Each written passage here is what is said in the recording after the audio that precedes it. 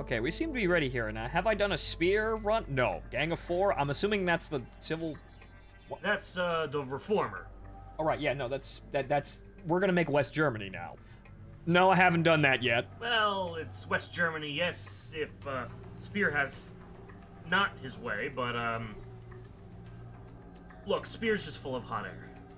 He says he wants to reform, but, He doesn't want to... okay. Okay, I see how this runs. But, right, Strangeheim time went... Never! Because that will actually get us canceled. Absolutely never! Absolutely Strangeheim. Okay, so, right, we seem to be ready to go here, folks, and... Right. Okay, so that's good, we're all good here. And now we have the Metal Gear Solid playlist in the background playing because we had to wait like 4 hours to get it started, but we made a very good playlist, and it will continue to support our efforts here. But, so, ladies and gentlemen, I am your host, Phontomen, and welcome back to the show. Martin is still here.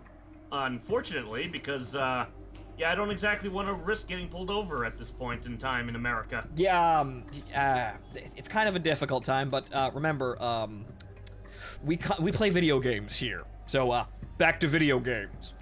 Last night, we actually had a pretty good run at... Oh, don't forget the scan lines. Oh, right. 25. Actually, there are 25, so... okay, no, they're there. Yeah, no, they're on now. Thick aesthetic. Right.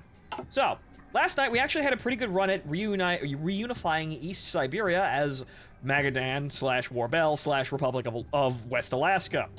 In which, yeah, no, everything went surprisingly well. That usually doesn't go that well.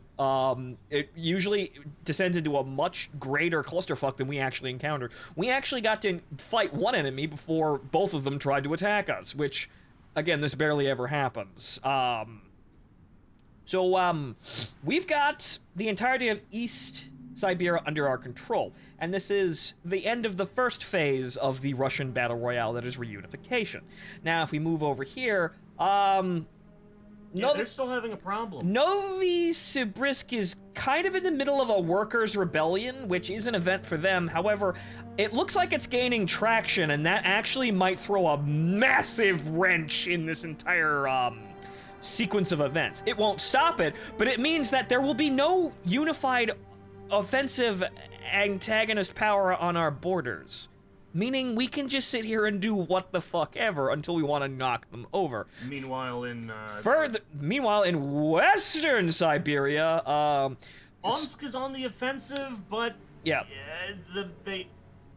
they took out what's his fucking face? I keep forgetting his goddamn name because he's so unimportant in this mod. Khrushchev's buddy. Right, so Omsk is going on their Omsk route. Socialist Komi and Zhukov are beating the shit out of each other. I'm gonna say it's probably gonna be Zhukov. Komi is already losing ground, so I'm gonna say that, yeah, probably. Well, they do got some good encirclements going on there. Yeah, so. It might work out, but I don't think we're getting laser tanks. So, everything else is kind of stable, and, Derlwanger's going after... Derlwanger is going after Orenburg. And it's not going well. Yep, he's still there. Lysenko is still there. Actually, holy shit. Wait, what? Oh, God. Okay, so... Derlwanger's attacking Orenburg, and Lysenko is demanding tribute from the... He's going to attack the Ural League now.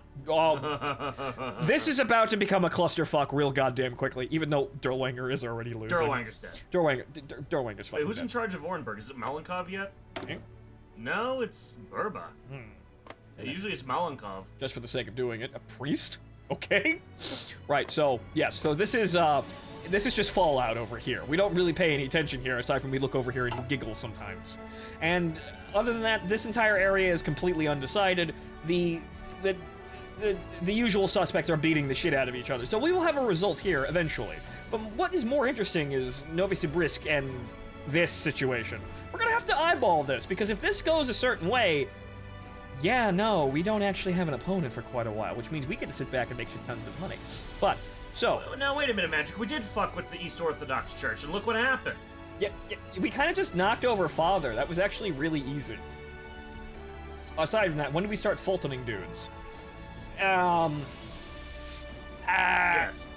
Yes, but also, 1969 is when, shit starts getting real hot across the world, and when the world actually calls for wet work. We'll be ready by then, though. Holy shit, we're actually way ahead of schedule. But Alright, so what are we doing here? Right. We need to press this to continue on, but I'm not gonna do that yet. I'm gonna get everything under control, and then we're gonna see to the end of the focus tree before we do that. Because, fun note, if you can sequence break real fucking easily if you click this ahead of time. So this, in the second phase that we're entering right now, at the end of it, if you click this before you're ready, you kind of immediately remove your focus tree, and if you're not done, you're never getting any of the shit that you missed. So, don't fucking press that unless you're ready. But, so we have to wait for more Which remember, don't, when we do finally take all of Russia, don't press the unification button. Alright, so, as we've seen, or potentially we think, if you press the final victory button, the game kind of stops, even though it really shouldn't. So, we're gonna look at this world situation out there once we're actually done. But, in the meantime, we're researching the wide special forces, which is more special forces units, so we can expand the cap, and also we've begun the march to helicopters, which... I'm sorry, did you say expand the camp or expand the camp? Cap. Oh, wait, right, we're not... Okay, for a second there, I thought you were talking about us playing Himmler. Yeah, not today. Not today. But so, helicopter infantry, or rather air cav, or what is it, airborne? Right. It's technically Air under assault. airborne. Right, air assault. So, why does the Euro League leader look like a young, tricky Dick Nixon? I don't know. It's a face that gets around. Also, yeah, Nixon resigned. It was, what? The usual time. It was 8 years before his actual term, and he still did Watergate. He can't stop himself, really. But the problem here with air assault, and they're incredibly useful, the problem is we have to research this, and then this, and then this, and then this, and then we have air assault, which is even then, a lot. They're mostly useless. And we can only use... Because remember, old meta, paratroopers were shit back in the day. And we can only use one slot to do this since it's all sequence. We can't, like, use more research slots to get this done. So this is... They're useful, because airborne can actually... You know, they can facilitate encirclements, because they move like fucking lightning. So, for example, let's see. Well, just my normal infantry that we're using now. The wonderful Marine divisions. They have a max speed of 4 kilometers. Yeah, all of your units have 4 kilometers maximum because they're all infantry. Right. Units. So they move at 4 kilometers an hour. Right. And then we have the motorized infantry, which moves at 14 kilometers an hour. Much faster. Which means, you know, when they're moving around, and especially when they're attacking, you know, the arrow that fills up and then they actually get to the place that they're going to go, that fills up way faster based on max speed. Now, in contrast to 14 for mechanized, air cav with the proper, with the proper helicopter can move at 40 kilometers an hour. Oh shit! It's a Shivaxi. Oh well, hello, sir. You're just in time to see us be see us play Big Boss and also become radicalized by Hearts of Iron 4. Because yeah, that's what this game does to you. But yes, hello, Shivaxi and a party of 26. We'll be right with you. Well, it's him. Oh, wait, no. Yes, no, it's him 20. and a power. Oh, right. I'm an idiot. Sorry. I'm sorry. You said it, not me. I haven't been working for a month, but we're getting back into it. But hello, ladies and gentlemen. Welcome to the show. What do you mean you haven't been working for a month? You were just streaming last night. I'm still getting back into it. Okay, fine. But right. So, do you want to hear me mispronounce the names of anime and Russian surnames? Yes. Because then I can do this. Please stop. Okay. Remember, you are my political hostage now. Okay, so air assault infantry is very good. It just takes fucking forever, but we're gonna sit there and do it just for the sake of trying to do it. However, once we get our shit done, we're gonna start on infantry because we need to research all of this, and then we need to build all of the helicopters, which takes fucking forever. So yeah, and well, I mean, you could probably call America and say, hey, Scusi, can we have some helicopter Torinos, please? Actually, their icon says helicopters, but they give us sabers. Right, I forgot about They give us that. F-86 sabers, which is fucking annoying. I think they had the idea beforehand, and they realized that Warbell was grossly overpowered, so they kind of had to stop him. So, right. But now that this is on the way here, Face the father. Right, so we have to look the father in the face now that we have destroyed his entire force. And then the best is yet to come, clearly. You like these references? We're gonna see a whole lot more of these fucking references. So we've burned through at least a good 2/3 of them by now. Yes, the jokes are there, but they're gonna stay there. Alright, so now we just wait until the big pop-up for We Beat the Father shows up. Until then, well, we have plenty of manpower to work with. Oh, don't forget to integrate. Right. I have to wait for, that's going, I have to wait until 25 political. Oh, boy. Oh, the Iberian Civil War is happening. Okay, so, yeah, so, we'll get into this, because we're actually going to start fucking reading things again. Because we were kind of skipping over a couple things, because we wanted to actually get to the point that we were at last night. But, the Battle of Barcelona. Shocking scenes have emerged from the growing crisis in the Iberian Peninsula as uncontrollable political violence threatens to spread across the nation. Catalonia has seen some of the worst fighting between political dissidents and government forces, who have been clashing all day and night in the region's capital. In scenes eerily reminiscent of the Spanish Civil War, barricades were manned once again and neighbor was put against neighbor as ideological leanings took over the lives of Barcelona's residents. For the moment, the radical leftist trade union known as the CNT... Sinfa. Right. They say what that says, but right. CNTFAI. And its sympathizers have wrestled control of Barcelona and are now set for a bloody, prolonged struggle against the counterattack of pro-government forces.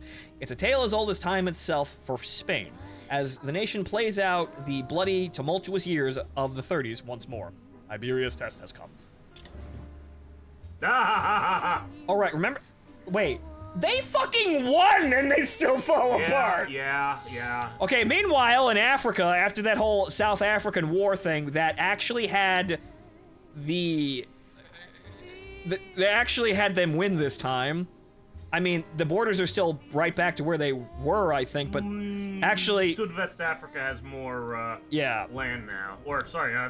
The Grosser Afrikaner Reichs... I can't read German right now. I don't have enough beer in me. Gross African Sheer Reichsstaat.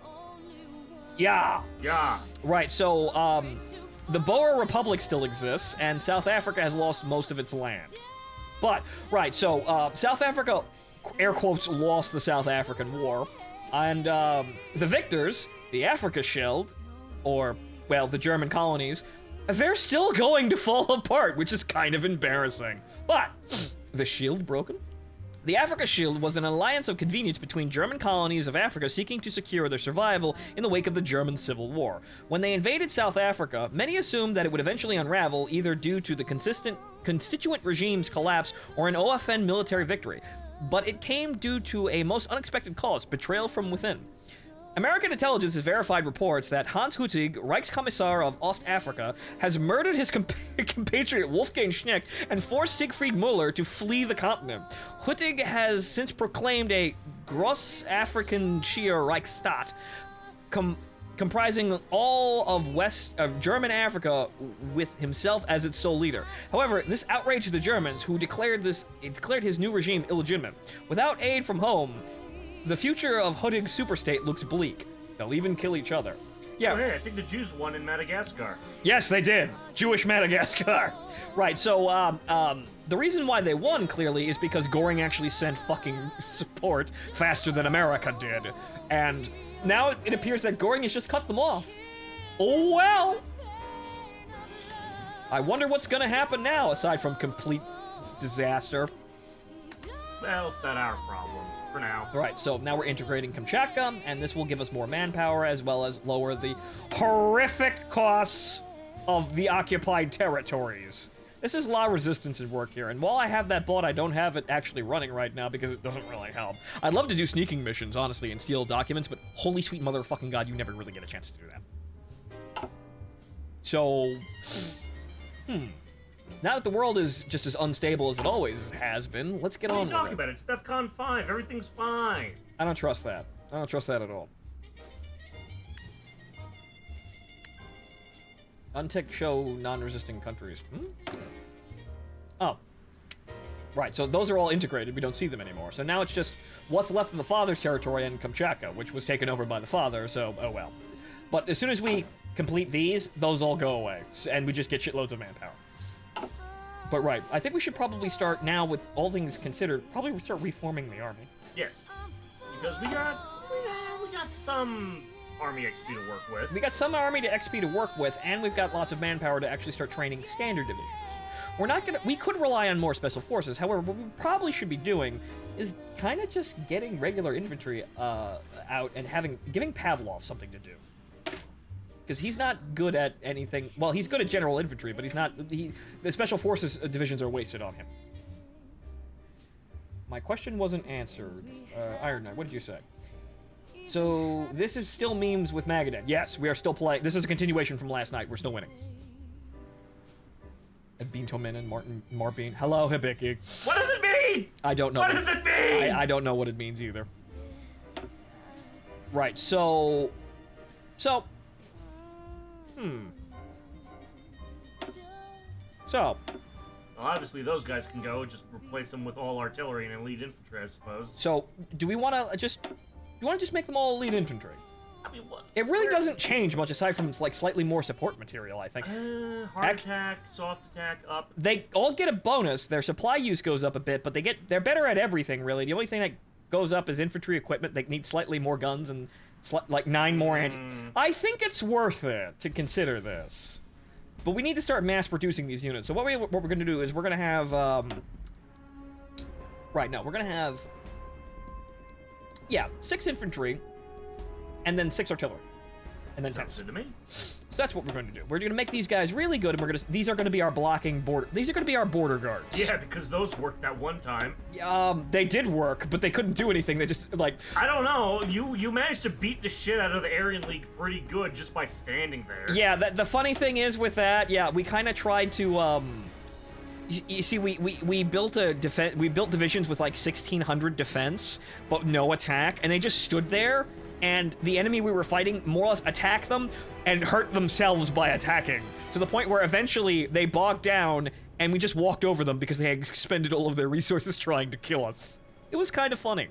However, we don't really necessarily... You know what? Here's what I'm going to do. Okay, so we'll change those later. We'll have regular infantry here for right now. We'll update these. But what we will do is we'll give them tents. And then we'll give them 2 pieces of You can't. I can't, because that's 10 and not 25. The tents will have to wait. Oh, no.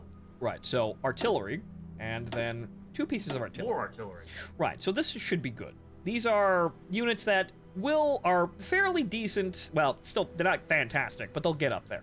And we'll be researching upgrades for infantry, so they'll get along. But these are... We don't really need anything terribly special. We just need manpower, and we mass-produce these units. So what we're going to do is, since we have 24,000 manpower, let's see, 17, we're going to place 2. We're going to train 2. What are you missing? Looks like it's probably artillery. Probably, yeah, it's artillery. It's fucking artillery guns, of course. Hey, you can train more Marines. I could.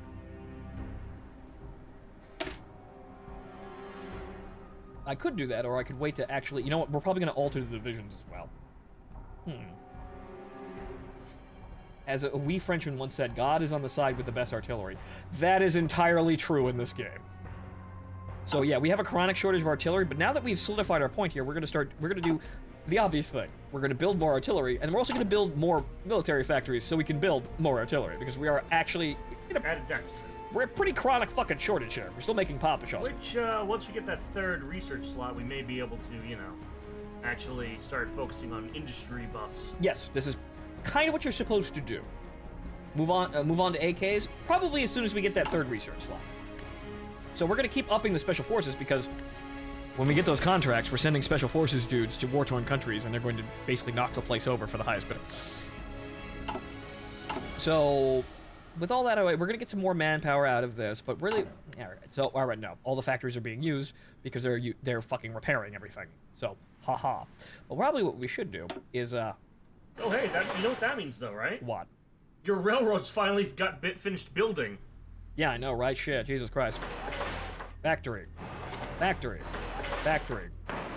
We'll say there's probably... You may be wondering, hey, what about oil production and oil tanks? What are we using that uses oil? I mean, helicopters, but we're not here yet. So, whatchamacallit? Things repair on their own. Oh, okay, right. So what we're going to do is, I'm going to save some building slots, because we also need to build a couple of other things, like, say, refineries, like this, once we research synthetic refineries for oil and whatnot. So, and then also nuclear reactors, because we can get nukes. I've never seen what happens at the end of it, and I don't think there is an ending. But we're going to build 4 military factories just over here. Shagahan theme kicks in when talking about industry and tech. Yep, that's just the soundtrack. It's real good. And do we know how to pick music, or do we know how to pick music? Unfortunately, Warbell doesn't get anything like Shagahan, and I feel like that's a fucking horrible waste. Yeah, now again, why is it that only Communist Comey get the fun stuff? Why do they get laser tanks? Why don't we get something cool? Why don't we get something wacky from the American... Why can't we even get just a Cheyenne? Come on, that showed up in Peace Walker. Give us the Cheyenne. Something interesting. Like, something that actually existed, but it was kind of a wacky, American Western industrial complex sort of thing. Give us those wacky Soviet hovercraft from MGS3. I think they tried to get those to exist. Stoners for everyone. Yeah, that kind of thing. Just give us, like, the offshoots of, like, the arms industry. Like, instead of AKs or something, like, why not give us, like, AR-10s or something? Those existed. Nobody bought them, but they were sold off to other places. Hey, the Portuguese bought them. Yeah, no, they were sold off to, smaller nations and banana republics, and probably a couple of mercenaries got their hands on them because they were for civilian ownership. So, why just branch out a little? Wait, did we get the event for beating the father? Not yet. Right, so we'll research the best is yet to come, but we still need it. We're getting several paragraphs of the father's outro. But, so, the best is yet to come. The armies of West Alaska have triumphed over the Reds in the east and the father in the north. Warbell admits that he has achieved far, far more than he had initially expected him to. Oh, the father. Okay. Himself to do? Weird. Okay, from a lowly mercenary in the payroll of the most quarrelsome bastards in the Far East, he has come to possess the entirety of the east coast of Russia. No, okay, so he's talking about himself. Right, so that's worded a bit weird. Staring at his mother country from across the Bering Strait, he doubts that he, a drunkard and an old disgruntled soldier, could go far. He doesn't doubt that he, a drunkard and an old soldier, could go far. But an entire state under his pocket? Madness. Pure madness. Now's not the time to be sentimental, however. To the west, Russia is still in chaos, divided between states that vie with one another for their eventual supremacy over Russian soil. There is so much to do. He looks to his home, and then to his domain. There is work to be done. The best is yet to come. Apparently the base code can't allow countries to change weapons without completely resetting the tag. So you can't change weapons in the tree tech tree that easily. Well, I mean, it's not like Hearts of Iron doesn't reset tags for countries. I mean, yes, that's true. However, they've gone through the effort of giving specific guns to specific nations. Like, Zatost gets fucking Grozas at the end of their tree. Germany gets fucking G11. Himmler gets G11s. So, yes. That might be difficult, but I feel like this is one of those things where they did good work, and then all of a sudden, they stopped. So, you could say that this mod is ambitious, but you could also say that this mod is also too incomplete in that ambition, which is unfortunate. Germans get Sleepy Beepo? Yes, they do get Sleepy Beepo. I'm assuming the US gets M16s? Yeah, they get M16s, and I think they go up to A2s. So, now with that research, and we wait until the father event pops up, which is right there.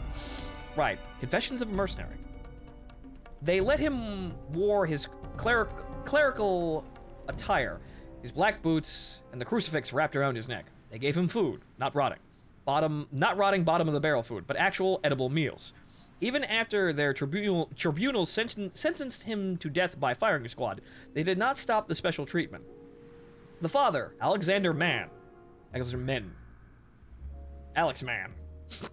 took everything they gave him with a pinch of salt. Gifts from human beings can never surpass the grace of the Lord. Okay. Holding it close to his heart, he accepted that his fate was to suffer in the clutches of soft mercy. He fasted. He refused to wear his attire, preferring instead to wear the threadbare drab wear of the other prisoners. Today, however, was different. They forced him. First softly, later almost at gunpoint, to wear his clerical robes. Okay. The guards said that their master, the deplorable and reviled mercenary Mitchell Warbell III, sought to meet him and confess. The remark alone stunned him, not to mention its repercussions. He was not even sure if Warbell was baptized in the Orthodox rite. His men discussed his Russian descent, but surely not. He debated the question until they brought him before Warbell. I have nothing to say to you, men said. Oh, men? How many? And I doubt that your intent to confess was ever pure. He resisted the urge to spit before his tribunal, the punishment for his failed trial. Two men stood and stared at one another before Warbell started. Come on, father. Warbell flashed a smirk at the agitated father. I am irreligious. I just want to talk. To see how a man of God views my career. Perhaps even, he paused, a blessing, he continued. Yeah, I totally beat the shit out of you in your entire movement. Tell me I'm a cool guy. He continued, I like to believe that I had been merciful in my useful pursuit. Illustrious in the art of war. Industrious in the art of war. And an enthusiastic practitioner of the Lord's gift, resolving conflicts with violence. Jesus Christ, Warbell! He thumbed his revolver. I am an arms dealer, and not just guns either. Men, tanks. What tanks? Artillery, guns, yes. The many things that render modern conflict possible. Stepping close to the father. I have committed many sins, father, and I do not see a way to turn back. Perhaps, with your blessing, I can... No, men cut him off. The surprise didn't register on Warbell's face. I thought so. He grinned. Take him away, we're done. Perhaps priests have a spine after all. So, he was being kind of facetious about this. He wanted to see if the father was going to beg for his life. But no. He's a bad man, and he knows a bad man. He knows he's a bad man. However, the father tells him that, no, fuck you. You are not a bad man. God does not like you. Which is exactly what Warbell wanted to hear. So in the end... yeah, everybody gets what they want. Well, on to the next dictator. Anyway, moving on. But now we have plenty of time to just sit around. Yeah, no, this is actually one of the easier parts of this situation. Once you've beaten Eastern Siberia, you now have time to just kind of sit around and take stock of the situation. So we have a very large surplus of guns, but we're gonna wait until the focus tree finishes here. So this is the last one, and then we'll hit. And then when we hit the reunify button, what's the wonders? That's when Aldan still exists, which never fucking happens. We managed to beat the Reds before the father engaged. That's a new one. I have never, ever in like the 10 runs of this that I have done successfully. Or less, honestly. I think I beat this like 5 times. Of like 20 to 30 failed runs. I have never, ever actually been able to initiate hostilities on Aldan before they are eaten by the Soviets. Never once. How's integration going? 30 days. So we sit around for about 30 days to a month. Well, yeah, that's a month. Month and a half. So we'll wait and we'll continue down the researching the special forces, but we're going to actually switch gears also to industry. So what we're going to do is we're going to leave this one to... Oh, well, how about that? Democracy returns to Italy. But what I was going to say is this is going to continue researching special forces, because we're going to need that. This is going to be the helicopter researching slot, because you can only research that shit one at a time. And then the third slot, when we get it, is going to be industry, because rev up those factories, boys. We're going to need a lot of artillery guns. Okay. Democracy returns to Italy. Surprising news came from Italy today, as now former Duce Glazio? Galzio? Ciano? Galzio. Galziao. Fuck! I can't say it either. So yeah. Galziazo. Galiazo. The starter IFV for Warbell is a T70. Jesus Christ. Yeah, no, that's for every Russian. It's kind of goofy. Here's a curveball. The starter IFV for the Americans is the Chaffee, and then it's the Greyhound. Figure out how the fuck that works, because we don't. But anyway, announced his resignation and dissolution of the National Fascist Party, or PNF. These actions of Ciano, while surprising to the uninitiated, are the culmination of a long decay of fascism in Italy that began before the death of Mussolini. This decay was undoubtedly accelerated by Ciano, who sought to dissolve the old system as he saw that it would only bring ruin to Italy given time. Phontomen, yes, alright, good, we're back. Can you tell I don't have any sort of grasp on foreign languages? But not even English?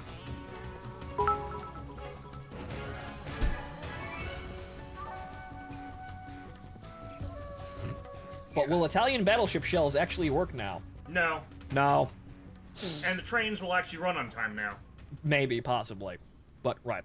While there are still those in Italy who oppose this, Ciano's victory at the Verona conference gave him the necessary mandate to ignore and sideline his opponents, leaving very little official opposition to his implementation of democracy. The Italian people now prepare for their first election in decades, and it is already obvious that there is much excitement throughout Italy at the prospect. As fascism dies where it was born, the world looks to see just who will become the first leader of this new Italy. Democracy shines in the Mediterranean once more. Italy's up for grab, guys.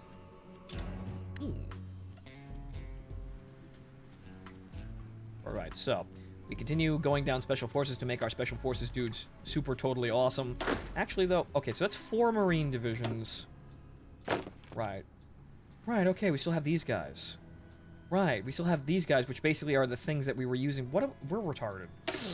These were these mercenary companies. Well, actually, they're 10. We could probably shave that down a bit. We can stand to shave that down and get a little bit more effectiveness out of that. 10,000 manpower apiece. So we could probably stand to shave that down, but we'll move them around. But right, John Peters here and his ragtag group of Marines that are currently waiting for more equipment.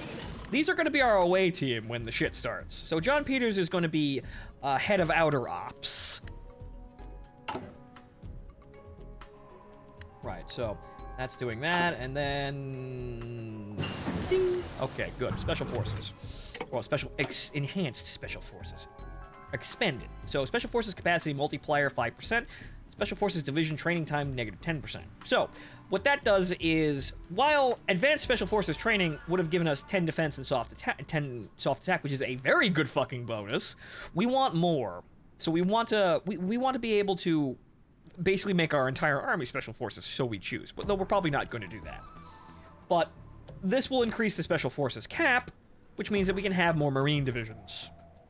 But moving here, we have survival training, which gives us acclimatization, which we're going to go from hot to cold a lot of fucking times, and also makes them better at running out of supply. Rather, it makes I think delays the debuffs of being out of supply. And then down here, harsh terrain training, which gives us attack in jungle, forest, and mountain, which is a lot of fucking places we're going. And the ones that we're missing, of course, is well. This does give you hot and cold, I suppose, and we do lose out on door kicker specialization, which is attack cities. So that is unfortunate. However, well, we're going to need some more numbers, and in the end, I think we can abandon these once we get past this. We can abandon... Yeah, but that requires 1970. Yes. This is going to take a while. And as will these, as you can see, the further up the tree we go, the longer this shit takes. Which... What's a TNO game that actually gets to the 90s? Don't know. But so we're gonna keep doing this, and then we're gonna take these bonuses, and then probably change gears to go up, depending on where we are right now. But I think Warbell's commanders give enough bonuses so that unfortunately this is a little bit of a This is really unfortunate, but I think we can survive not having these, or rather just get so many fucking buffs it doesn't really fucking matter. So let's keep going down survival training, which is going to be a long time, but less than a year. Come on. it's going to be a long time, but that's going to be training survival, and then we're going to have industry come in, and then we're going to have to work on regular upgrades because we need them in case. Also, more artillery bonuses. So that's the focus tree. Right. What the future holds. Warbell and Nancy stepped into the town. A few days ago, enemy insurgents had occupied it, turning the overly large village into a pitched battleground. Shells dotted the ground, and brick buildings lay there, shattered. Their facade now scattered around them. In the distance, a half-sunk parish overlooked the town. Its bells hollow. An artillery strike had struck its tower, and the defenders had to watch as the building sagged and leaned, retreating quickly in fear of further fire. Survivors from both sides staggered through the ruin, seeking medical attention and food. A shrill cry sounded in the distance. What a mess, Nancy said. But I guess you are used to this, seeing as she turned to see Warbell puffing a cigar, enjoying his time as if he was walking on his own backyard. He kind of is. We own all of this shit. It's nice to see that at least someone is enjoying this trip out in the woods. She glanced at a woman in white who hurried between the medical tents, carrying in her arms medical supplies and tools, as well as alcohol to clean wounds. Local medics. Thank God for them. It was her idea. Their mission had expanded exponentially, and now she was sitting in the front seat of the most mind-boggling phenomenon in Russia. She sighed. Her stay would be longer than expected, after all. Where would we be without paramedic? Taking his cigar out of his mouth, Warbell blew wisps of smoke that wafted about him, like a fine mist. This may not look like it, he said, turning to Nancy, but we're saving these people, for God's sake. Oh, yeah, you gotta hit the continue watching on the playlist. Oh, gee. We didn't have that last time. Yeah, we didn't, which is why I'm confused. That's weird. Okay. Thanks, YouTube. I just had a terrible idea. TNO-based Arma Ops. Apparently somebody is, according to Val. I'll sit in for it. Right, so... Also, this is a nice song, too. Right, so... Yes, this may look like a blasted, war-torn hellscape of suffering, but American general with a cowboy hat and a cigar takes a cigar out of mouth. We're helping these godforsaken bastards. We're the good guys. Artillery shell explodes in the distance. Remember, Vietnam technically didn't happen in this universe. We got the South African War, which is probably, well, which is a disaster, but doesn't last for over a decade. So, He kicked a mound of dirt in front of him. They can't even save themselves. Remember Germany? He smiled. We'll make soldiers out of them just yet.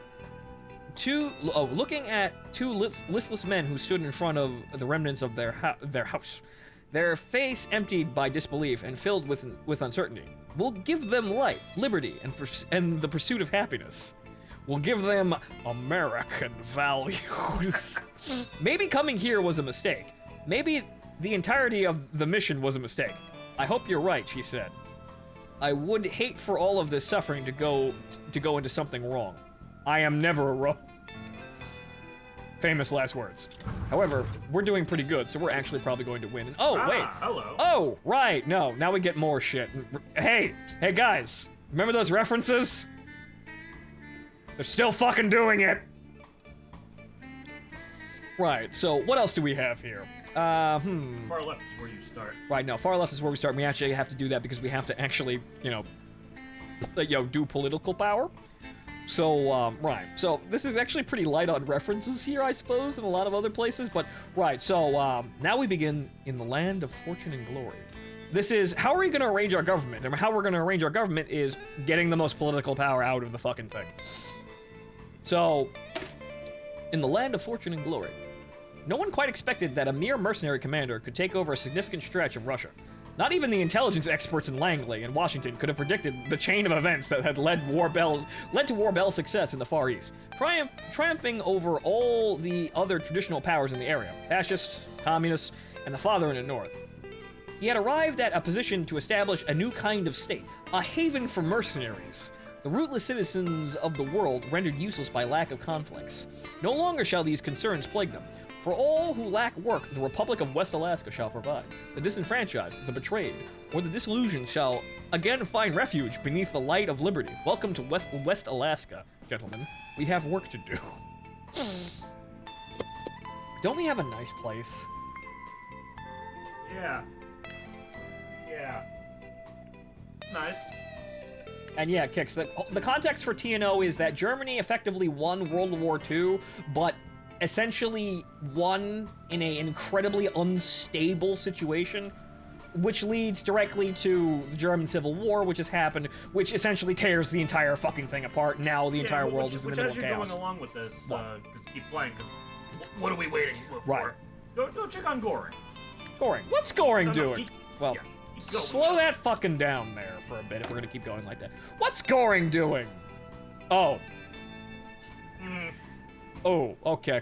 Right, so where is he's still okay, he's not that far along. He's getting to the declares war on everyone. So German empiric victory. Essentially.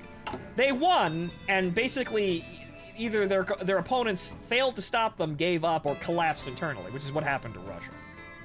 So this is kind of the timeline where they cherry pick all the worst possible fucking starting conditions for most of these nations. And then they just say, have fun, kids. Is England still in the Unity Pact? Yes. No, actually, wait. Yes, they are. Actually, yeah. Actually, yeah, no. I think they are. But no. Monty overthrew the collaboration government, i.e., domed Margaret Thatcher with a Browning high power. So, I don't know what they're doing. They don't have a focus tree. They fucked up. They still conquered Cornwall, though. Oh, they conquered it good. Okay, so how's Ireland doing? Oh, well, how about that? Okay, so how's Ireland doing here? The Irish bad. Yeah, they're on the far left. Ireland is doing bad. Noted. So he fucked up the economy minigame. So the AI is really terrible at running minigames, which is kind of a problem, since when you play as any nation that's actually important, they all have in their decisions tab a set of mini-games that you need to actually do. The Russian warlord states have the raiding and the loot and the warlord development mini-games. That's them. So other nations like, say, Burgundy have other interesting mini-games, and America has elections, which are... Keep pausing. It's not like we're fighting a war right now. I know, but I don't want things to unexpectedly happen, and then I'll lose my train of fucking thought. But moving on. I mean, again, we're gonna be sitting around for a while now, dude. I mean, yes. But we're gonna be reading shit. That's what we're gonna be doing. Yeah, which is why I'm saying while we're looking over everything else, we just speed through. Okay. Independent Pakistan. Oh no, anyway. Pakistan becomes independent. Since India clutched its independence from the grips of chaos. From the grips of chaos following the Second World War, it has been considered something of a powder keg to international observers, marred by issues of ethnicity, race, ideology, and circling. Liberation of freedom of Russia has defeated the Russian. Well, wait, that's Omsk. No, that's Samara. Okay, Samara. Yakomi's fucked. No laser tanks today. Right. So, ethnicity, religion, ideology, and circling foreign vultures, the upstart nation has had much on its plate. Specifically brutal among these problems was the infamous division between Hindus and Muslims, a state of affairs that has finally, a bit chaotically, been resolved today. Fearful of perpetual Hindu domination, the northern Muslim minority has seceded in its entirety, declaring a new state known as Pakistan. Migrations to and from Pakistan have begun in earnest. Nancy is going to get a new job, but right. Has begun in earnest. Where the fuck I was? have begun in earnest across the subcontinent and have particularly brutal incidents of violence. Spectators are divided on the development which some worry about the increasing violence gripping the region, and others praising a solution to the long-time issue of religious tension. Time will tell what reaction India and her neighbors will exert. Interesting. So far, this is the only actual thing from history I've seen in this mod. No, there's plenty of things. There's plenty of things that still just kind of happen. Right, so one last goodbye. She stood at the piers of Magadan's port, looking out at the early dawn sun as it cracked through the dark, overcast clouds, brushing the cold seas with budding colors. In her lips was a cigarette, whose crackle the briny seaward wind stole. Okay, that is a very eloquent sentence, but it don't roll off the tongue very well. The cigarette ashes are flowing in the wind, people. Though the sweet smell of tobacco never went away, she shivered in her fur coat, a gift from a friend, or is it a former friend? And her breaths came in gusts of white and gray, as trembling fingers plucked the cigarette from its place. In real news, EU is voting on creating the Central Community for Social Justice and Political Correctness. Central Community. I read that as Central Committee. It might as well be. It might as well be the Central Command for Twitter arguments. You have fun with that. Really have fun with that, Europe. The pavement clicked beside her, and she reflexively reached for her holster. Nothing was there, much less a gun. Old habits die hard. She eased up, taking in the full figure of her friend, or is it former friend? He reeked of whiskey, although he tried his best to mask the odor beneath a layer of perfume. Strange. She did not recall him doing anything of the sort, not least to someone he disagreed with. Maybe he was still a friend, taking her voice above the volume of the waves. She started to speak, her tone tempered by arguments they had. "You seem different today," she said. "What's the occasion?" He greeted her with a smirk. "I don't know," he said, pretending to take offense. "I was going to say goodbye to a friend. She's leaving today."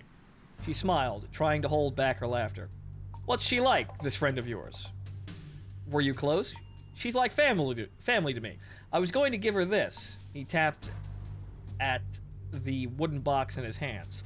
"I was hoping that you can pass it to her." "What does she look like?"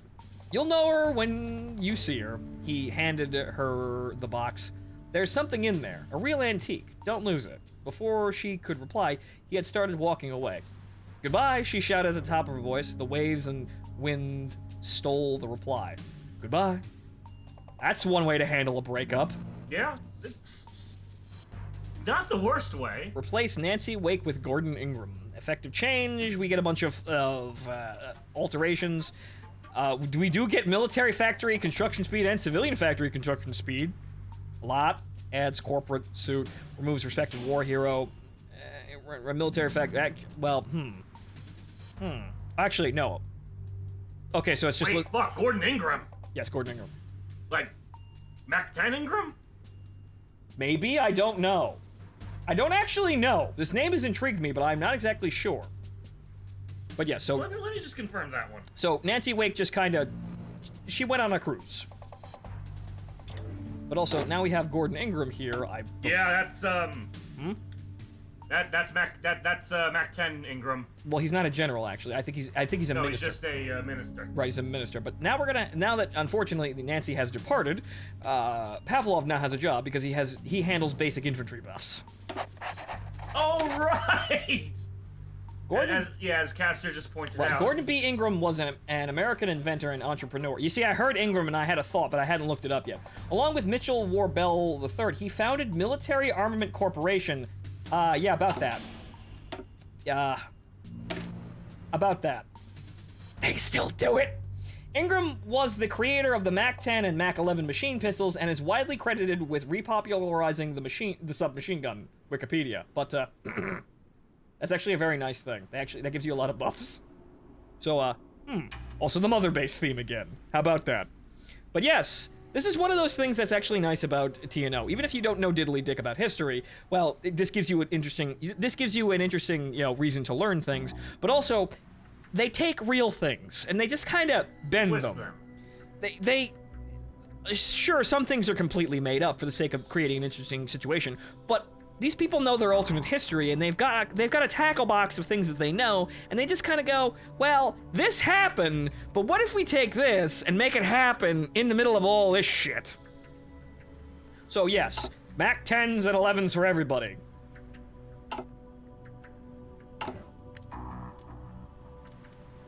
So now Pavlov has a job, and he's going to be handling our border guards. So we're gonna eventually get up to handing him 24 divisions. Mordrell secures Breton leadership. How is this news? I don't know. After reports of increased tensions between the various political forces within Britain. Who the fuck cares? In the German Civil War, the situation appears to have calmed down. International observers are confirming reports that Aller Mordrell's crackdown on his opponents has resulted in successful counter against the upheaval. Both the extreme wings of the SBB and the democratic hopefuls in the SAV have been, for the time being, silenced. As Mordrell is well into his third decade of heading the Breton National Committee, which is, if you don't know, Brittany is essentially just, hey, look, it's the Normandy Peninsula, but we're a country. Yeah, so Brittany. Yes, so this is them. Yes. Okay. National Committee. Experts everywhere wonder if things will remain as they have since the Congress of Pontivy in 1940, or if Mordrell is finally ready to make his plans a reality. How is this new? I don't know.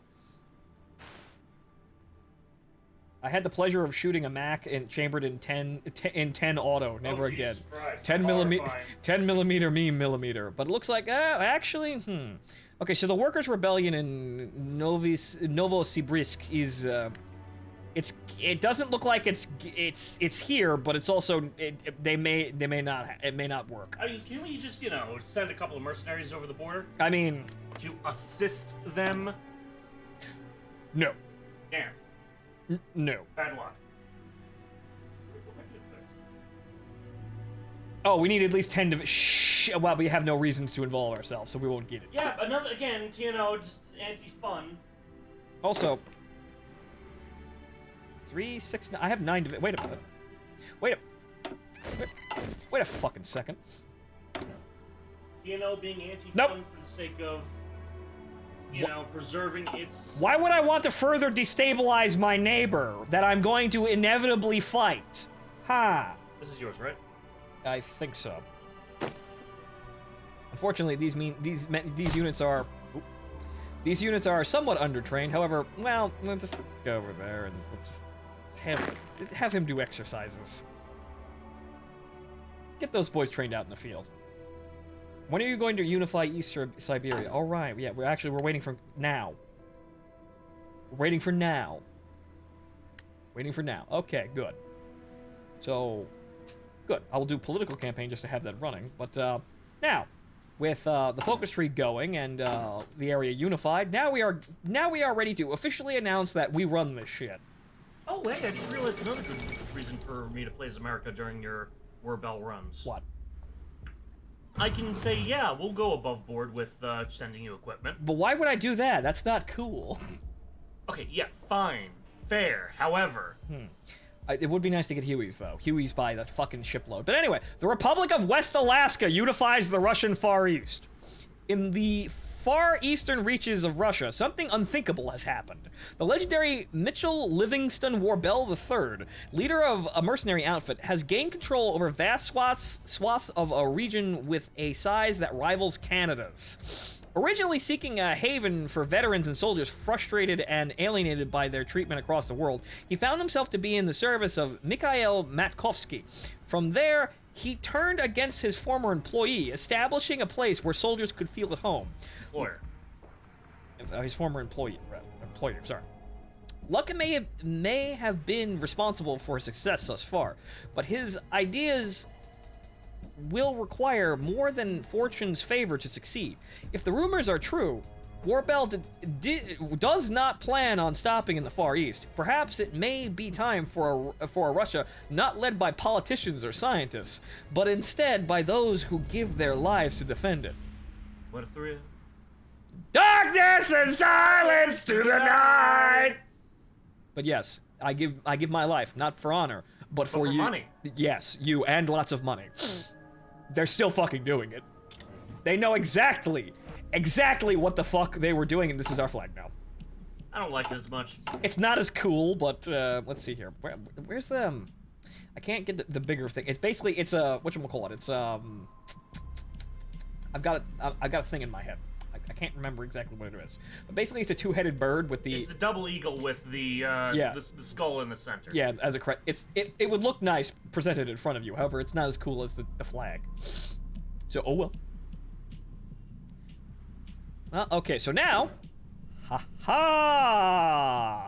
we have a third research slot, which will go immediately into industry, because fuck, we have no industry. So we're just gonna go and get that. However, one of the nicer things about our situation, once we actually get on with it, you see, we can call up America and just, right, yes. That's what it looks like. I knew that's what it looks like, but, right, so. One of the nicer things later on is that we can just kind of call up America and call in American industrial and electronics experts to just give us 100% bonuses on industry and electronics research, which means industry out the ass and also, research out the ass. So, But now we have regional development instead of warlord development. All of these are incredibly fucking expensive, and we're gonna have to wait on those. So unification talks. Right, that's for.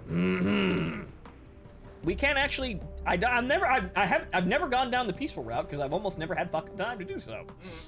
So. So there's that. Now we have more focus trees to research, and we've got industry on the rise there. So now, once again. Oh no. Oh no. Anyway. Does that actually stop us at all? I think we. No, it doesn't. The government idea warlord recruitment has been removed because its prerequisites are no longer fulfilled. Yes, we are no longer a level 1 warlord. We are a level 100 prime minister. I guess Warbell is going to become the Tsar and the Soviet, the double-headed eagle with red stars. I guess something like that. I really have no idea. Yes, that is still a Papa Shot. We have yet to research AKs because they were kind of unnecessary. Now we can research those, though. Yes, Land of Fortune and Glory has been researched, and enforcing the Constitution, co-opting the bureaucracy. We need to get all of these. The Republic of West Alaska would be no country for its citizens if it did not have its constitution. Langley modeled on the American system. It gives rights to both types of the citizenry, the foreign mercenaries and the locals. On these pillars, the Republic establishes itself. For without either, it would suffer a phantom pain. Hey! Wait a second! And no prosthetic can replace the limbs comprised of the human masses. Like the left and right hands, it needs to work together to achieve our collective goal. You see what the fuck they're doing? Yeah, no. They know exactly what the fuck they're doing, and they're giggling like madmen while they're doing it. As such, a constitution is necessary. With the president's foresight, the nation has drafted one. There is only one way to go. Enforcement. The army shall authorize the deployment of military police officers to break off disputes between mercenary and civilian groups. In addition, Warbell shall give prominent positions to collaborators that have agreed to join our cause. Then we get the big board of ministers, which gives us a bunch of buffs depending on what we want. Are we sure Kojima isn't writing this mod? I'd love to see him make a real-time, or a 4X game or a real-time strategy game. I think he would be entertained. Fuck. He'd probably make a better one than version 1.2 of Hearts of Iron, which is what we're playing right now, in which Marines are king and also artillery. Look, if Kojima had his way, it would be one man on foot with a stinger that would take out the entire world. Yeah, no, you would just be able to research, like, the Genome Project and just make Solid Snake. Remember, canonically, the first Metal Gear was destroyed by, the first Metal Gear in the series was destroyed by C4, the second with hand grenades, and the third with, a stinger. Yes. But, yes, now we have the... And actually the fourth as well. Right. Right. But, so, right. So this is where we manage our government, and I'm not actually sure. Well, actually, no. Depending on who we give influence to, it depends. It gives us which bonus. It depends which bonuses we're going to actually receive. So again, one of these things, encryption and decryption. Yeah, again, law-resistant spy shit. I really have not found a place for this. Maybe this kind of works if you game it really fucking hard, but I have yet to actually figure out how to do that, so we're gonna completely fucking ignore that. And then, basically what we can choose is, weekly manpower, or attack and defense buffs, or recruitable population and production efficiency cap. So we can get, more. I think local influence is probably better off, although mercenary weekly manpower does help, and a percentage attack and defense for all of our divisions just because. Kojima plays Hearts of Iron 4 and knows about TNO, and has on Twitter said he finds it hilarious. Good. Good. See, if I was a creator like that, I would have such humors. But so now, well, we just keep going on. We can't really put any ministers in, and honestly, we only get to choose one, and then we just get a set number of buffs until it's, it time's up. What decisions? Initiate all right. We can do these things now. Propaganda, weekly stability. Now we actually seem to. Now we could actually somewhat benefit from stability now because it increases factory output, which is nice, and also construction speed. So, that would actually be nice. The man of 1,000 lives. You want to read this before my voice goes out? Yeah, hold on. Hold on. Give me a second. I'm gonna grab a chair from the fucking dining room, because this one's ripping. This one is continuously ripping. Yes, I have a folding chair in my, Yeah, when we're out, if we go out tomorrow, we'll pick up a new one. Yeah, you know what? We'll just get a fucking metal floating chair. Yeah, no, that works probably better. Right, so... It's a camping chair that I had from my days in Austin. It's not very good. But so, meanwhile, while we're over here, we'll wait for this and leave this here. But, we now have another legendary mercenary among our ranks. Come on. Plus, I'll probably be able to get closer with this. Yes. And also, Caster, I do not know who half of these people are, but I do not doubt that these are actually people. Once again, I am taller than you. God damn it. Anyway, moving on. Alright, let me just grab that. And let me grab that. Oh, this is gonna be a little awkward. Roger Fox felt the creak of the wooden docks as he stepped off the boat, stumbling a bit as he adjusted to being on land. Seagulls cried far above the port city of Magadan, a place far from anywhere he'd ever set foot. As he walked along the docks, shuffling in between the crowds of travelers, sailors, and dock workers, he felt old wounds ache. Fuck! That was something coming up. The bullet in his foot he caught fighting for his country against the Krauts. The scars and bullet wounds from his time roving in Algeria. The bullet in his other foot, his chest, and his shoulder, he caught fighting for the Krauts or some other sordid power with enough money to convince the old soldier to bleed again in some hellhole in the depths of Africa. Again, why can't we go there? For some few Reichsmarks and a lifetime of dull pain. The bullet that never left his right leg after his little stint in the Italian Middle East, giving him a painful but difficult to notice limp. 1,000 other skirmishes lingered in his memory, but left no mark. Oh, fuck. There's something caught my goddamn throat. Left no mark like that of those years in North Africa, Central Africa, and the Middle East. Still, Roger has only slightly less...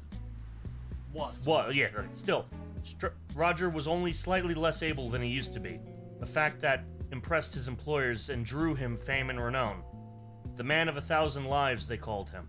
So, when Roger heard a state in Russia was hiring mercenaries and saw many people had fought he had fought alongside to flee once again and live the daring life of a hired gun, he decided to give it a shot.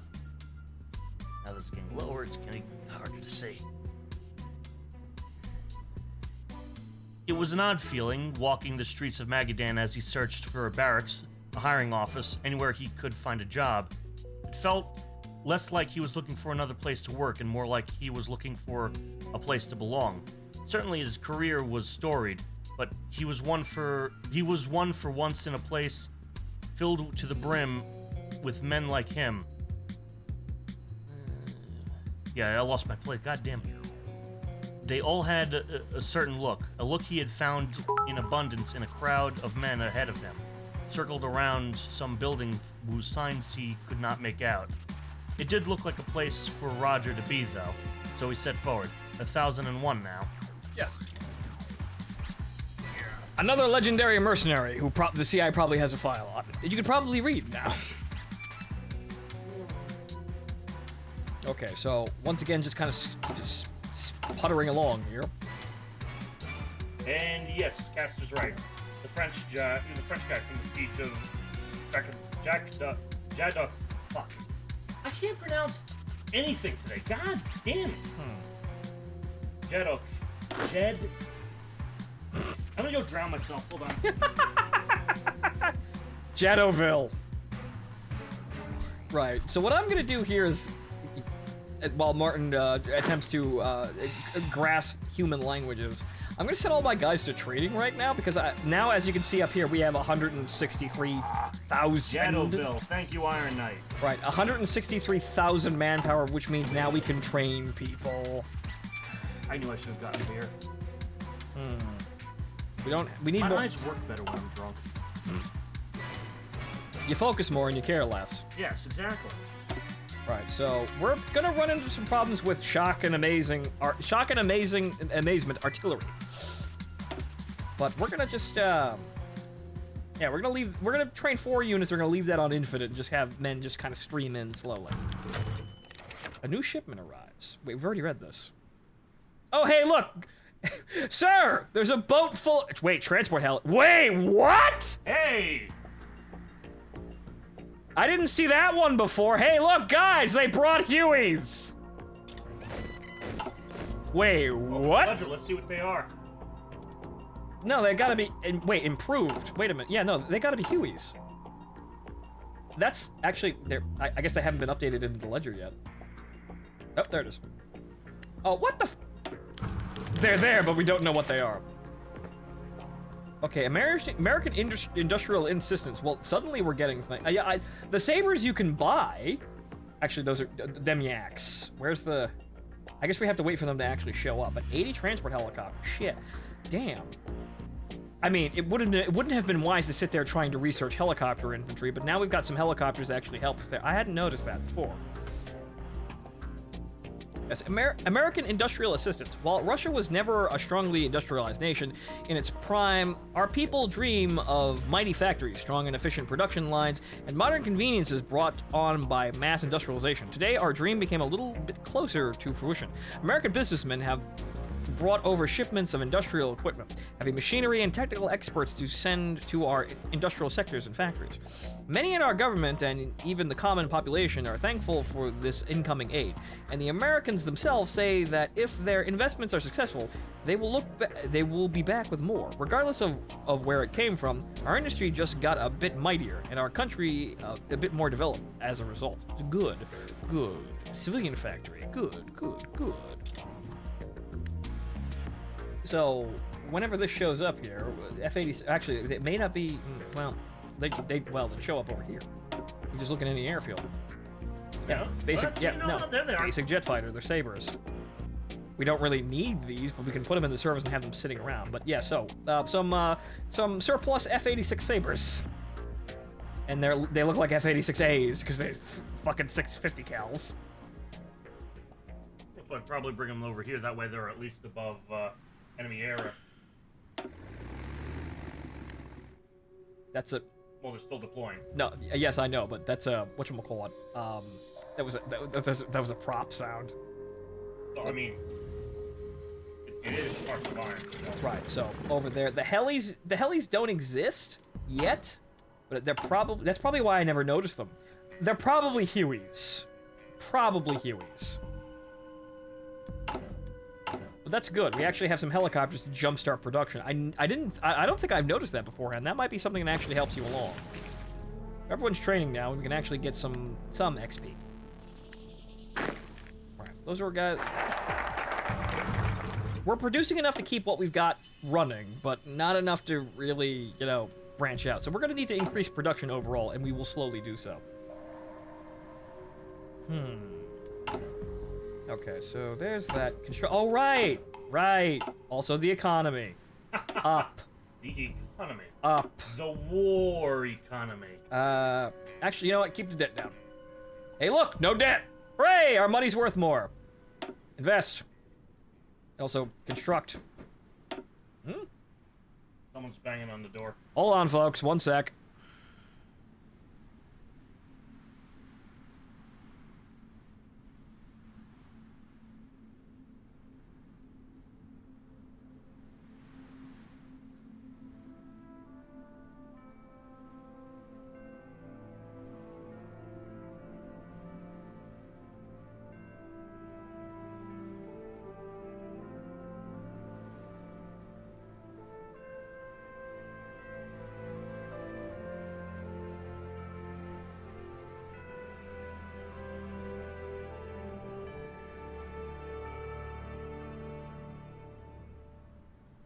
Okay, we're back.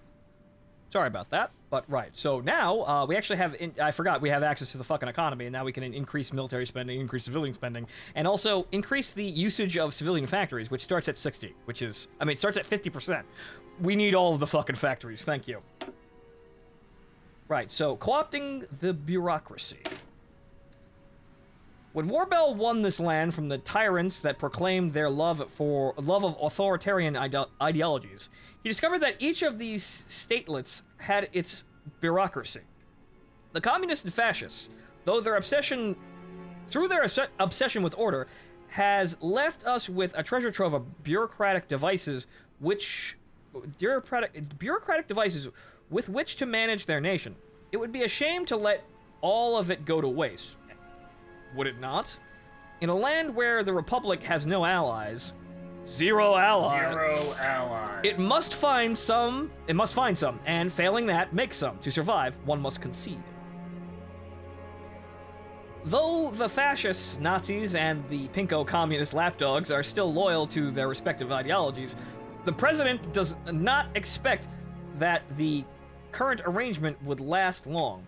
Once we are firm, we can let go of the sympathizers and usher in our own loyalists. Yes, the President Warbell. Right, so as we have more political power, and that entire tree is basically just shit tons of political power, we will continue upping these. Coffee for everyone. Wonderful. Luxuries such as tea and coffee were once rare commodities during the chaos of the late 50s and early 60s, only available to those with both money and connections, and utterly out of reach for most of the population. However, as Russia stabilized, access to the global economy has drastically improved. And now, once rare commodities are being imported in increasingly large amounts. Chocolate, fruits, foreign wines, and of course, coffee and tea. Now, access to caffeinated beverages is no longer a luxury restricted to the privileged few, but an increasingly common, if still pricey, drink of choice for many of our citizens. A toast to our future success. Everyone gets coffee. However, this does mean that more civilian factories will be taken up by, civilian goods. True, yes, but we can encourage them to stop doing that and do something actually valuable. Alright, so not much to do aside from sit around and observe the world currently. The divisions are being trained, however, they do have a... Oh, hello. It ain't showing me what it is. Medicanets. A new shipment of weapons, ammo, clothing, medical supplies, and much more has arrived at our borders, supplied by the generosity of the Central and You wouldn't be trying to incriminate us and gain further support in our nation, would you, glow-in-the-dark man? We're literally working with them in order for them, you know, to... So we can use these guns on our enemies and eventually the Germans that destroyed our nation. Yeah, okay, that one's a holdover from, yeah, that one's a holdover from the fascists. Right. These weapons have traveled over great oceans through hostile territory in horse-drawn wagons and sleighs before finally arriving here. Undoubtedly, this is only a fraction of that the Americans actually shipped us, as corrupt officials and bandits would have been paid off with some of the bounty. But what we have recovered, or what we have received, will be more than enough to equip some battalions with better weapons to continue the fight to unite Russia. I have no idea how much that is, but thank you. Any more artillery guns? It's literally just artillery. Well, some basic anti-tank equipment as well. We're getting there, though.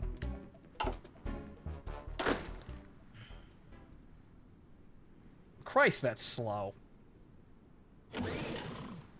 Yeah.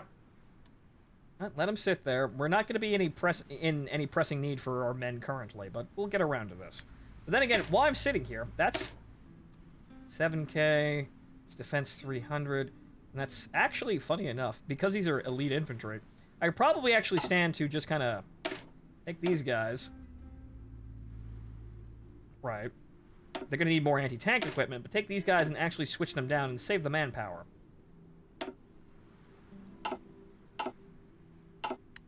So, get a standardized unit. We'll replace those with all, elite infantry and artillery. However, the problem is that we need 5 experience to do all of that shit.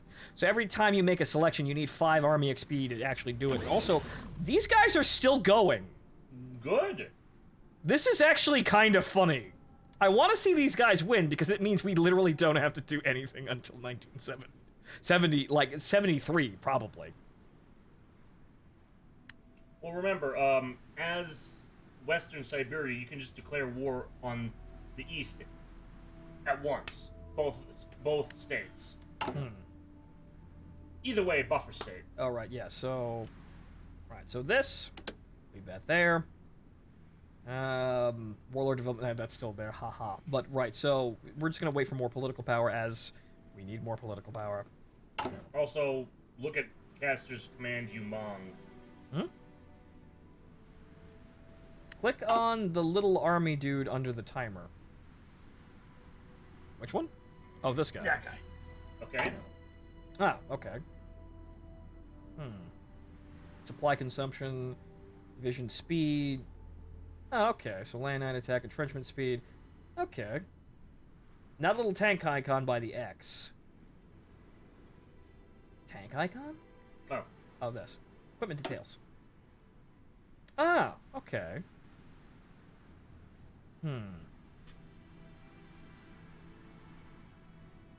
So, we're short, but we're getting there. So what's the information that's important here? Click on the categories. Ah, right, yeah, no. I would upgrade, but yeah, no, we're just gonna use whatever the fuck we can. Wait, what? Are those fucking angry telephone poles? Wait a minute, are those... Oh my god, those are fucking Napoleon guns, aren't they? Oh no, those are actual... Those are still breech load, never mind. What the This is the comedy of things that we have here. Hey, we have Kalashnikovs. Actually, we have some Kalashnikovs and M14s. We have M14s. War Goddess, yes. Motorized equipment trucks. Support equipment. It's just support equipment. So yeah, we're still using quite the rag... We actually have RPG-2s. Yeah, no, this is... Aren't we producing them? No, we don't actually have RPG-2s research. We're still using our anti-tank grenades. Oh. So this is the stuff we got dumped on top of us, and I'm fine with this because, yeah, no, we are a ragtag bunch of morons. We need all the equipment we can get. Our production lines are nowhere near actually stabilized enough to outfit our own whole damn army. Democracy. Christian Democrats. Oh, also, yes.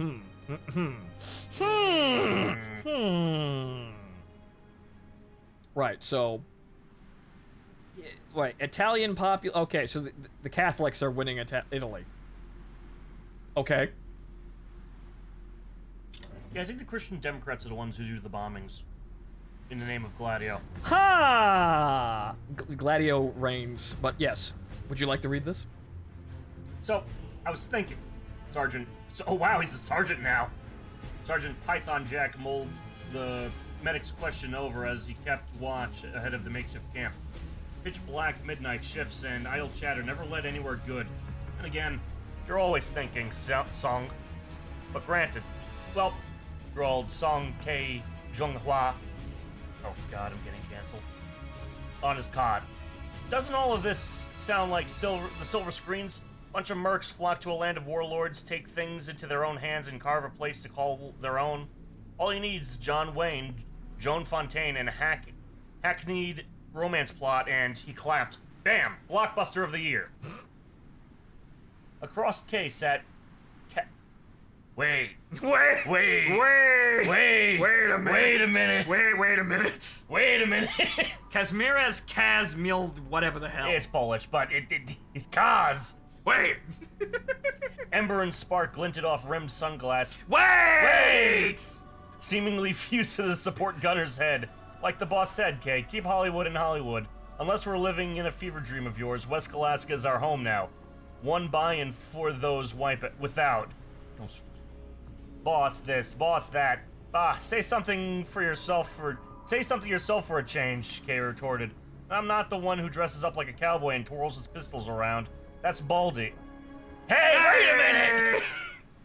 He pointed at Adam Shashka Abramov. Hey! Hey, wait a minute! How the fuck did you miss this the first couple of times through? Wow, okay, I must have been so focused on actually getting through that this kind of glanced over this, but wait a minute, that's 2 syllables off that other guy! Who was twirling revolvers on each hand. Mark of good taste, my Korean friend. It says a lot more about you than me. Chasseur, if you can educate this young virgin on woman's wants. Chasseur Mirel whistled twice as the silent snipe... fucking course. Fed around into her scoped Mass 36. Does she also have a tranquilizer addiction? Does she photosynthesize too? Wrong sniper, but okay. Okay, maybe. I bet she's quiet. I bet she doesn't make a lot of noise. Scoped Mass 38. This 36. Someone was close. Before the conversation fully died, Jack leveled his rifle at rustling bushes where the clearing met trees. Thunder split the air twice, and a body hit the snow with a soft, distant thud. 10 more emerged with brandished guns. Fancy shooting, Pie, said Kay right before lead filled the empty night. Right, yeah, there's that, but also, yeah. So yes, this is our foxhound. They're useless. They're completely fucking useless, but we do actually have them. We get a new unit, special activities unit. But also, yes, so yeah, that last one's basically Quiet and Sniper Wolf at the same fucking time. And that's fucking Revolver Ocelot, otherwise known as Shalashaska! Ocelot! Otherwise known as Revolver Ocelot! That's... well, you know who that is. I could say a bunch of things, we would get canceled immediately. Okay, so yeah, once again, the memes continue. So, right. So, now we have... well, actually, what we could do is, frankly, you know what? We could cheat. So this is the Special Activities Unit. And now they're Marines. Frankly speaking, with that, and then... that, actually, what are we doing? We could just take this over. Hang on, we'll just give them fucking artillery. Unfortunately, we wasted all of that army space. I've never really seriously looked at this because I was too busy trying to mass special forces to really give a fuck. But, you know, we could probably utilize this. Unfortunately, we don't have anything, so, oh well. But you lot, you're just going in with Pavlov here. Reorganizing Foxhound, yes. I think I'm gonna call them Dead Cell.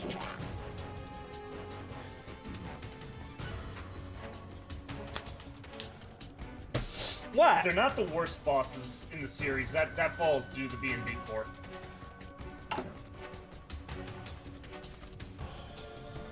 Okay, so with that, that's starting to go there. We're making half a army XP point a day, which is still kind of abysmal, but oh well. Exercises continue. So they need some help there, and we're going to give them help by giving them lots of artillery. Or rather, just making them a completely different template, and then sending the Marines out. It's something akin to a snake group, a python brigade, if you will.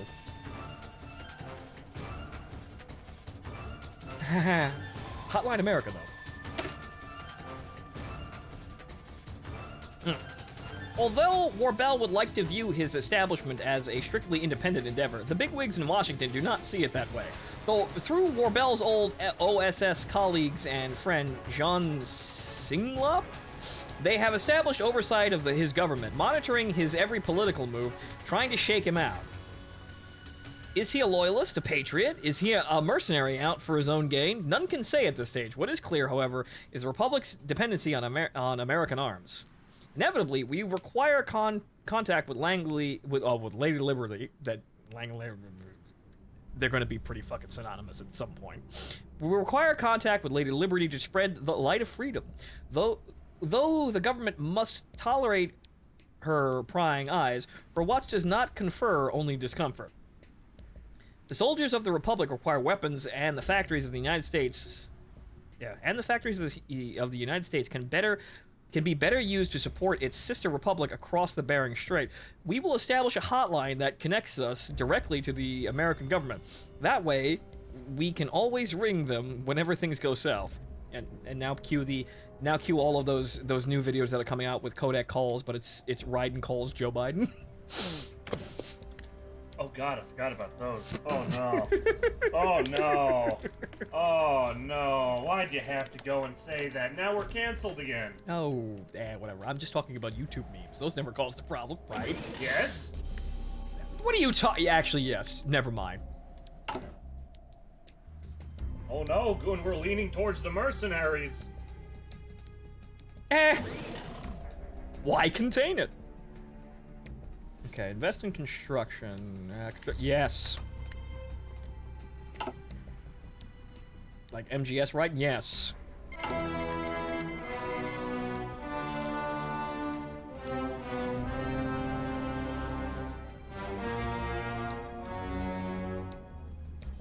Yeah, right. Meanwhile, Indonesia burns to the ground. We prefer independence with poverty to servitude with plenty. The Pacific Allight. Unfortunately, we're not really ready to open for business now yet, guys. You have fun down there.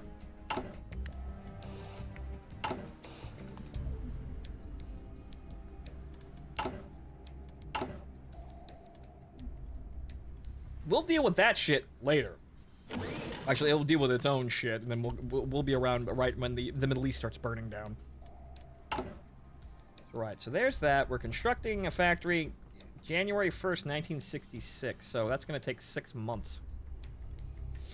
Or January 31st, right, yeah, so 6 months for constructing one military factory. As you can see, this takes billions of years, and you are basically a slave to the focus tree for getting this kind of shit out.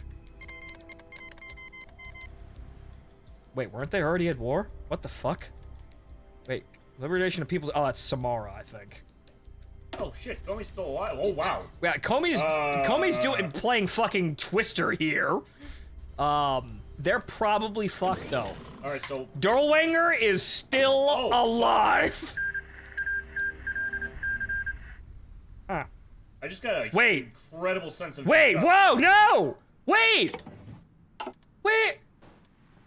Oh dear fucking god, we're saved. Oh fuck. Oh. Now they're gonna fracture and, well, guys, we have no enemies on our border now! Ooh, sweet fuck! Think of all the money! In a turn of events expected by none, the state-led in Central Siberia, seen by many as perhaps the strongest of all warlord states of Russia, has fallen to the workers' revolution. The newly established Siberian Workers' Federation, an unstable conglomerate of unions, councils, and independent rebel cells, seeks to return the region to a workers' paradise. What exactly this means, or indeed if the SWF will even survive, remains to be seen. Led by what appears to be a simple foreman, Vitaly Kostin, the SWF is perhaps the most unorthodox nation. Now wait a minute. Hey! Wait a minute. Hey, Warbell! hey, asshole! Warbell, am I a joke to you? If it can even be called a nation on the map, whatever. What the hell was that? What? Oh, your brother's doing dremeling. Okay. Whatever the fate of this nation, whatever the fate of his newly established state, Kostin's dream of a nation where the workers comes first is now in the forefront of the minds of every Russian, lest their ambitious stateless also wake the sleeping giant of the revolution. Can this home of the workers survive? I don't know, it's sitting right next to the home of the mercenaries. We might have a problem. Actually, that's incredibly good. Now we won't actually have an aggressor on our borders, which means that we can sit out the oil crisis and just kind of do whatever. Oh, that's great. That's the first time that's fucking happened. This, I swear to God, Nick, this is going all fucking great for us. Yeah, this is a strange route we're in right now. Is Goring still alive? Goring is still alive. New Germany. Goring is still alive. This playthrough is blessed. I know, right? Fuck. Really? Like, fuck. This is bizarre. Oh no, that means this is the route. This is gonna be the playthrough where Himmler actually does it. This is going to be the playthrough where Himmler says he's going to nuke. It's going to be just like Higurashi. Everything goes well, but you know something's wrong then. Yeah, no, then you know something's wrong, and then in the end, Himmler tries to take over Germany, and then all of a sudden, the OFN calls upon Warbell to save the world, and he just gets in the fucking chopper, and Snake Eater starts playing.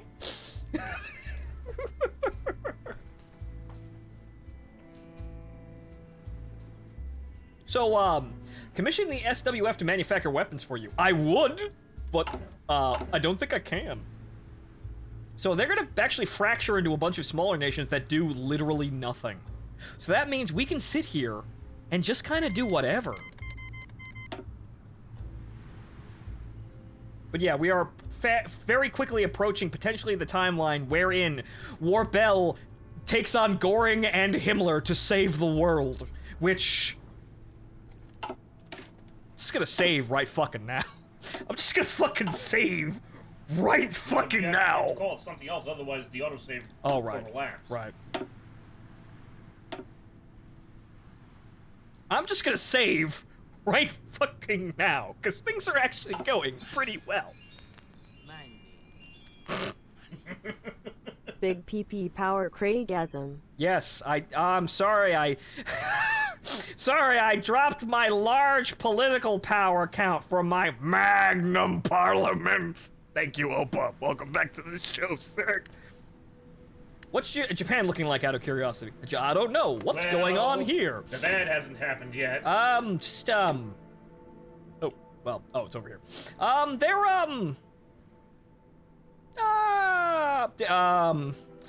They're going, they potentially could be going a ways, but they're, where are they? So where's the big ball with Australia on it? Look, it's fine. I'm sure Kishi won't come anywhere near. Right. They're fine. Yeah, this guy may not get that. I'm not sure. We'll see what happens here. It'd be very interesting if Japan doesn't order 44, because then we actually get something happening. Pakistan looking thin. Yeah, that might be a problem. But yeah, no, this is a strange playthrough, and we're gonna have to see this out to the end, just so we can see if fun things happen. Well, what? Okay, laser tanks. Maybe we are getting laser tanks. Oh fuck! Now all they have to do is beat the shit out of Samura.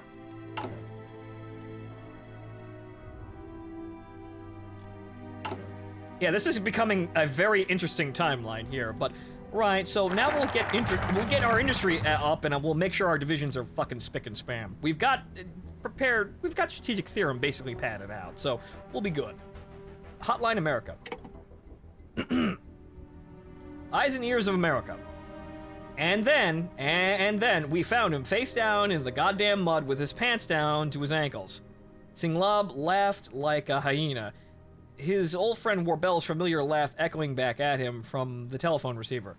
Warbel had given him a call to discuss business, something about Eastern Russia or West Alaska or something. Western Alaska or something. But it had quickly devolved into banter and storytelling about their old days in the OSS. God, I don't even remember that. Must have been some opium, cackled Warbel before continuing. Anyways, let's get down to business. Old friend, I hear you're still working with the feds back in the States. Yeah, the Central Intelligence Agency. Right. Still not as great as the OSS, but that doesn't matter. That's why I called you, on top of the personal stuff. What do you mean? See, I'd like to make a deal with you and the CIA. Back in the States, you ship us some guns, bullets, and whatnot, and we look out for your boys here in Russia. Keep you and the CIA updated on the situation here and all. Well, I'd have to run it by the deputy director, but I'm sure I can pull it off. Expect a call from the higher-ups at some point to make sure everything's all set. But I think I can call in a few favors. Good talking with you, bitch. You too, John. Unlocks our relationship with Uncle Sam decisions. Which, I think that's... it might be the... No, I don't think... no. Right. This one. No, I don't think that's it. I think it's actually the political decision, so that means the... Oh, decisions. Yeah, yes. right. Ah, yes, buy more American guns. See, that says jets, but it's helicopters. So, something about Ingram in the decisions tab. It's probably the ministers. So yeah, there's going to Ingram. We don't have enough political power for that, though.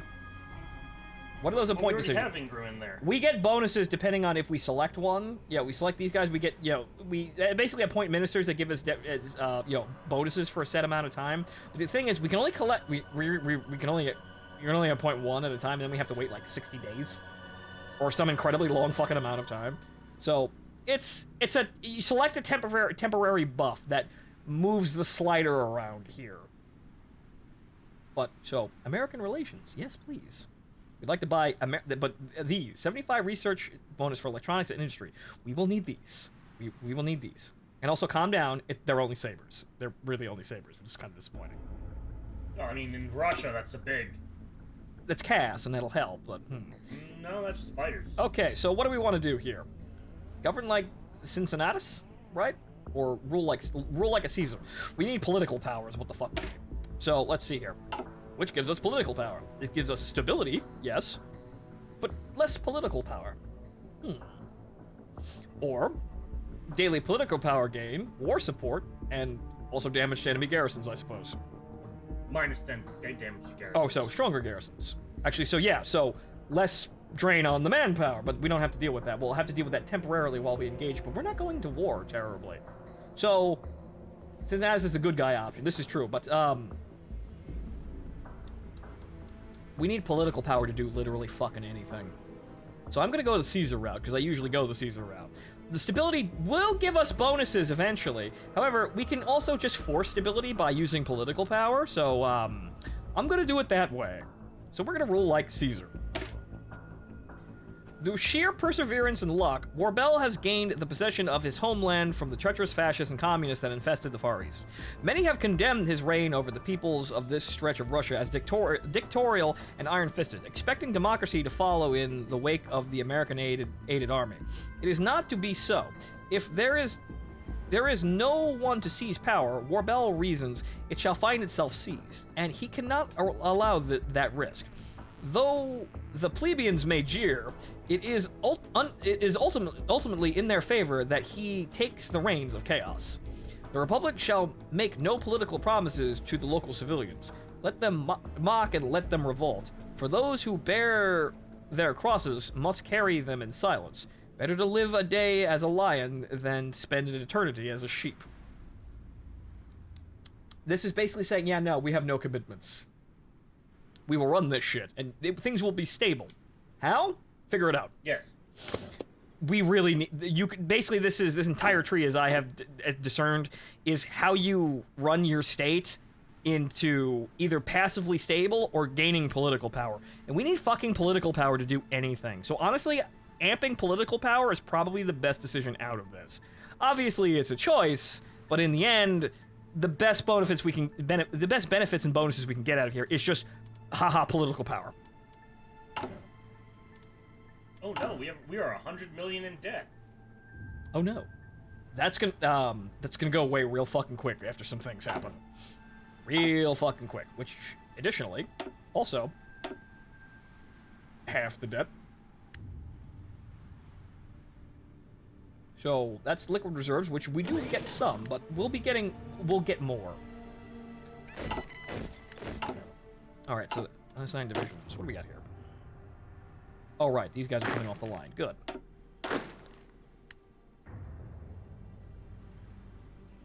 So those guys are slowly moving over there, and they can just kind of hang around. Check the build tab for how many civilian factories are being used. Right. Construction. They're 12 of 25, and the rest are using consumer goods. Leaving us with 12 factories where 9 can be used for trade. How can we kind of force this to not be using consumer goods? Is there a way we could do this? Nope. That's rather annoying. In base game, you just change your economic laws. Oh, right, but you can't fucking do that because those are all locked. Yep. Fuck you, I have motorized equipment. Opposite budget thing you collect. What? Oh. So, what? Decreasing civilian spending increases military spending? So this just increases the factories. The one below, the construction? Oh, well, we just... Oh, right. Oh, okay. So, up. So that's what that does. I figured that's what it does, but whatchamacallit, I thought it was just, increasing the efficiency of individual factories, not sending more of them. But yeah, no, fuck you. We need those factories. we need factories to build other factories. This... November 19th... Actually, this is ahead of schedule. This is gonna get finished this year. Hooray!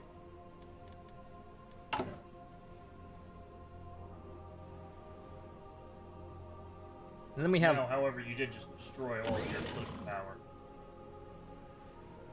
No, clicking it means you're allocating civilian factories elsewhere, as I recall. I mean, it says utilization. So, replace utilization, effective change, consumer good factories, negative... Oh, okay. So you're reducing... Oh, no, that is. You are reducing the consumer goods and then adding construction costs. Or adding it to construction. So, So basically it's, do you want to build shit, or do you want to sit there producing consumer goods for GDP, I guess?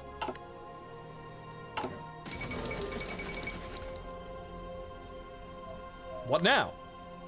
Oh. Takagi. Prime Minister of Japan.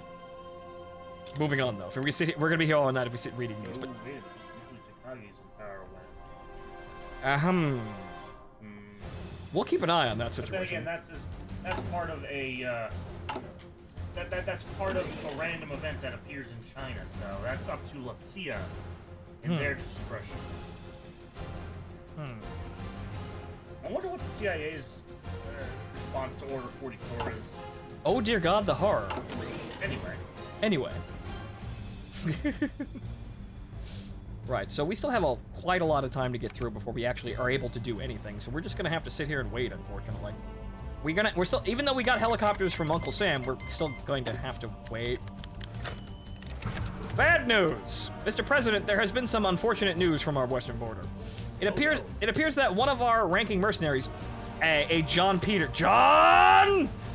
Has been involved in an altercation with a local politician over the procurement of housing for his unit. John! Said altercation has ended with the death of the politician involved to multiple stab wounds, with Peters stating that, and I quote, "The fucker deserved it for being a pretentious ass." While owing to his senior status, Peters has managed to escape punishment. Our relations with the local population have noticeably worsened. God damn it, Peters!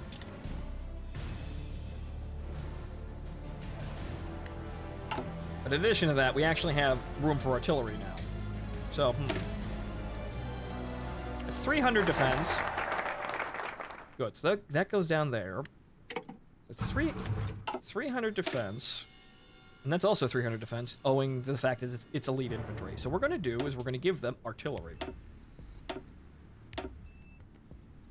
Also, we're taking away your elite status. Fuck you. You don't need that.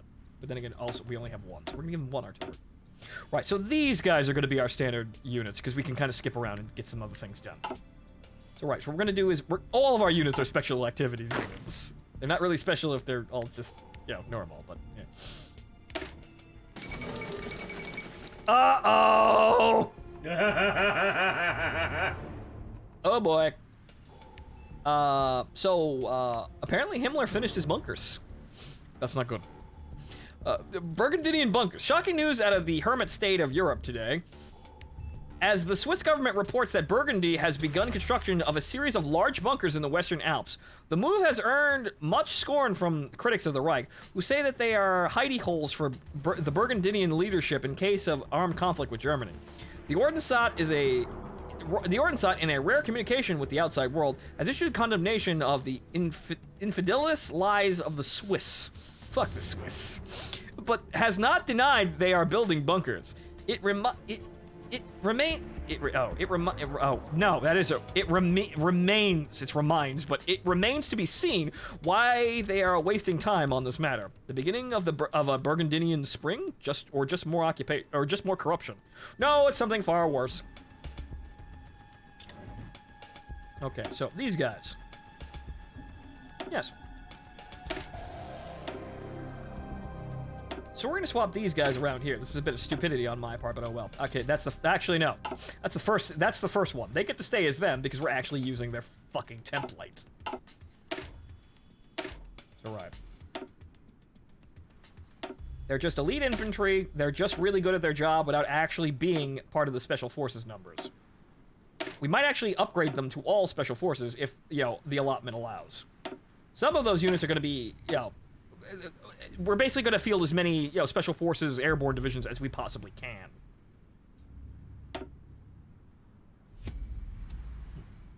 So, that should be all of them. Just to look at this. Special forces, special forces, special forces. No motor Strelke divisions. Yep, okay. National Marine divisions, I guess, but oh well.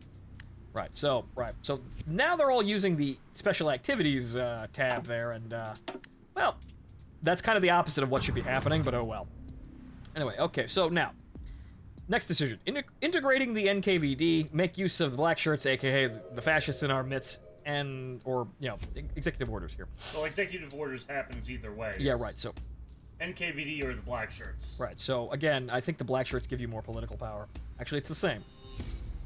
Okay, so what's the difference here?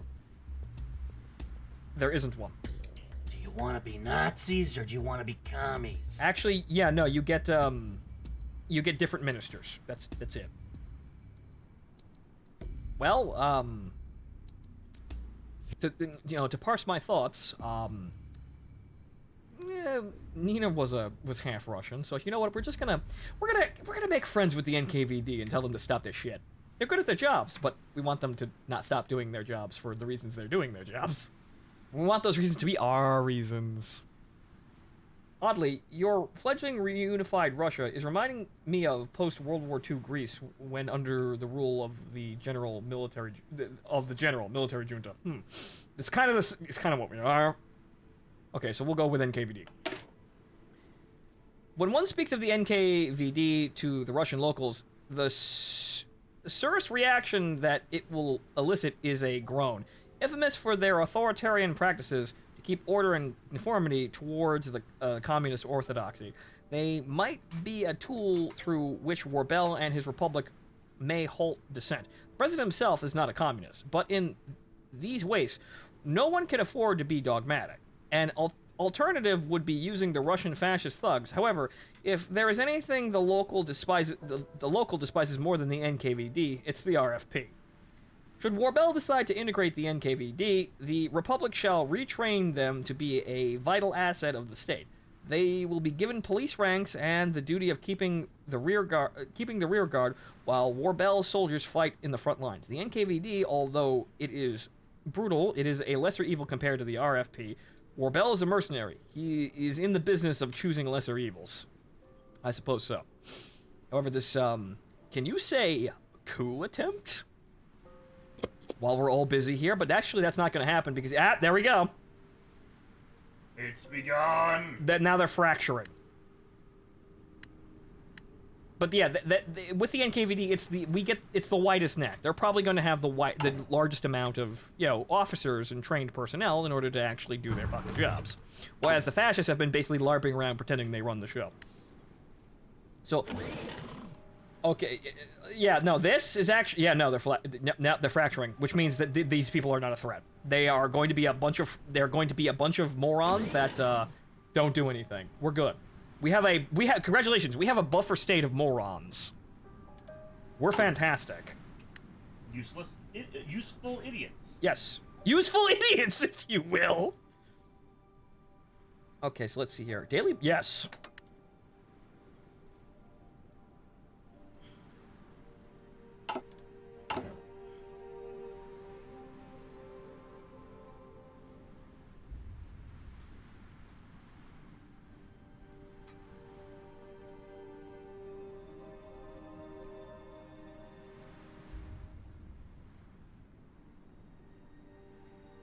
If the Warbell tries to integrate the NKVD, he's going to wind up with a shadow government like Putin with the FSB currently. I'm not surprised, but remember, we're a group of nations, so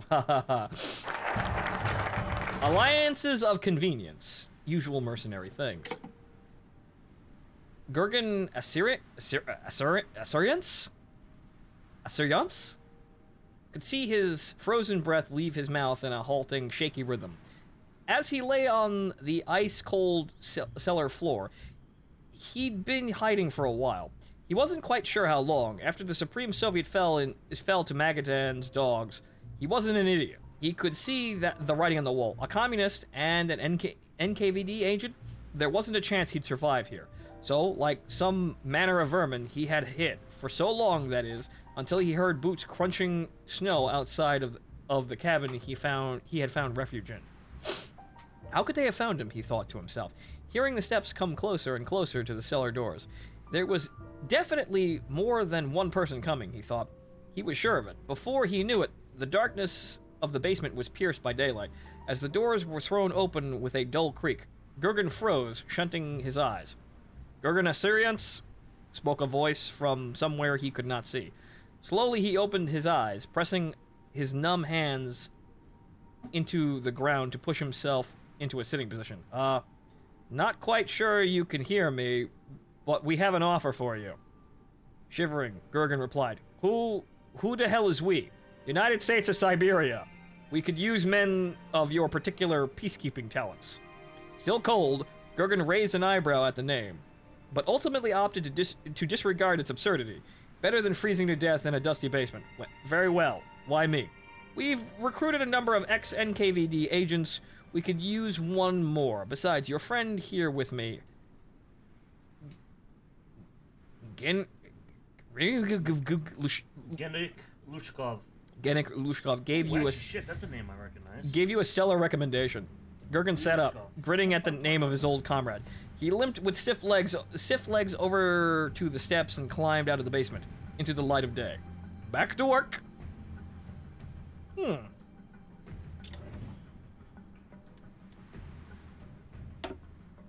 Alright, with that done, we have executive orders now. As a citizen of the... Oh! What? He was the highest ranking defector. Okay. As a citizen of the United States of America, Warbell does not like the idea of ruling by decree. Throughout generations, American democracy has sustained itself by careful usage of power and precedent. Although Warbell is president of West Alaska, he fears that any decree that he passes is grounds for a future dictator to abuse the authority that he would give to himself. However, there is no time to be cowardly. If there is no one to seize power, someone eventually will.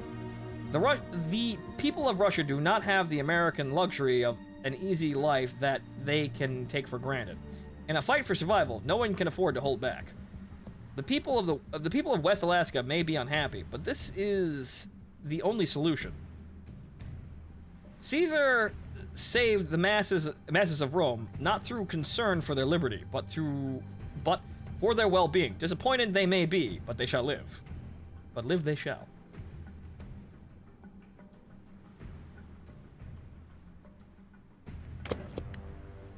He defected to Japan in our timeline and was killed by Japanese intelligence to stop him being captured.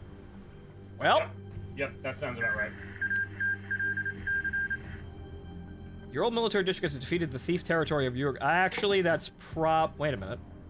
Oh god, it's Sverdlovsk? So, Omsk died! Oh no. Oh no. Yeah, I know. The more and more I'm thinking about it, the more and more I'm remembering him. Yeah, no, so this is gonna be a breakwater to all this fucking chaos. It looks like Comey's gonna win. So fucking laser tanks. We're gonna be fighting laser tanks. Yeah. Yeah, Vorkut is there, but they don't have a focus grid. We're gonna be fighting laser tanks and give them long enough that probably field fucking geckos or something. Oh no, President Ho Chi Minh has died. Moving on. Why is the Google like a playable country? It's not a playable country. Well, it's playable, but they have no focus tree. They're there, but they don't have a focus tree. You can play them, but you don't do anything.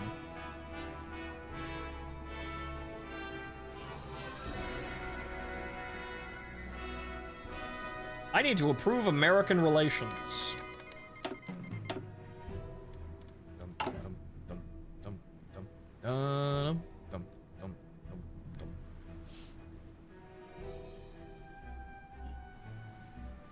You just suddenly had a fucking... Oh, good. Helicopter. Good. Fantastic. Jesus goddamn Christ. Helicopter engines. Now we have to at least... I think it's... Early helicopter. Right. So, yes. We have to research this in order to use this, but we have a handful of Hueys on hand. All you need is the MIL-MI2. The best helicopter. Again, it is the best helicopter in Helleborn. I'm gonna try to get Heinz because researching attack helicopters lets you research the support for attack helicopters, which actually, it's like 120 fucking soft attack. It's actually really fucking good. So that's actually real goddamn great. But as you can see, it takes fucking forever to get up there. So, fucking year and a half, basically, to get to a new helicopter. National focus completed. Reality check. Warbell found himself pensive. A lit up Cuban cigar in his mouth to give him some inspiration, so to speak. The mercenary turned warlord had been pondering on the state of his little eastern Siberian domain, which turned out to be, quite frankly, a shit show to run. Political instability had been a staple of the region for a little over a decade now, governments ranging from communist dictatorships to more esoteric ones like men's religious mandate, and of course one shouldn't forget that Matkovsky, I don't remember that K being there, but it's probably has been. Matkovsky's travesty of a republic disorienting what little idea the natives had for the concept of a democracy. How could such an unruly region be governed by its people, or by anyone for that matter? Rinchel had no idea. Institutions such as the ones found in the United States of America couldn't be implemented over here, or at least not in the same format or in the current situation that Western Alaska found itself in. As he puffed out a cloud of smoke, the middle-aged man grimaced as a thought crossed his mind. His dream of a federal government couldn't be conciliated with the reality of the situation he found himself in. Though he abhorred the idea, ruling by decree would be the solution he'd have to settle for now, in order to bring much-needed stability. Yet, as he started to warm up to his decision, Warbell feared that this show of despotic rule would set a precedent for the rise of a would-be dictator successor in the long run. Stability through despotic rule. Will reform. Totally. Eventually. Okay, so. Carrot on a stick, or with us or against us?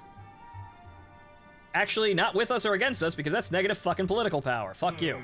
Carrot on a stick. We're going the middle way. In a region with so many ethnic and cultural variations as the Far East, flexibility is key. Warbell's previous decisions have rendered this path open to him. The carrot or the stick. The Far Eastern people are free to follow our directives or to disobey them. If they choose the former, we shall reward them and promote them as their deeds have seen them fit. If they choose the latter, then they shall be liable to punishment within the criminal code. Well, that's entirely rational. Yeah. I see no problems here. Above all, the government shall attempt to distance itself from the civilian population, using the previously appointed police forces. We shall enact punishment. Using the previously appointed police forces, we shall enact punishment. The Republic's civilian bodies shall reward those that perform their duties with exceptional skill. Never say that Warbell is an ungrateful man. He rewards those who deserve it and punishes those that have been failing. Alright, yeah, sure, fine. This is all sensible. You work together, everybody benefits. You're an asshole? Well, we throw you out we throw you off the truck.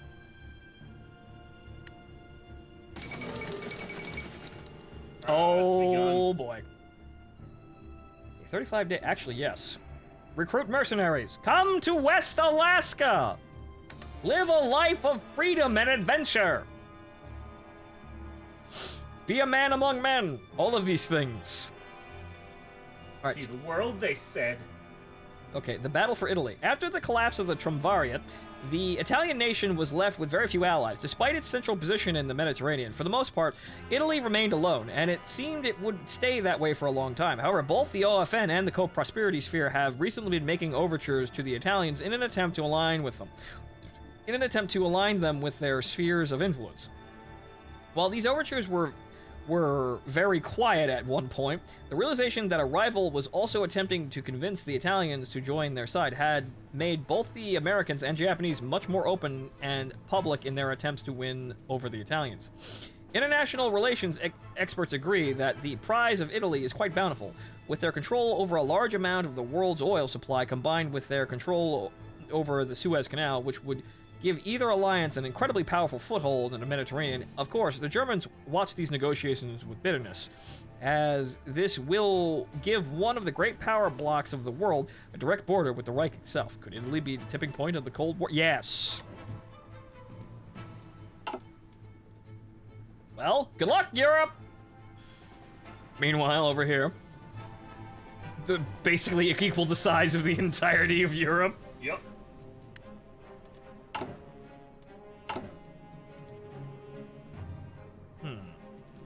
Alright, so we're gonna have to sit here and wait for more political power to roll in, but we're actually starting to get some, and probably what we should do is actually appoint a minister that gives us more political power. So who do we have here that actually gives us political power? Though, Akita over here does give us more research. Wait a minute. Let's see here. Reconnaissance decryption, no. Yeah, research speed, yes, that's a good one, but we want more political power. So, although Gordon Ingram here, actually, shit. Yeah, no, he does give those, but he's actually very good at that. Fuck. I thought we got those normally, but no, we actually have to appoint Ingram. Okay, division speed, power, political power gain. John Peters. Wait a minute, you were out there stabbing people for no reason.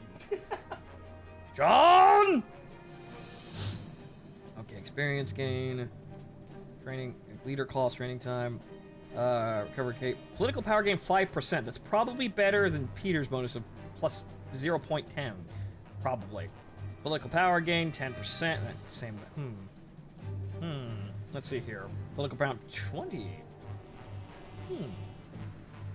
And these are, okay, efficiency caps for business here, improve relations, right, decryption. We won't actually need that because we have no threats. Manic. Okay, so what we need to do is we need to appoint Ingram because we need to fucking construct things. But also, yeah, probably. Okay, so what would be bigger, a 5% gain, or a plus 20? Of what? Of 1.43, which is bigger. Can't do math on the top of my head here. I'm too busy reading. I can't do math on the top of my head at all. What's 5% of 1.43, ladies and gentlemen? Hey, Goon, what's Comey up to? Comey things? Yeah, winning. Winning is what the Comey is doing.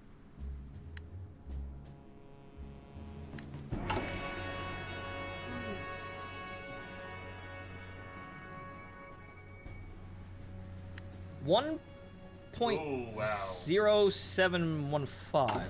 That's not that big of a fucking increase. Yeah, no, so it's going to be Lushkov. So I've installed TNO, time for bad things. Enjoy! It's actually quite a nice ride. Just remember, artillery is king and so is Marines.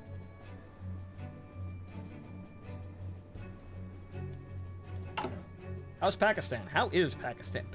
Getting a little bit more swole there, I think. Just a little bit. I think they have more coastline now.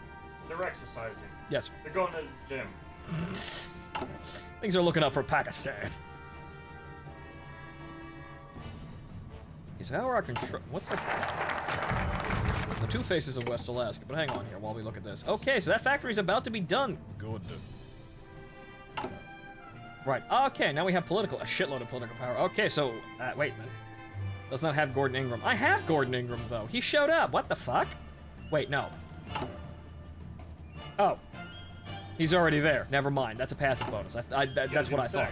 Right. Okay. Lushkov. So you can only pick one of them, and they have a 180-day term. So yeah, Lushkov. That's plus 0.20 political power. So yes, good. All right. So on with any other choices, which is well, we can't do anything yet because very low American support, but we'll get there eventually. Okay. So what helps us right now?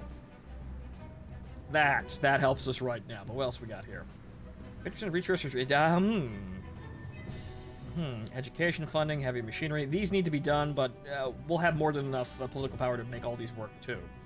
We have to worry about money, but that's when we actually go on, fun trips. Fun trips for lots of money. Army experience. We need that though. So you know what? These are all nice, but we kind of need that. All right. So. Before I lose my train of thought here, come over to here and then go to the special activity. Also, I don't wait. No, fuck. I need to change these. So these units actually need to be. Right. So I'm still training these guys. Can I change that? No, I can't. Damn. I need to change these to special activity unit, but I need to actually get them. You know what? Fuck it. Deploy what you have. Deploy and then. Move, and then add in new special activities. Right. So train and then. Yeah, in Magadan and then add 4. Right. So there's that. But what I also want to do is come over here and then give them artillery and artillery. I have to wait though. Right, that only comes in, right, that I have to wait 45 days for that, so yeah, we'll wait on that one. But I can give them 1. I barely have any fucking artillery, but I'm going to be working on getting industry up. Right, so, the two faces of West Alaska. Arsini sucked air in through his teeth as he yanked his hand away from the blast furnace. Through the boiling heat inside the steel mill and the clatter of hammers and other instruments at work, he had not been wearing one of his protective gloves. Now the skin on his palm, not protected, was red, blotchy, and swollen, not to mention throbbing in pain. Staggering back away from the furnace and nearly tripping over the man behind him, he caught the eye of one of the supervisors that had been assigned to the mill days ago. Wincing through pain, he watched the supervisor approach him and roughly address him. Not OSHA certified. Also, damn. You can't burn your hands off. We need you to make artillery barrels. What the hell are you doing, sir? I don't want to hear it. We can't have reckless bastards in here hurting themselves by touching hot furnaces. Sir, your glove was what? Are you accusing our company of not providing adequate equipment? No, sir. Good. Get to a clinic and don't expect any pay for the hours you'll be gone. With that conversation over and Arsini shuffling out of the building, the supervisor approached another man who had been informed was doing exceptional work. For a few minutes, he watched him effortlessly working away at a white-hot ingot. Waiting for the man to take a break, the worker turned around to face the supervisor, his face twisting into a worried grimace. Did I do something wrong? No. How would you like a raise on the next few hours of your salary? The stick isn't always the most disconcerting tool. This is normal. This seems like a pretty okay place. Yeah. You do your job right, you get fucking compliments and raises. You're an idiot, you get yelled at. Right, so, functioning legislature assign regional commanders representation through service. Service guarantees citizenship! Also the audio, Jesus. It cut out again. That wasn't doing that yesterday, which is kind of annoying. Right, service guarantees citizenship. All right, so what gives us, right now, more political power? I don't think any of these do this. Oh, well, that does. Yes, that does. Right, so functioning legislature. In our previous attempts at establishing a semblance of control over the far eastern territories, we have encountered the bureaucracy of this old place. Byzantine, made out of patchwork legal territories that could scarcely be called a nation. Although the situation has settled down, there remains a significant discrepancy, especially in regards to fascist and communist standards. The fascist and communist bureaucracy often do not agree on much. One uses the imperial system, the other uses the metric, for example. As a solution to this, the Republic shall promulgate new laws that standardize the differences endemic to the bureaucratic system. From this patchwork of standards, we shall fashion the fabric of a new bureaucracy, a smooth and gilding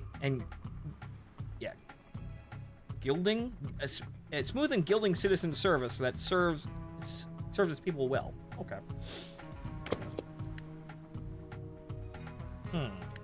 All right, we actually have to move these guys over because they're not properly trained.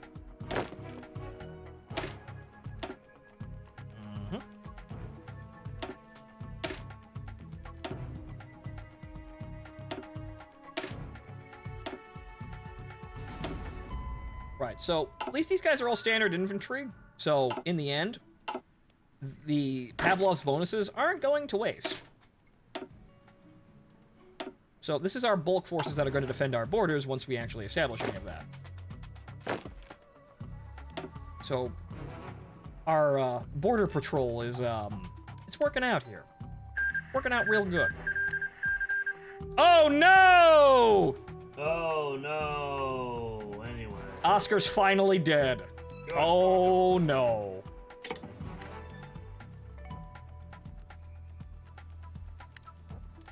Okay, so production here. Where's that factory and when is it coming online? December 1965. Well, it's December. Okay, it's 24th.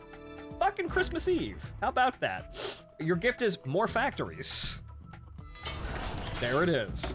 More artillery! We will get those AKs eventually, though. Although, good lord, we need to get that industry up and running, though. Yep. Fucking good. I'm gonna have to stop the special forces for now, unfortunately, and just research AKs. Look, I think you'll be fine for a little bit. Yeah, we're not really using them. We need to get our standard army up together, I guess. And then the special forces are the helicopters. So we need to outfit some of our standard troops. Sverdlovsk unifies West Siberia. Did they beat Komi? No, okay. Komi and Samara are still fighting. So right, this is technically two states. Who's in charge of this? Oh, right, him. Right, so this is still chaotic. Sverdlovsk unifies West Siberia. West Siberia has been torn by factionalism and cliques ever since the end of the West Siberian People's Republic, or even before it. But now, one of these factions has managed to come out on top, and it is Sverdlovsk military. It is the Sverdlovsk military government. Now, will these guys collapse as well? Centered in the city of the same name. I think Zeltos is the one that causes this to just collapse into nothing. Right. Centered in the city of the same name, the junta had managed to defeat its key opponents, the other powerful remnants of the WSPR, and extend its control over the less powerful ones. The threats to the regime are few and small, with most experts on Russian affairs agreeing that a force equal to the old Socialist Republic has arisen. However, the dictatorship leader Konstantin Rokossovsky has refrained from making correlations with the WSPR, preferring to portray his regime as a new one. A new candidate for Russian dominance has appeared. I'm curious, do the Wangers and the Redacted Brotherhood get the terror bombing or yes, they are. They are under the terror. Basically, everyone here is subject to the terror bombing. I think once you get back over here, well, it's not here anymore, but once you get back over here, wait, are those F-15s? Those are F-15s. Yeah, it's an aircraft plant. Huh. Well, they're not really doing anything with those now, because now they're splitting off into more units. And Samara is actually on the back pedal, it looks like, but yeah, no. It could go either way, really. They are deep inside Yes, no, Komi currently is is doing their best impression of a uterus. So, pay no attention to the pink color of Socialist Comey and the white stuff in the gap there. Moving on before we get canceled. Remember, it's a map painting simulator. Comey-san can't communicate, so she has fascists inside her. Fucking Christ. Remember, it's a map painting simulator, nothing else.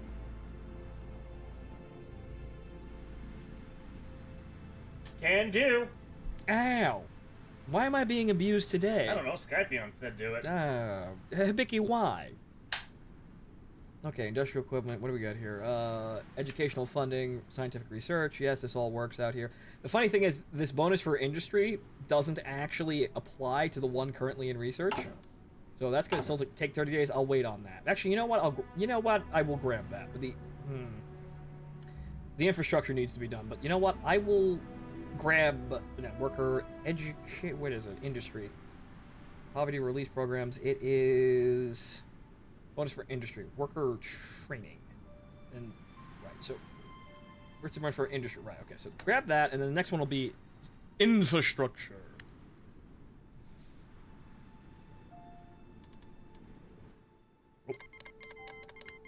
There goes EuroLeague. Oh no!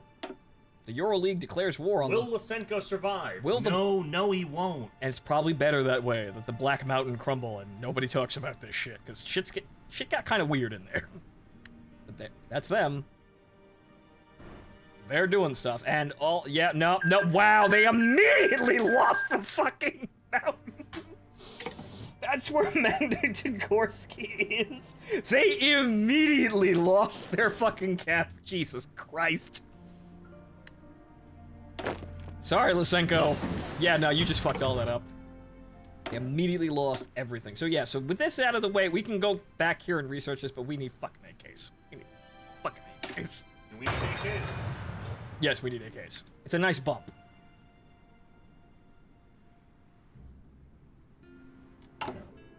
Basically, how Lysenko wins is that he holds his line with his basically super soldiers, and the enemy wears themselves out, and he just kind of walks over and kills all of them. So that's how Lysenko can win, but the AI clearly cannot be fucking trusted with any of that. Okay, so we're gonna wait for 75 and get the infrastructure, because that's real goddamn nice. Okay, so aside from that, that's decisions. Free dockyards. We don't need dockyards, but okay. So what do we got here? Assign regional commanders, non-core manpower, division organization. Okay, changing. Okay, that's just political base stability, though. That's kind of nice. We are getting bonuses now from that. So, though we will get more manpower by doing this. So yeah, we'll do representation through service. Citizenship of service guarantees citizenship. I thought you did that already. Well, I did. I said that before, but now I was looking at it. But functioning legislature gave us 50 political power. More useful. Right. Okay. So what are we at for terms of political power? 2.5 points per day. Right. Still there. Hasn't moved. It's no secret that the average mercenary under the employ of the president has a better life than the majority of the Russian locals. In addition to better standards of living, political and voting rights, they have a steady source of employment that is sure to provide for them. Locals of either flavor envy the merc life. The Republic's laws are stiff, and there is not much room for social mobility. A discrepancy that would not have existed in America, where every man is free to be whatever he wants. Be all that you can be. Find your future in the army. Patterning.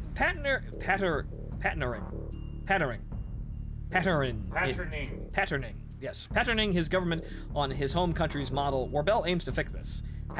He has a solution that will remedy the Republic's personnel shortage, as well as reassuring the rest of locals. Representation through service. Now, native Russians can sign up for a tour in Warbel's army and be granted more rights as they complete their term of employment. Get access to the GI Bill. We won't screw you over. If they can shoot straight, why bar them from pressing their careers? Be a mercenary.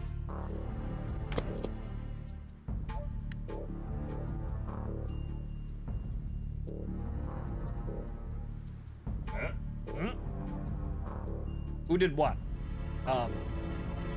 No one, apparently. Bah. Outdated. But also, yes, infrastructure.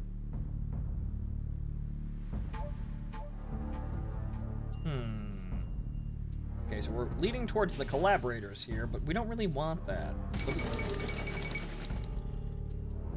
So what? Ireland. Irish Garda officers have returned to Northern Ireland today after negotiations between Sean Lemass, the Republic of Ireland, and Seamus Tomey, leader of the this is more extremist, have concluded. The paramilitary leader has ordered his organization to stand down, having signed a treaty offering concessions from the troubled republic. Chief among these concessions are total amnesty for those participating in the uprising, as well as a total break from the Einheitspact. Germania has yet to... Einheitspact. Germania has yet to comment on the proceedings. International observers worry for the economy of the island nation, which had been decimated when the Reich had been forced to abandon it in the onset of the German Civil War, as well as the geopolitical isolation that Ireland now finds itself in. Have the Irish finally stopped fighting each other? Probably not.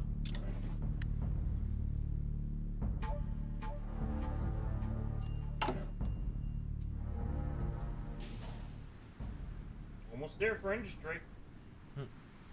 Almost there. Getting there.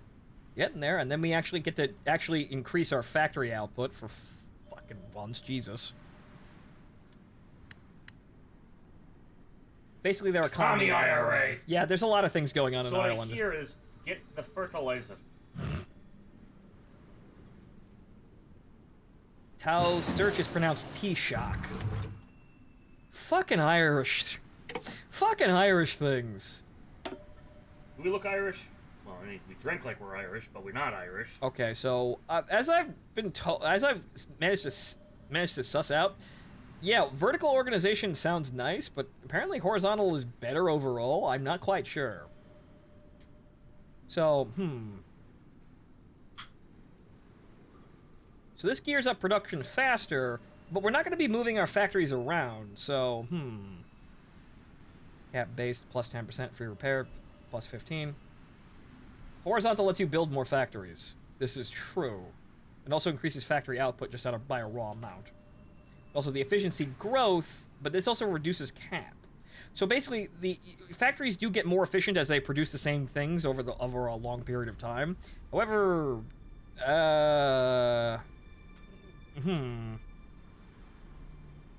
So, what else is... Although, this will give us... You know what? This will give us a bigger buff than it. So we'll get this instead. That gives us a bigger bonus to output, which is what we want. We want output. Because we probably won't be building too many more factories. Or rather, we'll be building factories, but in the end, we'll be slaves to the ones that we already have. So, representation through service. We all make sacrifices. Andre checked the clock on the recruitment office wall for about the 50th time in a half hour.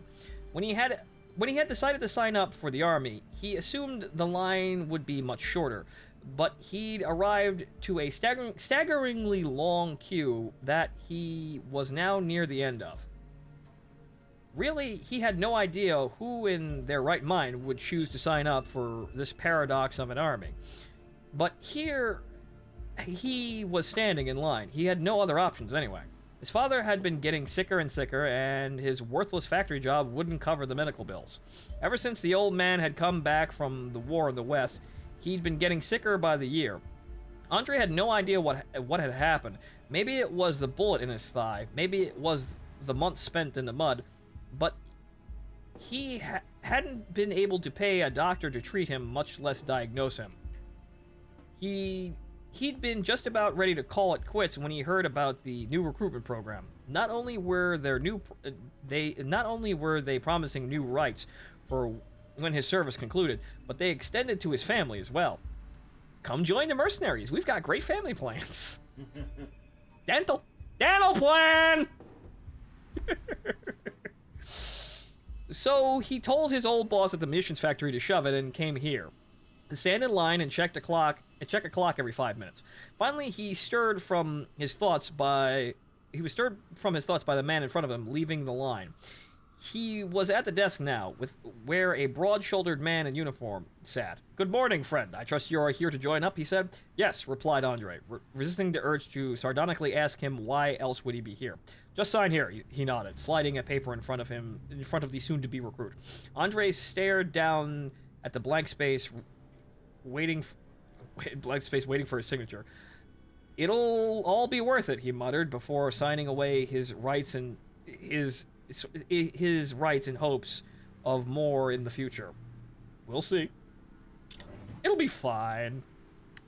I'm sure it'll be totally fine. I'm totally going to win this. Have you seen our western border? They're not doing anything. They're a bunch of bickering factory workers and miners getting in labor disputes. They're not going to do anything. All right, assign regional commanders. We have, for the moment at least, secured West Alaska, but we must now administer it. If we are to ensure that it remains stable and, above all else, productive, to do so, we will divide the state into regions and appoint a commander to each one. These commanders will be chosen from the ranks of our best and most loyal men. In this way, we will be sure of their commitment to the goals of the state, rather than any of their own.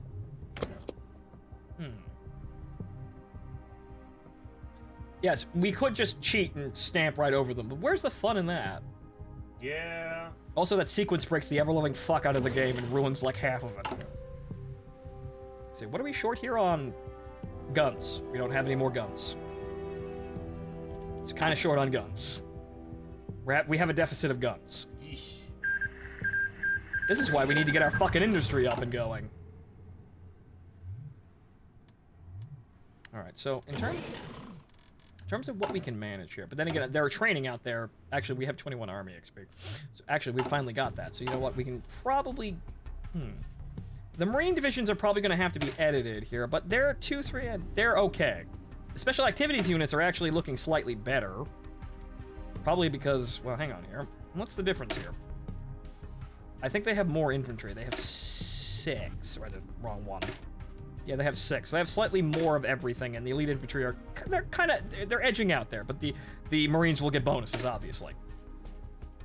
So what we're going to do is we're going to add more artillery into this mess, and 10, 21, give them 10s.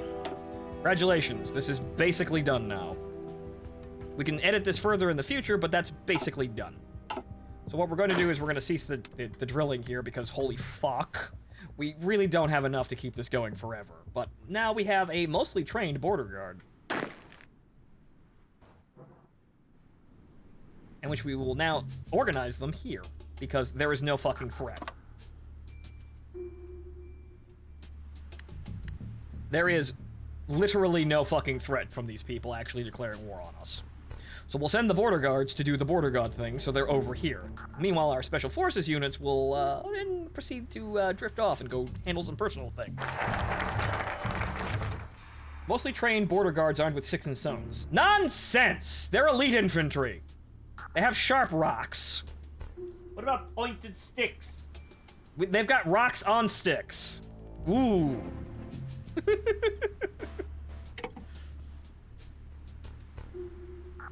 Right, cleaning house. Lada stared out the window of her apartment in downtown Yakutsk. Relatively close to the Yakutsk administration offices. They were, in fact, in view of her window where she had been watching the sun slowly make its way beneath the skyline. Bathing the streets in Oshur that was slowly fading to purple and would transition from there to midnight blue. A black car followed by a motorcycle of military, a motorcade, right? A motorcycle of military trucks. I'm sorry, what? Phonto, what? Motorcade of military trucks rolled through the streets, pulling up right beside the administration offices.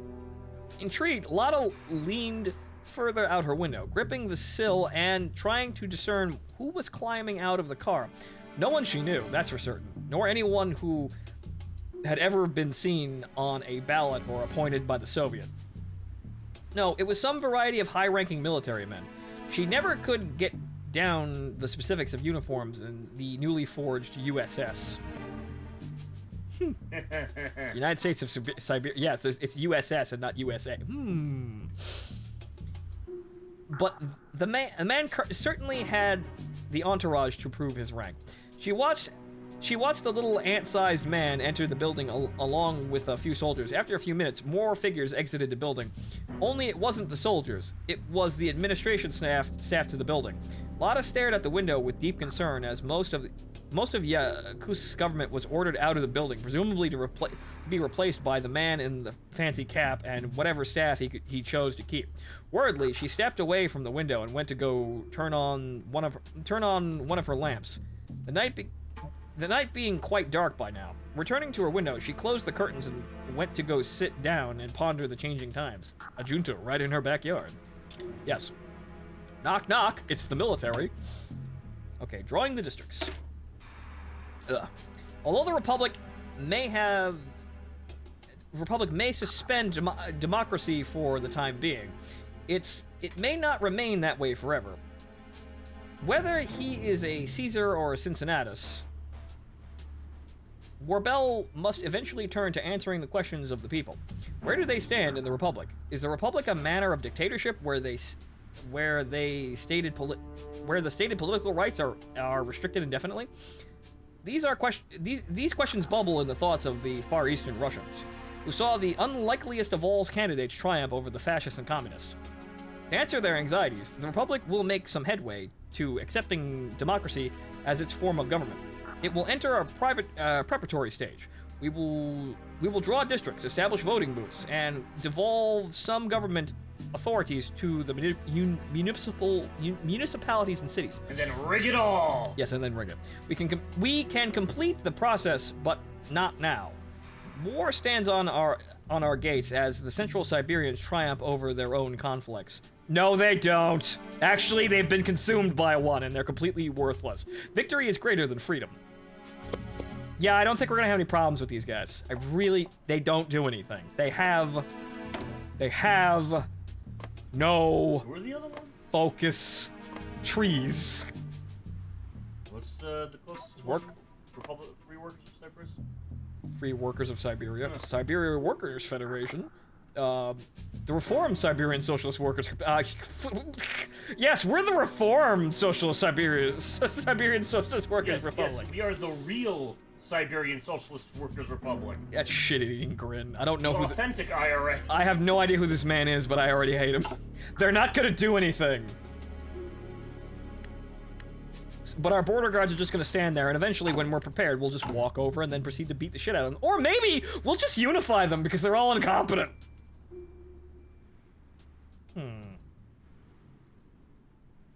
Gain-based stability, scientific research, improve. We want to do all of these, clearly. But, right. Base stability.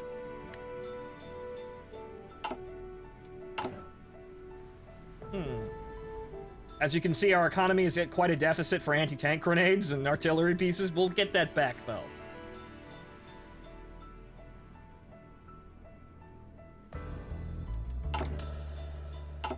By clearly spending more money.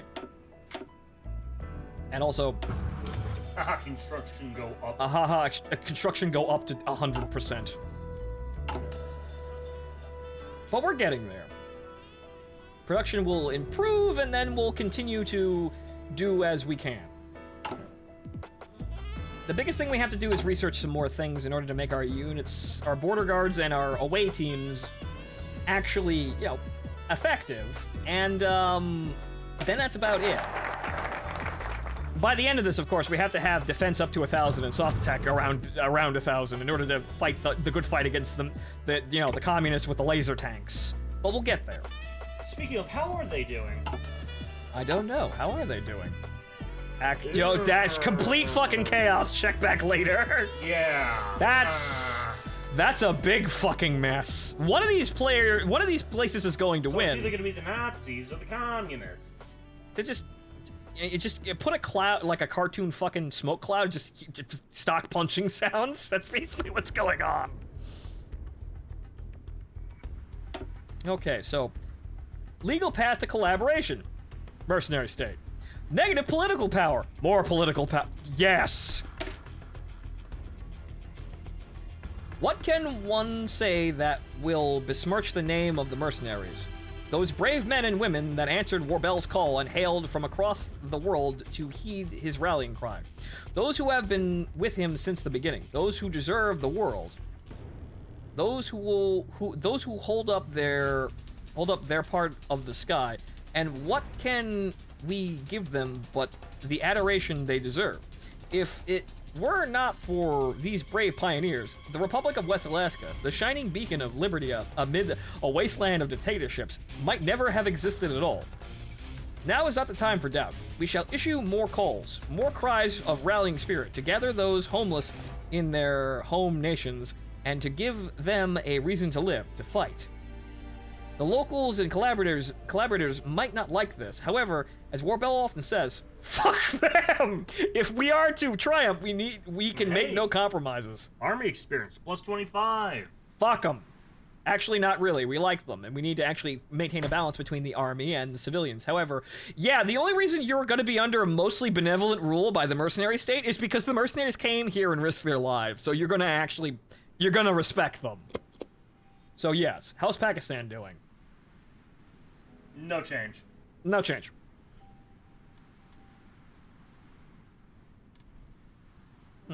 Actually, for all this, hang on here. For all of this, I think we could probably extend this a bit. It's probably going to be a little bit of a stretch, but... Probably. Oh, I can't do that. Yeah, that's not how it works. Yeah, that's not how it works. I have to border one specific country and that's it. But oh well. So, we're running into supply shortages, clearly, but they're slowly being produced and they'll be filled. Alright, so we need to arrange some things here, but, alright, so we're gonna have to... Yeah, is he still alive, even? Oh. Boring. Probably. Let's see here. So this unit, we're reassigning you, because we'll be able to send 4 volunteers. What, you're giving the stabby man more men? I'm sending the stabby man outside of our own fucking country, so if he stabs someone, it's not any of our officials. Yep, no, Goring's still here. Cut the excess. Goring, please. Goring's going on a diet, fellas. I'm gonna give the stabby man, room to stretch his legs. So if he goes out there and accidentally stabs a foreign official, at least there's a good chance it might be one that we're being paid to kill. See, I'm subsidizing his stabby stab. We're making money off of it. Okay, so 55, we can continue to improve American relations. So... Get to stabbing. Wait until 1969. But Panic Safe, thank you for resubscribing. Welcome back to the show. Well, we are only 3 years off then. So yeah, and then we're not going to have a war to stop us. So what I'm going to do is this. What we need to do is, while the border guards need their assistance, the Marine divisions do need their supplies. So I'm going to make sure they're elite and they're first in line. Maybe potentially we'll be able to rotate some helicopter infantry in here. Maybe by the time we're actually, set up and ready to go. It's experimental, and then we have to have early, which is another 400 days. But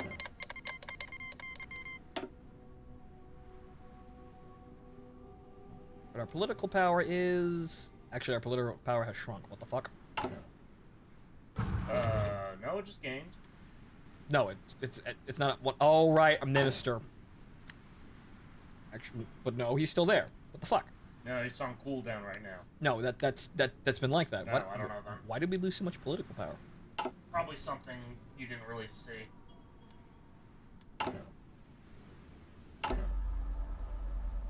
Oh, I know what it probably was. It was probably the whatchamacallit, the propaganda campaign finisher? Prioritize the yes, okay, so, Oh, we can hey! We need those. Something we need.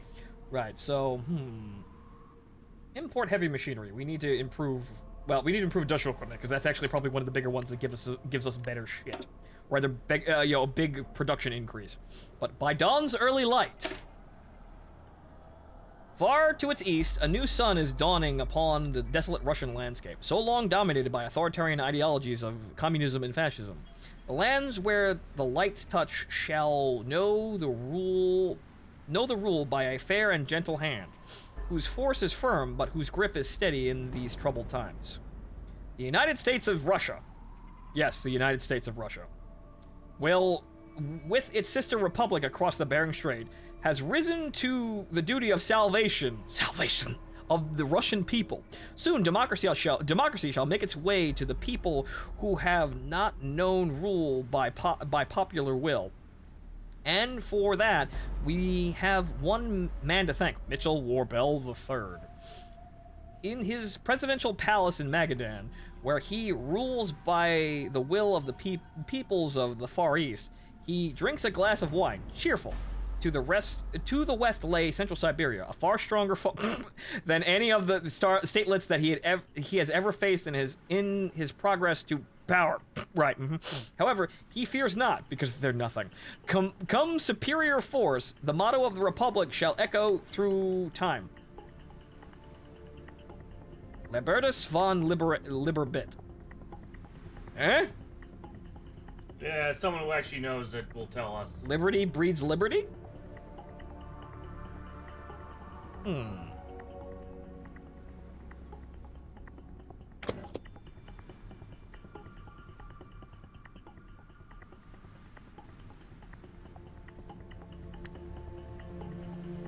So hey, we have no more army experience. Hooray!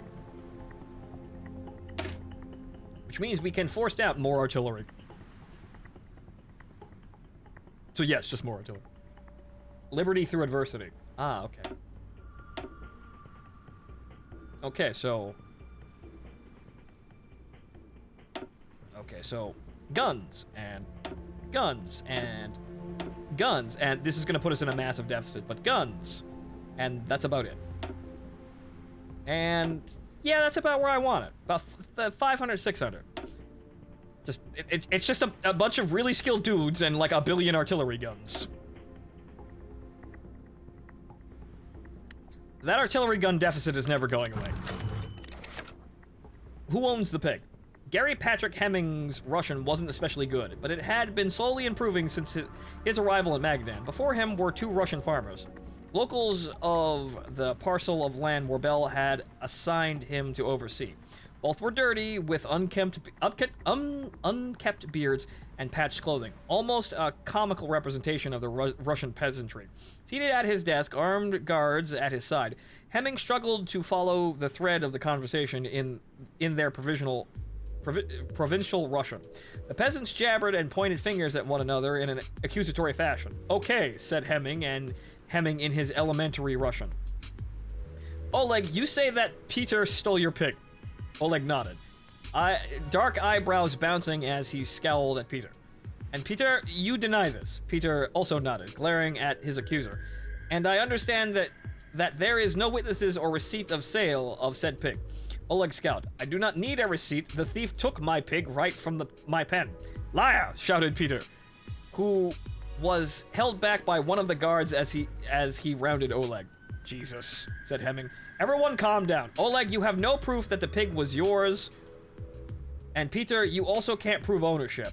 Tell you what, you drop this and play nice with each other, and I'll buy you a pig, Oleg. Everyone wins. Oleg grinned, revealing missing teeth. Yes, I will drop my complaint. Oleg, okay, answered Hemming. Glad the situation was simmering down. My people will talk to you tomorrow. The peasants filed out and Hemming rubbed his temples. He felt like a medieval count settling disputes, not military governor. Such were things in West Alaska, he supposed. At least no one got hurt. Yeah. See, Gary knows how to handle things. Unlike John. Fucking John. John? No. He immediately goes for the knife. Just fucking... There are characters that I have seen that remind me of this.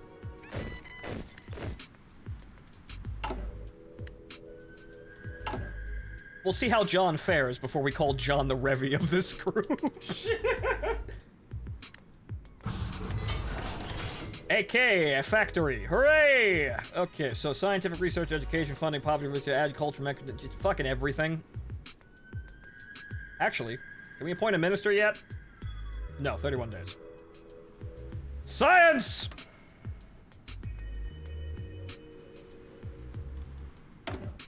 I'd put it in guns.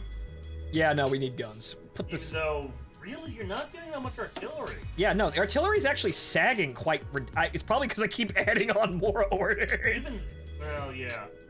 It's probably because I keep I keep increasing the order number for the artillery, so it never actually fills. This is a bad state to be in, but as we've seen with these guys, we're never. Holy sweet guys! Fuck! What the fuck? Get a room, you animals! Jesus! One, what the hell? I don't even know what the fuck's going on anymore. Warbell's running East Siberia. The Siberian Workers' Federation is fighting with the Reformed Workers' Siberia Federation, which is fighting with the Workers' Siberia. Fuck. The Euro Military District is kind of together, and meanwhile, Comey and Sama. I don't even know what the. I don't even know what's going on there. Yeah, check the casualties for them. Yeah, let's go. What's going on here? Ongoing conflicts. Okay, ongoing conflicts. Samara Comey War. Holy shit! Really, guys? That's actually surprisingly little in terms of casualties. Samara is winning in terms of casualties, but they're losing in terms of territory. But they also have more divisions. I don't know what the fuck's going on here. Oh, this is what happens when you get the communists in power. I don't know what that. I'm going back over here to my solid blue stable nation, thank you. Where the only thing I have to worry about is this jackass in the sunglasses stabbing people.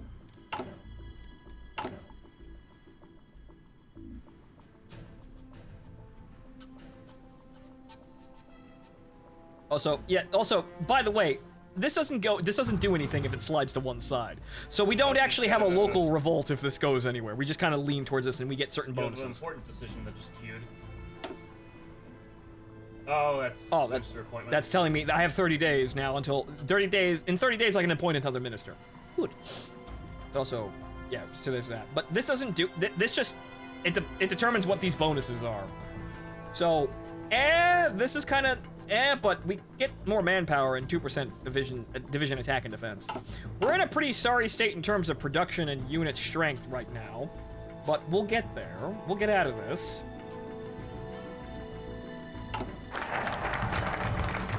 A true winter palace. Back in the west, impossibly far from Magadan, lay the historic city settled by Peter the Great. The subject of Warbell's interest, however, was in the landmark created by his niece, Anna. She created the Versailles of Russia, the Winter Palace. It had been the seat of Kerensky's government for a time, but its place in history was cemented by the Bolsheviks storming it in 1917, not to mention the scarring memory of its destruction, filmed for all to see in the widely distributed films of the German invasion. That Goebbels sure did know how to film the obliteration of history. Right, never mind that, Warbell thought. The construction of his presidential palace, built as closely as possible to the Winter Palace, which was once in St. Petersburg, was complete. It now lay in Siberia, a proper land of ice and snow, the only fitting place for a winter palace, no? He was celebrating the occasion with some French wine, more drinking, brought all the way here from the Atlantic. Over a dozen bottles had been distributed to his men, who would partake in the celebration of the palace's completion with him. In spirit, though. Warbell wanted to spend tonight by himself. He thought about his contender to the west. There isn't one. What contender? As you can see, we totally broke the sequence here, but who could enjoy the full bounty of Bukharin's Siberian plan? As he sipped from his glass and looked around, a smile creased his face. This is actually pretty good this bar music for this one. This is pretty good. A smile creased his face. He had united a band of lost and forsaken to his cause. He had made a new nation, not Russian, but the one of his own design. He was the master of war, and with his beloved soldiers, he would march forward and crush whoever was in his path. Would Caesar hesitate? Would Napoleon? Actually, to hell with those losers. They were conquerors. He was a builder. He was going to be a Washington. That is how history would remember him. He would accept no excuse to this. 99% of failures come from people who make excuses. Right, so there's that. That's finally done, but now we have to consider where we go next. Obviously, the American trade. We could do this, though. We could do a group above nations over here, because this unlocks the, hey, there's some things going on in the world. They need help. Let's give them help. But you know what? We should probably do this, even though some of this stuff will actually increase our ability to produce things. In the end, we'll want to have the contracts open so that we can potentially get some things done. But also, what I'm going to do is because we are so fucking Just far. cancel those. These are worthless. God We are damn so it, just fucking. cancel We are those. so fucking behind on supply that we're never going to get those. So might as well not. Rather than suffocate our troops in the fucking field, let's actually get something done. So right. So a question of recognition. To the surprise of the international community, our new Republic of West Alaska has grown to encompass the entirety of the Russian Far East. Our new state will need to rely in part on international relationships and recognition in order to survive in the long term. Therefore, we need to send out our finest dignitaries in order to seek recognition from the world powers. Hopefully this will work.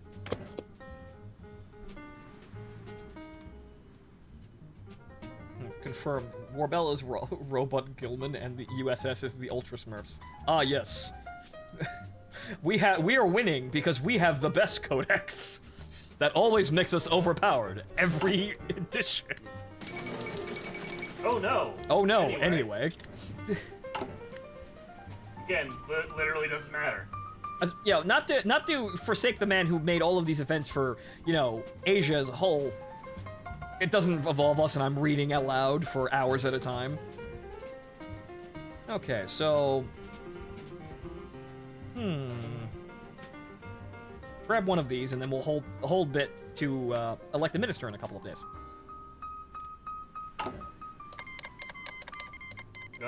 Oh no! And Voring marches on. Voring This is still a complete chaos, but nope. And then Goring is going to proceed to bring the commissariats under control. Oh boy. Jesus Christ, Comey. Yeah, no, I don't know what's going on over here. This is just... There's white stuff all over. Moving on! You had the opportunity to not make the joke again. You had the opportunity to just stay mature. But no, we had to be canceled. Hey, we're trying to make Hearts of Iron 4 entertaining, and some people say we succeeded.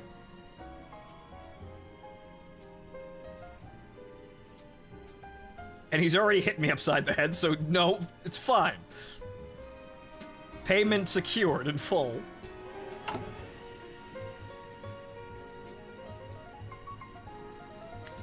Also, 9 days. Improve American relations. Yes, What? donate and I hit him in the side of the head with the butt of my rifle. Hey, that's actually painful. I never said how much force I'd use. A lot. Well, Goon, you tell Kix, how much would you... What is your floor for me hitting you in the side of the head with the rifle? The floor of it? $5 at least. Really? That's pretty fucking low, man. I'm trying not to actually sell my misfortune to the audience, thank you. Yeah, $5? That's low. Oh, Jesus. What have you... Oh, no! Oh, boy. Our delegation to the United States has returned. They have some rather inconvenient news. The U.S. has decided to not recognize West Alaska. As America, I can make sure we say yes. As a legitimate successor to the defunct Russian state, and now we're left wondering what exactly this means for our young nation. The nature of our government has caused many to doubt our legitimacy, and the rejection of a major power is only going to make these dissident voices louder. To make matters worse, this is the first time our so-called friends in the United States have hung us out to dry. Let's hope this is the last. Wait, what? No! Okay, well that's fine, because that means we get to be a group above nations. Okay, so what is this? Oh. Volunteer forces increases. Good. Oh, and then Japan denounces us because we're so super cool. Anyway, let's go talk to the CIA. It's time to rekindle old friendship. Some of our comrades in arms from our days in Burma and China, men who have shed blood, sweat, and tears by our side, and are now holding high places in capital. Well, there's the $5. Do it, Martin. Let me remove the headset. It's kind of expensive.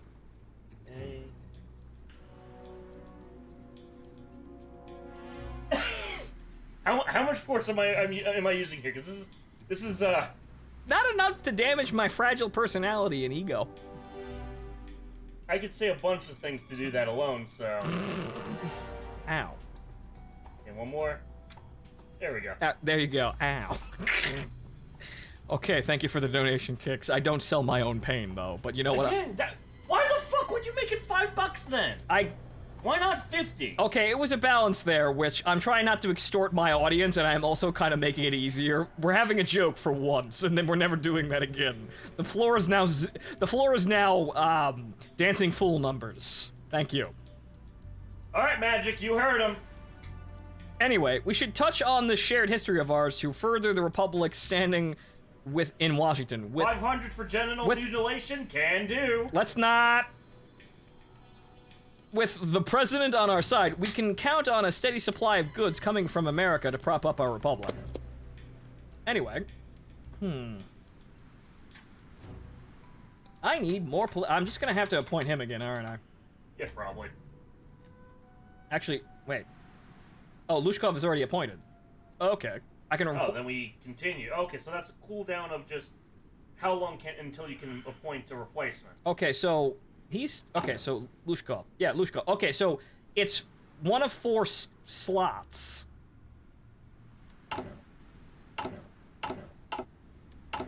Okay, so of all these other ones, what gives us a better bonus here? Ingram is already in power. Speed, political power gain, 10%. 0.5.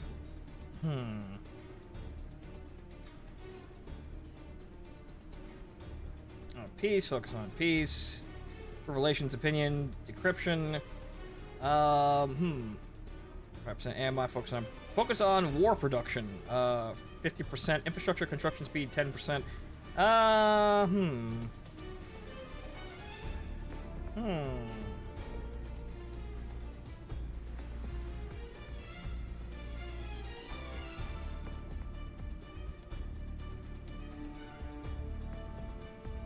Yeah, sure. Appoint John.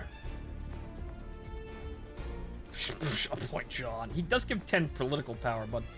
Right, so we need somebody from the mercenaries, and then also someone from local politicians, I suppose. You know what, we'll get to this, just in case. Well, just for the sake of it, because, yeah, focus on war production. We need that.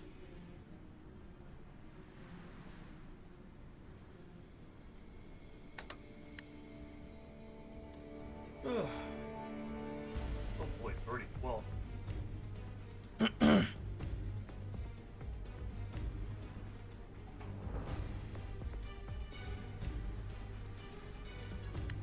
Okay, so how are our boys in the field doing with their supply? They basically still have none. Okay, no surprise there. Well, boring consumable. Yes. Well, at least we're on top of guns now. Right after I research AKs, which is going to throw that into complete chaos. How is it that we have so little production for artillery? I guess it's down to the fact that we haven't researched industry at all, which we're doing now.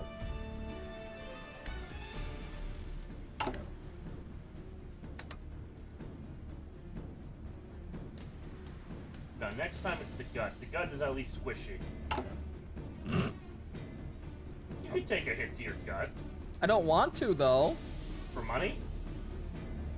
I mean, come on, I'm trying to have some kind of standards and respect for myself here. Come on, it's been a hard time here. It's 2021. You still have respect for yourself? You know, that was kind of the whole point of me being successful. Fine. Fine. All right, Chad. Donate to Goon, and he can hit me with a rifle butt. Let's not do that either. What? I'm expendable. Ish. The cold shoulder. Agent Mason let out a puff of cigarette smoke. Oh, hey, look, Mason. Hey, he's still here. As he stared out into the evening Siberian sky, his partner, Mitchell Warbell III, had asked to meet him on short notice. And Mason was never good at picking a spot on a time crunch. At least if they were to meet at the port of Magadan. Mason would get some time to enjoy a cigarette and watch the frigid sea. When he heard a vehicle hastily parked behind him, the agent realized that it was time to get back to business. Stomping out his cigarette, Mason turned to see a rather irritated-looking Warbell exiting the passenger seat of the Jeep. You've got a lot of explaining to do, buddy. Mason took a glance around the lot of the docks. If anyone was around, they likely would have heard Warbell's outburst. Hey, keep it down, Mitch. He uttered in a sort of half-shout, half-whisper. Warbell did not get any more calm as he approached. I just got off the phone with my foreign minister. You know what he told me? The U.S. refused to recognize us as a legitimate state. What's the fucking deal? I thought we had something going here. The agent sighed. Look, our deal here was always of a more clandestine nature. Official recognition was never guaranteed. But either way, our partnership does not change. My colleagues are still willing to work with you no matter what the State Department says in public. The mercenary grinded his teeth in frustration. He had assumed that the U.S. would do something on their part to help him, but now it seemed that this arrangement was more one-sided than he thought. This is bullshit.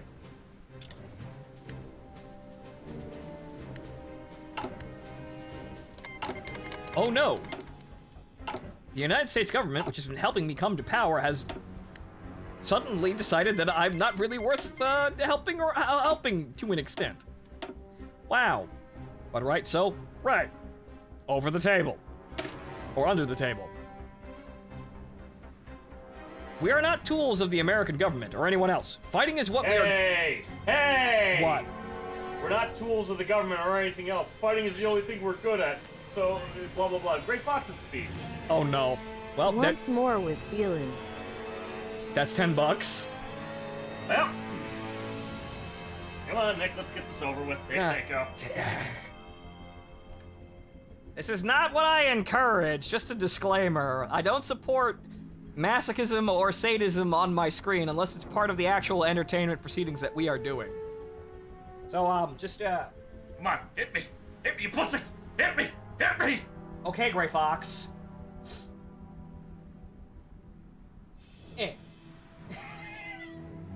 Okay, I think I absorbed that one good enough. Okay then, fine. Paid for it, done. Moving on. Now, $100 and I stabbed Goon with my bayonet. I bought you that fucking bayonet.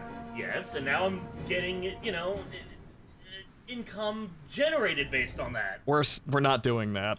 We're not doing that. Don't actually donate. We're done, folks. If you donate to that, I'm not doing it. We're done, folks. But anyway, we're not tools of the American government or anyone else. Fighting is what we are good at. Still, we are not mindless disposable pawns of armchair generals. Bruh moment. Wait. Bruh. Wait a minute. And leaders sitting on air-conditioned desks. Well, not air-conditioned, but... Yes, the window's open. Not that the Pentagon would affirm us anyway, though. We will work clandestinely with no official connection to Langley or anyone else, receiving our payment on untraceable offshore accounts and sourcing our weapons from a dozen different suppliers. We will be able to offer our clients full deniability on our operations. It's the Magadan Studies and Observation Group. Haha, MacV Sog.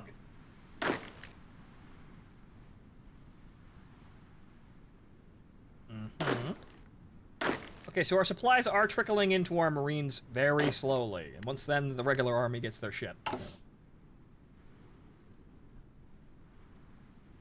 Guns are stabilized, and we'll eventually have a... Oh, boy. Oh, fuck. Well, America, you fucked up. Great job, guys. Wallace, are you still fucking president? Is this your fucking yeah, it is. You're a fucking idiot. Well. Oh, time for me to sleep, right? Good night, Magic. Bye, Magic. Okay, Italy joins the co-prosperity sphere. In a press conference, the Prime Minister of the Kingdom of Italy has declared to the nation and to the world that Italy has now officially begun the process of joining the co-prosperity sphere, the alliance and defensive treaty spearheaded by the Empire of Japan. While the ties between the two countries had existed since the end of World War II, with both countries alienated by their former German ally, Italy was finally drawn towards Japan as a way to bolster their joint hegemony over the Indian Ocean. Italy's entry in the sphere was hailed as the final step of the sphere's transformation into a truly global bloc, and the logical conclusion to the old friendship between the two former Axis powers.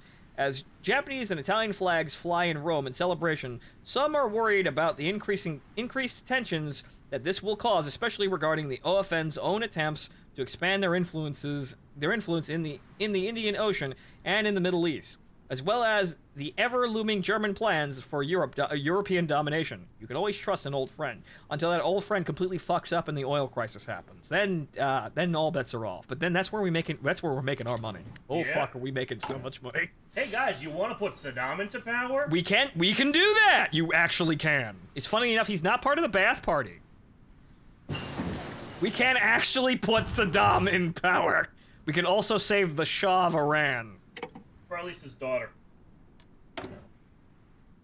Okay, so that means that was industry actually being researched. How about that? Now we actually get to, well, I kind of want to make a decision, but I also, this is about the same, and it gives us a bigger bump, really. So, I mean, I'd say focused on output. Yeah, focus on output, but this expands the actual, no, this expands growth, but doesn't, yeah, no. This expands growth, but caps off, so they can faster retool, but we're not retooling factories. So you know what, we're going wide there. But, yeah, let's get this out of the way, I guess.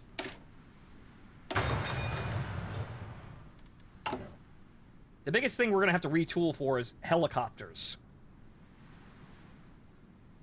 Which you'll probably get just like one a month for those.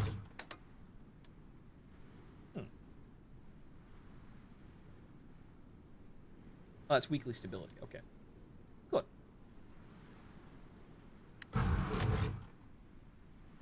Okay, decisions available, timeout decisions, waning American support. We can't increase their support because we can't have the... Actually, no, it just arrived. Okay, good. Up.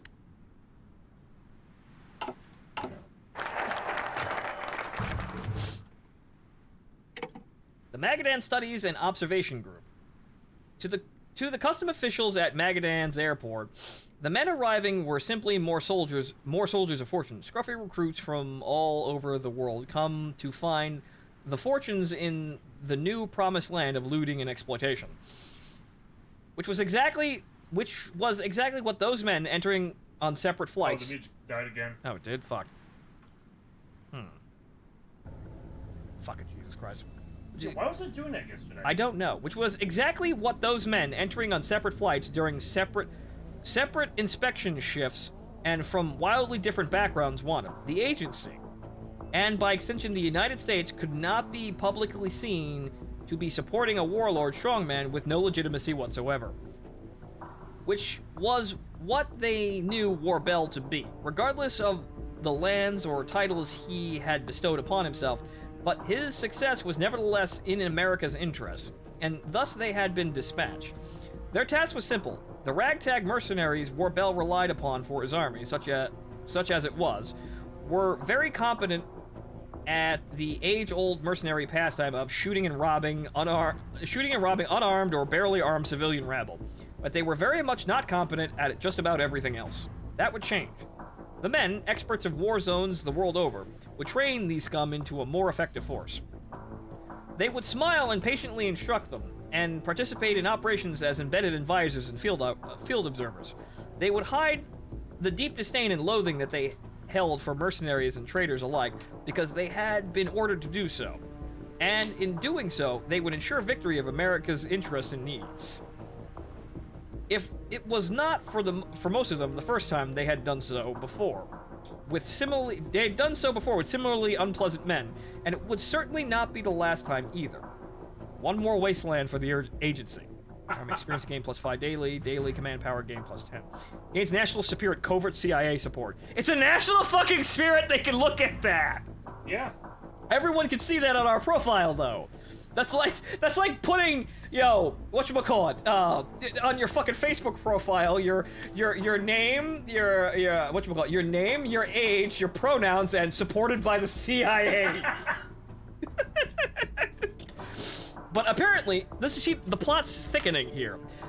Italy has sided with Japan and not America in the new alignment factor, which leaves America caught with its pants down. But however, as suspect as it appears, America seems to be supporting this wild card up in the northeastern regions of Siberia. This man, Warbel, with his army of men for hire. This group above nations. We will forsake our countries. We will leave our motherland behind us and become one with this earth. We are above nations, philosophies, and ideologies. We go where we are needed, fighting not for government, not for countries, but for ourselves. We won't need a reason to fight. We will need to fight because we are needed. We will be the deterrent for those who are willing to pay. We are soldiers without borders, our purpose defined by the era we live in. If our clients demand it, we will be revolutionaries, assassins, terrorists, and criminals. And yes, we may all be heading straight to hell. But what better place for us than this? It is our heaven and our hell. This is... exterior... Exterior, protection? John, help me out here. Exterior refuge. I'm sorry, what? Where is it? Care to explain there, fella?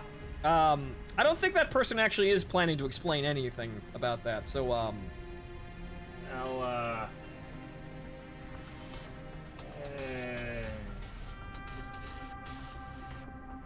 should I? Yes. Alright then, moved on. Right, so, not sure where the fuck that one came from, but, yeah, nah, let's, we play video games here, and, fuck everything else. Moving on!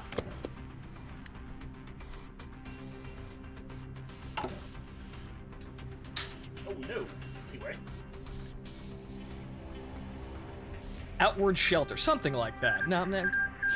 It's outer heaven, but okay. Polish autonomous zone, social profit. Poland is oh no. And then suddenly Poland did not exist anymore, the end.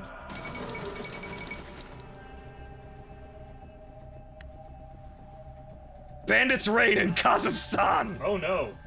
The card whoa! Oh no. Oh no. If there remain any hope for an end of the chaos and for the restoration of order in Kazakhstan, it doesn't exist now.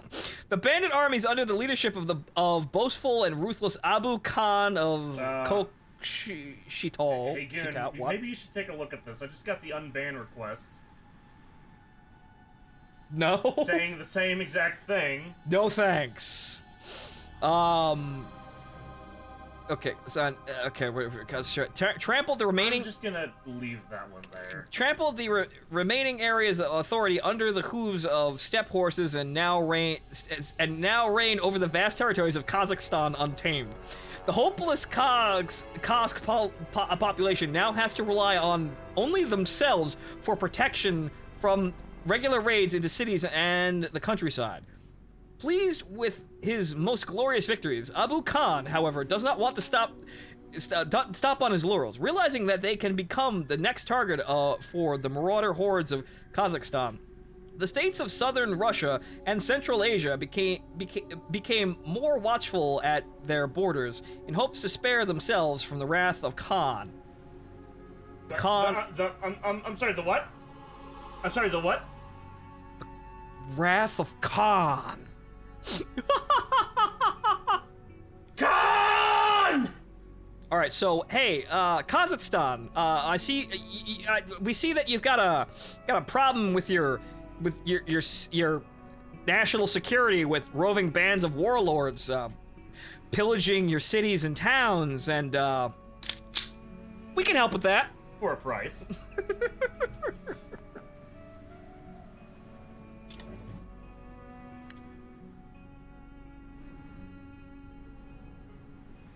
See you later, Robo. Night, Robo.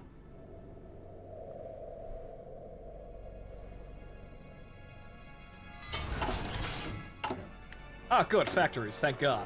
Okay. More artillery!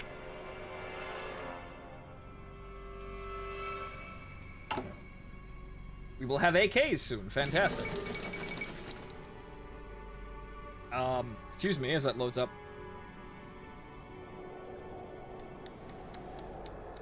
Anyway, Prime Minister of what? That Sultan dude that we usually see at the beginning. Oh well. At least I think that's who that is. I think it's the same country. I just have no idea what it is, and it has no bearing on our current state of affairs. Another day at the office. Are they gonna pay us? No? Toss it in the trash.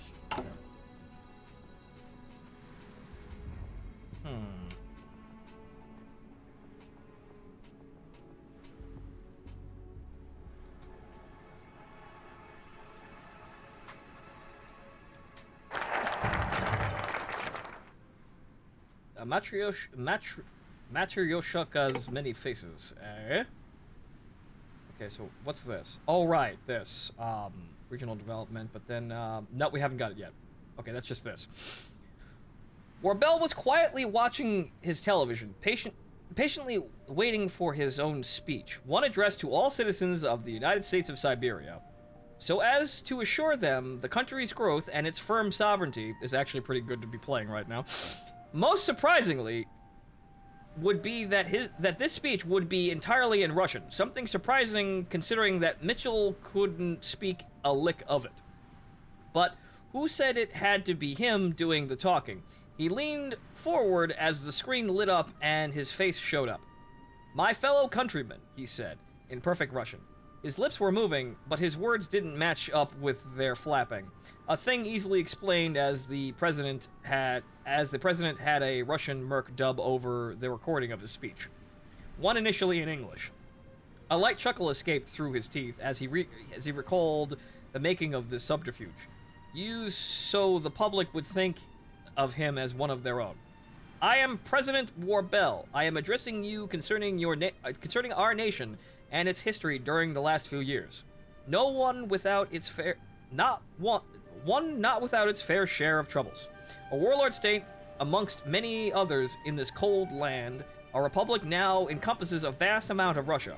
Employment across Siberia has gone up, as well as overall quality of life for its citizens. Our country is now one with strong institutions ensuring peace and stability for each and every one of its inhabitants. A proud and independent country, and one that will stay free from foreign influence. This is my promise to you." A promise dead on arrival, as the USS was backed by the CIA through covert means.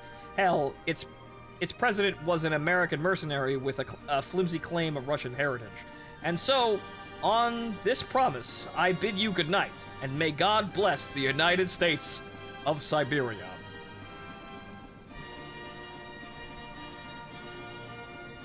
Soundtrack keeps going. As the screen faded to black, a few notes of Stravinsky's Russian dance could be heard, and Warbel's grin could be seen irradiating in the dark. Unseen influences lurk in the dark.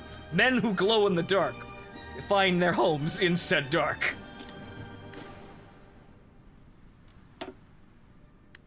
Okay, so expanding our horizons. The United States is our greatest ally and our beloved sister republic, but they are not our only choice for trade. We have the entire OFN available to us. Canada, New Zealand, Australia, even England if their regime is welcoming. Monty, what do you think?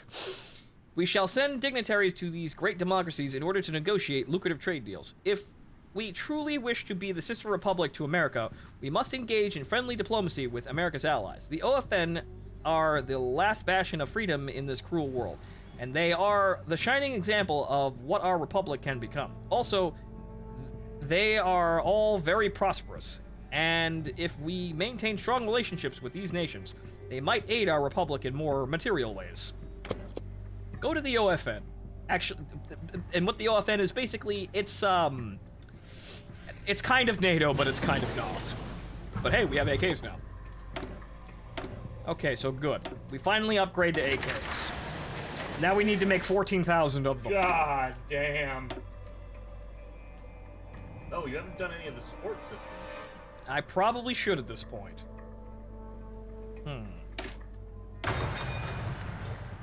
Half a year for night vision. Good God. Yeah, so let's get some upgrades here in general, across general stuff, because, yeah, everything's kind of still shit. Our divisions are looking a little bit better, but it's slow going for everybody. Well, at least the Marine divisions are looking kind of okay. They'll be upgraded to helicopters soon enough.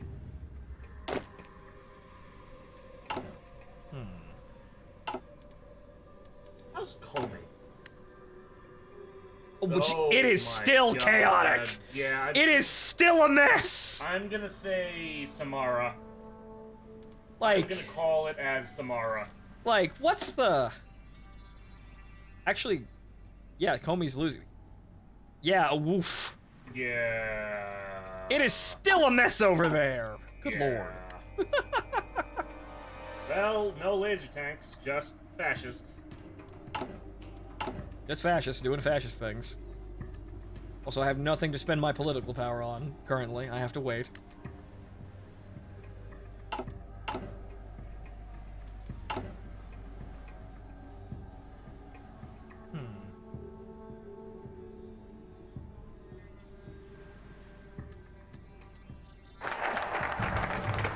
Alright, so that gave us, We're waiting on everyone else. well, that's trade from everybody else, but now, a global reach.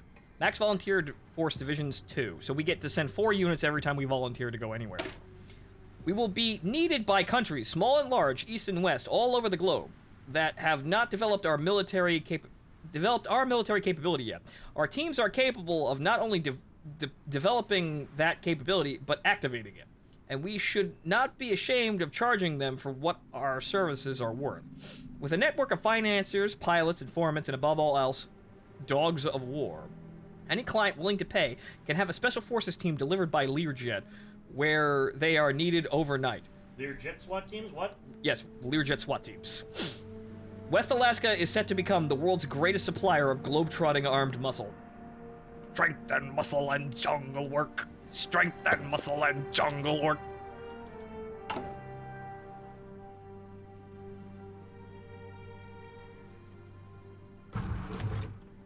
Oh, yes. Good, something to actually spend my now, you know, piling up political party at. Political power at. Good, good. God,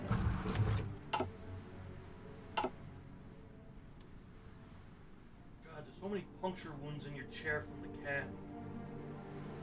Yeah, no, the chat kind of went, the cat kind of went nuts on my chair. Even on this one, too. Yeah, no. I'm surprised your grandma hasn't wanted to just toss out the cat. Oh, she hates my fucking cat. Well, to be entirely fair, V's a bit of a bitch. Yeah, my cat is quite the bastard. 6 months ago, she was so... actually... Oh, no. He was still a she 6 months ago, so yes, I will continue calling he a she in that regard. Yes, she was such a sweet little cat.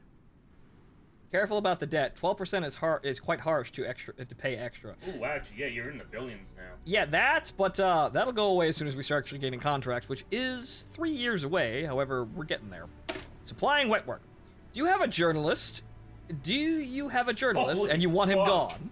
Holy fuck! But you ain't got the guts. He keeps nagging at you night and day, and that can drive you nuts. Do you have problems with your prime minister and a broken deal? He's double dealing with the Swiss banks? That's when the cash starts disappearing.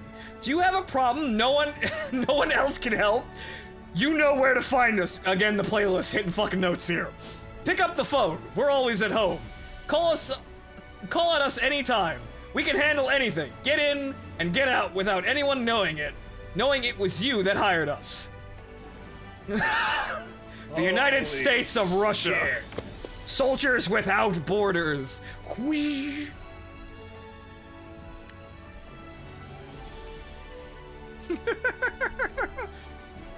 Yeah, no, the ad is playing with Heaven's Divide in the background. Good fuck. Hooray! The economy is doing great, and new reforms in industrial subsidizing have resulted in the shipping of updated industrial equipment across the country. Products are now being produced quicker and cheaper. The further progress of mechanization into the once ossified industrial world have proven a boon to worker and manager alike. No more long, horrible hours. No more subpar products screwed in by imperfect human hands. Industry continues her march forward. These were a long time coming, however. Increases in the budget and renewed focus on what our industries are making have increased the support for a much-needed renovation of our country's industrial equipment. Basically, 10% to fucking everything. More artillery guns. It's good. We need about 14,000 Papashaws being remade as AKs.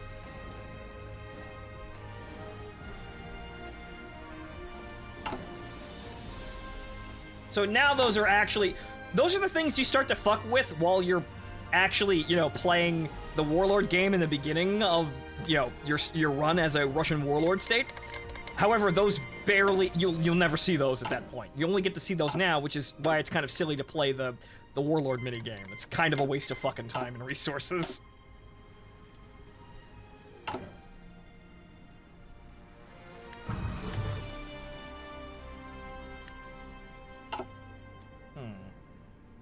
It's minister appointment, good.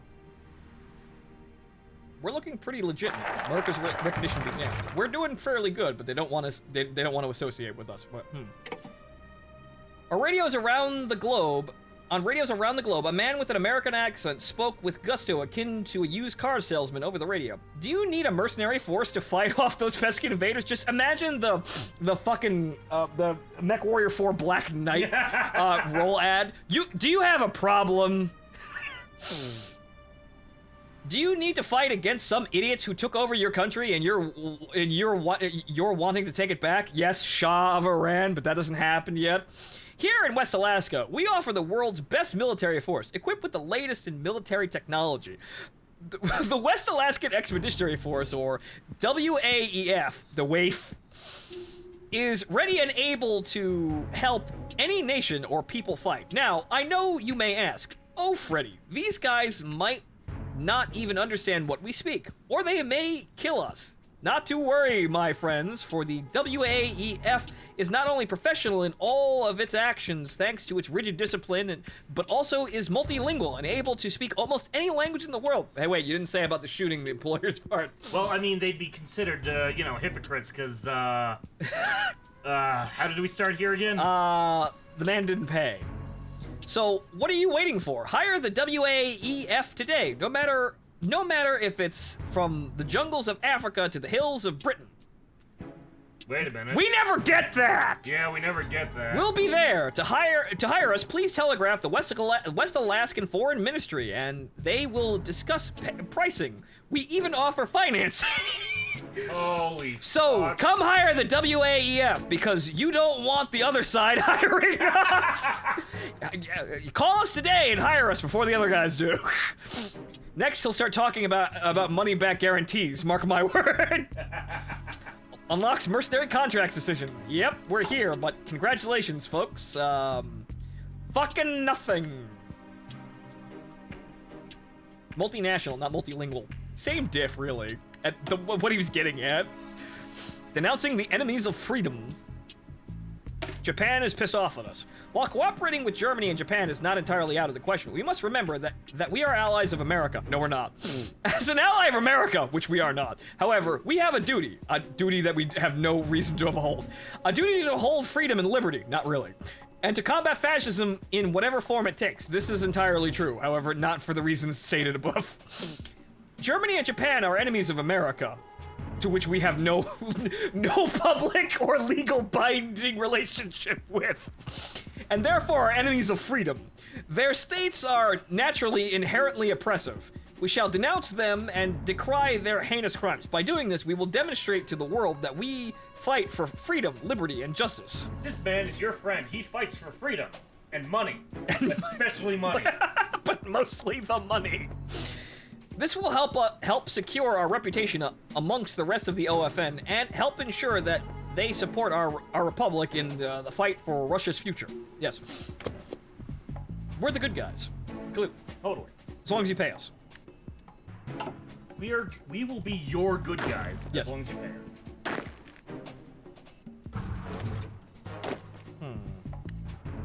Okay, so what are we waiting on? It's towed artillery and anti-tank equipment.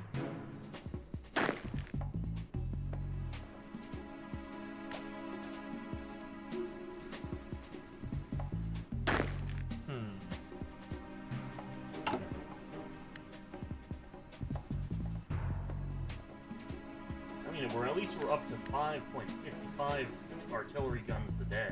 Yeah, it's moving slowly.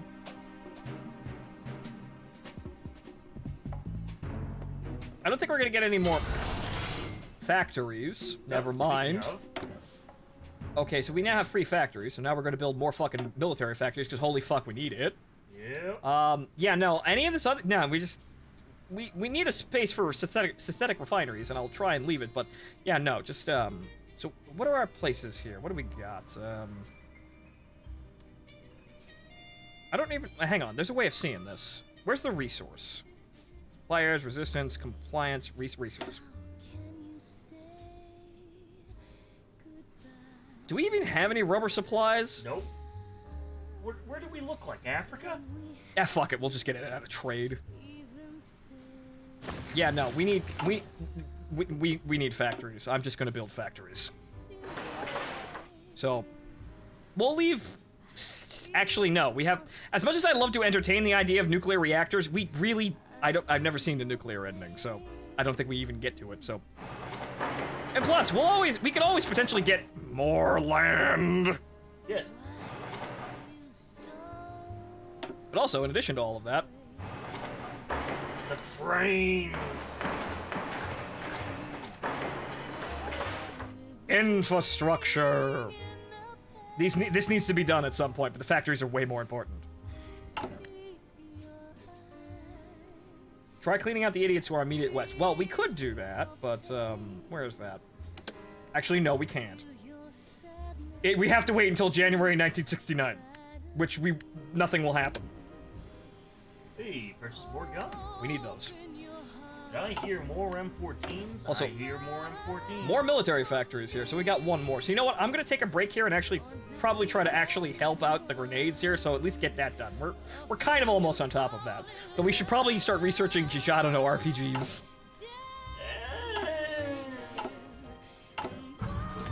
Yes, but technically, no. But again, you have to remember. Oh, good lord, 3.39 per day. Jesus. Wow. Alright, so the international readout. Replace global reach with an international readout. Effective change. Recruitable population factor plus 5%. Max volunteer force divisions plus 1. Nice. So that's 4 units. Yeah, so now finally that's 4 units we can send anywhere we need to. The Republic of West Alaska has a reputation within the world stage, especially amongst the OFN. We are not only a legitimate international state, no we're not, but we are also a business partner. Wet work, spilling blood, assassinations, to be blunt. Our networks allow us to do things that no other state would even consider. Purely because we will actually not have any repercussions, because no one wants to fuck with us. Whenever a nation needs a bit of dirty work done, whenever they need a troublesome thorn removed, we will be there. We shall be soldiers without borders.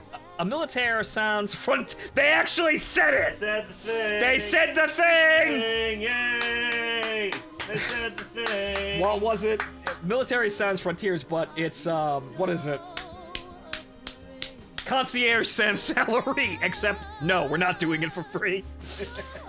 We will be an international redoubt, willing to do dirty work necessary to clean up the reputations of any nation that desires our service, if they can pay the fee. Once again, continuing to be literally Big Boss. Hey, improve American relations. Yeah.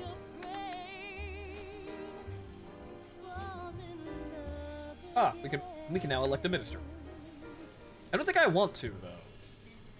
So what are we getting here? So for us, supply consumption.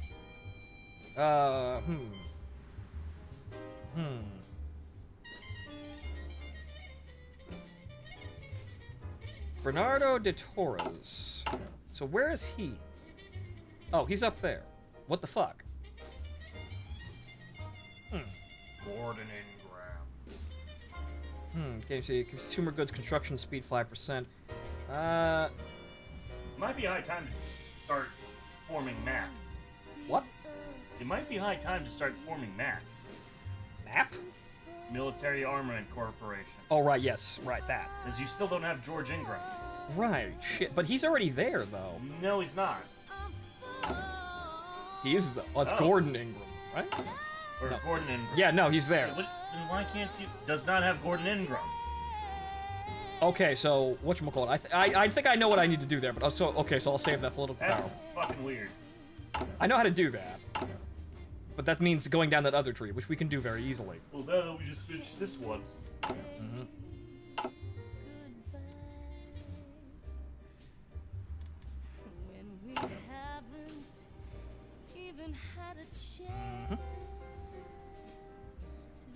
Alright, so...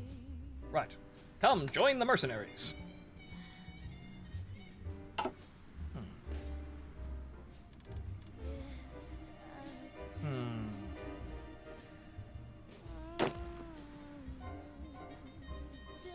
Alright, we're getting there.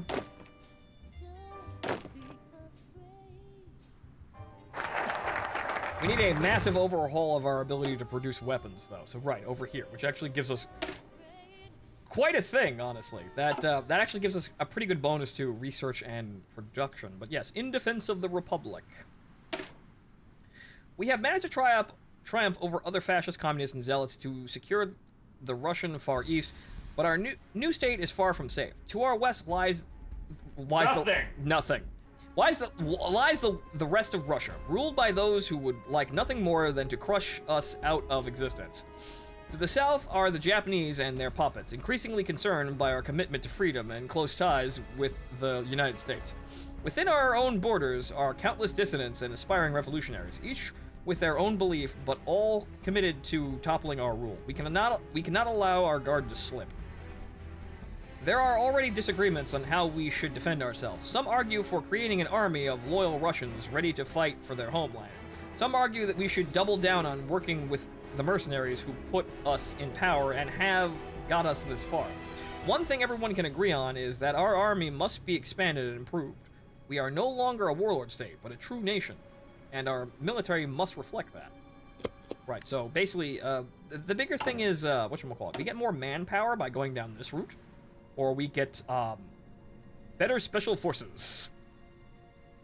So,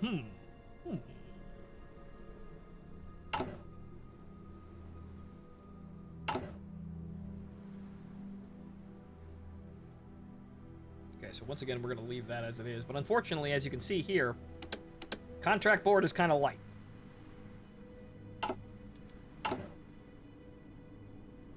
So we're going to have to sit and wait, and at least, well, we're getting actually pretty close to experimental, to actually getting helicopter infantry up and running, which is, well, fucking finally. They're going to be kind of strange, but we'll get it. We'll definitely get it.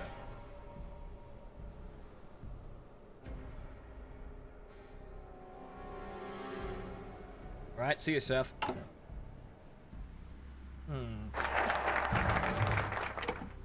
But I am sitting here wondering. Probably, worst comes to worst here, though we still have 2 years to decide this. We do have quite a lot of manpower on hand, and our numbers aren't exactly growing purely due to the fact that we cannot actually have enough artillery on the field. So, not quite sure what to do about that, but once we build up, perhaps we'll actually be able to do something. But we definitely don't... We have a surplus of manpower right now. What we need is artillery guns. And just general equipment. Ooh. What? Something for later. Right. Magadan But all I'm gonna say is, another X in the bingo card. Oh boy. Magadan's status as a port has made the environment of a near-apocalyptic city into something that resembles civilization in the wasteland that is the Far East. This gateway into Russia is one of our most important resources, and allows aid from the rest of the world in, something that many other regions do not have. We have to use this port to the best of our ability, as it is one of our main strengths. Yet Magadan is still a small port, and can only be used at limited times of the year. Building the port further can ensure swifter transport of equipment and goods, and keep the supplies coming in. Hey, more manpower is good manpower. Yeah, that's good, but I think what the problem is, in order to fix... Until we can get our own shit up and running, probably we're absolutely gonna be relying on Langley to keep sending us guns. So we're gonna have to rely on this to purchase artillery and guns and everything else that we need. So we're gonna have to keep doing that, unfortunately. Until we actually get somewhere. But a mercenary leadership. Mitchell Warbell sat behind the old desk. The one that used to... See you later, Steph. The one that used to belong to the fascist Matkovsky.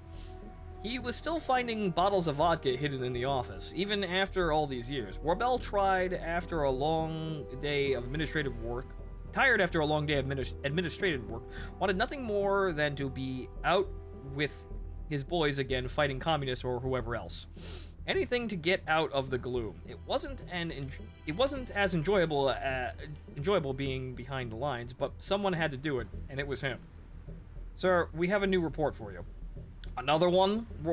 Warbell replied. How many of these am I going to get a day? It's very important, sir. You need to read it. Skimming the pages, it was mostly good news, depending on what good news could ever be in the Siberian waste. Multiple sabotage events foiled, most importantly at the Irkutsk hydro plant. Ooh. The last pages of the report were the most important, however. They were running out of mercenaries. Our men are strong and well-trained, said the aide. But the problem is, we've grown so fast that we don't have enough troops to guard our borders or complete anti-partisan missions. We need a solution, and the only ones are to hire more mercenaries or bring the Russians into our ranks. Warbell stared into the page, trying to get any sort of answer from them. Perhaps he did need some of that vodka. A difficult decision approaches. Well, we've already made the decision. Service guarantees citizenship. We've already got the Russian populace. Yeah. What's the problem? I think it's once again. I think we've accidentally sequence broke the trees, even though you can do whatever you want. Right. But we went down the one that secures political power, and now we have enough to do whatever the fuck we want. But we've already done this. But the decision that's being made here is either more special forces, which that 3x research bonus for special forces. I might have to take that. But this is the Russian National Guard is essentially just Hiya, Safari. yeah. The Russian National Guard is, well, you get better divisions, stability, defense. You get better. We're not going to be on defense, but you get bonuses to defense and damage to garrisons -5% for 100. That's temporary. Wow, Jesus Christ. 5% conscription though, so it gets event language barriers. No. You see, this propaganda is temporary. Special forces buffs are forever. Yep. They're spent, and what they buy is acquired forever. So we're probably gonna have to do that.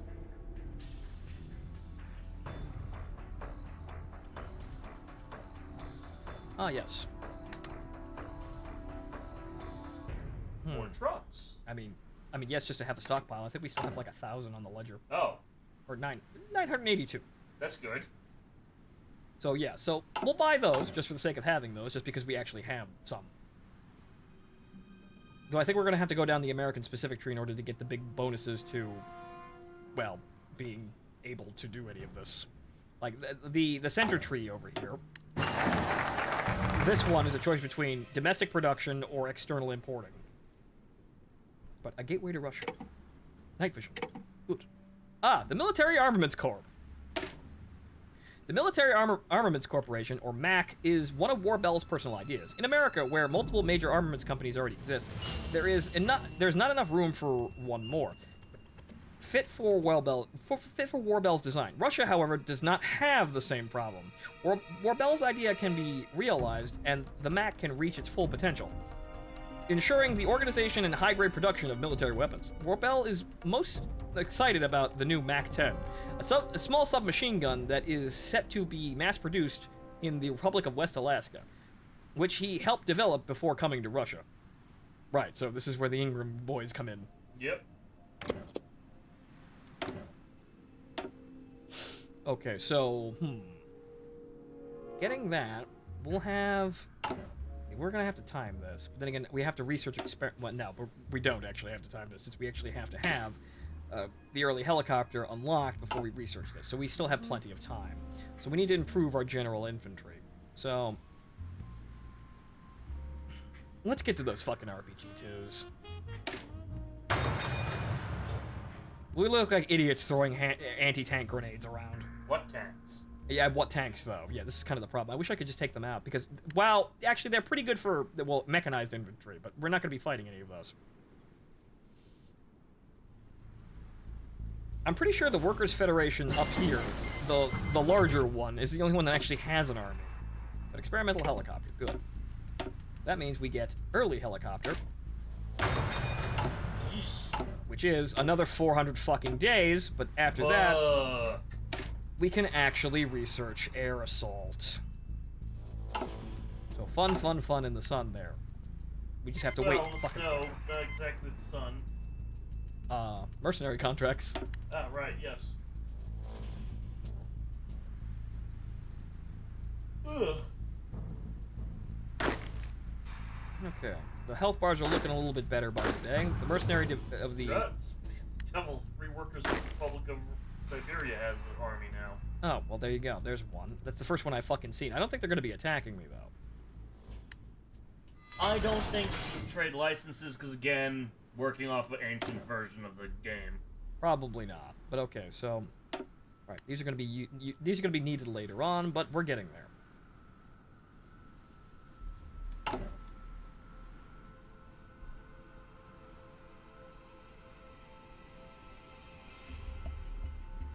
Honestly, with our own forces, I don't see us having a problem against the Workers' Union here.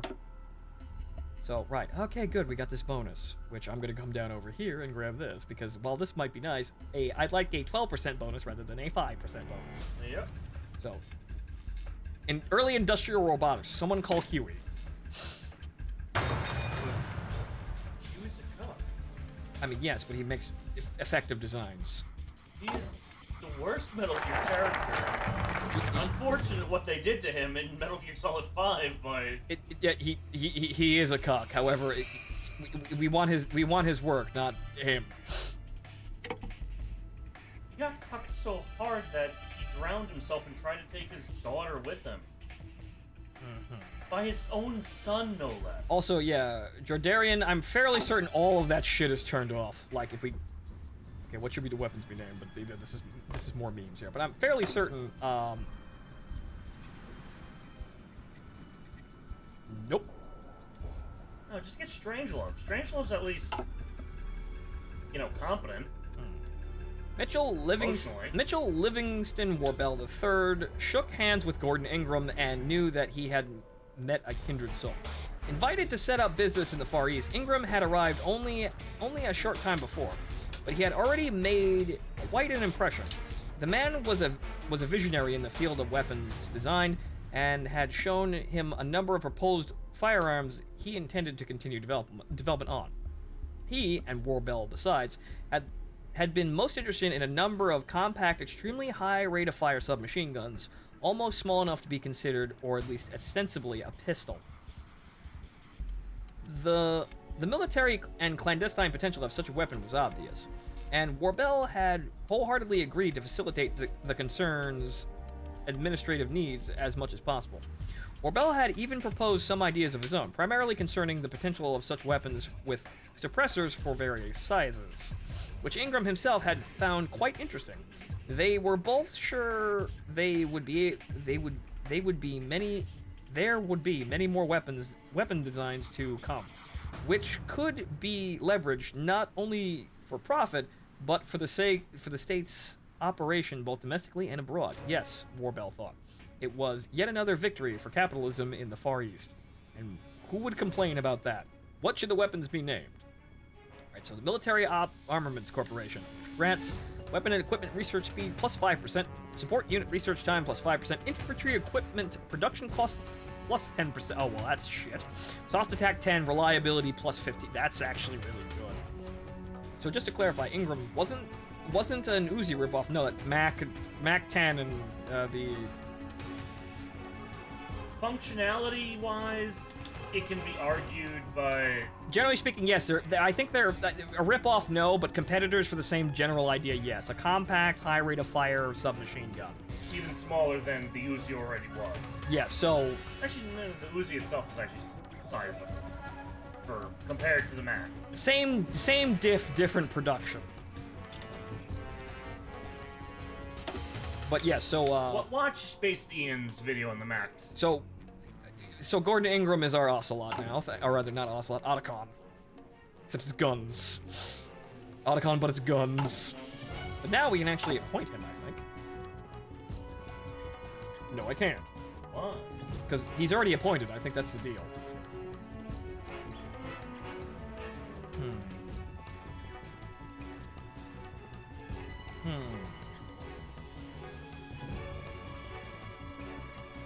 Again, you might have just sequence broken. Possibly, I don't know, but pretty sure that replaced. Yes, actually, no, it didn't. Okay, that probably just comes into effect later on. No. Okay, so he's rotated out of head of government. What the fuck? Okay, I guess it's just random where they're assigned. That's fucking annoying. No, fuck you. Get Ingram back in. Ah, Christ. Construct new training centers. To accommodate the Russians into our army, we must construct new training centers. We cannot rely on just mercenaries forever. Yes, we can. Russian natives must be the backbone of our military. Hardened soldiers will be forged out of peasants, hunters, and fishermen. Right. Better than any other soldier in Russia. All must be accustomed to life and service for a greater cause, and the protection of the Republic. Don't you mean Sigenfonto? Oh, that is also... a correct analogy, I suppose. This is also correct.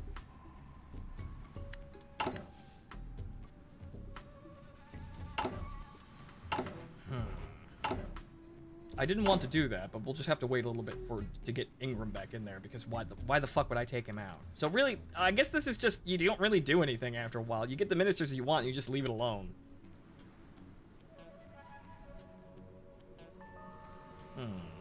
Oh yes, infrastructure, good.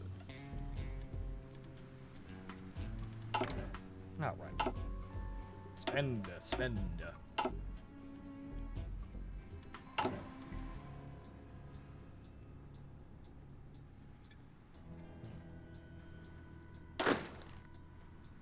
so actually, funnily enough, the Marine divisions are actually getting close to actually being fully stocked. Starting fresh. A glass was raised at the table in San Francisco, silencing the indistinct voices speaking in Russian, who looked up expectantly. I propose a toast, the man holding the glass announced. To America, to the liberation of Russia, and most of all, to the ruination of the Germans. Glasses clinked together and cheers went out. And as the dinner party continued with renewed energy, Matrosky, hey! Thought that his new life here might not be so bad. Hey, wait a minute! True. He still thought that the sooner Warbel choked on his own spit and went to hell, the better off the world would be. Nevertheless, he found he was almost coming to enjoy his time in the great American city of San Francisco. It reminded him of Harbin almost, and filled him with nostalgia for those simpler days, almost enough to drown out his bitterness over his forced exile. Almost. The rest of the Emergies here were quite agreeable and helped him to get settled in. And in the year since Warbel's thrice-damned takeover, he had become something of a leader to them, hosting widely popular parties and celebrations for the community. Sadly, not many seemed very convinced of fascism. So, whatever hopes he had for once had of retaking Magadan and giving Warbel his just reward for betrayal quickly evaporated. Still, this America was quite a nice land, and the regard in which the Emergies held him allowed him to enjoy some semblance of the power he once had held. So he tried not to dwell on the crushed hopes and past adventures. Perhaps Matkowski thought he should write a book and hope that the next generation, or the generation after, might finally realize the fascist ideal. An old fascist finds happiness, of sorts.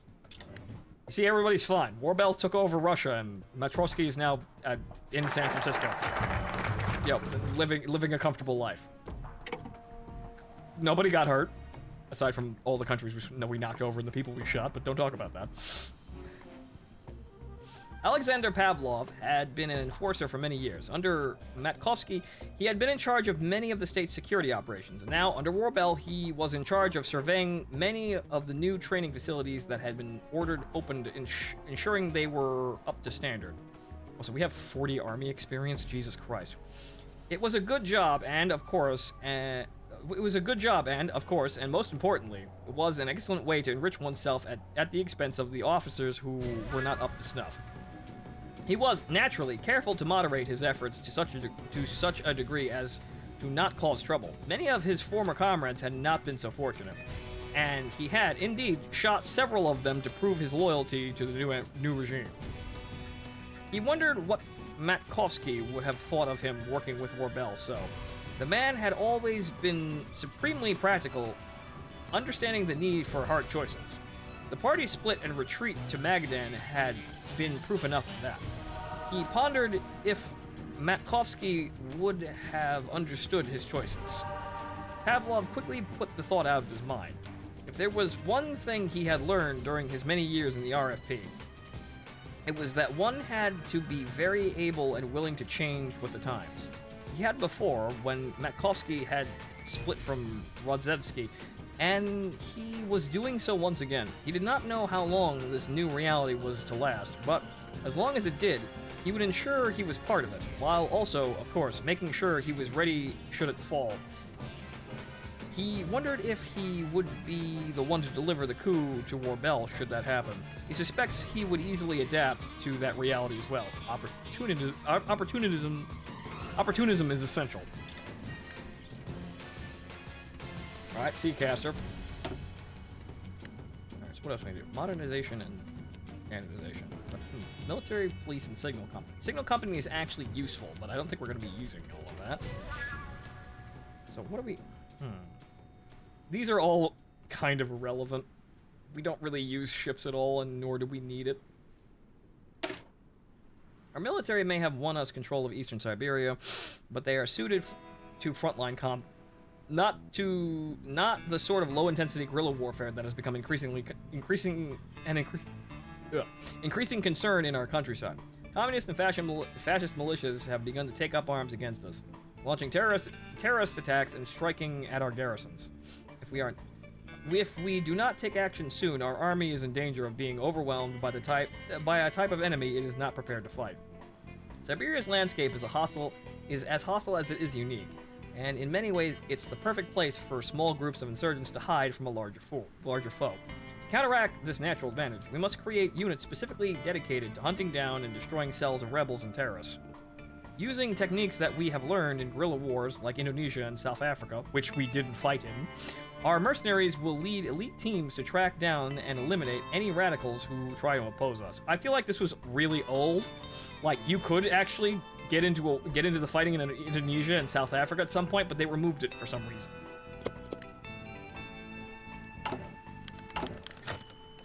The gun that conquered Russia. Right, now it's time to it's time to sell MAC-10s.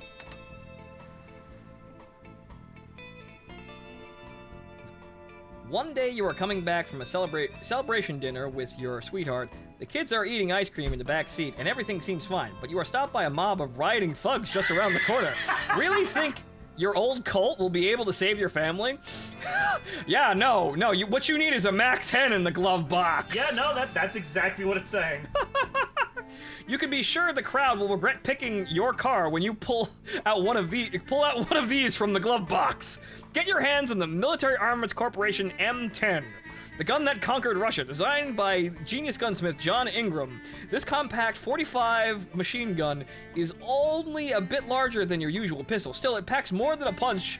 It packs more punch than the Army's grease gun. 700 words of friendly persuasion a minute that make the whole mob will run and don't look back with just one quick pull of the trigger. One quick trigger pull. Oh, okay, we'll make the whole mob. That's a typo. But yes, 700 words. Yeah, I just need to. Excuse me, honey. I've got to pull out my 700 rounds a minute submachine gun from the glove box and shoot a bunch of protesters. Wow, great. We're canceled again. If you are a man of action who is not content with just protecting your car from a car or your law, we offer you the Mac operational briefcase. With a leather finish and semi-rigid structure, you will be able to carry your guardian angel anywhere you go and make it rain hell with the click of a button. Meanwhile, in South America, Roberta is interested. A gun in a suitcase, you say, But if your biggest problem is that annoying neighbor, the local communist, right, the neighborhood communist, or a curious federal agent, whoa, guys. What you need is a legitimate psionic silencer, a creation of President Warbell himself. This masterpiece makes your M10 so quiet, you can have a pleasant conversation on a telephone while throwing some lead down range. If you have the tax stamp in hand, just call the number on the screen right now to get your M10 delivered from Magadan straight to your doorstep. Yeah, wait! Oh! Kennedy got killed by a foreigner, which means we can still ship guns to our doorsteps! Wow, maybe I like this timeline! Oh, no. Since it wasn't an American citizen, that means that we never got that clause put into the gun laws. So you still need a tax stamp, but you can ship weapons straight to your God bless America. Yeah. Looks at Ingram T. Doll. Yeah, no, I'd buy one of her, really. The segment was paid for by the United States of Siberia. No, fucking Republic of West Alaska skin for fucking for Ingram Wen. I'm hearing it. I'm hearing it. I'd plop down the money for it just for the laugh.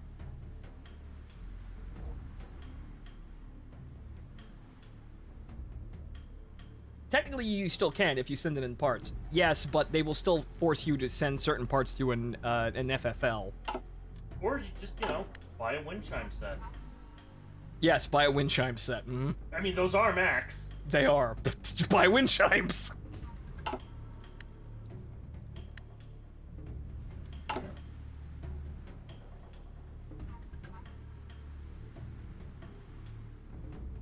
Yeah, Burgundy exists, but hey, we can have automatic weapons shipped to our doorstep. I see no downside. And Big Boss is literally in power. Again, still no seeing downside.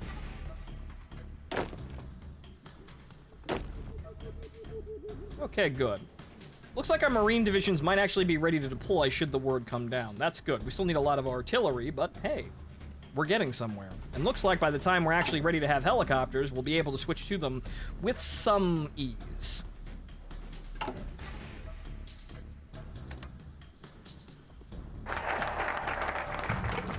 Counterinsurgency units. Expand Shuryo Mushki Air Base. Except we won't. Aside from helicopters. The greatest threat to our nation lies to the west. Lies to our west in central Siberia. No, it isn't. The region is well known for its industrial power, and the city of Novosibirsk in particular emerged in the interwar years as a hub of Russian aviation. As the region pulls itself back together and prepares for expansion, we are likely to be the first target, and our meager air fleet is woefully underprepared to defend against the armada we expect they shall be able to field. Is our advisor just high on coke 24 hours a day? Probably. Can't you designate them as elite and give them priority on equipment? They already are. The first step to addressing this is expanding the facilities our pilots can operate from. Currently, our largest air bases are what remained from before the collapse of the Soviet Union, with a few half-hearted expansions and modernizations thrown in. Some of these facilities have great potential to be combat bases for our new Air Force, and one in particular, known as Chernomushki, is a prime candidate to serve as the new headquarters.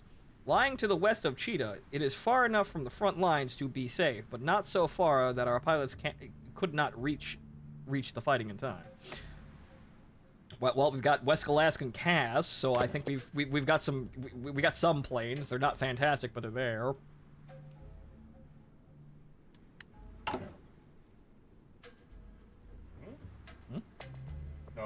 No, nothing. Fucking 1 in the morning. Why is my uncle? Save that one for later. Right. So, okay. So it looks like we're getting on top of our supply problem. Finally. It's still going to be a while before we can actually make new units, but we're actually getting there. So our border guards are mostly okay. They're not amazing, but we could probably get by with what we have right now. And the situation unfolding right now is we have no real amazing threat to actually fight us. And additionally, we are 3 years from the start point of a confrontation that isn't going to start. So I think we're all in all pretty fucking fantastic right now. Also, Gordon Ingram was in power, and I accidentally shushed him out, which, well, kind of threw us off the horse here with construction of factories. We need those. But we're still getting them slowly. West Alaskan Navy, literally the most pointless thing on this tree. Though a navy will not be much of use in a potential war in Central Siberia, we also have a long coastline to account for, and numerous nautical threats we must not neglect. After the collapse of the Soviet Union, the waters of the Sea of Okhotsk became a modern hotbed of piracy, and though the worst of the pirates are long gone, a few of the stragglers remain active. To the south lies the Empire of Japan, the strongest naval power in the world and a nation we have a chilly relationship with at best. While we have no delusions of opposing their naval dominance, we must not concede control of the sea to them without a fight. To this end, a small, modern, and combat-ready navy must be established. PT boats with anti-ship missiles. Got it. That's good for me. Well, take out the Super Yamatos with PT boats with anti-ship missiles. Though it would be stuck in port during the winter months and mostly be used for coastal patrols when it can operate, it will still be a powerful symbol of Russia's revival and our commitment to creating a nation strong enough to defend itself. No submarines. Well, yeah, black market submarines. Yes, good. Just buy off submarines from the Americans.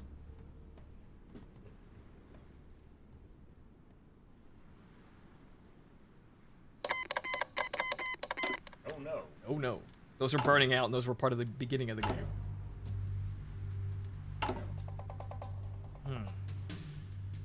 Not much going on. We're just gonna have to sit here and wait. How's our ledger looking? Okay, so we're, yeah, we have a deficit of 1,000 units of artillery. Okay, so what do we have here in terms of... Oh, great, we got IL-10s. Oh boy. Amazing. I'll move all of these units over here, because this is where they're going to be needed, should they be needed. Remember... Oh, right, we can't nix air wings. Yeah. So yes, F-86 Sabres, Yak-3s, and IL-10s. What an amazingly modern military we have here.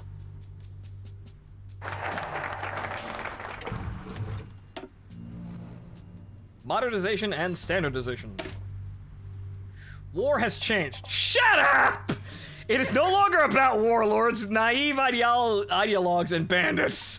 Our next battles will be fought against seasoned fighters and organized divisions. ID soldiers carrying ID weapons, and it's 1960. To face our military should... to face that, our military should become a well-oiled machine. From a mixed bag of mercenaries, black shirts, and adventurers evolving into modern soldiers carrying modern weapons using modern gear, ID tag soldiers and ID tag I did it again. I see where this is going. With sophisticated training to enhance their abilities, our men will assert logistical, psychological, communications, and battlefield control. Battlefield control. God damn it! Everything will be kept under our control, and he who controls the battlefield controls Russia. Just Russia for now. It doesn't stop, does it? No, it doesn't. The memes continue. Just when you think you're done with the memes are still there. Buy more guns. Clearly buying more guns. I'm buying more guns from fucking, what's his name? Drebin. You like playing the Mother Base theme over here, playlist. Yeah, that's like yesterday we weren't having a problem of the randomizer being absolute dog That's shit. like the 5th time I've seen that been played, but okay, fine. We basically are in Mother Base. That might as well be the fucking ambient track for this entire playthrough. Yeah, YouTube's randomization is a bastard. I was surprised it was doing as well as it did yesterday.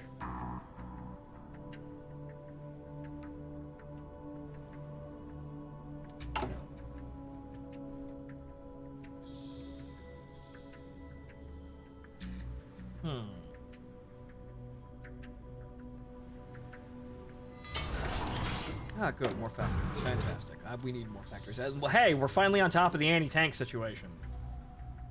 Which means more basic artillery.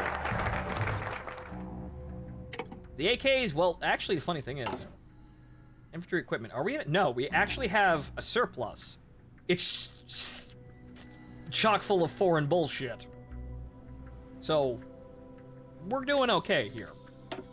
Yes, next. Okay, so, local recruitment, or, yeah, no, I'm going special forces. So, since when we research that, we keep it, rather than this, which will not help us. Granted, it's 1,000 days, but in the end, it all disappears. So, no. Hiya, Safari. Hey, we get Radio Free Magadan. Yes. What good are large numbers if 3 brave men on a jeep can send the whole platoon of locals running to their huts? Wait a minute, that song again. The references never stop. That's jungle work, by the way, warns everyone. The ease of which we can cut through their forces since the day we arrived is enough proof that they are not our kind of people. Hey! They are phony soldiers. We see through their lives. What we need are real warriors, and we know where to find them. In the wilderness of Africa, where men are turned from flesh and blood into steel, and our recruiters will make sure they are ready to die for gold. Yankee and Jerry, Boer and Brits on the same side are ready to join the bloody fray. Roll in the headless Thompson gunner. Globetrotting gladiators draw their swords and form their ranks from West For Alaska. Armageddon! You know what's kind of funny? A certain person yelled at me for writing like this. Yeah.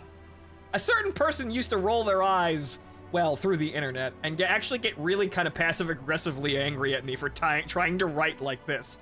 Writing with a massive amount of bullshit thrown in it and song-thick references. Yeah, no, this is fun. I still like this. There's nothing wrong with it. More news relating to crazy IRL Russia. President decrees are being issued to 1. Give women a stipend of 20,000 rubles a year per child they have.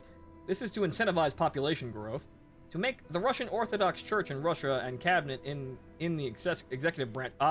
What about church and state? Yeah, it don't matter. In charge of educating and enforcing public morality and civil So, ooh. Ooh, I know where this is going, and it's, ooh, that's not good. I mean, they may get the result that they want, but, saying that the result is entirely good would be,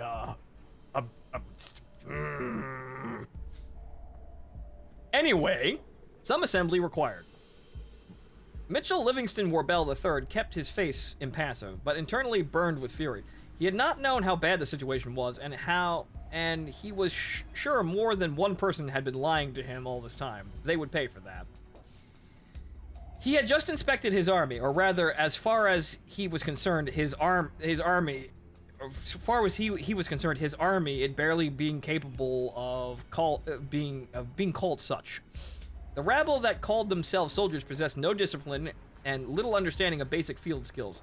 The arms and other material they utilized were not only ancient and non-uniform, but also in terrible condition. Seriously, take care of your gun girls. This is sounding strangely familiar. Wasn't this what we were here to stop? Found ourselves in the strangest of situations. Deja vu.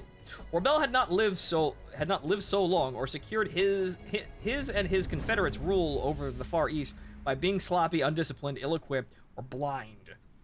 No, he had secured it by taking charge, putting in an honest day's toil of hard and quality work, like any American would, or should, and he would do the same here. Looking each of the officers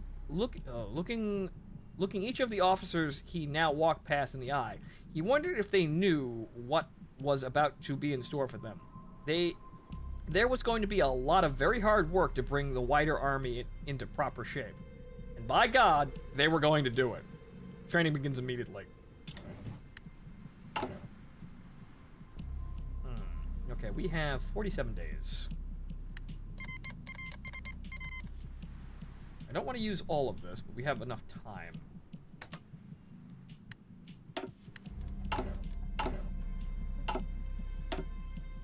Keep boosting. It's the only way we're gonna get through this shit. Boost. Yes, the debt's climbing higher, but just wait. The mercenary contracts will start rolling in, I swear to God. It will come, surely. The money will flow. Okay, so the artillery is slowly ticking down to actually being, somewhat under control. See, I haven't looked in land doctrine. Where are we right now? I mean, Go left for out of supply and all that, but... Also that, yeah. Organization lost when moving. That's good. So, breakthrough. Yeah, breakthrough. Yeah, you know what? Let's grab these, because these are nice. We neglected to get these beforehand, but these are they're nice bonus. We might as well fill. And breakthrough is an all right move. Yes, we need these things. We need many things, but unfortunately we can't get them all at once. We have to choose. Okay, that's 30 days to that. This is why I've never been a fan of fucking Road to 56. Road to 56 just gives you a shit ton of things to research, and you obviously can't do all of that. It's a physical impossibility to do all of them. Okay, American ingenuity.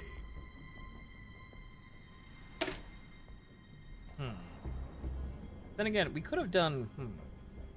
Conscription 5%. Actually, we could have done this and this at the same time. I didn't notice this line.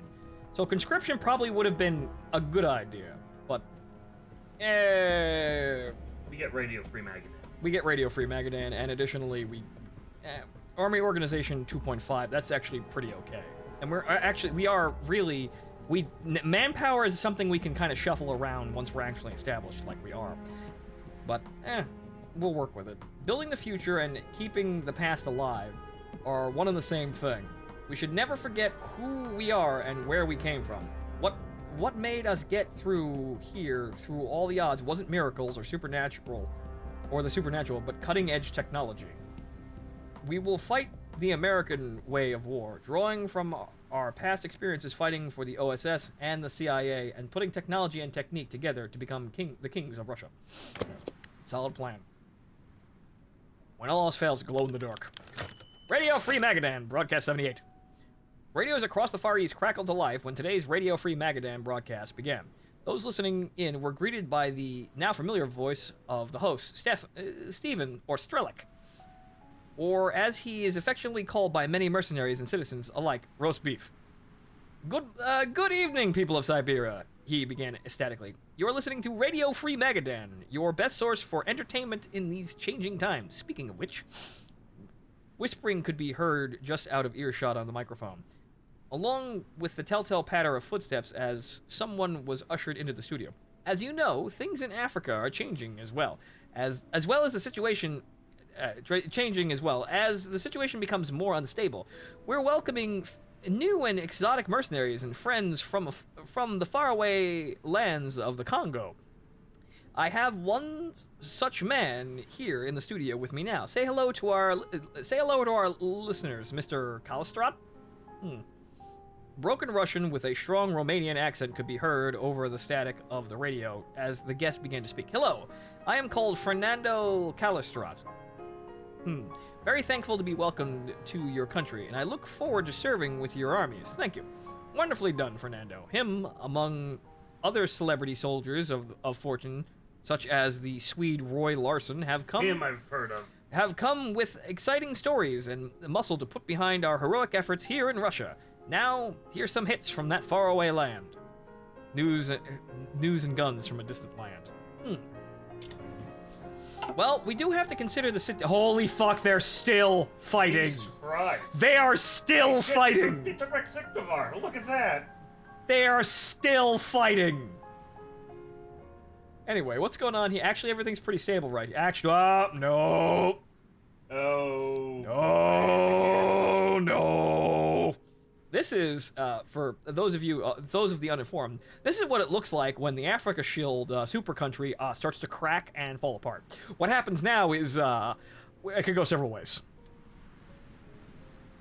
So, still fucking fighting over there. We're gonna have an opponent? I don't think so.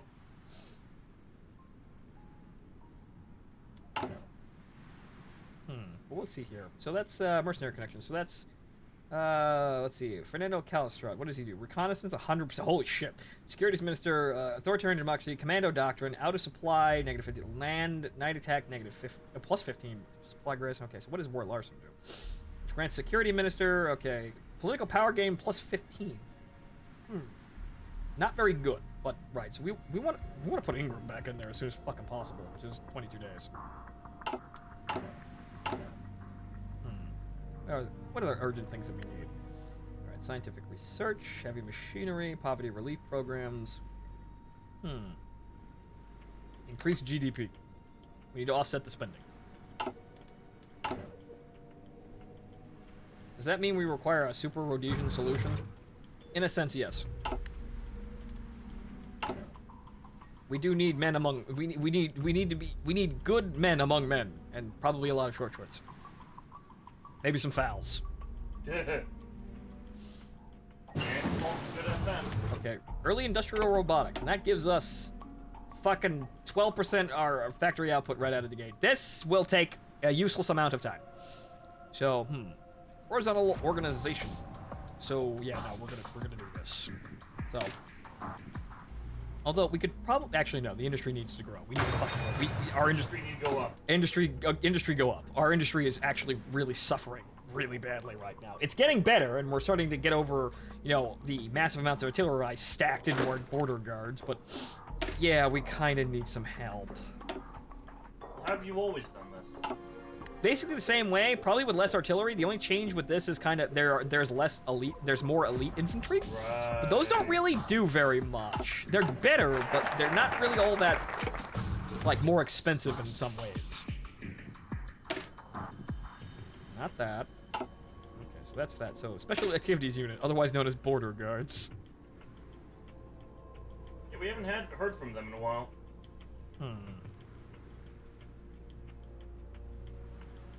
Let's see here. What can we manage with this? I mean, we've got plenty of XP, but we're that you know what, we're saving that because that's going to be the air assault template. Yep. Okay, adapt and improvise. Yeah. Oh well, shit. 50% to land doctrine. I should have waited.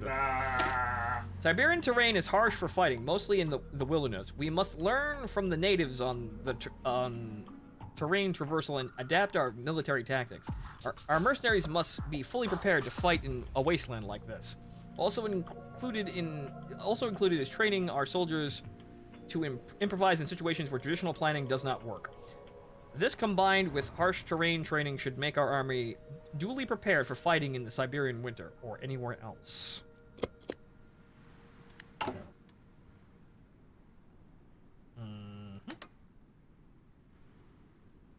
You approving American support?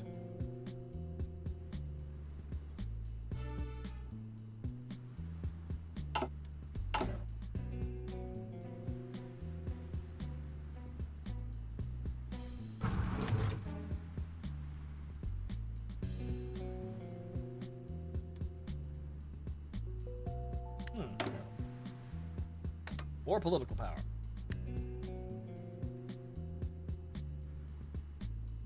Alright, good. So once we have 50, we can get Ingram back in there and get him constructing more fucking factories, because good lord, we need them.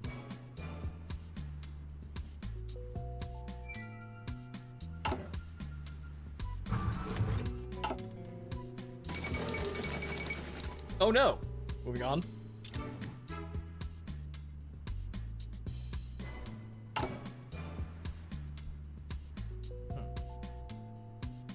Winter days of silence. Yep. Captain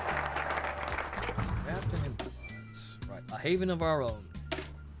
Long have mercenaries been vagabonds, international outcasts for their unpopular profession. Few chose this path, and many can never leave it. The Republic of West Alaska is more than a mere Russian state. We are free of the outdated dogmas of the past. There are countless soldiers left stateless and divided by turmoil of the 20th century. Personal merit, training, and ability shall be the only criteria for citizenship. Morbel is hiring, permanently. Let this be a home for the homeless. Tempest tossed to me.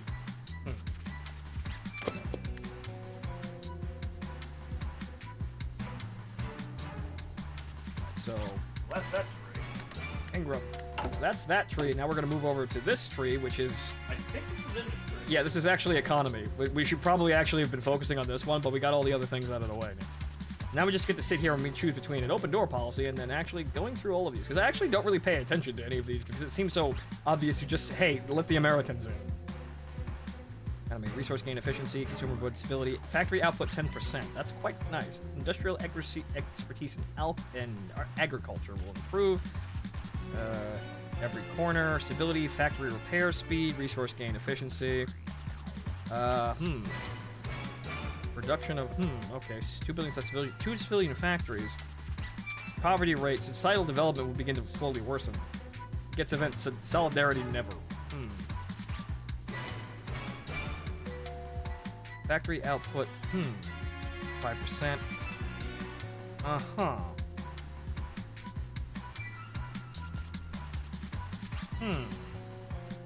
Okay, so this gives us 15% factory output, which is a nice bonus. However, over here, well, let's see here. American economy, which grants consumer factories negative 5% stability. Research speed plus 5%. Resources to market.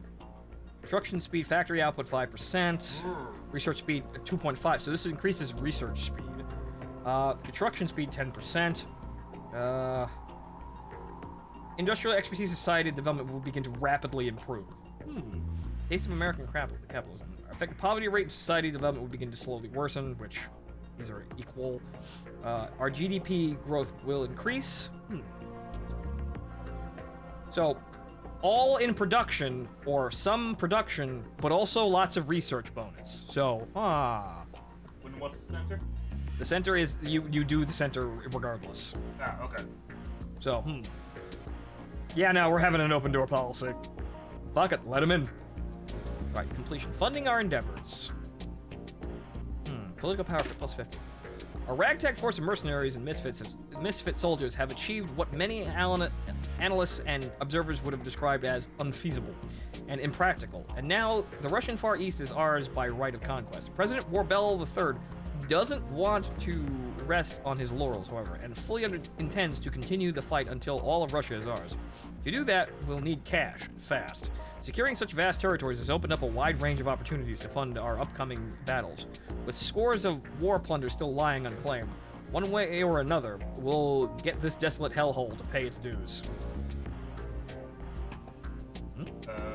Oh, right. You're not done. We're not done. Right, okay, right. I thought I was. I was just kind of... I kind of lost my train of thought reading all these things. But the decision I usually make is the one we're going to make. We're just going to say, hey, America, we're open for business. How is the war going? Oh, like casualty-wise. Casualty-wise. They're still fucking out there. Jesus. They're still out there. They're actually... yeah, no, they're winning. What? They're winning now! Oh, wow. Samura's casualties is fucking skyrocketing. Yeah, they're actually getting... It's actually pretty even, but It's no... the laser tanks. Fuck... It's probably the laser tanks. Fucking Comey deployed the laser tanks, and now they're on the offensive. Boy lasers! This is fucking stupid. How are these people still fighting? This has been the silliest of the Russia runs. Yeah, no. These guys are completely irrelevant. These guys are actually... Yeah, they beat Omsk, but now these guys are kind of like... Fuck do we do now? Everyone else has gone to shit around. What the fuck do we do now? Comey and fucking Samora are just sitting there, beating the shit out of each other. And hey, holy shit, we're finally on top of our artillery. Holy sweet mother of God. Would you look at that? Absolutely beautiful. We have border guards now.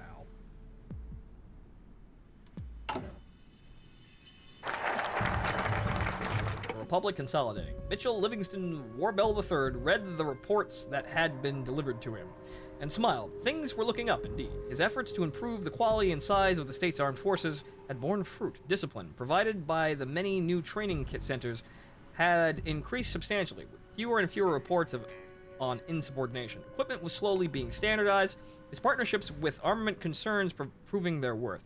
Fieldcraft was being learned and communicated. Perhaps most importantly, more overseas manpower was arriving almost daily. Hardened men, veterans of the world's many wars and conflict zones, were finding refuge and a place to call their own in the Far East. Their own discipline and skills would no doubt help stiffen the general solidarity to a great degree. Beyond that, their loyalty and dedication to a state they could call their own would also provide a ready pool of administrators for the vast territories that could be administered. Ever so slowly, and bit by bit, the sun shone ever brighter on this new republic, and he would work to ensure it continued to do so. An excellent day. Wonderful. This fucking soundtrack again. Does Comey still exist? Tazarin? Yeah. They're still going at it. And They are somehow technically on paper winning. They are still fighting.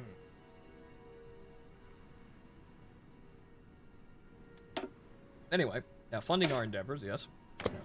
Free 50 political power. Woo! Okay, so let's see here. Heavy machinery and education and heavy machinery has been done. Construction, I'm not quite sure. Ooh. That's just a flat bonus of fucking construction speed. We need those military factories. Get those shits running.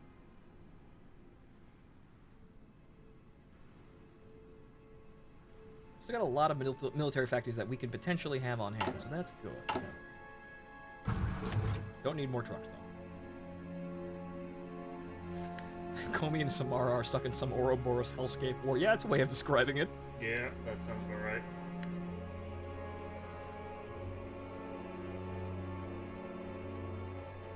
Do these people to the west actually have a fucking tree? No. Nope. No. Nope. Wow. Nope. Nope. Okay, so they're just absolutely useless. This is a failed state. They are completely worthless. They will be a fucking roadblock. Not even. It's a speed bump for when the Euro military wants to expand. If they ever get to the next stage, because look at the fuck. What's it? Well, at least Comey owns this fucking island over here. How they managed that, I have no idea. How do either of them still have manpower? I don't know. They're quickly draining it. A familiar and foreign land. It had been 40 years and some change since Jack Ray set foot in Magadan. The city had changed since then. He had proudly followed the Stars and Stripes all those years ago, of course. He was a shithead kid who lied about his age to get in at 15. His brief years spent as part of the American Expeditionary Force fighting alongside the Whites made Jack... What the fuck? We did that? Made Jack into the man he was, a killer, a soldier. Now he was pushing 50, and this was all he knew. It felt right to return to it, to become a part of the nation that was being built here. We supported the whites. Okay. Oh boy, okay. I'm starting to see why we didn't support the communists. And that's probably why they fell apart. He hadn't had the privilege of sticking with the whites to the bitter end. Instead, he would be part of the rear action in Scotland against the Germans. When the South African War began, he was too old to take part, but the West Alaskan Republic would take him. He bought his own gun and his years of experience to Magadan, ready to serve as one of the countless new mercenaries answering Warbell's call. A stream of Czech, Pole, Manchu, French, Scot, Irish, Mexican, and Argentinian men stepped off with him. Jack had to give it to Warbell. Crazy bastard knew how to bring soldiers together. As he looked out across the docks, he saw plenty of soldiers, young and old. Behind him, on the waves, were 2 more ships packed with what he had to assume were men and material. Jack had to keep reminding himself it was really happening.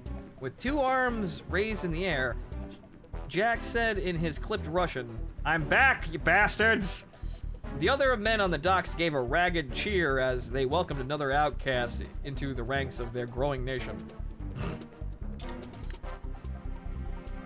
Okay, that gives us some interesting...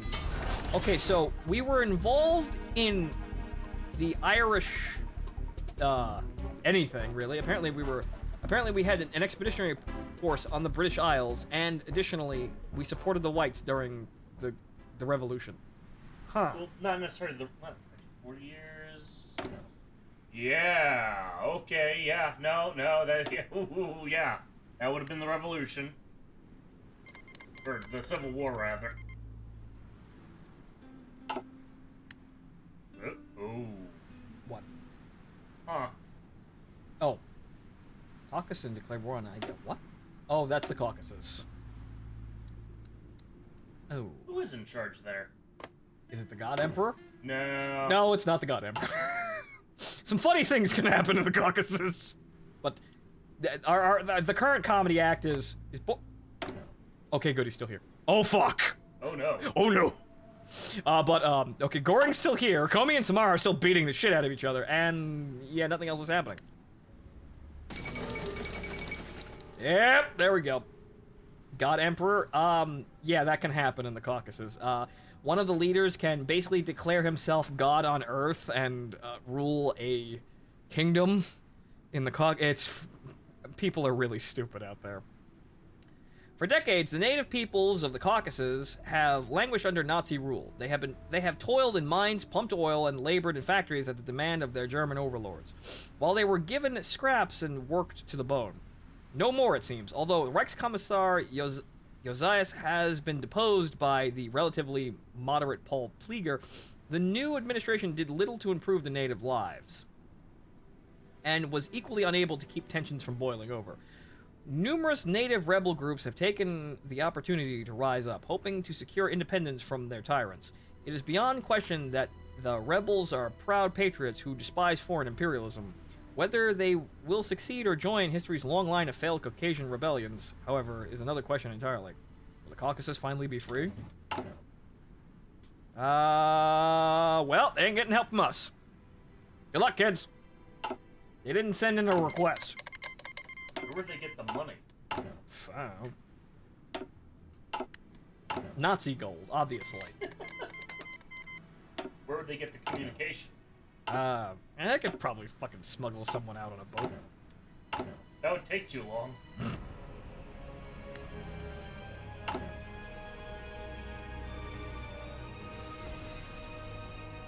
We're almost there. Less than a year away from actually having helicopter infantry. Okay, Woe to the Vanquish. Open for business. Seize the arsenals. Actually, this probably would have been good to actually grab because it gives us 500 towed artillery. But then, funny enough, if you look at our ledger here, artillery. Actually, yeah, that will be able to finance another border guard unit. Seize the arsenals. Our army continues to grow, and it needs weapons and ammunition to sustain itself. Lucky for us, vast stores of munitions once owned by the Far Eastern warlords are now within our reach. These weapons are now gathering dust in various warehouses and abandoned arsenals dotting the country, and procuring them will be necessary to make sure each and every one of our soldiers of fortune has a rifle in their hands. Of course, many of these weapons are likely to be outdated, but this matters little. Our men are the kind who are used to making do with what they have, and aren't the type to scoff at a rifle that doesn't have all the fancy bells and whistles most modern armies are used to. For the time being, we'll just have to use what's available to us. You will take your Mosin Nagant, and you will like it. It even has the bayonets. You will enjoy the pokey stick. But, dude, it's a garbage lad. We never signed that treaty. What? What the fuck did... What did you say? I said, Fagoon, it's a garbage rod. Oh, no. What the fuck did you think I said? I thought you said it was a war crime. It's kind of hard to How the understand. fuck is that a war crime? Well, the triangle fucking... the pokey stick. But, oh well. Okay, that will actually be able to finance a new division, so we're going to train one. Actually, probably two, because... Independence for the United Emirates. Actually, no, that's a bad thing. We didn't want them to do that, because they actually rebel. Actually, that's one of the first wars we can get involved in. Oh, no! Okay, so, over here, the border guards. Probably, yeah, two. Right. Independence for the United Arab Emirates. As the winds of change blow over the Italian Empire, they bring with them a curious mixture of reaction and revolution. In some places, the retreat of the new Rome has brought about a return to the old order. In others, it has brought forth new sorts of men and newfangled ideas, for good or ill. Nowhere is this strange contradiction more visible than in the Persian Gulf, where the Italian governorate of the Gulf was granted independence as the United Arab Emirates. Actually, no. Well, actually, no. They weren't a country before. Now they are, and they will be plunged into war during the oil crisis, which we will intervene in.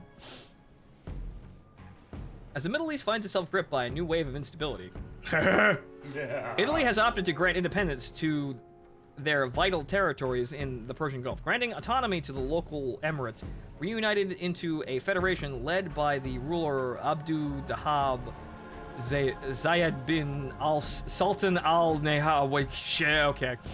Don't matter. A long-time ally of Italy, Zayed is a known reformist and centralizer, promising to continue developing the economy and industry of the young nation and allowing for some democratic reforms while retaining close ties to Italy and her sphere.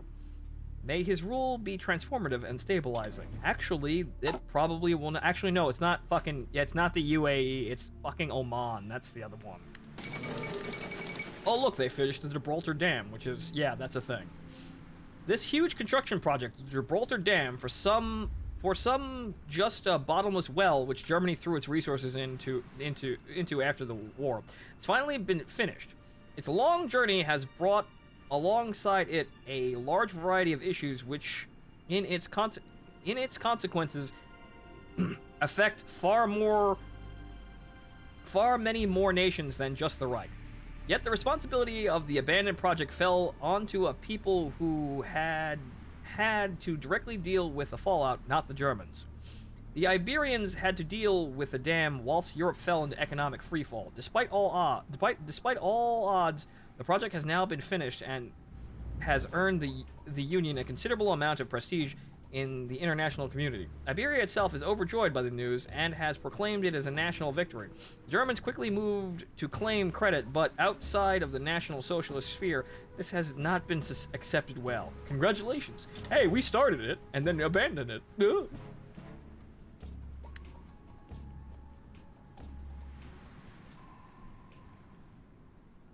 They're still doing it. They're still fighting. Who's winning now? Who is winning? Over here.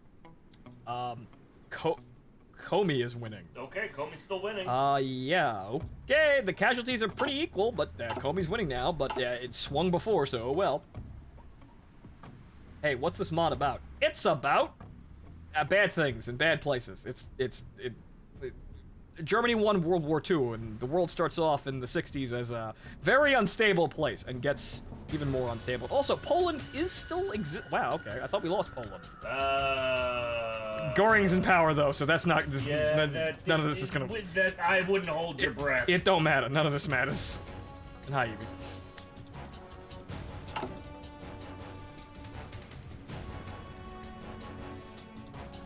Yeah, well, I enjoyed my, month or so off. Sometimes we all need a rest. What's the holidays after all? Depends on. Yes.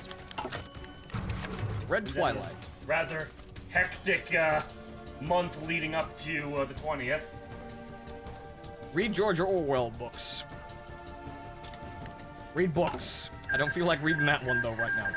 Defeated the Georgian Socialist Republic in a war. Well, okay. Doesn't look like the, what's going on in the Caucasus? Nothing. Nothing is going on in the Caucasus. War's over. GG, kids. Oh, hey. What? Go back up to the Black Sea. Hey! All right! Donitz is still alive. Donitz is still here! Donitz says, fuck you, kids, I'm just over here now. Okay, so there's that. Open for business. Oh, factory up. Good. Ever since the collapse of the Soviet Union, Russia has been a giant, metaphorical black spot on the map. The warlords had no interest in dealing with the outside world, and as a result, international trade suffered a slow and unglamorous death. President Vorbel knows all too well the value of the free market and believes that the time has come for it to return to Russia.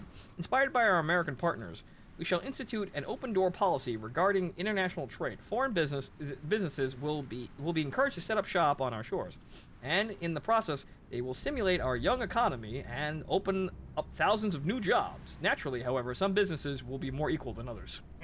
Just the ones that have guns. American truck. Not that we really need it. Well, good for you, Evie. We're all in a really bad fucking time, so we're managing however we manage. Good to hear some people are having more. Speaking of, luck. the links for Saturday are ready. Oh, good. Okay. Right. Moving on to that. We'll discuss that we'll discuss what's going on Saturday and tomorrow. However, good call. So stick around for that. Okay. So show equipment. Yeah, either one. Well, extra scientific. So we already have heavy machinery.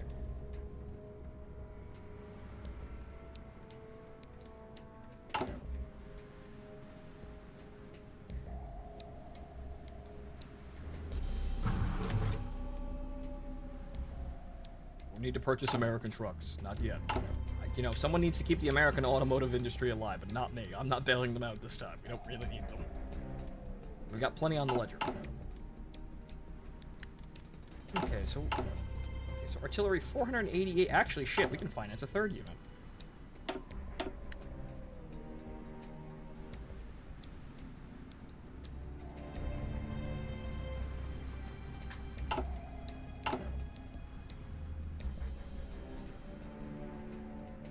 We haven't upgraded any of this shit in fucking forever, but that's because we're busy researching everything else. Yeah. Well, have you at least gotten some of the artillery upgrades? Some of them. We did get a bunch of them, Okay, so we're about halfway yeah, down. You're doing fine. We stopped when it was impractical. This was like 800 days or something. Open for business. First delivery. Captain Frank Stevenson shivered in his coat, balling up his numb fists where they rested deep in his pockets. Despite the cold, he still kept his eyes peeled, and his men hauled another crate of auto parts out of the cargo bay of his ship. The men shivered just about as much as him. Their frozen breath traveling into the air around them like wispy ghosts of the sea. This was their first run out to Siberia. Being a tramp freighter, they've made runs all over the world, but being based out of the West Coast means that most of the trips have been to much sunnier places: Japan, Indonesia, Australia, Mexico, Hawaii. Never some absurd Republic of West Alaska, as the locals called it. In frozen hellhole Russia, some absurd Republic of West Alaska in frozen hellhole Russia, right. A few other captains he knew had also started making their first few runs up to Magadan since the Russians finally started to get off their asses and rebuild. The San Diego native glanced over at a man approaching him, a Russian wrapped in far fewer layers than he. "You're here dropping off the auto parts, yes?" began the man, in heavily accented English. Yes.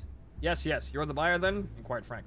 "Oh no, I just came to watch. There's been a big buzz around town with all the American businesses moving here. This is a Ford shipment, yes? What was that about buying trucks?" Damn. "With Goon's artillery plus meat shield tactics, does he even need armor?" "No, I don't. And that's awful. The terrain penalties that you get from like armor are fucking worthless in Siberia and most of Russia. So no, it's kind of worthless." "Never expected to make a shipment out here, much less auto parts. Figured if I was ever gonna make a delivery to Russia, it'd be after an arms company decided to start contracting us. They mostly make liners to do this shit." Frank said, shortly before muttering something along the lines of, "This is one weird country." Apparently, the Russian had heard the slight and glanced over at Frank. After a brief pause that felt like ages, the Russian's neutral expression cracked into a grin. "Tell me about it. I have to live here." Such wonderful people. Woe to the vanquished. "Our arrogant foes have been brought low, and now their hordes of wealth are ours for the taking. Priceless Romanov relics, confiscated wealth stashed away in the RFP's former strongholds, and expropriated assets belonging to the Communist Party. They're all out there and waiting to be secured. Our boys will ride out once again to take what is rightfully theirs, by force if need be. Once the plunder of our enemies has been secured, we can begin putting it to use. After all, it's not like the former owners will be able to do anything with it at all. It's only fair that we make sure it doesn't fall into the wrong hands." Right, yes, right. Unless those wrong hands are paying for it. Alright, we still need to go down here and research a couple of things here. Signal company would be nice, but also we need to go down here to... This is quite... Well, first you need attack heli. Yeah, unfortunately, first I need, improved attack heli. This is quite nice. Doesn't do a whole lot, though. Well, no, it actually winds up doing a whole lot more damage, but it's kind of weird. I'm not sure how those stats work out, but it winds up adding like 100 fucking soft attack. Oh, wow. Which is quite nice. Well, yeah, I would imagine. So as long as we have the helicopters on hand to throw in there, it's quite a nice, here's just a little help, guys. And then there's also transport helicopters, which basically are a second tents, or second, field hospital, which effectively doubles the longevity of our units.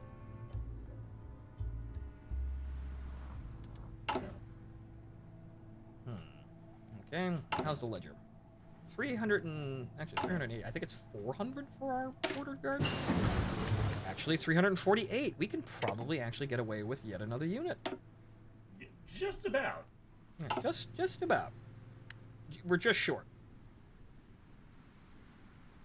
All right, they're waiting for delivery of 4 new. This is these guys are using the old ones, where they're like in 4 billion different calibers. But yeah, no, that'll actually work out just fine, and then we have more border guards. Okay, so research. What are we gonna? Okay, right. So now we have this. This is gonna be easy, right? This is good. Which will be even fucking better for helicopters, because organization loss while moving, negative what? 25%. You mean we lose even more even less organization while we do our high organization cost movements? Woe to the vanquished. Careful with those artifacts. Some of them are worth more than you, lot. Kurt groaned as he heard his superior barking. Struggling to help, a fellow merc lift a chest full of confiscated gold out the front door of the opulent dacha. Clearly, this gilded structure was where the old Tsar once resided. Now it was to become an empty husk stripped bare by Warbell's mercenaries. Every step became more difficult than the last. Even with 2 men carrying the chest, the weight of the valuables within made transporting it a Herculean affair. Come on, Kurt, put your back into it. I feel like I'm doing all the work here. Kurt's comrade, a large American man, choked out with a strained voice. I'm trying, it's just before Kurt can conjure up some kind of explanation for his lackluster performance, he felt the chest begin to wobble. Both men lost their balance, and an object slipped out onto the ground, slipped out onto the ground and shattered, and a shattering could be heard. Fuck, the American grumbled under his breath. I hope the captain didn't see that. What did we lose? Kurt looked down at a shattered picture frame containing a seemingly recent photograph of an old Cossack sitting next to a balding man wearing the clothes of a royal. Two men whose deeds had been lost in the chaos of the Siberian anarchy, no doubt. Kurt turned back to his comrade. Nothing important, I think. Let's just keep moving. History? What's that? No, I don't give a shit. Cautious reinvestments. The Far East has been bled dry, and our coffers are overflowing with precious war plunder procured from the bones of our defeated enemies. Now comes the boring part, however, deciding what we're going to do with it all. Obviously, we're going to have to be smart about this and careful with how we reinvest. But therein lies the question. How? The option would be to continue expanding our open door policy with the OFN and continue inviting in foreign capital to help stimulate the economy. Of course, we could also focus on what we already have and invest in improving the infrastructure of the region and building up industry. With a limited supply of funds, we cannot have our cake and eat it too. So it'll have to be one or the other. Well, clearly we'll go with capitalism and then get even more fucking money, and then we'll buy that cake one day.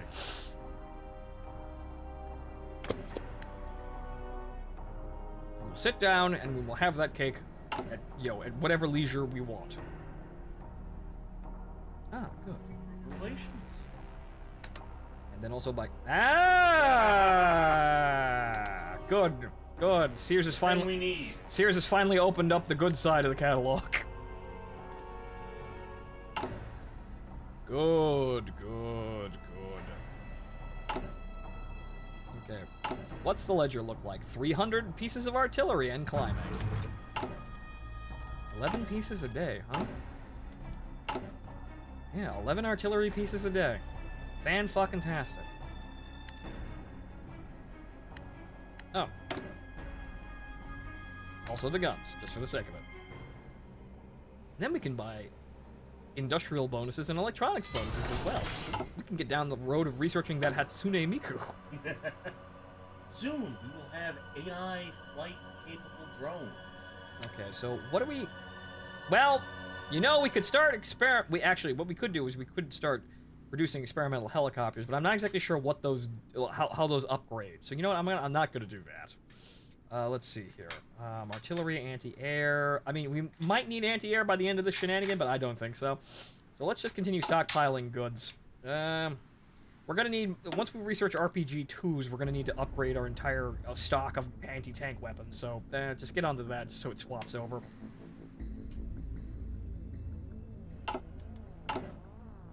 And it is March 1968, or almost April, and still no victor in the West. Holy fuck, Comey's losing now. Well, Comey's fucking losing. Actually, it's dead even. Oh my god, I've never seen this before. I've never seen this shit before. What a fucking shit show. Okay, to the victor. The Russian Far East has been bled dry in a campaign of progress. We just read this. Which shall it be? Open the door. Get capitalism in here. Full swing. An open door policy. Out of all the potential foreign partners we could have, none are more aligned with our interests than the United States, which consequently also doesn't recognize us as a state. President Warbell himself, an American national, has a great deal of connections within the OFN, and thus it is only fair that we grant favored partner status to our friends in the West when opening trade.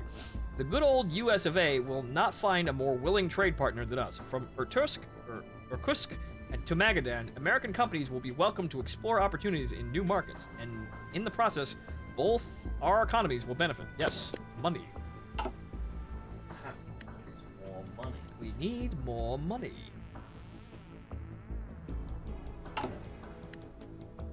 Also, encourage political thought, because why not? Why? Because we're a free nation. Also, We are? that gives us more political power. Yay. So good. Our industry is actually making a sharp uptick, and we might be able to sustain a sustained conflict, which we probably won't be doing, because we're immediately going to go, ha ha! Helicopters in the Middle East. Okay. That's Iberia, and we'll talk about that one. I think we already read this one. Yeah, no, didn't we get this already? I remember reading this. I don't know.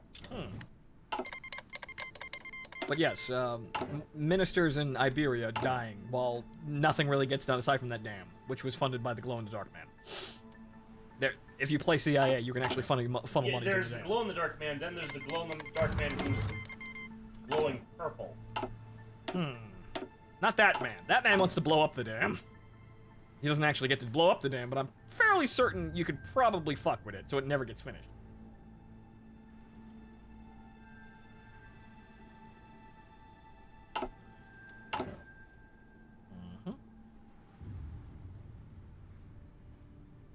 Okay, so almost. It's almost time, and then we're gonna research air assault. And actually, no, these are all gonna finish at relatively the same time. So what we're gonna do is we're gonna wait on this one.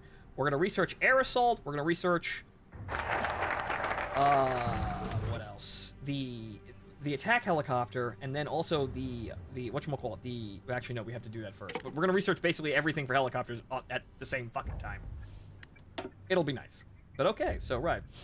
Okay, so what is here? More and infrastructure, naval base, political power game. Right, so invite American companies. Okay, free research. Yes, good. Of course, getting the American companies to play ball isn't as simple as opening the door and inviting them in. We need to reconfigure the laws to foster a more business-friendly environment. Therefore, taxes on big businesses will be reduced, and certain Soviet-era regulations hampering the ability of large corporations to do business will be done away with.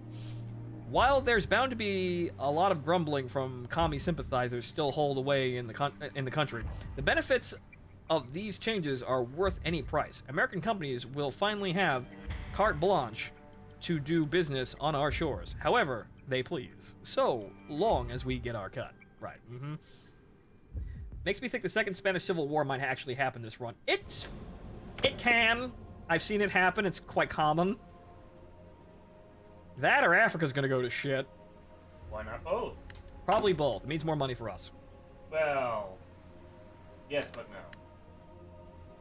Well, that one, I don't know. We might have sequence broke when that happened. I don't know. We need to actually sit here and watch this, because we're going to have plenty of time, because we're not going to be in a war. There will be no actual fucking war to fight, because our enemy doesn't really fight wars. They have no focus trees. They just kind of sit here and they sit here and do nothing. It relies on, first, it depends what the Ural Military District does, because they can declare war on both eastern districts at the same time. Let's see here. Okay, what's the ledger look like? We've got, I think I can support another one. Yes, good, fantastic. And that brings us to 400, yeah, keep that in reserve. Keep building that reserve. So now the border guards are coming in. By the time they're ready, by the time they're trained and ready to go, we'll have more than enough space for them. Okay, so we're gonna wait on that real quick here, because nothing's gonna get fucking done. Into the border guards. I want to have him with 24 divisions under his command. And then once that's done, we'll start making adjustments to those divisions to make them better.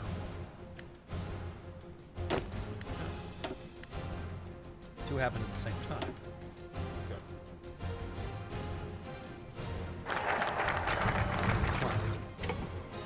A new land. Johnny Walton never figured his humble little logging company would go international. Well, you can consider Canada international, but it was the good old USA's neighbor, hardly a foreign land. Magadan was more Americanized than he thought it would be. Plenty of billboards for familiar brands dotted the city, along with plenty of Americans. The scruffy mercenaries that patrolled the streets were even from his own country, though they swore allegiance to a new United States. It didn't matter. Johnny had the chance here to expand his business like never before. When your business is trees, you're limited by the amount. Not to mention reforesting after you're done, so the trees are there for you the next time. Unlike back home, Johnny didn't have to worry about environmental protection, oversight, or much of anything in the way of big government keeping the little guy like him down. Well, little being figurative, he still inherited this business from his pappy and his before him. But he was a worker. He was out here, making a bet and taking a risk on this new country of the United States of Siberia. He was an ambitious son of a gun, willing to take on these kinds of risks. After he signed on the dotted line, the USS government was going to give him tens of thousands of land to harvest lumber from. Good lord, this must be the fucking, like, the sale of a lifetime for most businesses.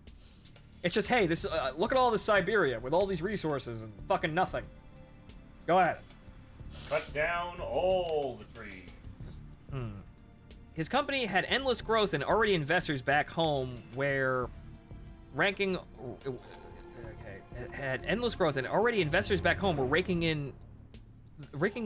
over the cash to help feed his enterprise. Even more would be lining up to invest after the first year, and the next, and the one after that. Each year ramping up production, and Johnny knew he wasn't the only company coming in. All across Siberia, all across the states, people were heeding the call for fresh expansion into this new frontier. It was like the Wild West was reborn here and now. It seems those scenes of visionary enchantment would never have an end. I mean, granted, you have to worry about the extremists and shooting at people, but in the end, all of these resources. But anyway, a most dependable partner. Businessmen and capitalists are the same the world over. Shifty, slimy bastards looking for the easiest way to make a quick buck without a care in the world for who they screw over in the process. However, as it stands, we need to encourage business, and that means we'll have to deal with these people. They won't find a better partner than West Alaska. Whatever they ask of us, they will get it so long as it does not put our government in jeopardy. Their investments will drive our industry forward, and the economy will become an unstoppable machine in the process. Russia might have once been a champion of bleeding heart ideals such as socialism, but President Warbell's Russia will be a different beast entirely. And we actually get the fucking job done. Jesus Christ. Things are actually looking pretty well for us right now.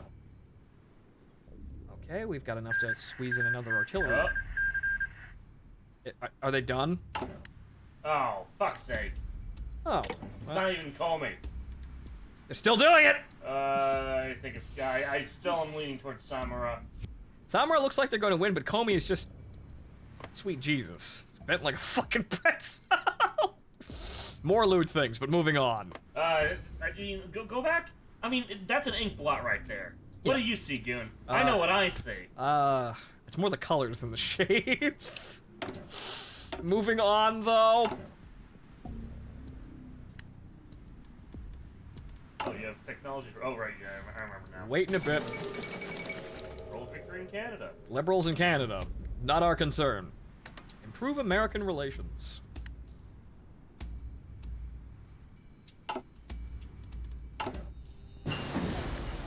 Concurrent frontal assaults. Yes.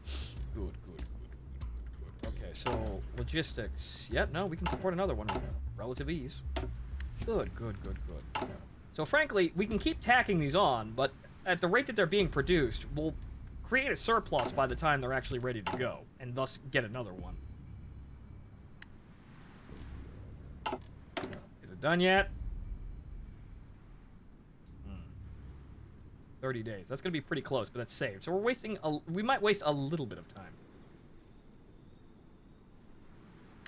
What can we really get you to do? Well, go back. Go back to Doctrine. That. Yeah. I mean, yes, but out of supply. That does actually help us.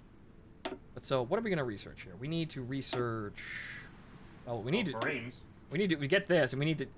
Okay, so what's he? Improved attack. We need to get this, and we need to get this. This, along with... And maybe more Marines, but in the end, we're probably going to be dropping them. Why? Because... I wouldn't drop all of them. I just have a couple of helicopter units to make encirclements with. Not drop all the Marines. Maybe, but we'll see how things happen. Let's see how many I can get up and running, because we're not going to have the same war we're going to be dealing with. So we're going to be wasting a little bit of research here, just to sync all this up. What their laws forbid, we shall give, but contracts and connections here. Our efforts to get our business partners in the OFN to play ball have paid off, and they have finally decided to set up shop in West Alaska. Now, however, we need to make sure they stay. It would be quite uncomfortable, quite unfortunate for them to turn back after so much was spent trying to get them here in the first place. Luckily, our president has no shortage of connections. He will personally work with these companies and encourage them to work with each other to improve their efficiency, and in the process lock them into contracts that will legally bind them to doing business in our nation. This way, it won't matter if they get second thoughts about working with us. You're fucking stuck here. Remember, you are here forever. Unassigned divisions, right. Okay, what's the ledger look like? Shit, we can already just fucking... another one. Good, our production is actually ramping up. That's fantastic. Ah. Yes. Good. Research. Now shit gets crazy. Yes, early helicopters. Fan-fucking-tastic. So we can do... well... we do this... and then... let's see here. Then we do attack helicopter, because we need that. Because we need that to actually get the support options in, which is going to shore up the comparatively light divisions that we're going to have to put in. Because the amount of helicopter infantry we're going to have is going to be entirely based upon how many helicopters we can put in the field, which is going to be kind of slow. But our production is ramping up, so who knows? So, air assaults, and then the two helicopters we're going to be utilizing the most. Recon would be nice, but in the end, we're going to be using these much more. We get fucking hips. Bringing in the hips. And Hueys. And Hueys, yes. Hips and Hueys. Actually, yeah, go into the infantry ledger, or would it be the Air Force ledger? No, it's just the ledger itself. No, I mean on the far right.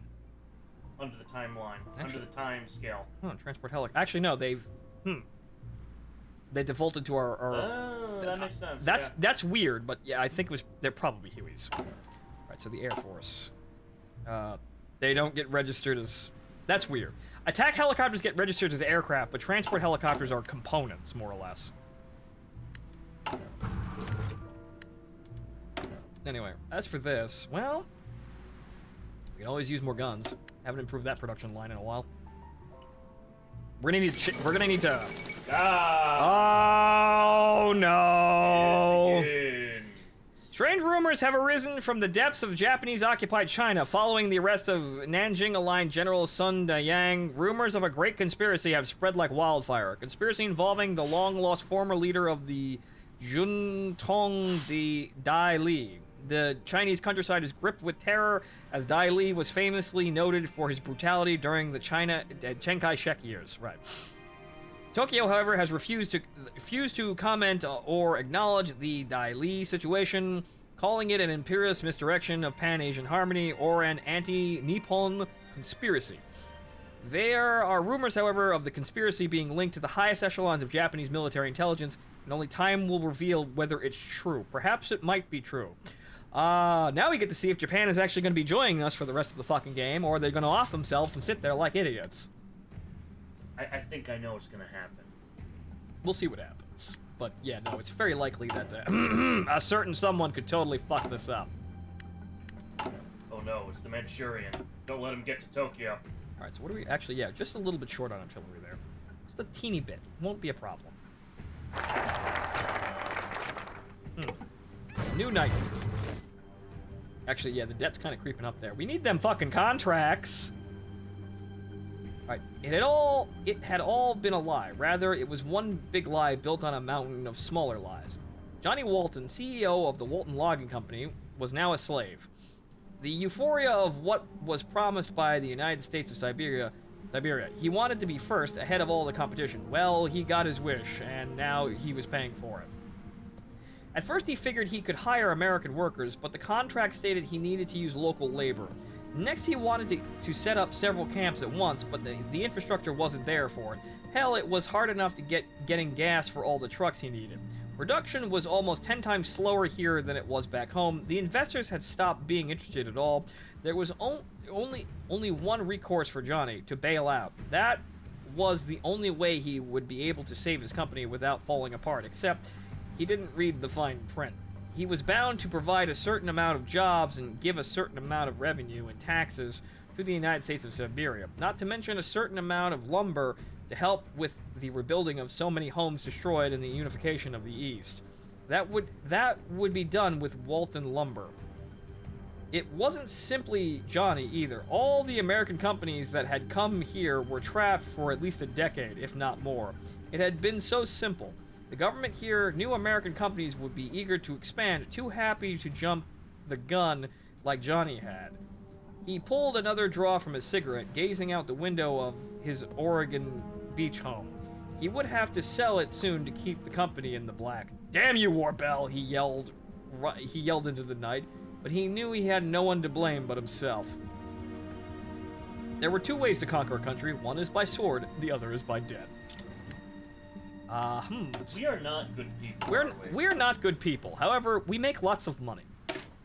Unfortunately, America's leaders have bowed to the pressure of those lazy and complacent, and put limitations on their greatest men's entrepreneurial spirit through laws and regulations. We will offer them a land where this SEC is far behind.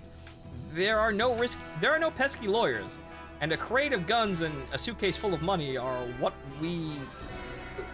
make all the rules. The bravest Wall Street cowboys will become kings. What could they want more?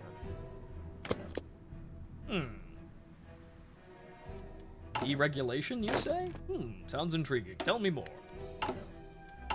Okay. Yeah, no, we have to wait. So yeah, that's gonna be our... We've still got plenty. That's 1, 2, 3, 4, 5 units. We'll have 20 divisions for border guards, and that's perfectly fine. Wow, I got a fucking steel piece of shit out of this burger.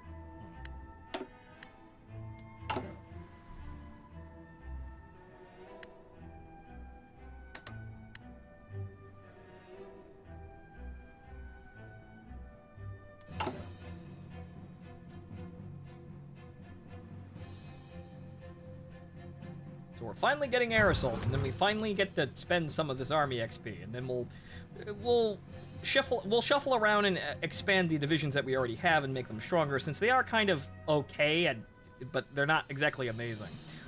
The reason why I'm not concerned is because, well, we're fighting someone who probably will never actually attack us.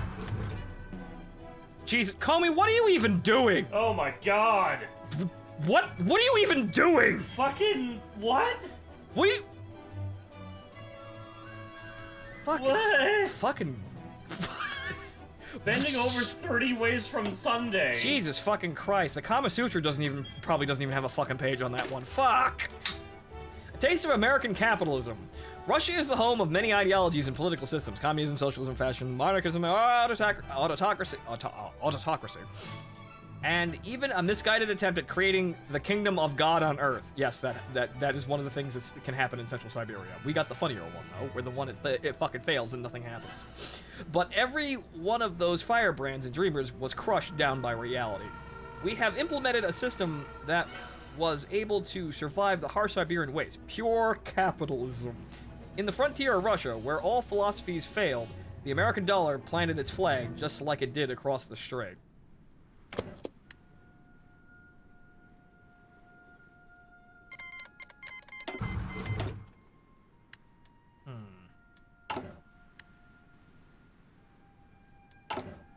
But yes, debt high, but money. Oh, dear God, money soon.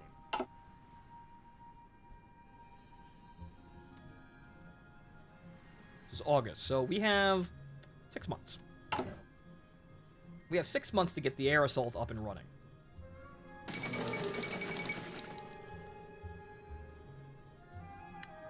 Coup d'etat brings an end to the Indonesian Civil War. Well, have fun, guys.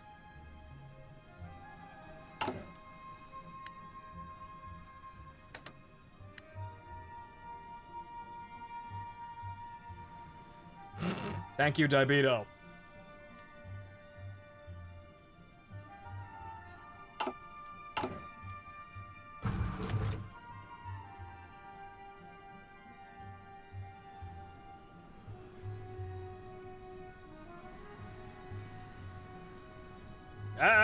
Well, hey, look, a typical one.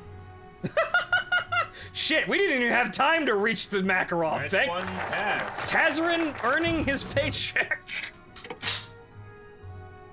We didn't even have time to reach for the Tokarov then. That's how well-trained my men are. Feels good.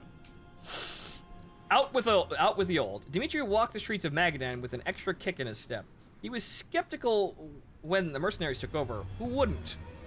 Those men were mostly foreigners, united only by the cause of greed. His upbringing warned him of the foreign imperialist, but the Soviet Union was a distant memory now. The glowing neon sign that read Coca-Cola in American letters. He was certain the Cyrillic sign would come up any day now. It's what it promised. American imports had flooded Magadan. Giving it life, new jobs were popping up everywhere to match demand. He had been promoted at the docks and now directed an entire team of dock workers to handle the cargo. That had been money in his pocket and food on his table aplenty. It was imaginable when unimaginable compared to the rule of the fascists only years prior. It was time to celebrate. Capitalism! Vladimir, Dimitri called out in the dusty auto parts hall. Vladimir, you bastard, I have vodka. Don't make me drink it alone. Let me pay you back all those times I sipped from your bottle, eh? Nothing answered his call. He realized the shop was quiet. Not a soul present. It was then he noticed the boxes, most everything packed up and ready to go. Dimitri hurried to Vladimir's house, where he spoke to him on the doorstep. Americans, Vladimir said, with his eyes sunken to the floor. Place is crawling with the cars you noticed. No one wants their old, 20 years out-of-date Soviet-era shit anymore. Well, someone's at it. Well, the ups and downs of capitalism here. Good writing. They want real automobiles. I'm sorry, Dimitri, but I'm moving my family to a farm down south, where my sister lives with her husband's family. We'll go drinking when the work is done. It was the same story repeated 100 times. If the Americans could make it, they made it. They made it cheaper and better. Dimitri realized the only reason he hadn't been replaced is because you still needed someone to bring all this foreign shit in. It made going to work in the morning a little harder each day. You can't all be winners. Especially not in the face of the coke. The conch. The conch and the purpose. Okay, right, so connecting our outposts. Russia is a big place. In the Far East, long dirt roads, it's easy for a truck to go missing. Unforgiving nature, bandits, hungry refugees, remnants of our defeated foes, and even common malfunctions usually means shipment is lost in these parts. We can't afford to lose cargo to weapons to out troops. Okay, I may be thinking about this too hard. Is this a long-winded reference to Death Stranding now? Or worse, a delivery of dollars. For that reason, we should improve our infrastructure to ensure a proper grip in the region and establish an appropriate communications grid linking our many scattered positions. This probably was written beforehand, but yeah, no, we'll call them porters.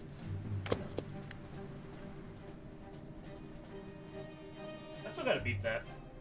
I bought it for PS4 and I just stopped playing it. It's a nice game, but it is quite... It's almost like playing an old-school point-and-click adventure game in terms of how like, ingrained in its ideas, or how dissonant it is to modern video gaming. It's Death Stranding is a very different game. That doesn't mean it's amazing or good, but it's a very different game that said, okay, all the things that are normal about video games, we're not going to do necessarily all of those things, but we're still going to make a good game. And I think it's still an okay to good game. And it should be, you know, held in somewhat high regard for it being an experiment. Granted, it's kind of a mess story-wise, though. But it's been a while since we've had something that is as simple as a fucking adventure game. And you know, it wasn't childish or something. That's what I'll do when I get home. Peace has been brought to Vietnam. Well, who saw that one coming? Actually, no. Nothing actually fucking happened in Vietnam, so they're fine.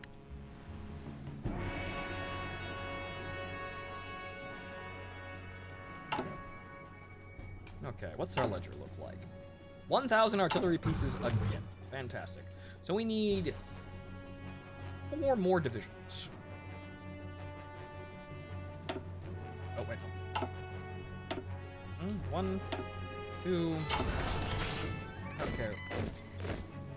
Okay, we can support 1 more. 3, we need 1 more.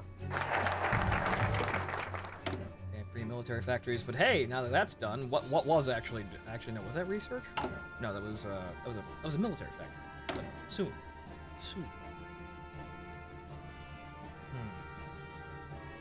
I'm gonna start stacking up some factories for support equipment because we're gonna need them. I think we have enough artillery factories. I think we're actually finally getting, slowly, the things that we need to secure a war.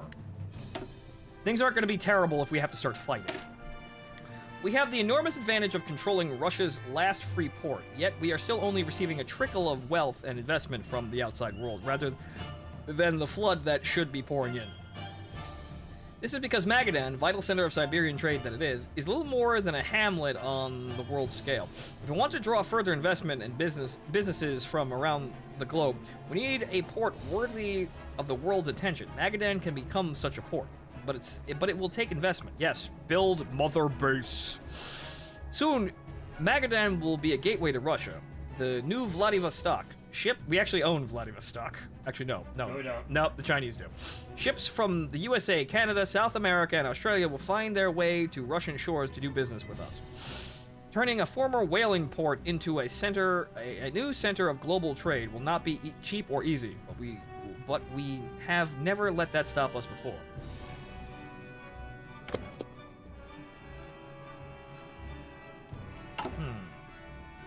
Almost there, finally, Jesus Christ. Then we get to see about the construction constraints. Because then we gotta see... Where would we even take military factories off from? Well, the one that I just put in for the support material, some of them can be rerouted. Some of them. Okay, so now that's there. We're gonna wait on getting Air Assault 2. What we're gonna do is go to support, and actually, no, we have to wait until those are ready. Fuck. Alright, fine, fuck it, we'll just do Air Assault 2. But then again, we can also go down here and... Nah. Although, we can go down here and grab this real quick. But then again... 30 days. I mean... Or Air Assault 2, that's only 98. Yeah, fuck it, we'll do this. It's cheap, it's quick, and we'll get something important out of it.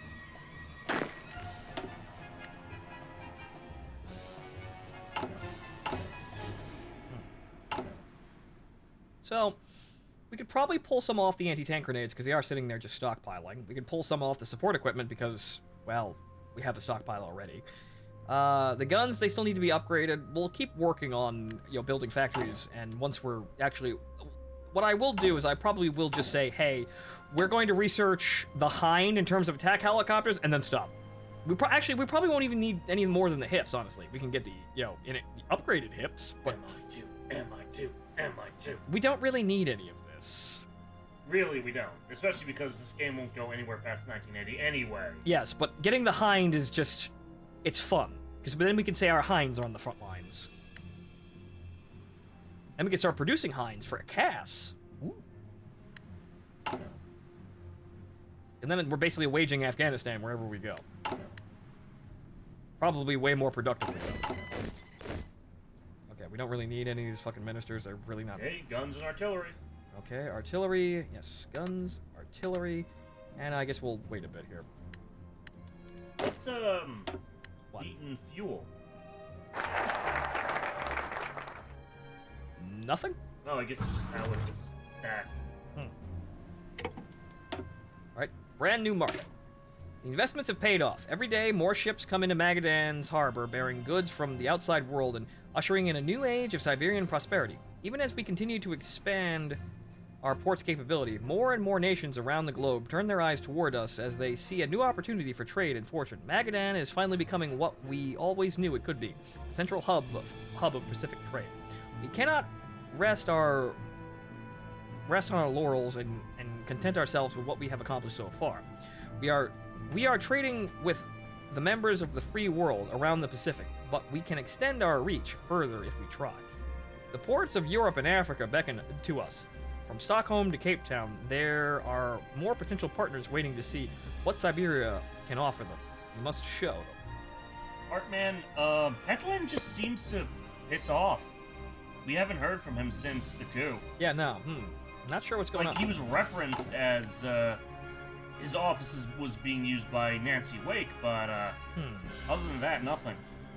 It's another face that disappeared from history. Oh no.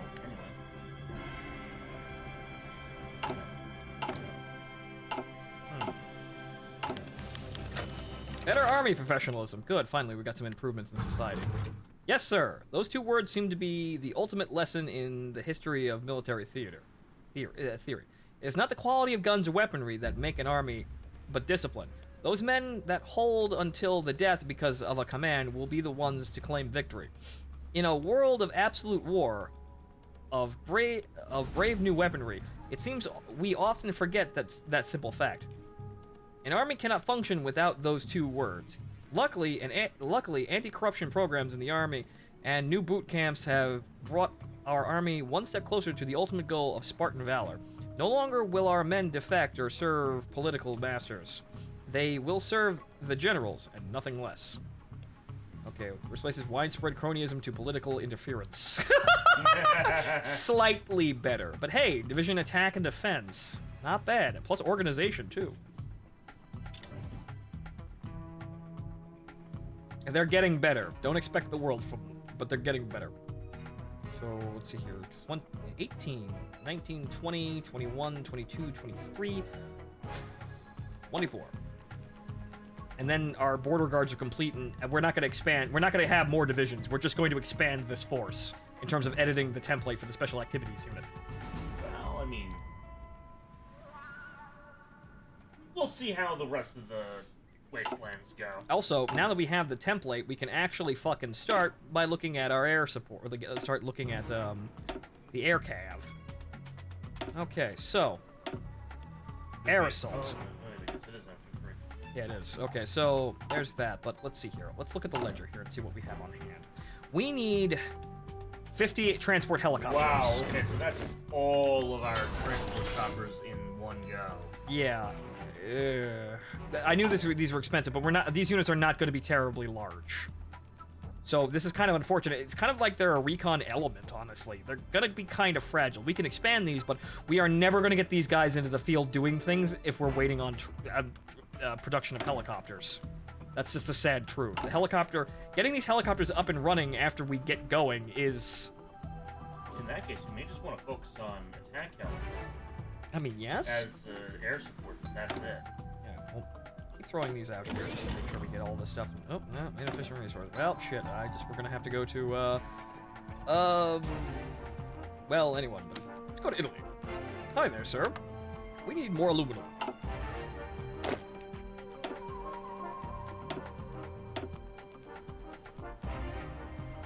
Right, so this is gonna be kind of sketchy. Humble origins. But hang on here. We'll read this. We need maps. Right, so we want to do tents, right? So field hospital. We don't call them camps anymore. So the Not thing after Radomo. So the thing is, we want to make sure we don't add anything to this division that cuts down its max speed, since that's the main reason it exists. However, we want to give this thing enough breakthrough or soft attack in order to be useful. So this is where this kind of falls apart. But I guess we'll make slow additions to this. Because as you can see, some of these can just outright gut the speed, like Recon Company on the ground is useless. However, artillery support doesn't actually affect their speed, which gives us a little bit of a bump to defense and to soft attack. So we'll put that in. And then we'll just kind of play this by ear and slowly add to this as our production actually allows for it. But this is where we begin, so...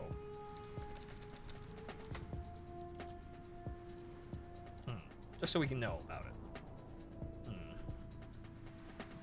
So yeah, there's that. And we'll start producing these units. We'll get one out because we can. Well, no, not that. We need 1 unit of air cav. They're going to be way back here because we're going to be organizing them into our away teams, more or less. Since, golly gee, it's almost it's about that time. It's getting to that time for fighting, you know, horrible wars and, you know, obscure places for lots of money. But from humble origins, only decades ago, the port of Magadan was a mere humble whaling port, founded at the height of the power of the USSR to help in developing the region. As Vladivostok concentrated on handling larger ships, however, Vladivostok is a Russian city no more. After years of seemingly relentless work on improving its capabilities, it has finally emerged as a significant port along the Pacific, drawing in trade from Shanghai to San Francisco. As entrepreneurs and investors seek to extract the vast, untapped resources of Russia in general, and the Far East in particular, through the safest and warmest large port remaining under the control of the Russians themselves, and not the German or Japanese occupiers. It now serves to enrich not only those who control it and those who do business in it, but even those ordinary people who live in and around it. Most importantly, it has led to a greater role for the United States of Siberia on the world stage, giving it real power and influence in its own right in dealings with friend and foe alike. Fortune's favors the bold. Why train them yet? If you add to it, they will be green, if deployed, that is. This is entirely true. However, I want to actually get them around, so they'll probably be somewhat combat capable, you know, when it happens. But then again, you are right, because in order to train them on the field, they'll be using equipment which we may or may not have. So you know what? We'll leave that alone. So I might as well just wait around rather than actually waste equipment getting them trained. So, that works for standard infantry, not so much for helicopters, because they are a very, very, very hot commodity. Alright, back in the game. Around the world, most people think of Siberia as a backwater, a frozen wasteland where the Soviet Union used to send its dissidents. They used to be correct. Mere decades ago, the Siberian Far East was little more than thousands of kilometers of forest and tundra contested by irrelevant warlords. But it has become so much more. Under Warbel's guidance, it's become a land of potential that is no longer untapped. Siberia's cities are flourishing for the first time in decades, some of them for the first time ever. A nation grows richer by the day as foreign trade streams in and the local mines and factories produce ever greater amounts of raw and finished goods. We are witnessing the beginning of what can only be described as an economic miracle. Russia's largest and least populated region is now well on track to becoming its wealthiest. And it's all thanks to American know-how. And lots of fucking money. Lots and lots of money. Plus a couple 100,000 people getting shot. We won't talk about that. And probably 5-pound bags of opium. What, you don't think Warbel kept a couple? He probably did. It's probably in a box somewhere and labeled chewing tobacco. Give me one of those waters on the bread. Thank you. Okay. Left playing. And all good that fell from the trucks. Yes. Plenty of things that fell off the truck. Can't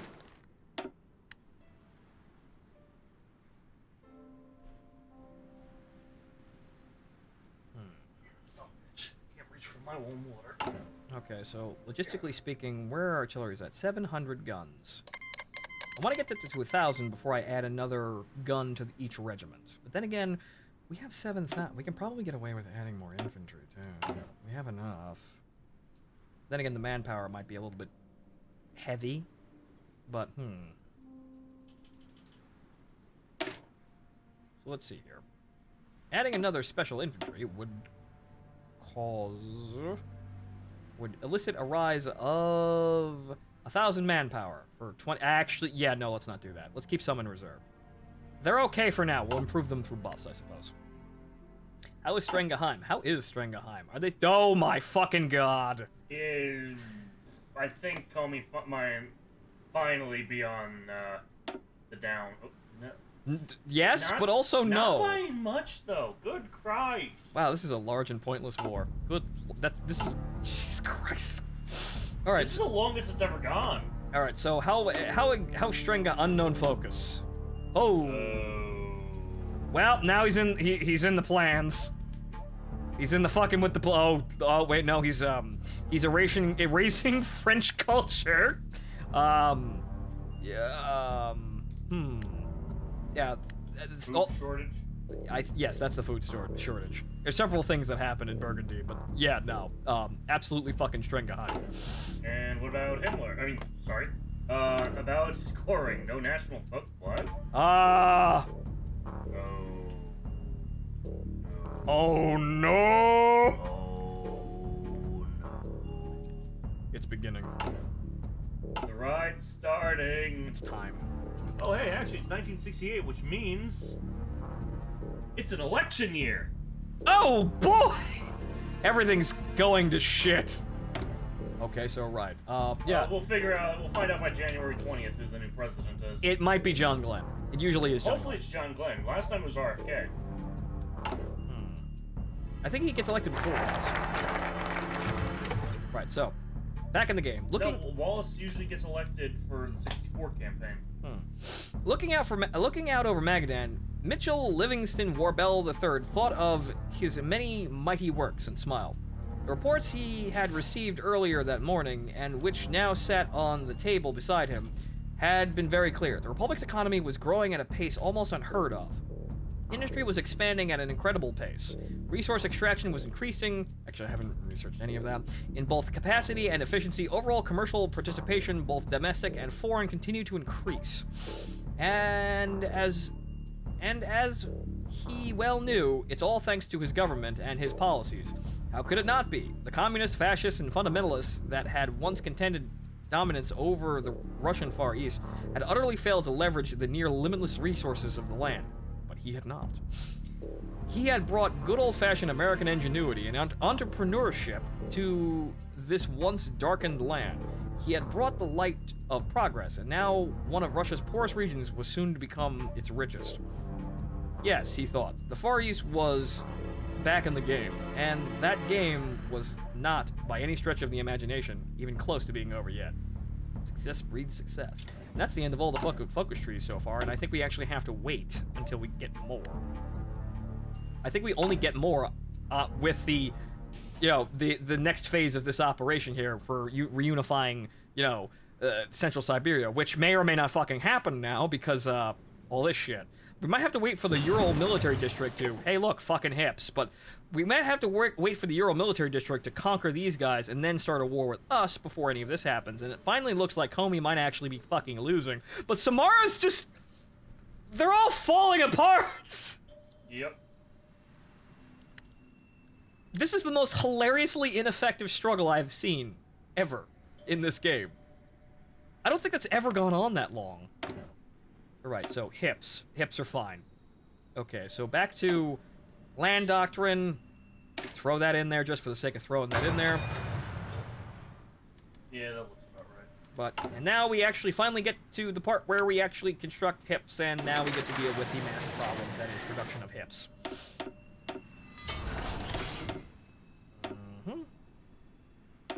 So, kill a couple off these. It will grow, but at a kind of a abysmal rate. And we're out of resources. I know, let's get some from Japan. Okay, so... Oh, American Industrial Export. Good. We can buy freebies there. We need to actually work on getting our military back up, but our industry has come up, but we could probably push it further if we want to. So now we have to sit here and contend with the issue of... Well... Actually, that's not too bad. 2 a week and climbing, that we may actually get 2 divisions? Or, 2 combat groups worth of aircraft? That is, what? 100. So yeah, we have like 80 on tap? Yeah. Alright, we're gonna clamp down on the debt here. We're not gonna spend any more because in the end, we're gonna have our money now, and our money's gonna be coming from, contracts, which will happen this year. Better industrial expertise. Okay, production efficiency cap 10%, efficiency growth oh, good. New training programs motivated by a need for better workers and managers has resulted in industrial industrial workplaces that are more exact, efficient, and smart in their production of goods. New technologies and equipment are important, but they will never trump the human element, that which is driven by practice and education. These are training programs motivated by national vocation programs and investments in worker safety programs, have driven our workers further towards true perfect industrial efficiency. When they clock in, they become machines of the highest order. That is we are OSHA certified. Yeah, now we are OSHA certified, probably. Can't confirm, but probably.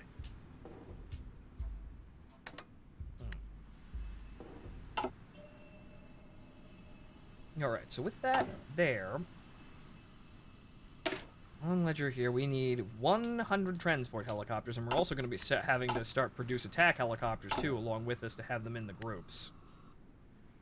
But we have a 0.3 plus 85 in. We have 86 hips in our inventory, plus some Hueys.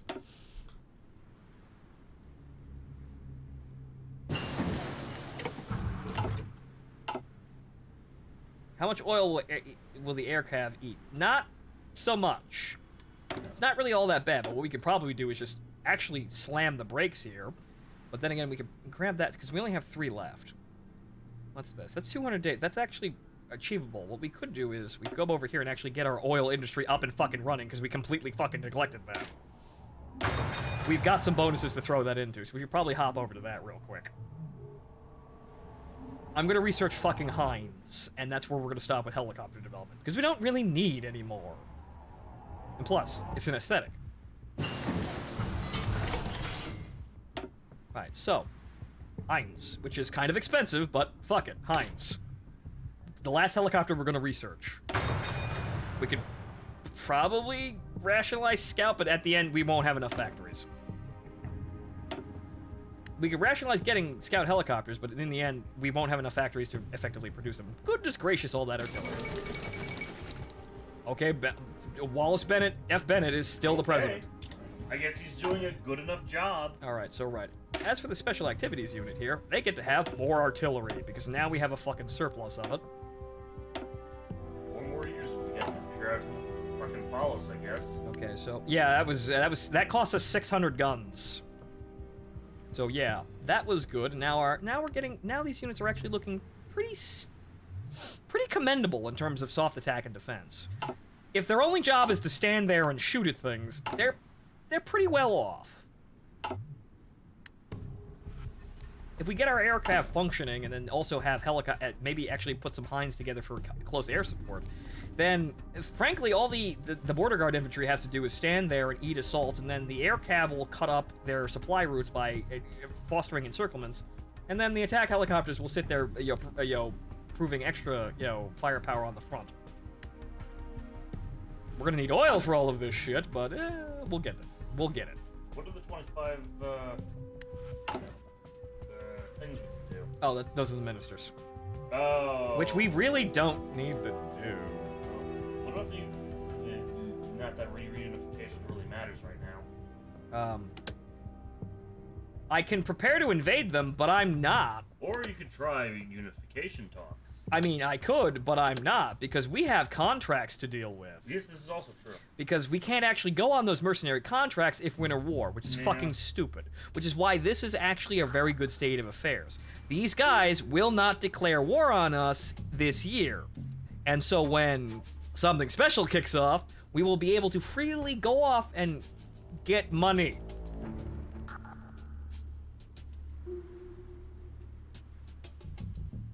If oil silos are a thing in this mod, they are more cost-effective than building refineries. I mean, yes, it is a thing, so good to know. Infrastructure.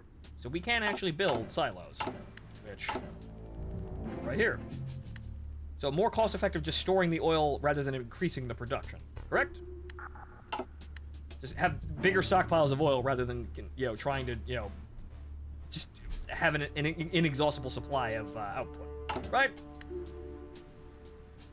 if I'm understanding the meta correctly. And hey, look, 100 hits. Of a sort. So that's that. You can add 2 more air assault battalions. Well, no, I have 100 in general. We only have, that would need 200. Oh. So it's 150. How do I just fill all Right, I forgot you deleted the 1 air assault you were making. Right, so there's that. So there's that. 250. This is kind of the problem here, but... in the end, this is kind of what I want in order to do this.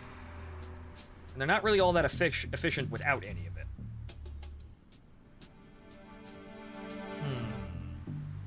Though what I could also do... Man, there's too many fucking things to research. What I want is...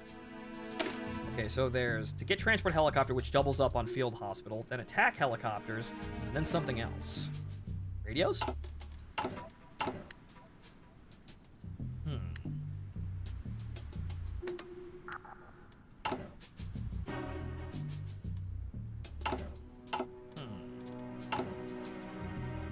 Building factories. Our production is 14... Well, 4 a week. I wish 14 fucking helicopters a week. Jesus.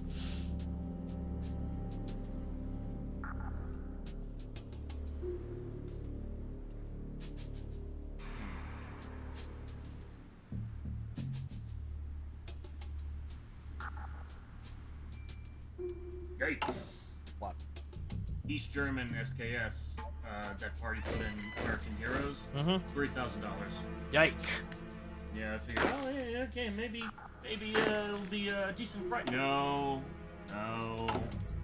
I too wish to afford meme guns at affordable prices, but hardly a meme gun. It's just a little rare for East Germans. Right. Okay. So now that I'm seeing it, actually, what I was gonna do with the air cab was to switch one of the Marine divisions with them. So why would I want to train a new one? I'm an idiot. This is what happens when we're playing. It's 3 a.m. and we're playing Hearts of Iron. I forget these things. But we have one more unit until our border guard division force is complete. Then, if we want to add more firepower, we just add it directly to all the unit templates. Which we can right now, once again, but we'll wait until that last one's out.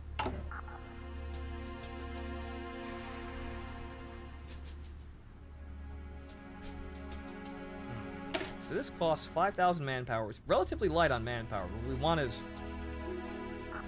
Well, what we want is a disproportionately effective force. Small force, fast force, hits really fucking hard. Also, this is completely worthless, and I will not actually take it because we will never be converting these things. I mean, military factory construction speed would be nice. That's actually good. You know what? Let's take that. Under most circumstances, it's completely worthless. But now that we're actually seemingly able to actually get construction out at a decent rate, maybe want to do that. Also, what's a couple million more dollars into the national debt? It'll all make sense with mercenary options. Yes, it'll all make sense when we have funds. And then we're paying down all this debt. Speaking of, they should really have started by now. Well, they're getting there. Well, the first one that goes to shit is Amon, I believe. So that's going to happen no matter what, because that's uninvolved with everything around it. And then we get to send in Then we get to send in Mr. Stabby here. And his Marine divisions will be very, very, very quick to do their job. Sure, they won't be fancy helicopters, but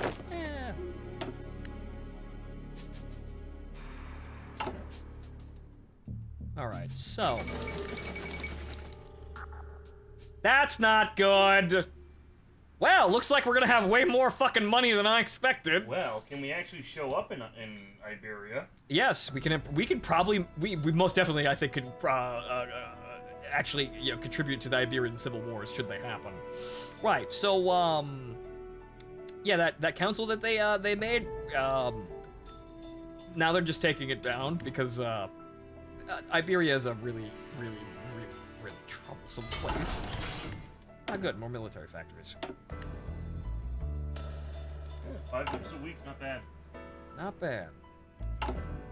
Get those up, and when actually, I've got 200 now, so that's good. We're actually making good progress here, and that's only half full on the efficiency. That can get higher.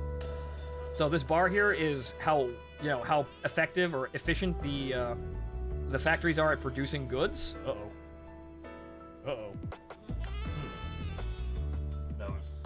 Right, that was a lurch there. Must have been an autosave, but right. So this bar dictates what the fact... You usually would say... Huh, not sure though, but this bar showcases the factory's efficiency at creating the thing that you've been, you've told them to do. If you let them sit there long enough, this bar will fill, which will increase the amount of output that they get. So we're not even halfway. We could probably get to 12 a week. Haven't been searched yet. Well, we haven't put them in yet. Well, we could get the MI2s. We can get the MI2s, but at this point we need a solid base of hips, because that's the big deal. That's the big meme. Oh. Oh, there they go. Oh. I'm fucking McDone with this shit. I'm done watching you idiots just fuck around. Wait, who's the last one? Anti-communist guard? What? Actually, yeah, Onega is still alive. Oh, fuck. So that's one of the minor nations that is just. This war needed to finish before they did anything. They took the Urals too. Shit. Yeah, yeah, the Ural military district now is McFucking done. It's just gonna go, fuck all of you guys and your moronic shit. So who's winning here? In the greatest war that ever waged upon Siberia, no one won. Okay, so... Yeah, Samara and Komi still... The Republic of Finland? Wait, what? The Republic of Finland! Wait, what? They invaded Finland! They're at war with Finland as well. Onega and... well, it's probably Onega, but Samara just...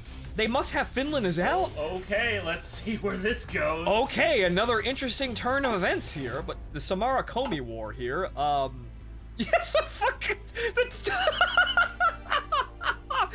The fucking casualty rates are identical. The surrender progress is identical. This was a pointless war that didn't go anywhere. So much for communist laser tanks. Over 60,000 men had to die in order for the obvious to happen. Where this AI just gets fucking bored and just says, "Fuck you, I'm conquering you in Finland." See, we're...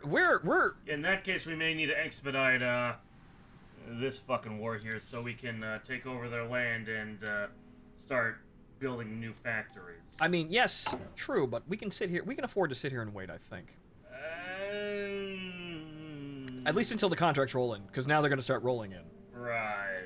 They're going to be there, and frankly, they're going to shoot at us, and then we're going to sit here, be prepared, and then we'll just walk right over the border and fight them, because we will have a force that can basically just punch them right in the damn dick. Although, it is a good idea to probably just kind of get on with it, maybe. Maybe you are right, because I'm thinking we'll get a bonus to manpower if we start. On top of manpower, just, again, just industrial base. Yeah, just, Siberia, effective in selecting... Sending the olive branch.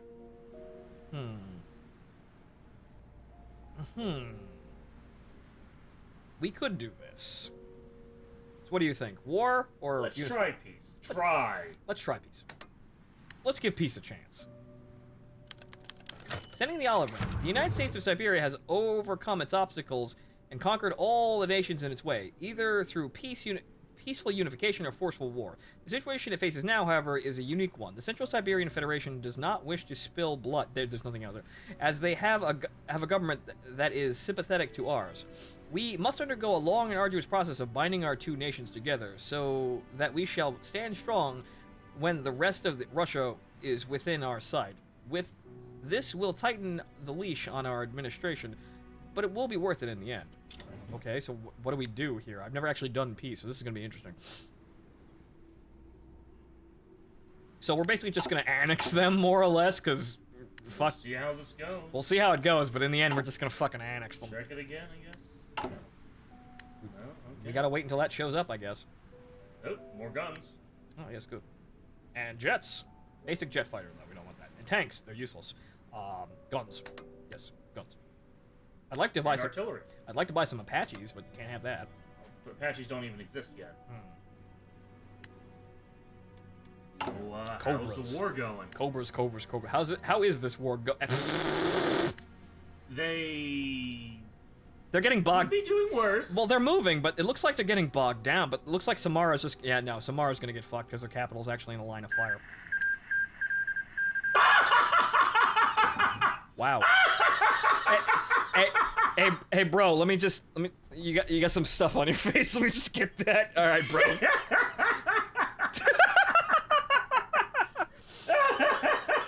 Comey's still fucked though. Comey is still no, yeah, Comey is turbo fucked. Comey's fucked. Comey is absolutely fucked.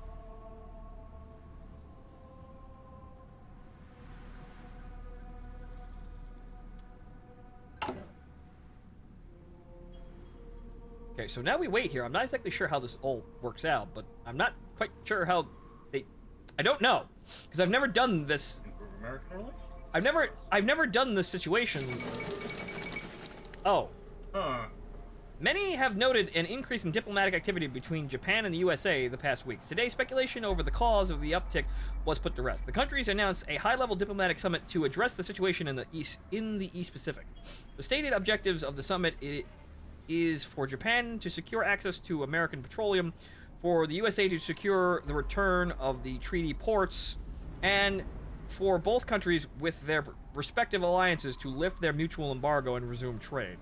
Okay, okay, so they get fucking Los Angeles and San Francisco back, and they still get their oil. Great hopes are already being pinned on the potential effects of the treaty for their countries' respective economies and for the wider cause of peace in the Pacific and the world. All eyes will be on the summit as they try to navigate the maze of competing interests to find a common cause for a deal. Can the Pacific lived up to its name? Can the AI play a minigame? Find out. Right, so, Goring's still here. He's waiting.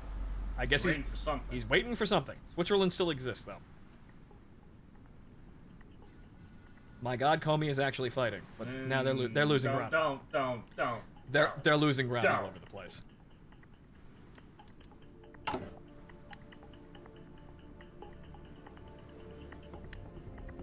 Like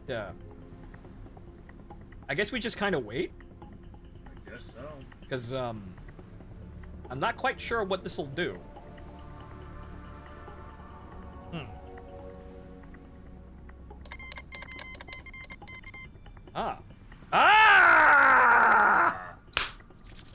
Gentlemen!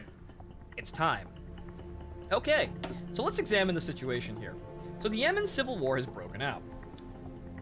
Let's see here. Yemen. Where exactly is Yemen here? All right. So, right, down here. Right, okay, so the Yemen Arab Republic versus the Emirate of Yeah, we're gonna go with the oil sheiks. They'll pay more. So, yeah, about that, Emirate, we hear you have a problem. Contract accepted. Excellent choice, sir. Our men are on their way. I'm sending my best men. He likes to stab people. Don't get too close. Yep, that's us. Following a long period of strife within Yemen, civil war has finally broke out, and rebel forces declaring themselves the Yemeni Democratic Arab Republic have taken up arms against the monarchy. Italy and the Saudis seem to have found a common ground in King al-Bur, who has welcomed the support of both groups with open arms. At the same time, attempting to present himself as a reformist and keeping an alliance with the Saudi monarchy, al-Bur has played his cards well.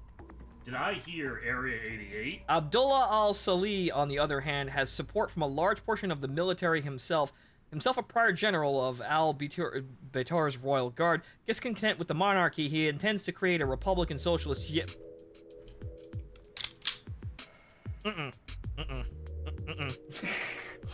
Republican Socialist Yemen with the support of numerous pan-Arabist movements, including Ba'athist, admirers of Nasser, and communists. Instability in the Middle East? How strange. Alright, so we wait around a little bit. Arming rebels has never backfired at all. Arming rebels cough, has USA. never backfired at all. Yeah, no. Which is why we're not USA. we're not arming the rebels. We're going in for the monarchs because they have all the money. And really what it is, some disgruntled general wants to take over the whole fucking country. How moral. Volunteer forces and transfer 4 divisions On the 4th of July? on the 4th of fucking July. God bless America. So now funny enough that we initiate our first official outer op on the 4th of fucking July.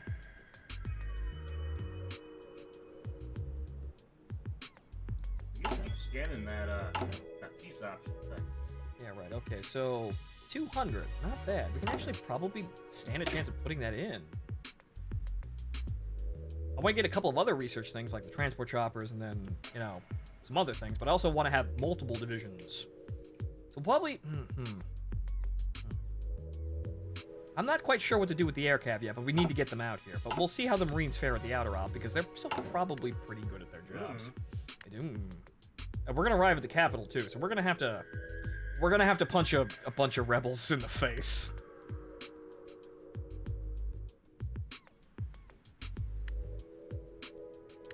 Nope. I suppose I'll get command power whenever that shows the fuck up. Oh, speaking of which, yeah, there's our second one. Okay, the Emirate of Oman or the Sultanate of Oman, right, just right over there, just right over there. So, want to support the oil sheikhs in mass? That are, yeah, no. I mean, safest bet for money. Besides Sultan, maybe we'll get a couple of waifus in the deal. Yeah, right. Whatchamacallit? Now I'm thinking of what's his face. I can't remember. Fucking. Oh yeah, Frank Zappa. Fucking shake your booty, please. All right then. Congratulations, sir. Great on your order there. We'll be with you just short. Funny enough, I have 2 special forces units I can send. This one has 3 divisions, but fuck you, that's enough. And 2nd of July. 3rd. Insurrection of Oman. It seems the wave of instability sweeping over the Middle East is far from over, as Oman becomes the latest nation to fall into civil war. While reliable information is difficult to obtain, it seems as the chaos began when Qaboos launched a coup against his own father. The former sultan said, with the help of the local Italian garrison, Rome has so far refused to comment on the events in Oman. Meanwhile, religious traditionalists and tribal elements have rallied around Ghalib al-Hinai,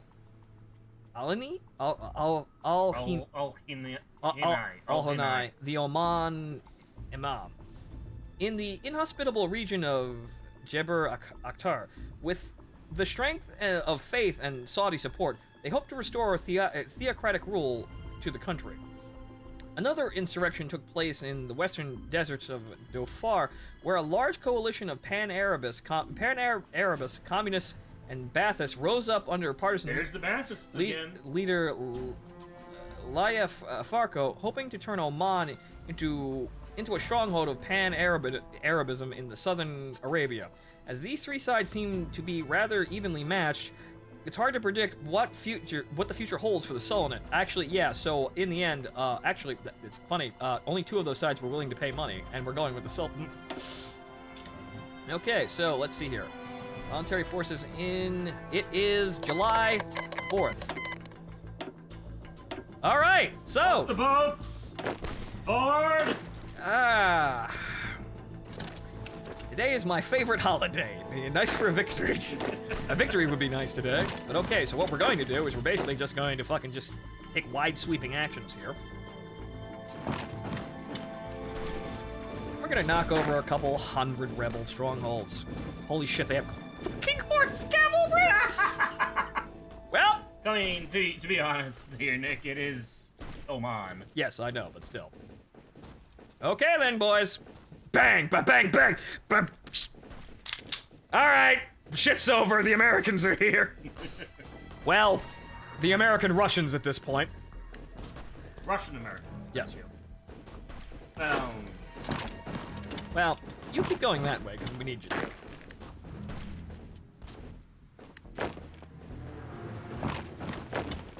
Actually, you go that way, and then that way. Remember, it's a game of cities. Okay, meanwhile, what's the Sultanate doing? These guys are about to show up in 4 days. Riff Republic. Holy shit. I don't have an. Oh, fuck! Well. Well, boys. It's time. So, wait for that. There's a super event here. Where's the super event? All right, good job, John. Get back on the fucking plane. I mean, surely you should leave him there so go to Iberia next. Yeah, no, we're gonna send him off. All right, John, I got a radio from HQ. What is it? It says the Iberians have declared war on everyone. What do you mean? Hold on, John. I think there's something going on. I used to read books, and now there's fucking war in Iberia. All right, so we're here now, helping our best friends, the Sultans, doing things in a desert, which these guys only have like, yeah, no, these guys only have like, one of these guys is gonna go the coastal route and then go to the capital. Well, good enough. Well, down there. What? I wouldn't just waste that much time, frankly.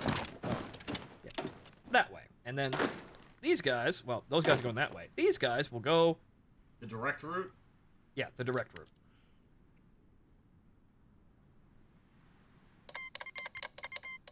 Yeah, here we go.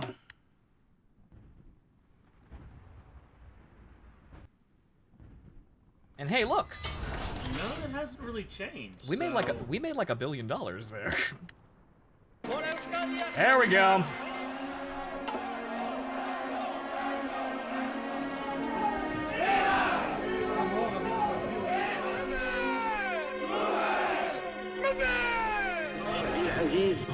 غدا إن شاء الله ستختلف.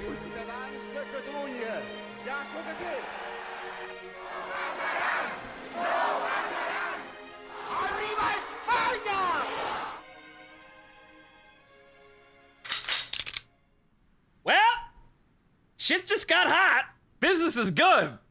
Okay. That's the Second Spanish Civil War, for all of you who have no idea what the word Iberian means. Yeah. So, meanwhile, over here, Oh god, the fucking flanglists again. bang, ba bang, bang, ba bang, bang, bang, bang, bang, bang, bang. So, Goon, who do you want to support? Okay, do we get liquid assets here? Hang on here. I'm not sure exactly. No, we actually do have liquid assets. We got 10 million. Pay down some debts there. Okay, so what are we gonna... So who are we going to support with all this fucking nonsense? Well, I suppose it all depends on when John gets home. John will... Forces and transfer, sending back to the United States of Siberia, expected July 29th. So 8 days. 8 days. So who are we going to support? Chad, what do you think? Actually, yeah, hang on here. They may have further support. That's one. All right, boys. Roll it out. Oh, it's over here. So that's where their other capital is.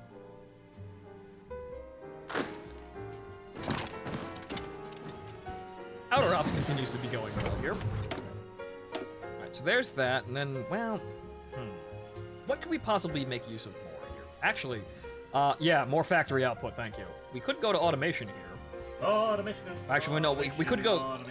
Streamline automation techniques, or flexible automation.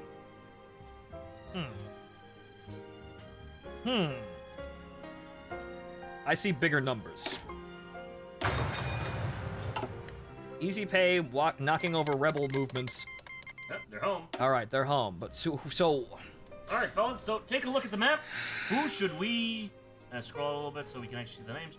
Who should we support? Right. So the Iberian Wars. We have several. Actually, a faction that doesn't exist. Republic of Catalonia. What's Catalonia? Galician Republic. That's not Gallia though. Okay, so. Kingdom of Morocco. All right. So what's the most interesting option here? Government of National of what is that? Government of National Salvation. Salvation! 1 million lives! I mean, Torres seems like a guy who would pay. I mean, who are we looking at here? For, let's see here, Spanish Republic, That's gotta be the Government of National Salvation. Yes! Government of National... Wait, that's... he's no. Nope, Does anyone actually have national focuses here? Because we kind of want them to still be playing the fucking game. God damn it. No. So who do we support here? What's the story of the Portugal and the Portugal Vangelis? is I don't know. Portugal. I don't know, but the entire continent is now under blaze here. I'm not exactly sure what we should choose. That guy looks like George Bush, kind of. Bless you. But he's also a communist. So, Who do we support here?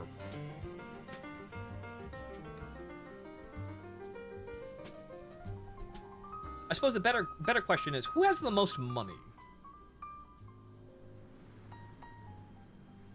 This is a tough call here, because I'm not exactly sure, because we're not really given too much information.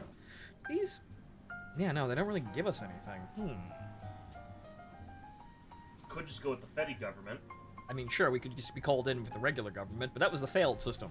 Do we get any wacky things? Well, again, national salvation, but they're nat socks.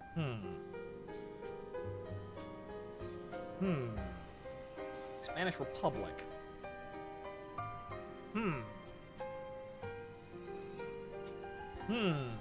Does anyone know if we can make anything fun happen if we make someone win? And by fun, I mean batshit. So what's the story of the Basque Republic? I don't quite know. What about the Galicians? Do any of these guys... Galicians? Any of these guys actually have focus trees? No. I don't think so.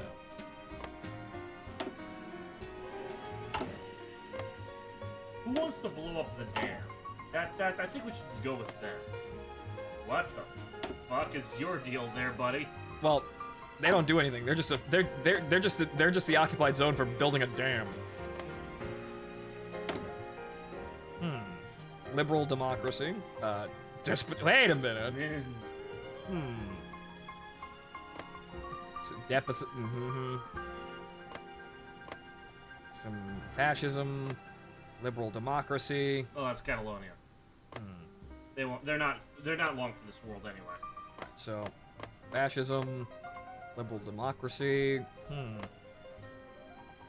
I'm not quite sure. Well, when the going gets tough, you know what you do? What? Start rolling dice. Well, let's see here. Which would be the most inconvenient government to come into power? For who? Everyone in this area. So. Well, for the French, it would probably be the Nat Sox. For the Italians, probably also the Nat Sox. Yeah, Giacomo is right. There's also the Spanish Republic. So who is where? Spanish Republic, which is... Let's see here. South. Is the south of Spain. Spanish Republic. That weird-looking guy. Not... Liberal democracy. Okay, well, actually, only a few of these guys... Okay, so, the Iberian Wars, so... Only... Yeah, there's really no difference between them. Actually, this one... Okay, the Iberian federal government clearly has the... You know, they have national spirits, so... State of the Union, critically unstable.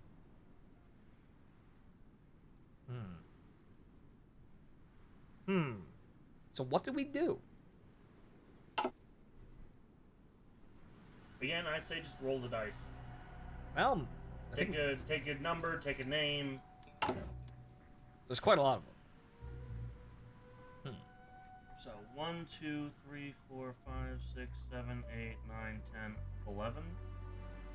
Well, did I miscount? 1, 2, 3, 4, 5, 6, 7, 8, 9, 10, 11. Right. So you have the computer. You have yours set up there. Get a dice roller. It's 1d11, sir.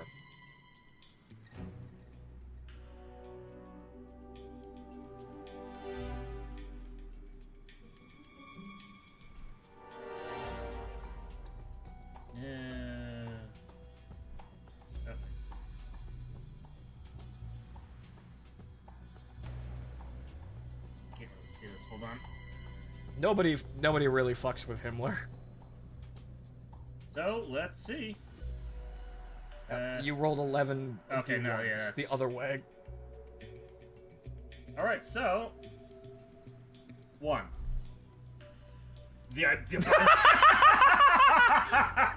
Okay. Wow, the easy option. Do you want to best 2 out of 3? Never mind. Nope. Okay, we're throwing it in. I'm taking the dice and we're rolling with it. We're going in for the federal government. We're gonna help them trying to fix the situation. All right, John, get in there. Now, go.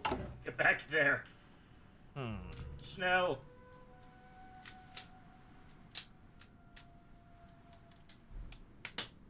Anything else Have going? they fucking said anything yet? No? Nope.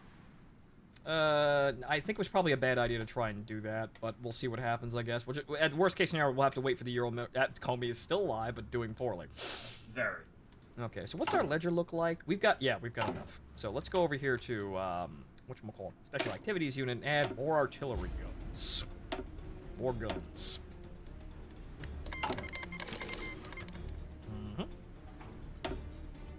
So, Jesus fucking Christ. Also remember, you're fighting a war.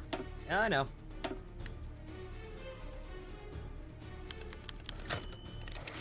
Better agricultural methods. Okay, good. So, right. So, monthly population. All right, factory it out, dockyard out, but good. We need all of that. All right, so meanwhile, back down in Oman, where everything is going swimmingly for our dudes, because... Nice face, though, but they have 12 attack. Where's your third unit? Oh, there you are. Yeah, up there, moving. They're moving, but, Okay, so you know what? Let's see. Let's have a look-see here, because I want to see. Okay, we have liquid reserves of 0. So what do we get paid? We get paid in GDP. Okay, I'm gonna watch these. You watch these to see if it changes. Right.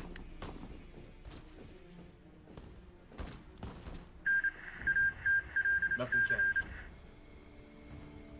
Okay.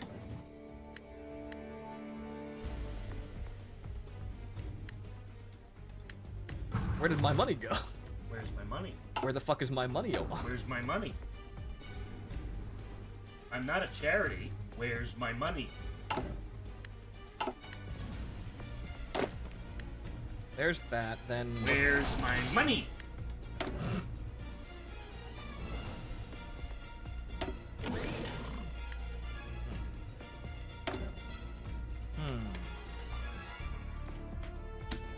Let's have some from Gory. What's he up to these days? Okay, oh, fucking hell, what did we just jump into? Okay.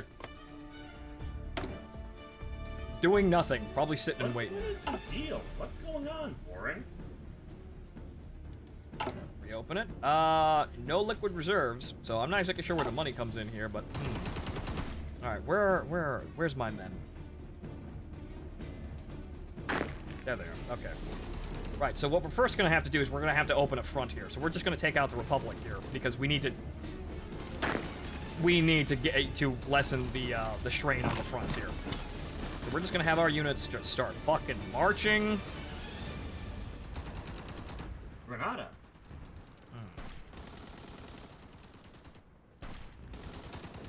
One unit going that way. I probably should have had 2 going that way. We'll just kind of have them moving around.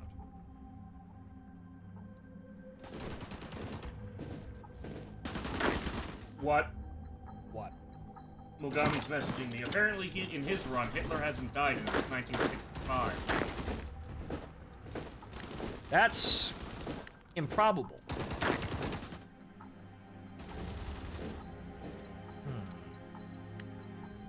So let's actually, yeah, no, we're okay. Okay, I'm gonna keep 1 unit in reserve in the capital, just to make sure shit don't go south. But yeah, no, we're just kind of sit down. I said sit down.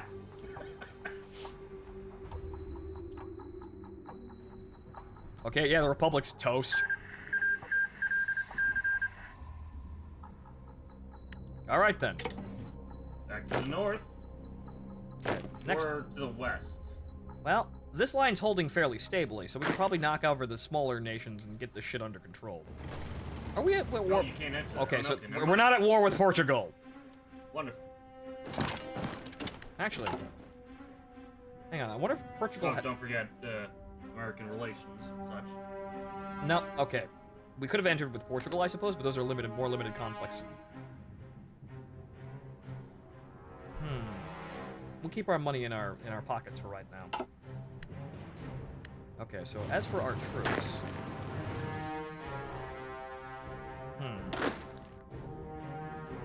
Yeah, I'm just gonna give him the front. Just say, okay, look, John, we need this fucking capital.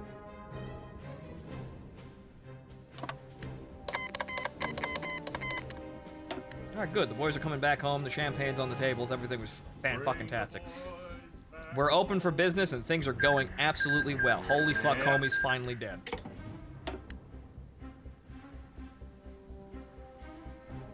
Alright, the lines are breaking here. Let's see what John can do. The front, all over the front, we don't really have enough manpower to knock all this shit out, but key assaults in key positions against incredibly weak dudes. Oh, one of your marine divisions are kind of... They're... The AI's being the AI again. John, get in there. I don't pay you to stand on your ass. I definitely don't pay you to stab politicians. Sit on your ass. Cesar's victory in Portugal? Salazar's. Despite having all the odds set against him, Marcel de Neves and... Oh, I think that's the Nat sock. Okay, following his flight from the Union to his home country, he quickly established an effective regime to resist Iberian forces. With other factions in the nation conspiring against him, he was forced to drag his people through the terrible ordeal of a war on two fronts. Stunning military victories and circumstances have allowed the dictator to uphold his position. The rebels have surrendered to the might of the Portuguese war machine, whilst the Union forces were sent reeling. Some have taken to the streets to protest against what they see as the illegitimate successor to the Portuguese state, but these calls grow weaker by the hour. The regime has managed to stabilize its rule and the rest of and reset the Portuguese course in international relations. Interesting. I'm industry. All right, so moving on here, we've got all of that. What we're going to do now is actually go back to general fucking infantry upgrades because we've been neglecting this shit. It's time to get RPG 2s. No, I was gonna say go for support equipment. Not support. Oh wait, no.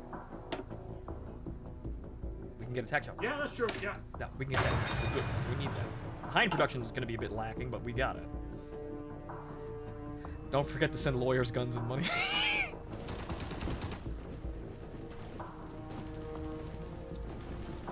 All right, so well, according to the dice, we supported the federal government. It seems like we support the status quo because the status quo is the one with all the money. That seems to be our Ural Military Guard District is running the anti-communist volunteer. All right, so that's those are the ones aligned with the Finns. So what's going on here? The Ural-Finnish hyper war. This I'm not sure how this is gonna go. Oh, well, that's a lot. Yeah, we may have to start, preparing a little bit harder. Here's a problem, I can't fucking do anything. We're kind of stuck. Offer contract to the Iberian federal government. We're already doing that, though. I guess send another one? We were already doing that, though. We were... John, what did you do? John, did you stab a politician? Did you stab our contact? Oh, yeah, no. What? I'm not sure. I guess we got another contract. Yeah, how about those other guys in the front? How about we have a renewed contract? How about we renew our terms here? Also, just so you know, volunteer forces don't get reinforced. So, be very careful with how you use them. They're doing all right. The enemy is incredibly weak. So we've taken this front out, and we're cleaning it out, so the main military just kind of gets all the glory going down the center. But what we took out this flank. That was our job.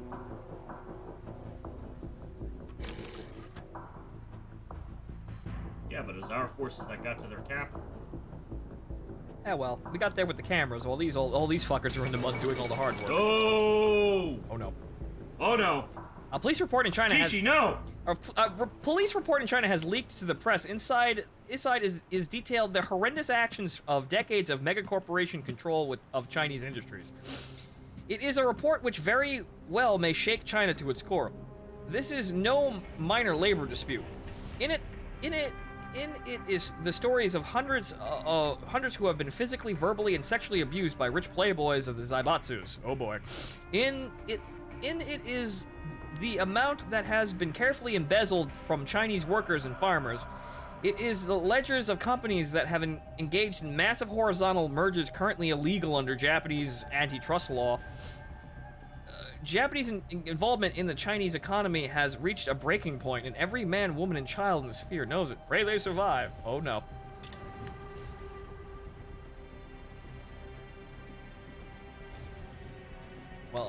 Unfortunately, capitalism sometimes bad. Oh no. Right? Well, John, still want to stab some more people. Alvito over there is looking pretty appetizing.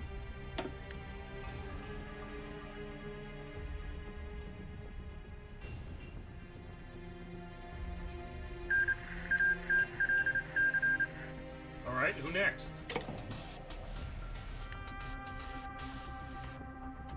Well, no, we're back out. That's it.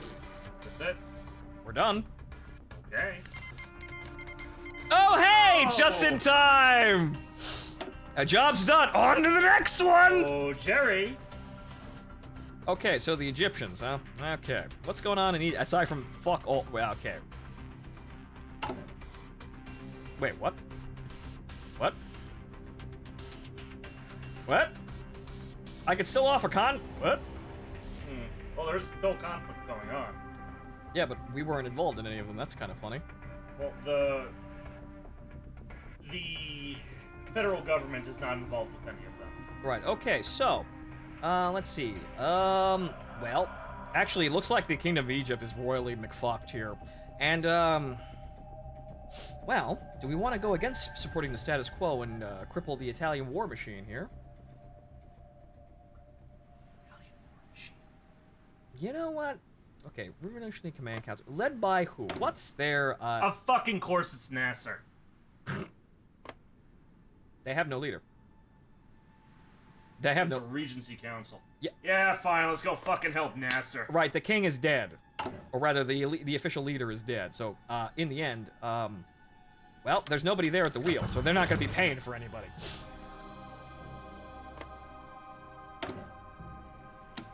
Alright, so, Gary! Yeah. Gary, we need you... Gary McGawk. Gary, we need you out in the field! Though this is kind of worrying because, yeah, no, this is kind of sequence work. We should have just invaded. Now I know, don't do that. Also, we also aren't really making that much money from this. Yeah, we're kind of sluggish here. Where's all the... Oh. Now we have some liquid reserves. We got 10 million from the fucking... What the hell? Okay. I figure we got way more money, but I think Siberian workers, like, taking out the center of Siberia gives you a shitload of cash. So, Okay. Well, we can increase... Sell off the debt. Wow. Oh, that was only 10 million. Yeah, that was a drop in the bucket. Okay. This is, somewhat problematic. However, this is... Well, we were in wars here, so oh well. We were planning to do this from the get-go, so we're just gonna have to be a little bit more smart about our budget. Because we can't just... We should have just knocked over Central Siberia. Now that I know, don't fucking do peace with these morons, because there is no peace to be done. Peace isn't an option. Peace is definitely not an option. So grab that. 300 though. How about that?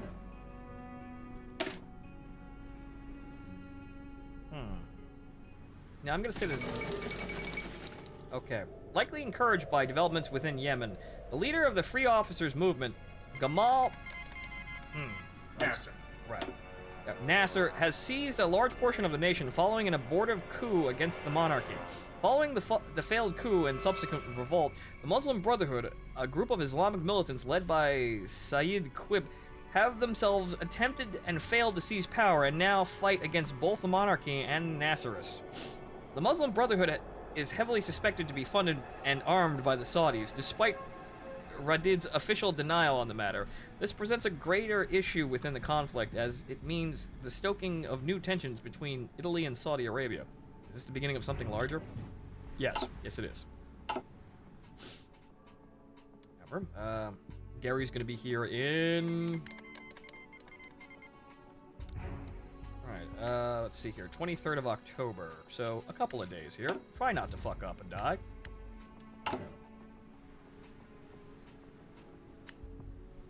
Wait. Wait, what? They're calling us back. Actually, no. Okay, so they're knocking over all the... They weren't actually at war with them. They just ceded. Well, I mean, now we can support someone else. I mean, yes, just in case we wanted to.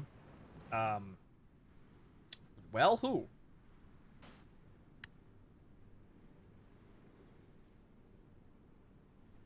Well, actually, that war is probably going to be over by the time we get there. Oh, hey! That's another contract down here, I think. The South Sudanese Civil War. Oh boy. Okay. Alright, so Jerry's back, or John's back. Okay, so, South Sudan, right. Let's see here. So who do we support here? Who has the most diamonds? I don't know. This is the thing, we're not really given any information on how all this shit works out. This guy looks regal. He looks respectable. Look, he runs the SDF, the Space Defense Force. Clearly, that's what that means. That's the government. Alright, so we're crushing rebels. Okay, well actually no, it's over here. Okay. Enzian Liberation Front, or Enya.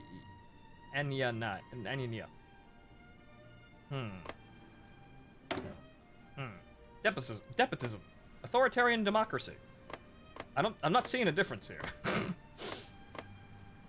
So, who are we fighting here? But does it matter? I think it does, because I think this needs to be more thought out, because we really need to see exactly, you know, pluses and bonuses here.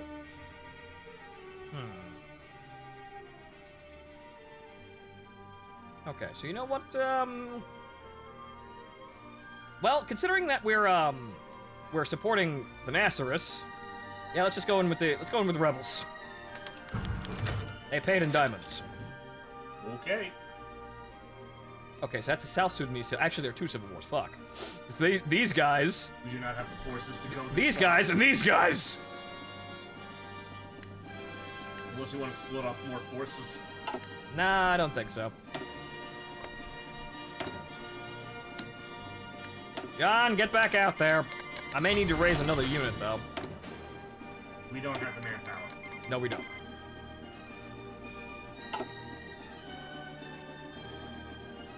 Where the hell is Gary? There he is. Alright. Take Cairo. Onwards to Cairo. We already own Cairo. Do we? Yes. Okay. So it looks like, I don't know if I can figure out exactly what's going on here. Okay, so that's the, Shit, Nasser won the war without us. Muslim, okay, that's the Muslim, okay, so where's the Muslim, I think that's the, yeah, nope, where the fuck, okay. Ba'ath State of Sudan, okay, that's a completely different fucking thing, that's Sudan. Muslim Brotherhood, there's that, and then there's, actually, yeah, the monarchy has just gone to shit. We didn't actually, yeah, no, good thing we didn't support the monarchy. Actually, that's the Kingdom of Egypt, but they're totally fucked. Okay, if the dust can, fuck, it's dusty in Egypt. Let's see here. So what we want to do is we want to break through and probably, well, okay, so we're gonna go over there to the Suez Canal there. Yeah, we didn't support the desperate side, so we're probably not gonna get as much money. Again, it doesn't tell you how much money you'd make, too, which is kind of deceptive. I would imagine that the desperate side usually has the most money that's going to bankroll you. Alright, so... Any other cities we need to worry about? I don't think so. I'm surprised Nasser said yes at all. In this scenario.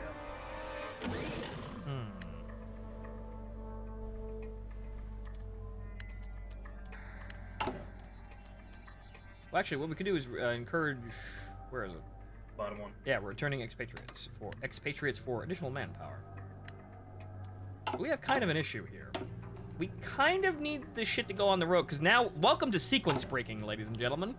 We should have just knocked over Central Siberia. Still can.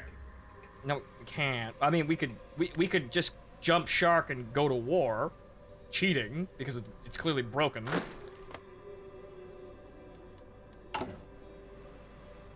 But yeah, no, we're not getting anything. Well, I guess we wait for,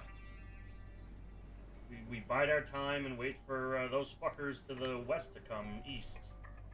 Actually, yeah, Nasser didn't really seem to need our help. Wow. Well, that was a waste of time. Yes, it was.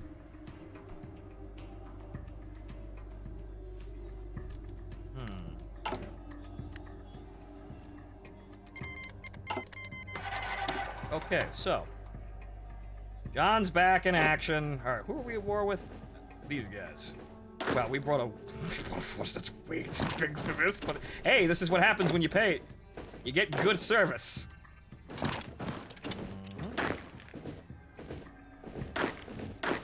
One of you. Might as well both, yeah. Well, the one that's not moving. These guys. Yeah, no. Yeah, just go. Alright, there's that. Now we just need to knock over the Muslim Brotherhood and then we're secure. I suppose this gets... we hurry the conflict along here. Bless you. Thank you. Okay, Gary. All the king's forces and all the king's men set the Muslim Brotherhood back again. Jesus, we didn't even get into the fucking fight. Alright, well, yeah, we got paid for standing the fuck around. Okay, so why are we still here? 11th? No? Why Oh. are we still here? Oh. No, actually. Why? Okay, so we don't have the Suez. Okay, so, Gary, what the fuck? Well, that's a you what the fuck, Nick. No. We're done. Why are we still here? No, we can't. We don't have control of the, You think Nasser's not gonna try and take Suez? We're not involved in that, though. That's not... Actually, Yeah, that is us. no, we can't go over there. What? Yeah, no. What? Why are we still here? Why are we still here? Oh no, I think something broke. Might have. See, that's done. We're good. Why is Gary still out in the field? Check the wars. Maybe there's... Oh... Okay, so we're at a Sudanese civil war, Moroccan, Egyptian civil war. Someone's technically not dead. Oh. Oh. Oh.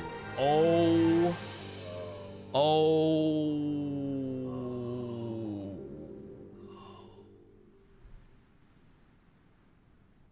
Yeah, so... Maybe we shouldn't have gone with Nasser. So, yeah, Nasser, buddy, Can we, car contracts is up here, so, looks like we're in for an extended stay in the desert, boys. Oh, no indeed. I guess we're gonna just go sit on El Alamein and pretend it's the war again. Yeah, ooh, that's only 3 divisions. that's what happens when you support the, support the underdogs. Suddenly the entire war declares war. The entire world declares war on you because fuck you, where's my oil? Wait, we didn't even get the oil crisis event. Yeah, no, I think it's because we put it down so quick. Not necessarily true. Oh, wait, no, because Iraq hasn't gone to hell yet. Yes. Something. Okay, so, well, John's still out there. We can send John in and take out the Sudanese. So, Actually, no. I think we're just. Now we've got a. We seem to have a streak of destabilizing northern Africa. Seems to be what we're doing. Yeah. Oh, the Baathists. They seem like nice people. They're the only, okay, yeah, no, they're kind of fucked, though. Well, it all depends how quickly we can get troops out to them. You know, they seem like nice people. Yeah, they pay. And usually the desperate pay better. Actually, we have to wait for our units to get back in. Oh, fuck, are you kidding me? Where is he? Where the fuck is John? December 5th. John, I know you just got home, but, Yeah, we need you back out there. Yeah, that's... We might be fucked in here because we, the entire world technically just declared war on the European, our contractors here. So we might want to McFucking go, but we're not technically in the war. We're mercenaries after all. Those are just volunteers. Well, they're Shit. too late. Fuck, what happens now? They just go home. Actually, no, they don't. They're just already Yeah, home. they're already home. Okay, good. Actually, yeah, we chose a side. Now no one wants any fucking fucking Yeah, Memphis. let's maybe Spain again. Yeah, so okay, so Take against the Blueies. well, we can support the Gallic Empire to take out Portugal. Apparently, their reign is illegitimate. No, they're taking out Spain. That's... Oh no! Yeah. Yeah, turn off the music. So today the Italian nation woke up to tragic news: a bomb exploding in a bank in Piazza Fontana, Milan.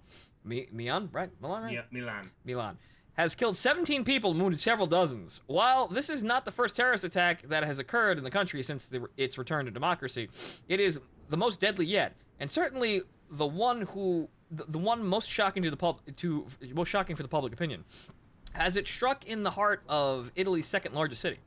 While the government promised a quick investigation that will deliver the terrorists to justice, in truth, the motives and perpetrators of the bombing are shrouded in mystery. However, the most probable culprits seem to be a gang of radical anarchists based in Milan. This event has only contributed to the ferocious political clashes happening every day on the Italian streets between striking workers, policemen, student groups, and even neo-fascist organizations. Many are beginning to lose hope in Italy's nascent democracy, and some even speculate that this is only the start of a long period of violence and terror in the country. A young democracy threatened by radicalism. Wait a minute. This makes sense. I mean, of course, we're gonna get that.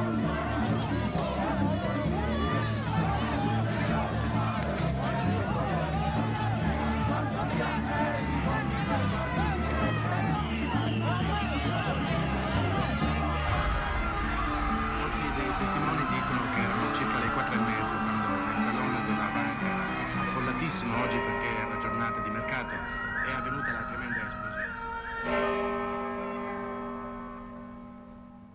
Aren't super events fun? Actually, but this makes sense. In real life, this did actually happen, and it was the fault of the Christian Democrats and a Masonic lodge. Yeah, all connected to a certain Operation Gladio. You're right. Under the essentially the umbrella of Operation Gladio, which is it's a glow-in-the-dark, man, CIA project in which we funded stay-behind forces to potentially thwart a communist invasion of the country, and also to destabilize communist, supporters within the country to stop potential communist revolts from happening or gaining steam.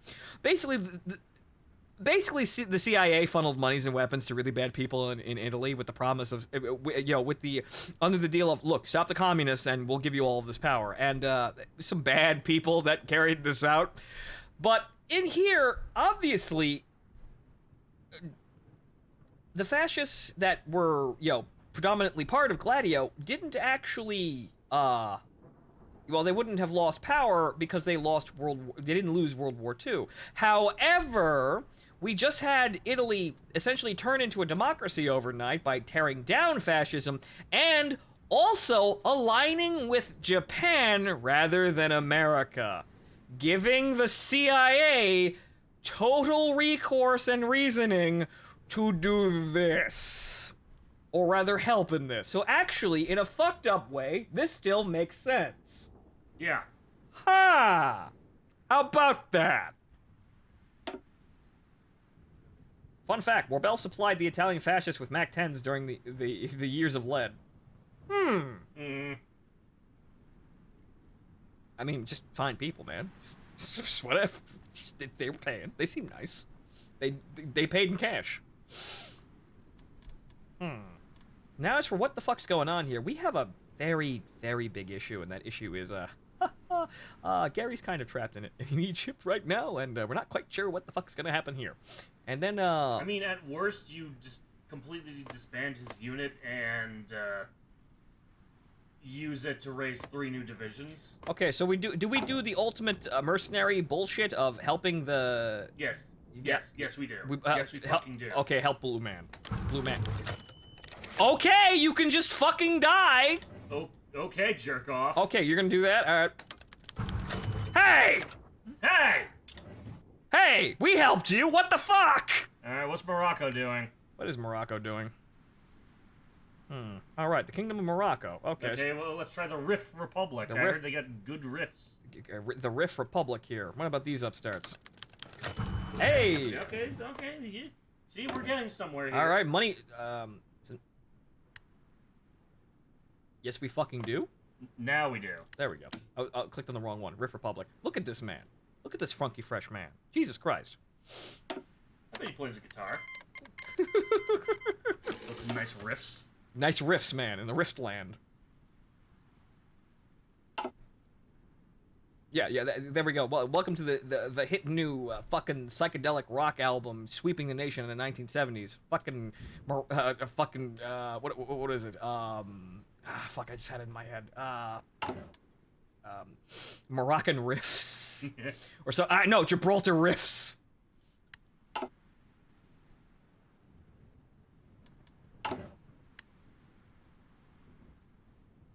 Okay, so, guns, artillery, and drugs. Yes. Strength and muscle and jungle work, and we're getting lots of it. So, Gary, how are you doing, buddy? Clearly the man in charge here wants to keep us around, just in case, Italy invades. You'd think they would have by now. You'd think. Where are my fucking hinds? They're here. They're almost here. Okay, so let's see here. With all this under control here, now we have a manpower problem with getting our air cav units out, which is frankly fucking annoying. You know, let's keep it like this, I guess. Because these aren't really supposed to be direct combat units, and when the attack helicopters come into support, this will kind of shore up some of these things. But really, they're not breakthrough units. They exploit breakthroughs. Also, yes, the debt is now out of control. Yeah, I'm seeing this.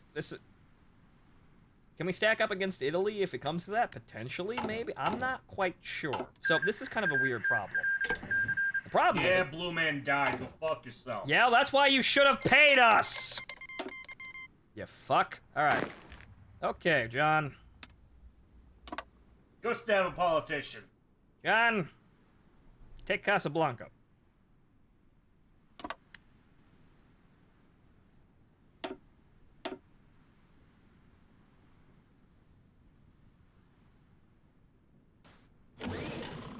Actually, yeah, we need to get on the road here, because this isn't looking terribly good.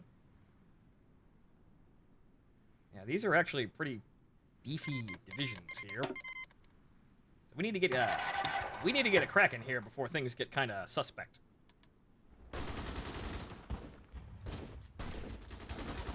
Uh-oh.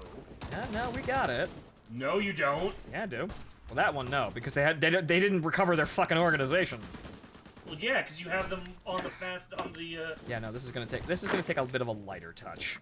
Oh. Oh, for the love of fuck, Iberians. Well, actually, they're contributing. Oh no! Hey, we got Heinz. Oh no! Okay, so support equipment. Support weapons. For God's sake, give us more support weapons. Right. Okay. So yeah, about that. Yeah. 1 minute here as I set up some of the factories because we need some more. We need to get those Hinds in production. I think we can probably pull off some artillery here. I think we can probably cut it down a bit. And then Hinds. But now we're gonna have a fucking issue, and that issue is kind of on the lack. We kind of don't really have any manpower to kind of help our situation here with this. It's gonna become kind of a problem here. Let's go to China. In the middle of this? Yes. Right. So anyway, Tokyo standoff. The Great Conspiracy, as it is known in Japan, has escalated into even more bloodshed and violence as rogue Imperial Japanese army units have seized positions in the outskirts of Tokyo, claiming to be guardians of the Kokutai? Right, Kokutai. And protectors of the TNO. Oh, sweet Jesus, they play Warframe. They virtually laid siege to Tokyo. Of note, the imperial family has temporarily been evacuated to Kyoto for fears of their safety. It has been said that the Tokyo standoff has been induced by the paranoia gripping Japanese society as a result of the Great Conspiracy. Brother would suspect brother, subordinate would accuse superior. The Imperial Japanese military hierarchy has exploded into anarchy. Only time can tell if Tokyo is capable of handling the situation. Has the Empire of Japan gone mad? Okay, this is where bad things happen. This is where bad things happen, and we're... You have 2 Marines. Your Marines are not doing anything. Get the fuck over here. Especially this dipshit here. Send him into Rabat. Yeah, you ignore them. Take Casablanca. Oh, Jesus. Send him to the north right here. Yeah, right. That's probably the best way. Well, we're gonna get a breakthrough anyway, so now they're under attack, and that's not fucking good. You fuckers. What are you doing?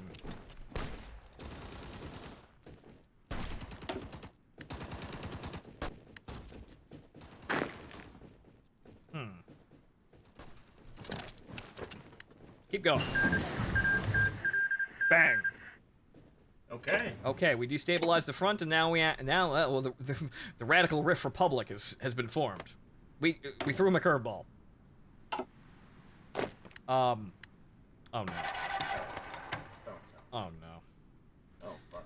Oh fucking no. Well, give it a day or two. Maybe. No. No. No. No. No. Okay, this Definitely is. no. So wait a minute. Check the. Oh wait. Okay, they're gone. Okay. Oh, okay. I was gonna say. Fucking scared the shit out of me. And then Iberia takes. Oh fuck. Yeah. Okay. Should have accepted our contracts. You fucks. Meanwhile, I have no idea what the hell's going on here, other than. Meanwhile, Gary's still stuck in Hell Maine. Federalists reconquer Iberia. The so-called Iberian Wars have come to a close, with the former Iberian Union becoming master of the peninsula once more. The target of multiple factions, ambitions, and even more separatist movements, the Union was shattered into a fraction of its former self, located in what they could secure around Madrid, and surrounded by enemies. Analysts did not have high hopes for the Federalists. The Iberian Union has announced its eternal hegemony over the namesake peninsula, with the resources of the groups that remain exhausted by warfare. It seems there is nobody left to dispute the title. Interesting. Yeah, interesting. I wonder who helped them with that one. Where's our money? Yeah, Also, I suppose we'll restart the music by this point. They don't fucking pay us any. They don't fucking pay us enough for this shit. They haven't paid us at all. What's in our liquid reserves? Nothing. They haven't paid us at all. What the fuck, guys? Well, the Christ. debt is somewhat under control, so it's not awful. Oh, but gee, 1,000. Yeah, no, that's a never. We may just have to cut back on spending completely. I suppose so at this point, because we hit a snag. All right, I'm making an executive decision here, because clearly Wait, this. why are you doing transport, not attack? Well, I got attack helicopter, and that's okay. researching. So transport is going to be that. I'm making an executive decision. We're cheating. What do you mean we're cheating? Oh. Because this is Remember, comrades, we kind of have to do this now. This is clearly broken because, hey, we sequence broke. And this is technically speaking cheating. However, this is just doing what we would do if we had a choice. We don't. So, what we will do now is we will declare war on, yeah, basically everyone. Oh, take it one at a time if we can. They're probably going to immediately, declare war on all of us. So, yeah, these, holy fuck, what? Wait, what? When did they come back? When did they get here? When did they come back? Yeah, what? That's just straight up anarchy. All right, we're not really stopping anything. All right.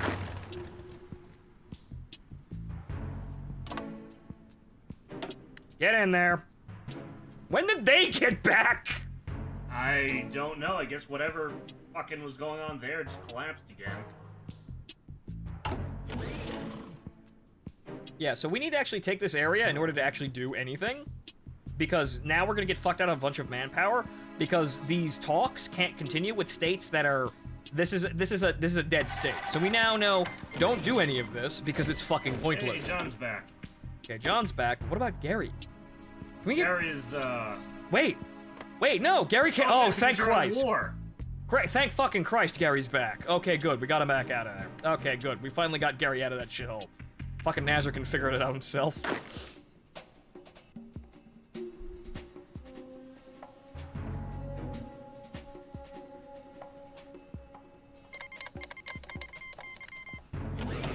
Good. Gary's home. Gary's home, finally. He was just sitting out there in the desert, just screaming, "What the fuck? Why am I still here?" They're like, whatchamacallit, his pilot was just stranded there, and they were like, "Okay, it's kind of hard to get parts for an airplane in a war zone. We're gonna be here a while. How long? 2 months? What?" That OVA. So, funny mishaps for mercenaries, but yeah, no. When did the Siberian Black Army resurge? What happened here?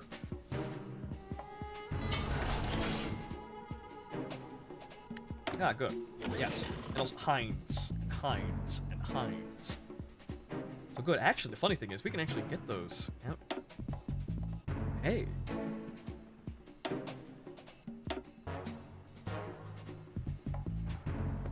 They have the range? I doubt it. We don't have any You don't have fucking the fucking manpower. manpower. Is what the problem is. This is why we need to start this war.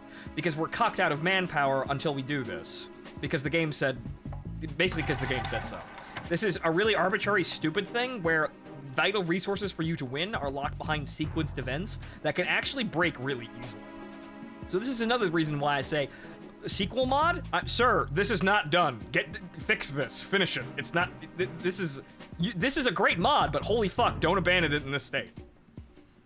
Don't make this the back end fucking project because it's a good mod. It's just that it falls flat on its face in really embarrassing situations like we are right now, in which we have to cheat. Get the rest of your forces in on this. I suppose so, but they're all the way at Magadan. Well, get them over here. Okay, fine. Why else do you have Marines for? Maybe Gary wants to fucking have a rest for being after being stuck in the desert for like 3 months. He can get the sand out of his boots on the train over. Right. Okay. There's money to be made. Clearly.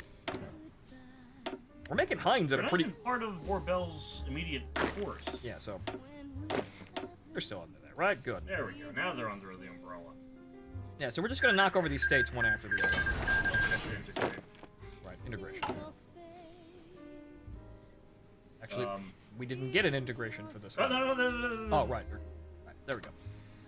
Okay, this is fucking worthless. Alright, so, which one first? We'll probably take this small, then large. Because they won't do anything. They don't do anything. Right, sorry. Wrong button! So... And... this isn't really cheating in the way... we would be doing this anyway. It's just that the scripted event... What? I don't know. I don't care. Moving on. The scripted event that triggers this is currently broken, so we kind of had to do this. Yeah, these people that were... actually, no. We're not involved with any of these people anymore. Fuck them. They have no reason to not like us. So what if we supported Nasser? He paid money. Money that didn't arrive. Money that, unfortunately, yes, did not arrive. Actually, no, well, there we go. But this is for conquering lands. We're getting way more money from this. Which is kind of unfortunate. I thought it was going to be a little better than that. Did you already declare war?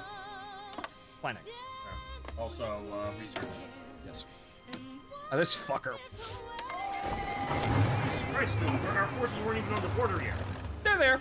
It's just, well, fucking, Gary and John better get over here before all the fighting's over. We need to make up time. Because we have a problem. We're not really prepared for the ending game fight here. Because we are held back because we don't have any more fucking manpower. So, right, so, that's that. Yes, good.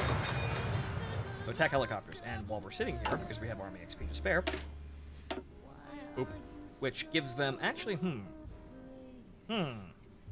that's lighter than I expected there. It's still something. Breakthrough, 157 breakthrough, though. Yeah. That's pretty fucking good. Soft attack, maybe not so much, but eh.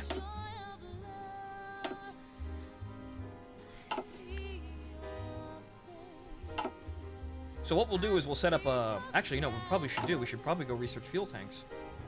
That'd probably help with the helicopter thing. Press the railway junction. That's just another thing that we have. Division 10 speed plus 10 supply consumption, collective speed. Yeah, so we need to get on with this. because this really shouldn't have happened. So yeah, when you research one of these states that's essentially a conglomerate of failed states at this stage, do not attempt to negotiate with them because there is no negotiation. There is no negotiations. They did not plan this. We just have Gary set up against the Siberian Workers and Peasants Union while the rest get ready to turn over the North fuckers. Right. So you know what? Here's what we'll do. We'll move these guys over here. Well, actually, no. They're. I can't really do that. Well, I can give them a new once line. this war's over. Right, so we can't do that, but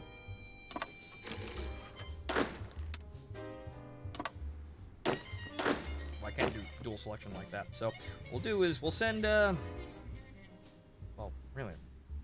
It's just fucking okay, well, so we'll send John out here. And then we'll send Gary over here and take Tomsk and Novosibirsk because that's the only things that are left. That's the only towns that they have, or are there any cities? Do not negotiate with communists. Exactly. Oh boy. What? What? They beat Finland. That's the problem.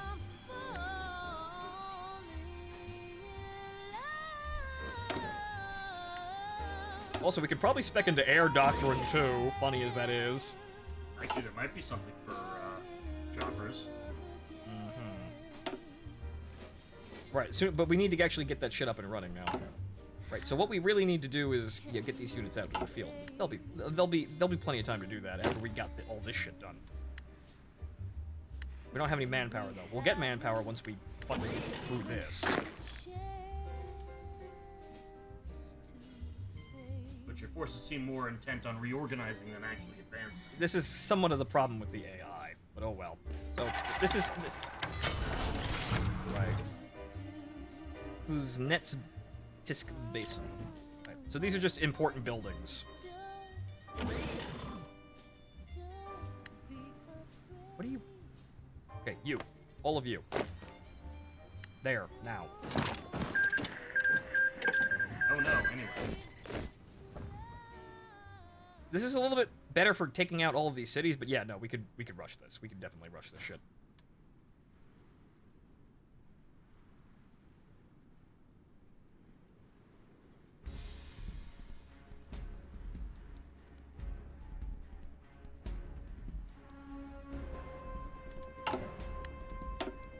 So, good.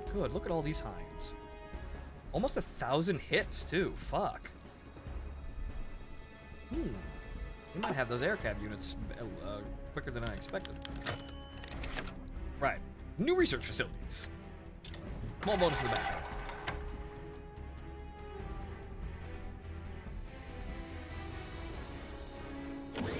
Why'd they stop? Okay, there we go. Right, so there's that.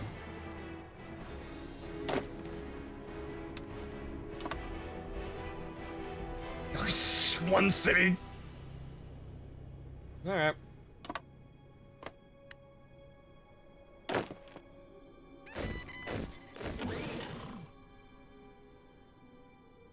inspiration too. And now we gained a shitload of money just for capturing that, which is fun, but this is also stupid because you would expect Outer Ops to pay out the ass, but it doesn't. Probably because it's so. See about getting rid of some of that data. Nope. Nope. Oh well, we're just gonna eclipse it with tremendous GDP.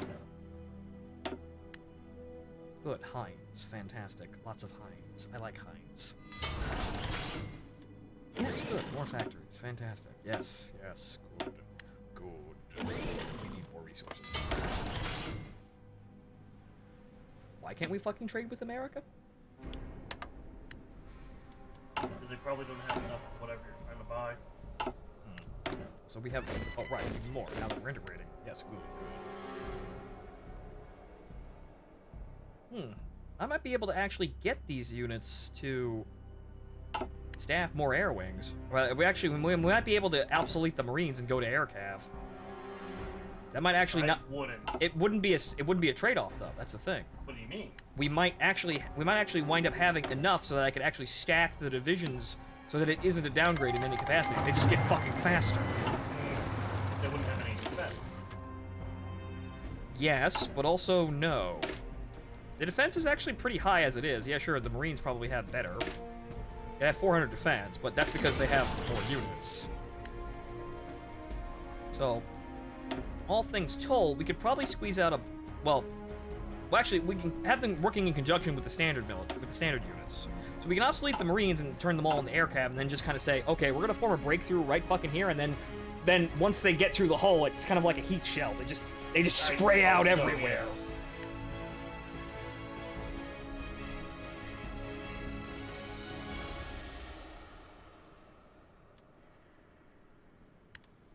And also, we're gonna have lots of Kaz. Holy fuck, are we gonna have lots of Hinds.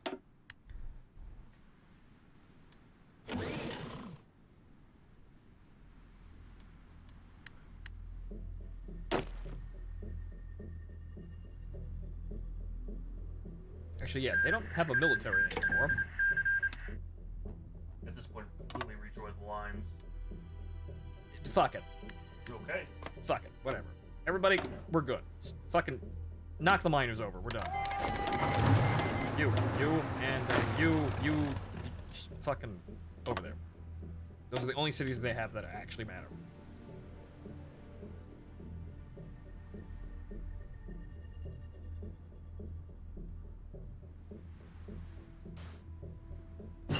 I mean, yes, you could go follow them over there, but also no. Right, so... 91 days. We can do some basic infantry things now that we have the fucking air cav in, and they look goddamn amazing.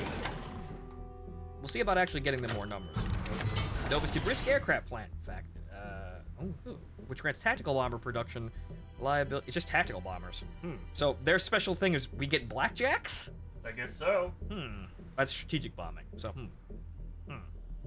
So, production cost. Reliability of close air support. But helicopters aren't close air support, unfortunately. They are, but they aren't.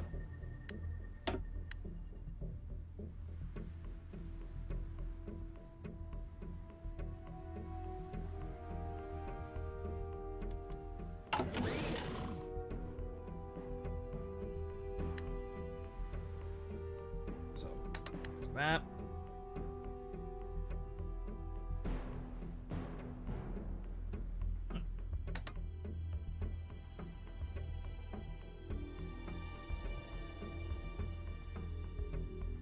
Price of the advance is low. So what is it now? What'll it be, AI man?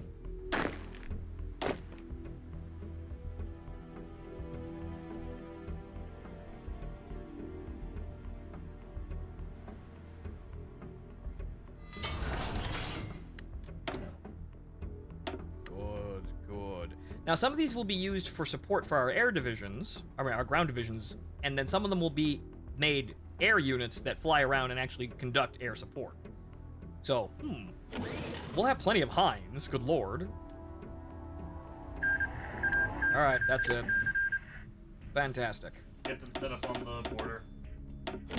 I need more aluminum. Steel. Is that steel? Oh, steel.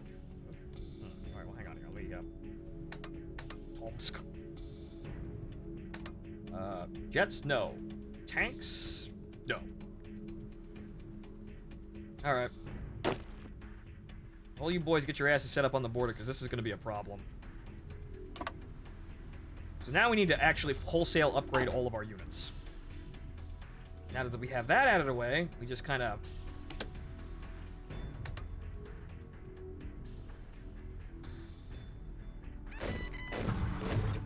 Also, now we can invade Kazakhstan if we want.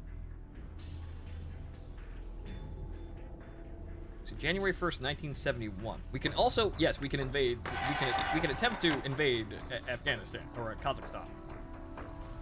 But you know what, let's open that minigame and see what happens, because we can get more out of that.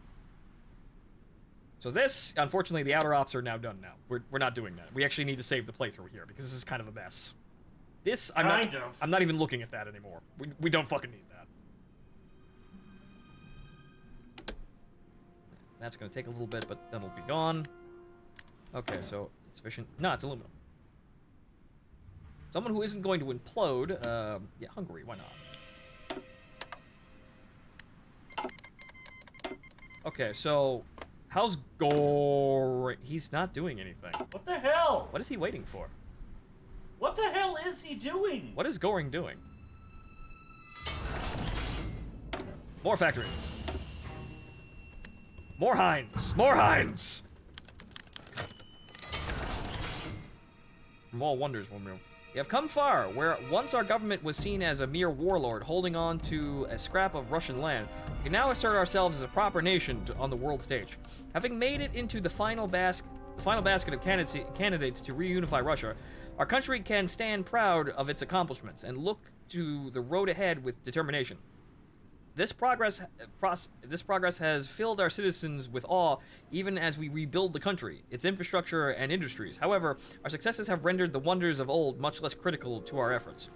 Where once holding on to these relics of a happier past gave our government legitimacy and gave our people tools needed for survival, the wonders under our control are now a tiny portion of our overall assets. They will no doubt continue to inspire our people, and they stand as mementos to the warlord era, but the age where holding on to wonders was of great importance has come to an end. On to an uncertain future.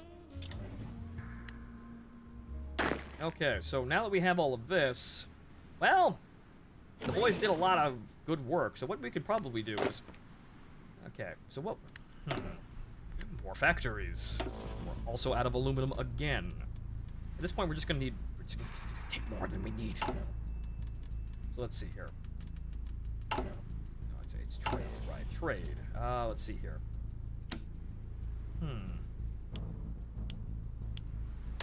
We have plenty. Okay, alright, now that we have more national focuses, and now it's also acquire nuclear weapons, which I've never seen this end. So... Right, so, for...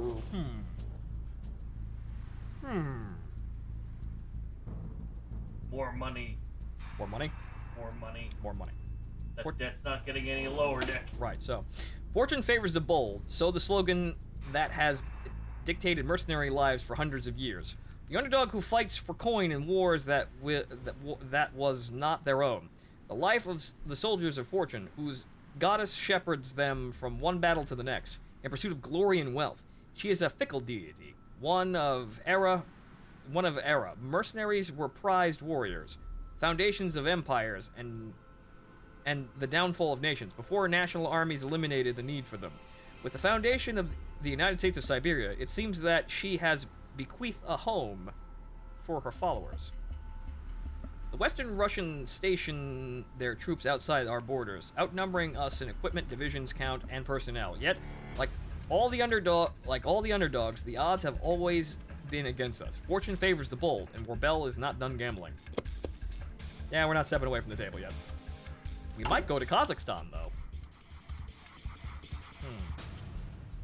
We could literally...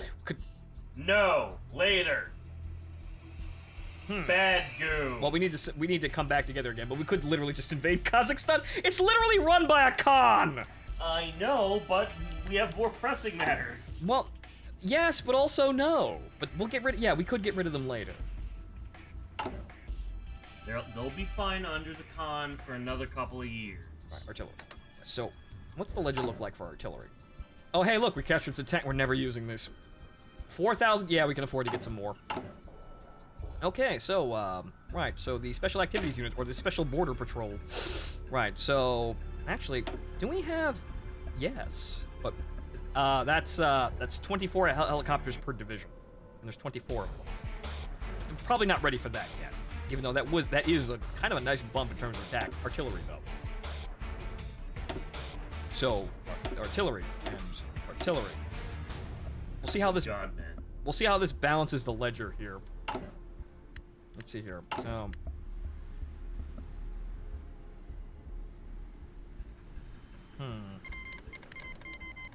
oh look, Iraq has gone to shit. Too late. Too late. Too late. Too late. Saddam, good luck. Good luck, Saddam. We're rooting for you. Not really. Iraq collapses in the Civil War. Oh wait, I forgot. In this one, he's not a Ba'athist, so yeah, sure. Okay, go ahead, Saddam. Yeah, he's a regular guy. He's a regular average Joe. Which one? Right, the Iraq Republic. There he is. There's that man. That man. So, right. So, Right, where's our ledger? Okay, so, right, so... all this... Yeah, they're reorganizing on the field, but yeah, no, they can handle more. But remember, the more you add, the less experience these troops have. This is true. However, we'll train them back up to at least, trained. But so, artillery, and I'll get them over 1,000. Actually, we do have. Actually, no. Wait, no. We need upgrades. We can do that on our own. What I'm gonna do is I'm gonna stuff them with regular infantry now. Get the defense up.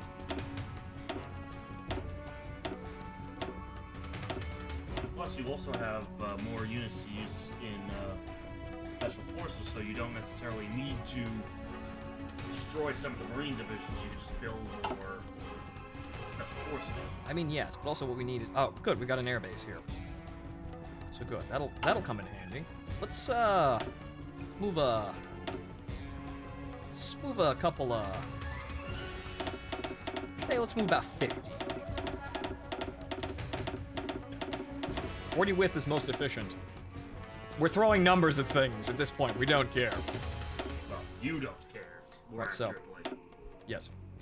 Range is kind of limited, but it'll help in a defensive Range matter. is very fucking limited. We have to research. We probably have to research fuel tanks. Oh, now the oil crisis works. Oh, now the oil crisis shows up. Right, but Mitchell Warbell III looked over the Siberian expanse, cigar clamped in his teeth. The Wizard of Whispering Death was clad in heavy furs against the cold of the Russian Far East. Though the cold still stung his cheeks, he didn't care. Today was his day. Central Siberia was finally in his hands. The misfits, fanatics, and goons of the region now 6 feet under. Goddamn, today was a good day to be Mitchell Warbell III. The lights of Cheetah twinkled below him from his balcony atop the former Tsar's palace. Just as the bright Siberian stars shone above him. Warbell was always surprised at how bright the stars could be on the frontier. He chuckled to himself at that.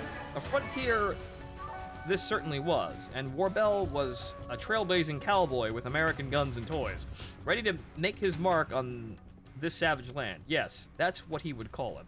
His frontier, his United States of Siberia. He could hardly believe the circumstances that had brought him to this place.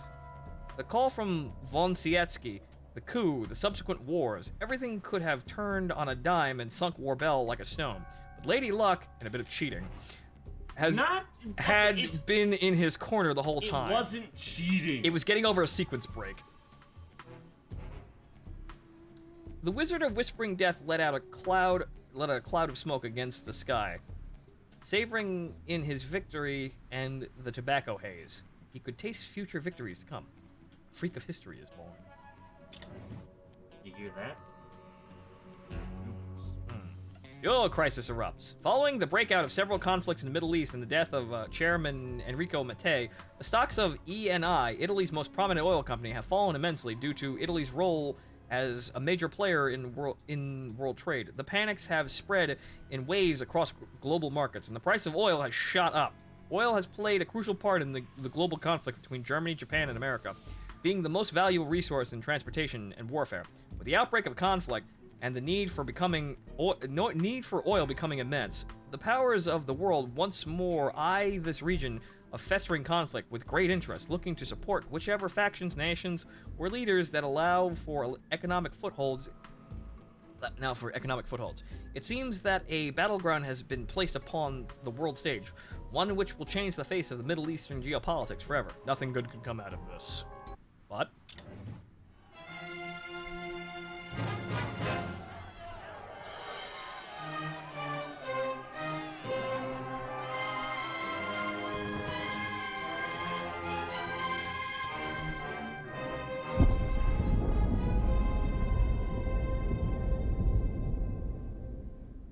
welcome to the bad times. But as we're actually doing fairly okay after getting over that little problem. But let me take stock of the situation before we get back into fucking reading. Do it again. I want to get rid of this. Right. Also, good fuck, it's 4:30. Yep, but we're on the edge here. We can finish this today. So let's see here. Let's see. Okay, so we have plenty of manpower. Do we have any other areas that we need to enter? No, we don't. Okay, so...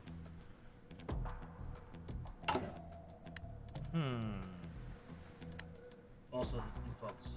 Yeah, new focuses, but I'm looking around here. So, now these guys are mostly... They're still... Well, I mean, you're still going full blast here. Right, so... Right now, they're waiting for manpower deliveries. Okay, so... The art of living dangerously, or what's going to get us what? Army experience, command power, slightly decreasing coring time. Command power, or experience. So... While the Russian Far East is rich in resources, and to a lesser extent a relatively healthy industrial base, it's completely and utterly lacking in manpower. And while Central Siberia is a little better, it can't hold a candle to the vast hordes of Russian people present to our west. The fact that our army is primarily made up of foreign mercenaries and with few prospects of raising a mass force has made our high command acutely aware of our precarious position. Fear not, our daring leader has reassured us. There's an art to living dangerously. We don't need a massive army, claims Warbel. Our mercenaries have served us well up to this point. Why should that change? Our armed forces are a beacon of elitism and effectiveness across the Russian tundra, and we should play into this. There shall be no better or effective combat force in the East than those brave souls fighting for the United States of Siberia. Mostly true. Because now we've got a border that we can actually pretty confidently control or cover here, and then all we need to do on top of that is, yeah, well, get our wonderful helicopter units and our airborne forces through the front line, and then proceed to just start strangling the enemy supply lines to death. So, hey Goring, are you doing anything? What's? Oh, actually, no. He actually. No. He's got. This is already stuff we've seen. Yeah, no. What the hell is he doing? What is Goring doing? What's going on here? Also, what's going on with that? He seems to have the crisis under control over there. So,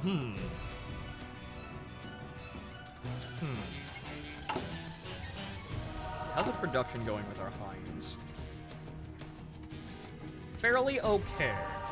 But I think now we should probably start raising those air cab divisions.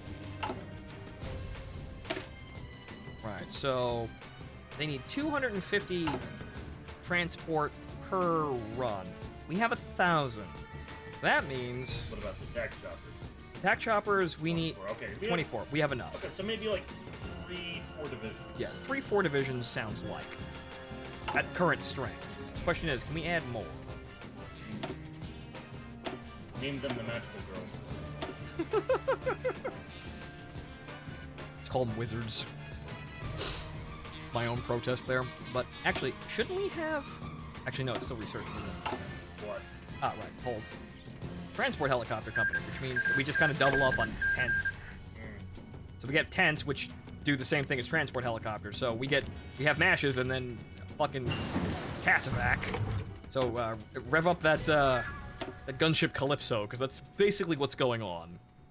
So that brings us to 270 transport. Is there anything we can really do to actually doesn't absolutely fucking slaughter? Not really. I mean, anti-air, yes, but probably not as well. Anti-tank support would probably actually be helpful. So what is actually the, well, soft attack defense, HP piercing a little bit, not really though.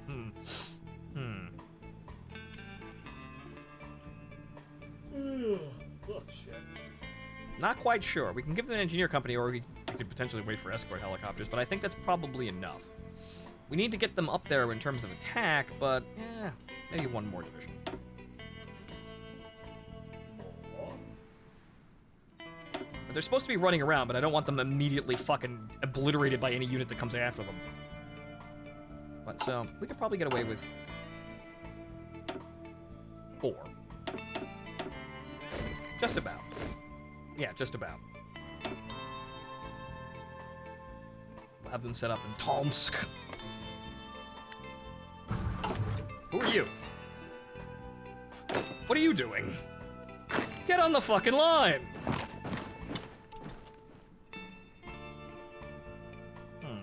Actually, no. Hey, that's Black Bear. What the fuck are you doing, Black Bear? Get on the line! Okay, so along with that, we're gonna... Actually, So, that's that. We're never getting that. We could get that, but we also probably should have a look at air doctrine at this point. But what do we have to research? Okay, air supremacy. I think the only one that gets helicopters is this tree. Well, I mean, see So hang on. helicopters on that. Defined helicopter roles. Helicopter agility, ground attack.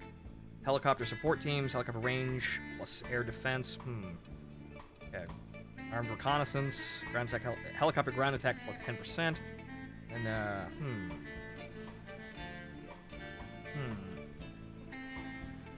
gunship support. Naval helicopter aviation. We're not doing that.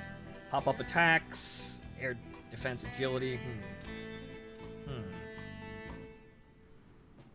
Seems like we want to go down this route for the best helicopter-related things, I think. Maritime patrol rating interdiction. These don't seem to have anything terribly well for helicopters, so yes, we're doing air supremacy. What a surprise. A global force. Also range. That helps a lot. That's what we'll do. Let's see here. What we'll do real quickly, but then again... No, it's too late. Enables jet... No, too late. That'll take fucking forever to get to. That'll take... fucking forever. I don't think that even affects... No, it doesn't. Does it say what it affects? Doesn't say. Well, oh well. Probably doesn't affect helicopters. But in terms of things that we can do over here, again, to offset some manpower problems, we can just continue doubling down on hospitals, or we could do, well, we can continue with... You know what? RPG-2s. It's fun. It's been a little too long.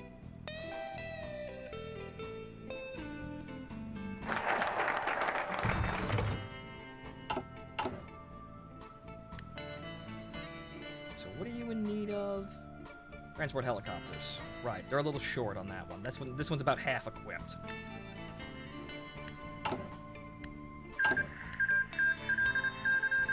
Oh. Actually, no. I think Saddam is winning. I think that was Saddam. What's going on here? Republic. Okay, Republic. No. Nope. Nope. Well. Sorry, Saddam. Well, we didn't even offer. Okay. Employment opportunities. Oh, well, that's nice. It's an open secret that the foreign mercenaries within our employ live the life of nobility, their pocketbooks fat with plunder and a fair wage. Compared to the average Russian prole scratching out an existence in a factory or a farm, they must seem like celebrities or millionaires.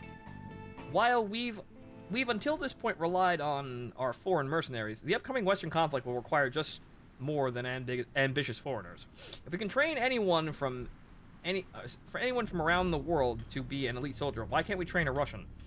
It's time to create employment opportunities in our armed forces for natives, not just to fill ranks, but to become truly elite soldiers on par with those who we've attracted from abroad. Those eking out the most meager of existences on the Siberian waste will soon be the core of a new professional and entirely dangerous army. Yes. Good.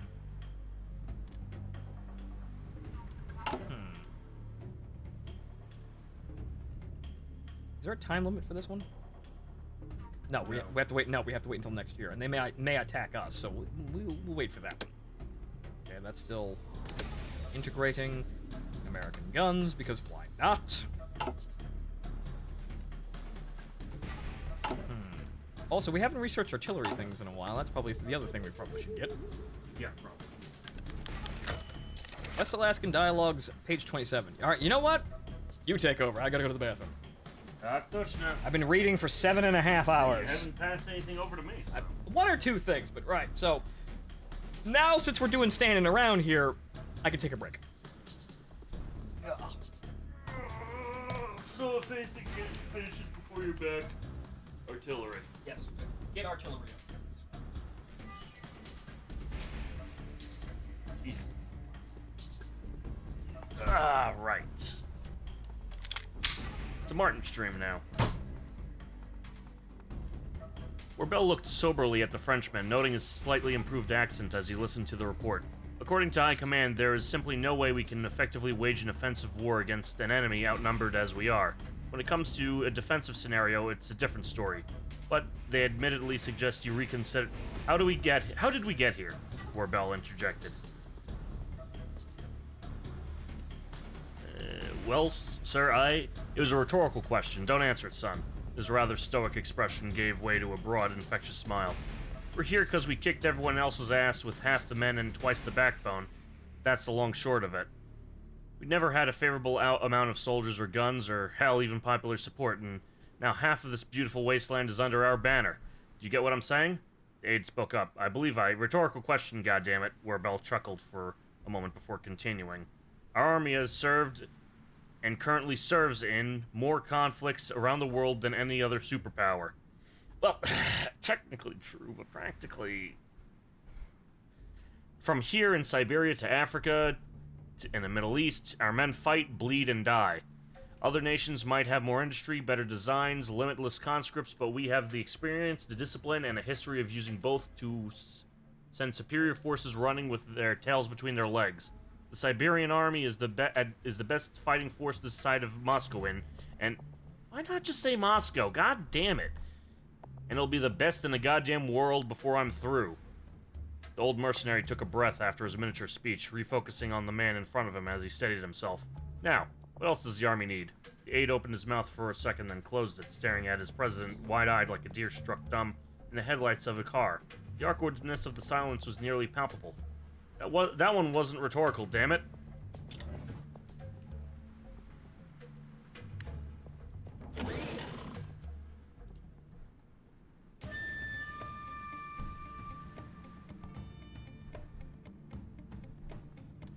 Alright, events.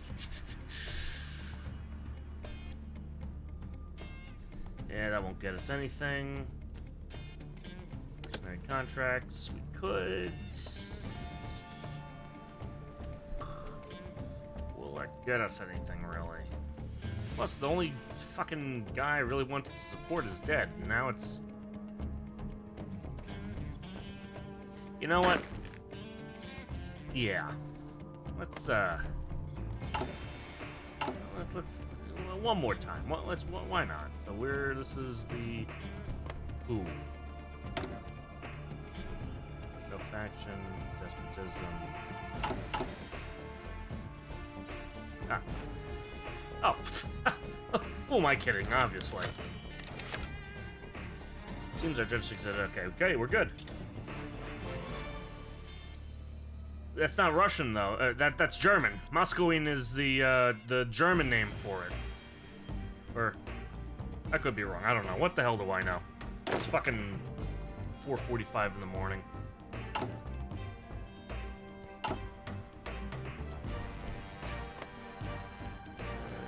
And 10 volunteers.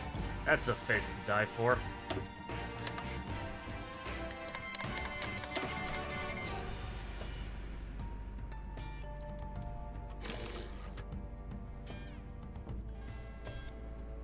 Yellow. The main host isn't here right now. He's off in the bathroom, so I've forcefully taken over.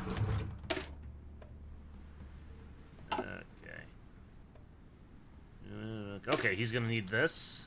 While we didn't win our past wars through sheer luck, we've had Russia's most professional army by a mile, and it's been pointed out that the final confrontation with our new rivals to the west is going to be a far sight from what we've fought so far. Like us, our western neighbor has fought tooth and nail to get where they are. Well, to be fair, they only secured the west because two factions just couldn't stop fighting, and they just stepped in to take advantage of the situation, but what do I know? They have a large industrial base, a large population base, and an army that's been fighting for years. Simply put, it's not practical to rely purely on American aid to supply our soldiers anymore. Rebel, and thus by extension, the rest of our administration has come to the conclusion that we'll need to take advantage of native Russian industry to satiate our ever-growing army's hunger for weapon and material. A long resume. I've been looking over your record, Mr. Tarasov, said the Minister of Defense for the USS as he strolled past the table where Ivan was sitting. Both of their faces were illuminated by a flickering light in the concrete-walled room, lending its sputtering radiance in the grayscale meeting room. Ivan had been dragged here about an hour ago for what he thought was an interrogation. That was the only logical reason why they haven't killed him, for being a Novosibirsk general.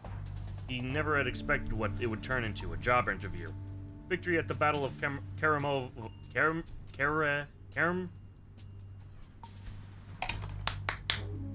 Christ! Maybe I do need that coffee. Kemerovo. Well, yeah, there should be only one fucking cup left. Victorious partisan campaign in northern Tomsk, embittered last stand in the ruins of Atlay. 1 million more victories and bitter but hard-fought defeats. Quite a track record you have, really. Your boys put a great few of our boys in the dirt, continued the minister. And it was my job, replied Ivan, surprised at the rather biting addition to the list. Mr. Tarasov, you're mistaking a compliment for an accusation. What I'm saying is we can use men like you leading our armies. They are efficient and skilled, as you have seen, but unruly. A strong hand at the lead. A strong hand at the lead. I feel like it should be something after that, but not my game. I see. Is that why I'm not dead yet? Now, you're getting the gist, Tarasov. So what will it be? Another 10 years in here? A drop of water from the leaky ceiling onto the table. Or back to the front line commanding honest Russian men and a few less than honest foreigners. Ivan gritted his teeth before hissing a reply. Fine. Wonderful. Welcome to the army. Okay, so where are we? I may have just sent forces to go help the Kurds. Well, that wouldn't be the... Actually, yeah, no, it's the Kurds versus the Baptists now, so, yeah, about that. Is this yours or mine? That's probably yours. Okay. Just need a little grease to the root. Ah. One chilly night in Magadan, Roger Fawkes found himself walking down a street in an attempt to clear his thoughts. It might have seemed to be an ordinary man, were he not so clearly extraordinary. Just as he began to finally relax, he saw a strangely familiar face that stared right back at him. You there. Don't I know you? Asked in imperfect English. The other man's face similarly lit up in recognition. Fawkes? Roger Fawkes, it's you! He laughed and took one of Fawkes' hands in both of his own. It's me. Ted... Bear with me, please. Tadeusz Kowalski. I served with you back in the Congo. It's great to see you're still in one piece. How have you been? As good as can be expected, considering everything that's happened, Fawkes replied with a small smile at Kowalski's enthusiasm. And how are you? The last I heard, you were trying to put as much distance between yourself and Poland as possible. Yes, well, Kowalski shrugged sadly. I fear that Poland, as we both know, might be lost forever. Whatever becomes of it, I won't be able to recognize it anymore. It's the same with you in France, isn't it? You know how it is. Yes, well, Fawkes sighed hopelessly. Ever since Himmler carved out his state, no, ever since we lost the World War, really, it's lost whatever that was that once made it my homeland. We're both soldiers without a place to return to, it seems. And we should do what we can to make Russia into a place any soldier, from lands living or dead, can call home, Kowalski said, decisively. Surprising Fawkes. He patted him on the shoulder and turned to walk away. It was good to see you, Fawkes. Don't give it up just yet. Fawkes just stood there, stunned, as Kowalski walked off into the distance. A new homeland for people like us. There's no place like home. Alright, what else needs to be done? Well... Right now, I'm just waiting for the forces to arrive in, 2 days, 1 day, yeah.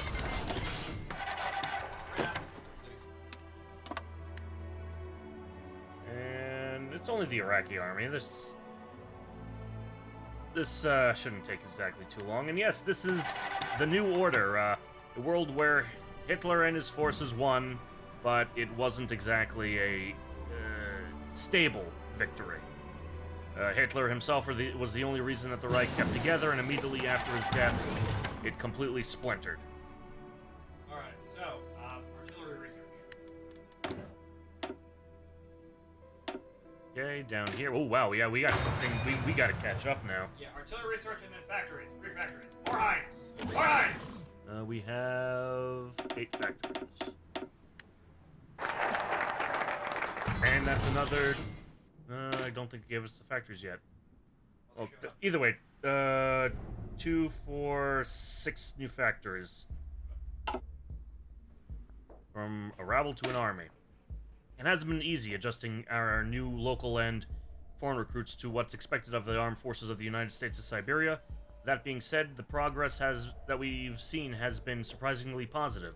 Even with a large uptick of volunteers and local recruits, the expected trade-off between quality and quantity has been much smaller than it was previously believed to be.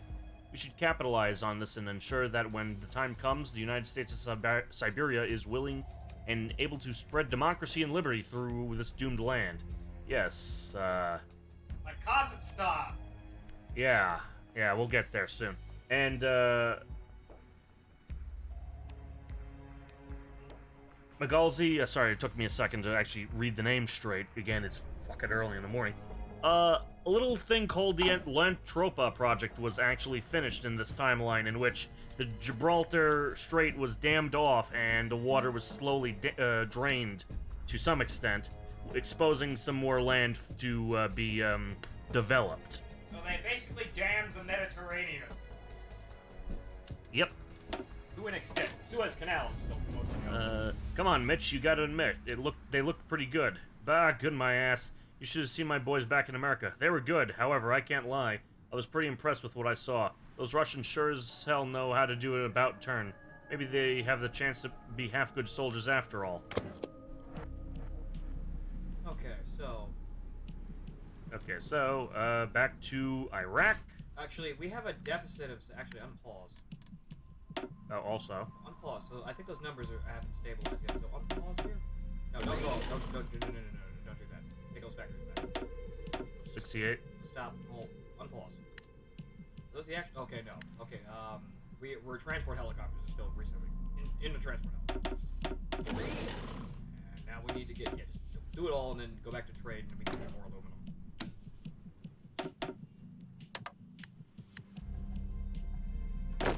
Yes, we had a deficit of transport helicopters. Probably from the... wait a minute.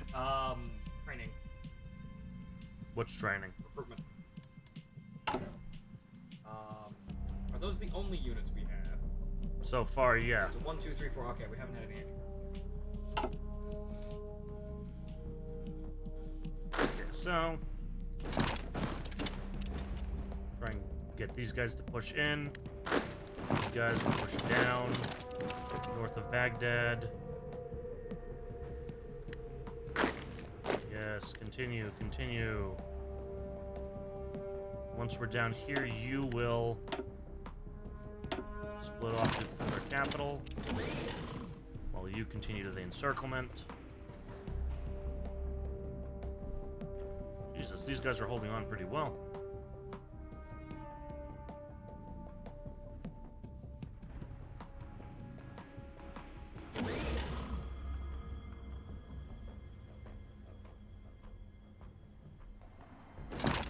Nope. Let's go that way.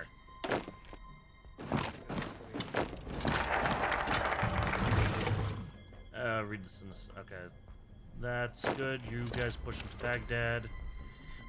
Native legions. While the mercenary corps of Siberia's military was nothing more than was among the more experienced forces of the world, the same could not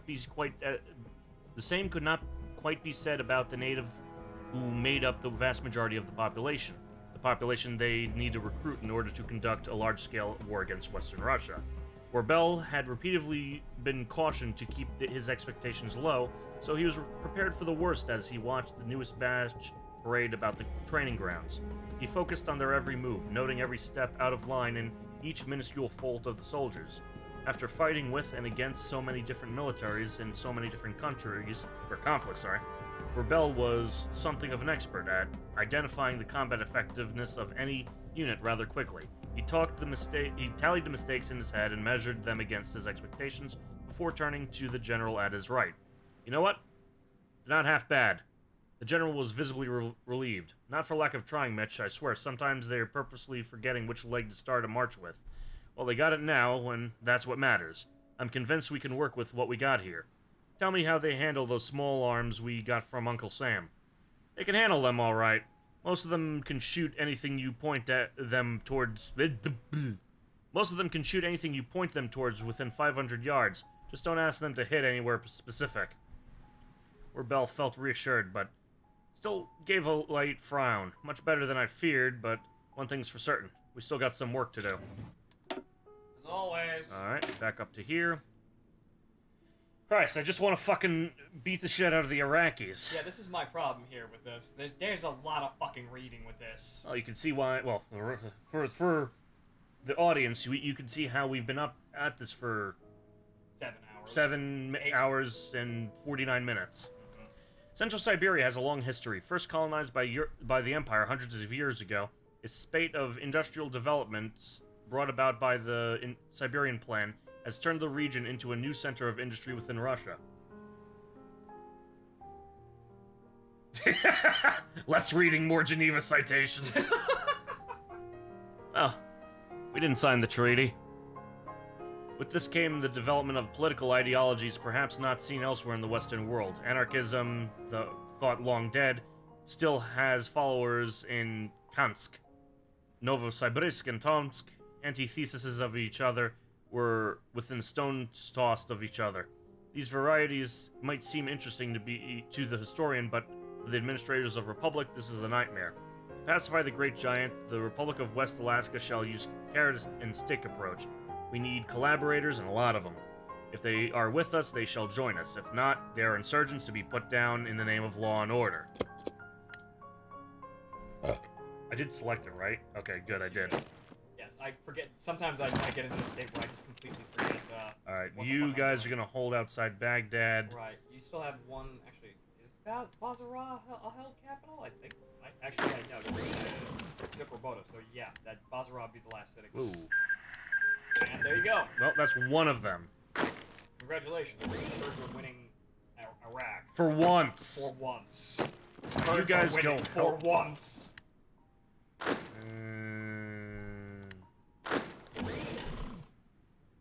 Yes, good, excellent. You stop there and hold the city. Call off the attack here, let them rest.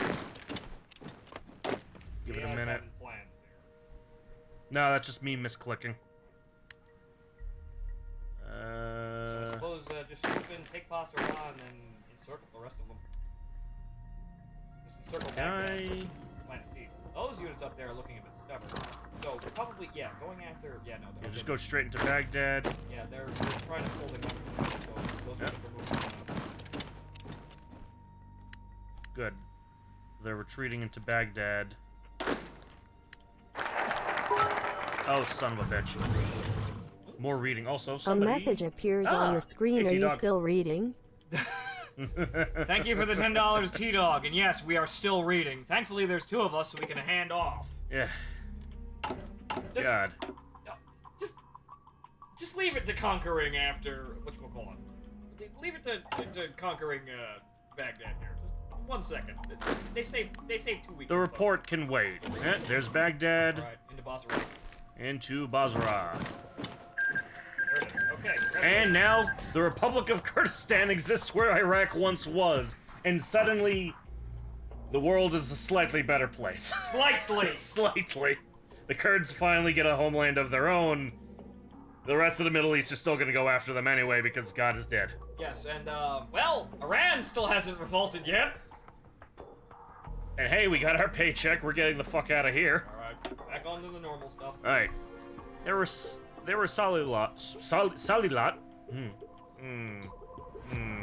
were sorry. Yeah. Yeah. Man, it's fine. Ooh, They were boy, sorry howdy. lot.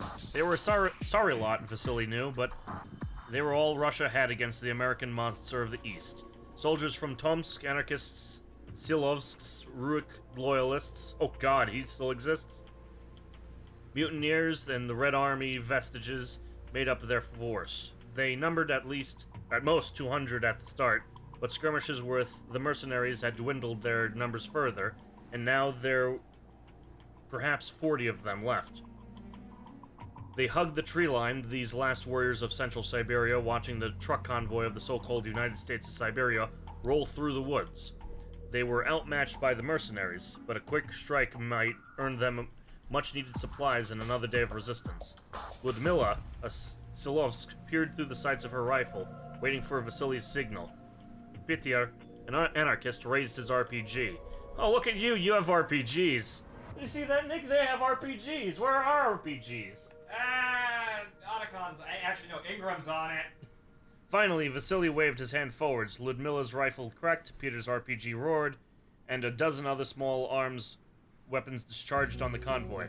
A rocket slammed into the side of the truck, the explosion flipping it on its side in a fiery conflagration. A bullet ate brain meat, and the driver of the lead truck fell dead, the vehicle careening into a tree. All was chaos and death as mercenaries shouted and sighted targets, partisans rushing down to grab what equipment they could. Vasily scampered over a dead mercenary, rushing to the back of one of the downed trucks. He torn open the tarp and gave a quiet cheer as he saw the medical crates of his movement so desperately needed. He gave a start, whirling as he felt a harsh thump in his ribs. Had someone struck him? Vasily turned, wondering why his vision was swimming. A black man in sunglasses with one of the fancy American rifles fired again, his second shot taking Vasily out at the knees. As his vision faded, Vasily watched as his companions fell, their final raid all for nothing. 40 less bandits to worry about. Wait a minute, black man, sunglasses. Mercenary. Yes. Wait a minute. Dutch, is that you? Here, good, you got it. I couldn't remember the man's name. Well, no, it's Dutch from Black Lagoon. Who's the guy from Predator? There's a Dutch in Predator, but that's not him. Dylan, you son of a bitch. Dylan, I guess. Son of a bitch. I've seen the movie once in my entire life, so. Running our network. Despite our victory over our Central Siberian opponents, the stark reality of the situation is that, as foreigners now reigning over their people, significant resistance to our administration still remains. We don't blame them. The vast degree of change they've witnessed has been more than disruptive. But just because we don't blame them doesn't mean we can tolerate their simmering dissent. Once more, we look to our friends in America for inspiration, where Bell and his cabinet have decided to create the Strategic Services Unit, or SSU. That one rings a little noise in the back of my head for reasons not even Goon knows about, and I'll explain to him later. Right. To root out dissenters and would-be revolters in our newly conquered Siberian territories in order to discourage any political actions against our government. After all, if the Americans can do it in the name of liberty, why can't we? Good point. The Americans did it, why can't we? Okay, what's going on here?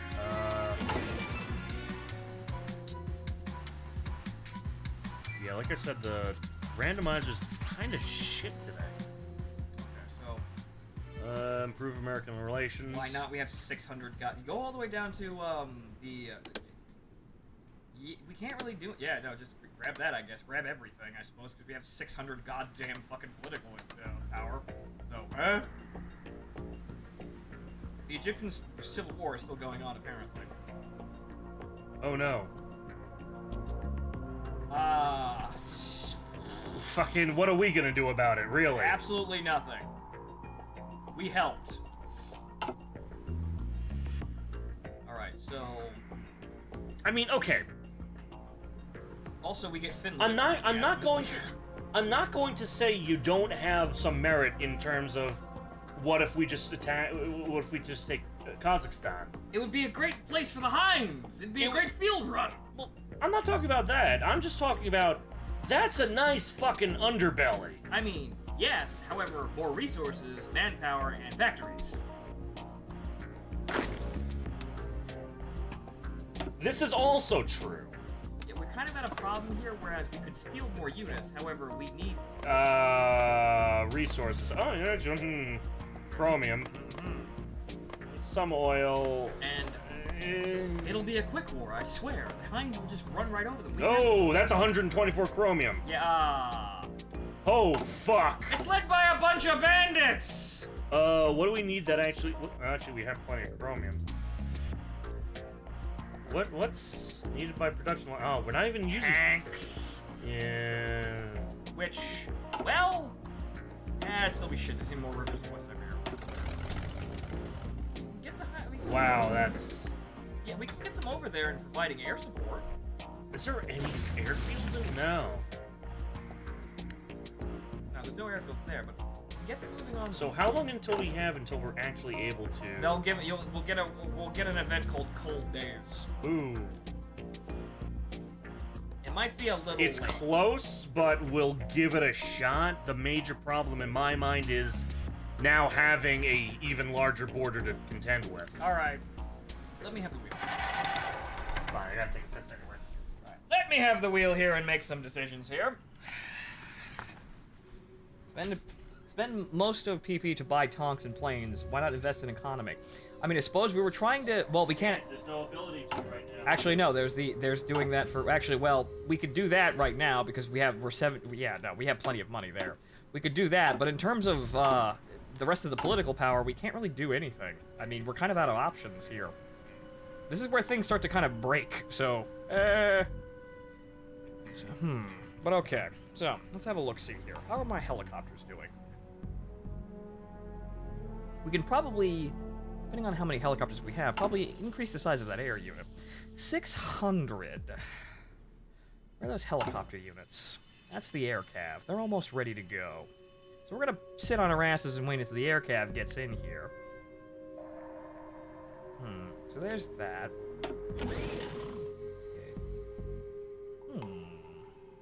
We could probably do... Actually, no, we're building infrastructure everywhere, so we'll just wait that out, I guess.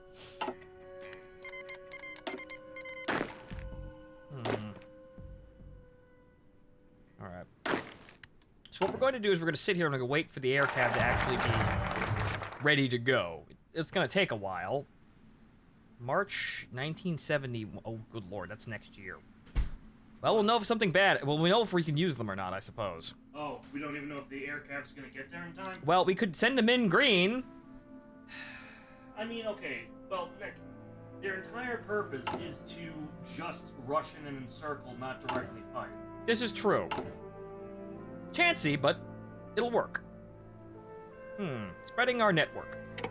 Always someone with ideas. And hello, Metal Gear Solid soundtrack.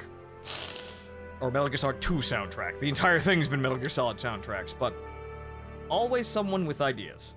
Katya was back from the stint in the country. It was good to be in Magadan again, a place now of light and life. Anyone who was anyone lived here. That included the big fish for her new agency. When she left the capital, when she was an agent with a handler. When she left the capital, she was an agent with a handler. Now with a director for the Department of Domestic Conspiracies in the Strategic Service Unit, it felt good. It felt official. In the van with her was a new recruit on his first mission. Next to him was a CIA instructor who pretended to not be the CIA, but a normal American mercenary. In the building across the street was a meeting of students being radicalized by a firebrand. In the building next to them, 20 or so agents ready to strike at a moment's notice. Katya knew better than to trust him. Have they said anything important? Katya asked the recruit. The young man shook his head. Katya let out a sigh. Seems this isn't working, Katya said. Then she waited and added, all right, we're going in. Mr. CIA let out a gasp, then said in his clipped Russian, you can't be doing that. Evidence. Katya turned to him with a grin, cocking back her 1911. Our states aren't your states, cowboy. The recruit racked back a German surplus rifle, and the three of them burst inside of the meeting. It was a congregation of some youth agitators who wanted to return to socialism. A picture of Sablin hung at the corner, which made Katya almost gag. Couldn't these types find someone else to idolize? At least Lenin had a nice beard. Her intuition to march in was correct. Leader was hoarding stolen guns from the army surplus. It was a win then. It was a win then to stop this idiot before he got all these kids killed. What are you going to do with them? Mr. CIA asked once the last were put up. The leader? Katya replied, 10 years for the theft. Probably the others we can shame and threaten, split them up. Maybe bug their landlines at home to see if they try anything after. With that, Katya walked off towards her favorite bar. She finished the job early, hadn't she? Time to relax. Damn, it feels good to be official. Fucking commies. Right, that's the people we employ. That makes me feel safe. Don't you feel safe? Alright, so... No, we're not gonna be doing that. Okay, so... The aircraft units are here. They're green, but this is gonna be their They should be able to provide their use. They should be. Now, who are we gonna put in charge of them that can handle this? Because we have a couple of new generals. So... We want one that gives special forces, obviously. John Piers and Gary are already in the field. They're our trusted advisors here. So we need... Roy Larson. Roy Larson. Mercenary, right. Infantry officer, trickster, reconnaissance, winter war attrition, right, okay. Patrick Hemming, out of supply, mercenary... Hey, out of supply. I mean, yes, so... Okay, so mercenary, organizer, skilled staffer, media personnel, no. Okay, Roger Folks, mercenary commander, out of supply, harsh leader, division recovery, attack 1. Then again, the recovery rate is going to be, Recovery rate is what's going to be needed. Right, so, So, Gary. And then again, like actually, radar, hang on here. With Gary and Gary, we can't do that. Everyone will get fucking confused. Everybody will get fucking confused, and no one will know what the fuck's going on here. So, you know, what, the Romanian? Or Folks? Well, he doesn't have anything that really... So, it would seem Folks is probably the better idea. Yeah, sure. Right. So, recovery rate, yeah, that's kind of unfortunate. But, Folks. Folks, you're in charge of a green unit of our most advanced infantry. Try not to fuck it up. I guess don't even bother giving him a war plan. Don't No, even fucking I'm bother. giving the rest of the army. So yeah, him you just send in. I'm sending I'm sending the entire. I'm just telling Warbell the entire fucking country. So as for Fox here, let's get him over here. And now we're gonna see how fucking blisteringly goddamn fast these units are. Zoom, zoom, zoom, zoom, zoom. Okay, so as for here, okay, so the Siberian economy. The war economy. Okay, no, less reading here. The many policies of Central Siberia have implemented various economic plans that match their political alignment to varying degrees of success. However, none have tried the American style of capitalism. The Federation of Novosibirsk and Alte came the closest, but its focus on the corporations have drawn disgust and ire from even the most freedom-loving American. With economic freedom must come personal freedom. This is in Warbell's eyes, has always been the American way. Therefore, there must be a rejuvenation of the economy under American principles in the United States of Siberia, where if the United States of Siberia were to prosper. Our sister republic across the Bering Strait has taught us much, and her prosperity stands tall for all the world to see. It is only prudent and sensible that we should learn from the Americans. Are you only going to take the provinces with uranium, or are you going to annex the whole of Kazakhstan? The whole thing? The whole thing. Whole thing, fuck it. I don't think you have an option. I think it's just you always get the whole thing. Yeah, no, you just go after the whole fucking thing. So in the end... It don't even matter. Fuck it. We're going in. Oh, fuck off. Oh, that takes a while, but oh well. Oh well, probably should have looked at that, but hey, we get RPG. We'll have RPG-2s and artillery upgrades coming to the front. That's not the problem, though. What? The fuckers in the north may declare war on you before you're able to fucking react. Well, no, they'll get cold days, and that's a sign that, oh, we're going to be fighting soon. Yeah, but then you can't cancel the war justification against Kazakhstan. That would certainly be a mess, but not the worst one I've ever seen.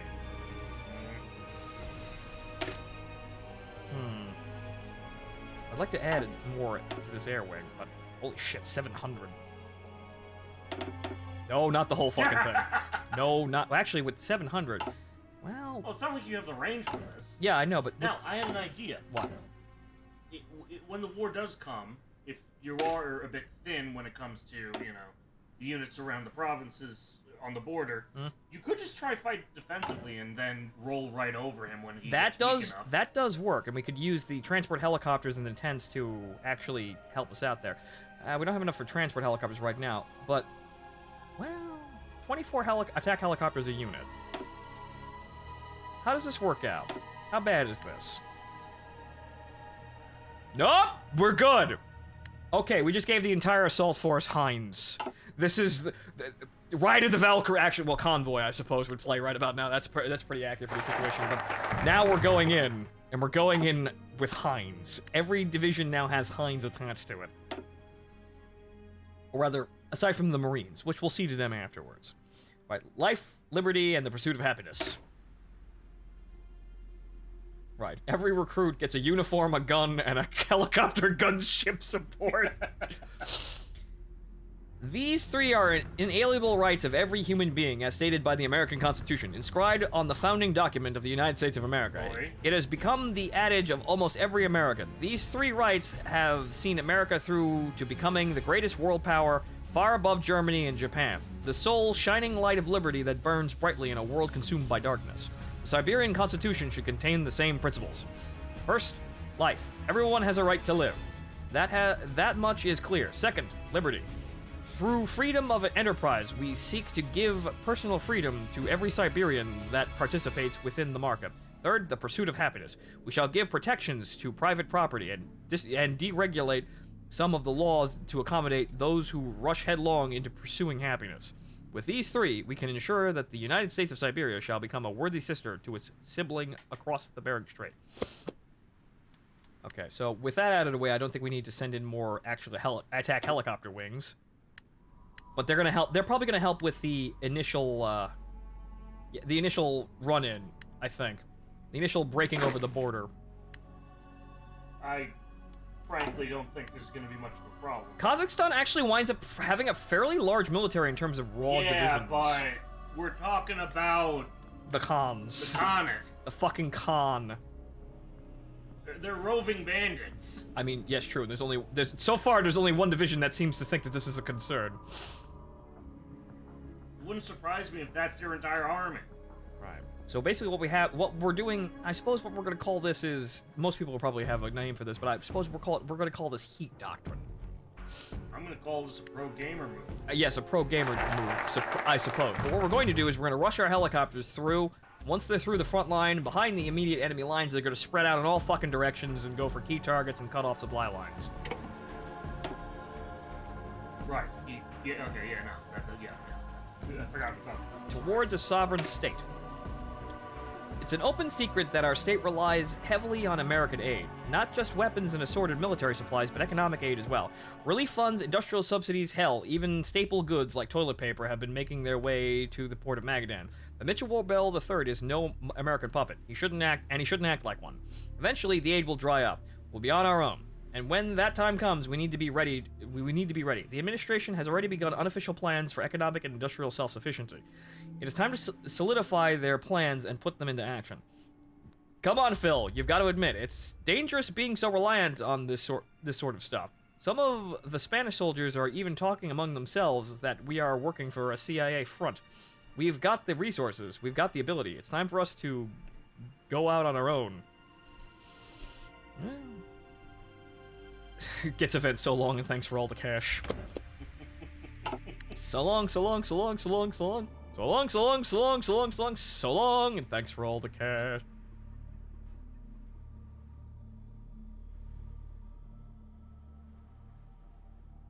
Alright. One more month. What are we missing in Wow, that's just doing stupid shit. Oh, it looks like we can still cancel it if it becomes a problem. Right, so... Good. Keep that artillery researching, because we are behind. Not so far behind, but we could research, we could get all these upgrades and then hop up to the M240 mortar. Which gives all of our infantry divisions a bit of a boost here. But let's see here. Alright. The border patrol units are now at 1,000 defense and 1,000 soft attack. Very good. They can just stand there and go, you want in? Fuck you. I'll probably stand to change out one of these with, yeah, you know, tents. Field hospital. Then again, the field, we don't really have enough transport helicopters, so we're probably gonna need, what is it? How many support helicopters? 20. So we need about 800, seemingly, to get our boys all set up. And they already have tents.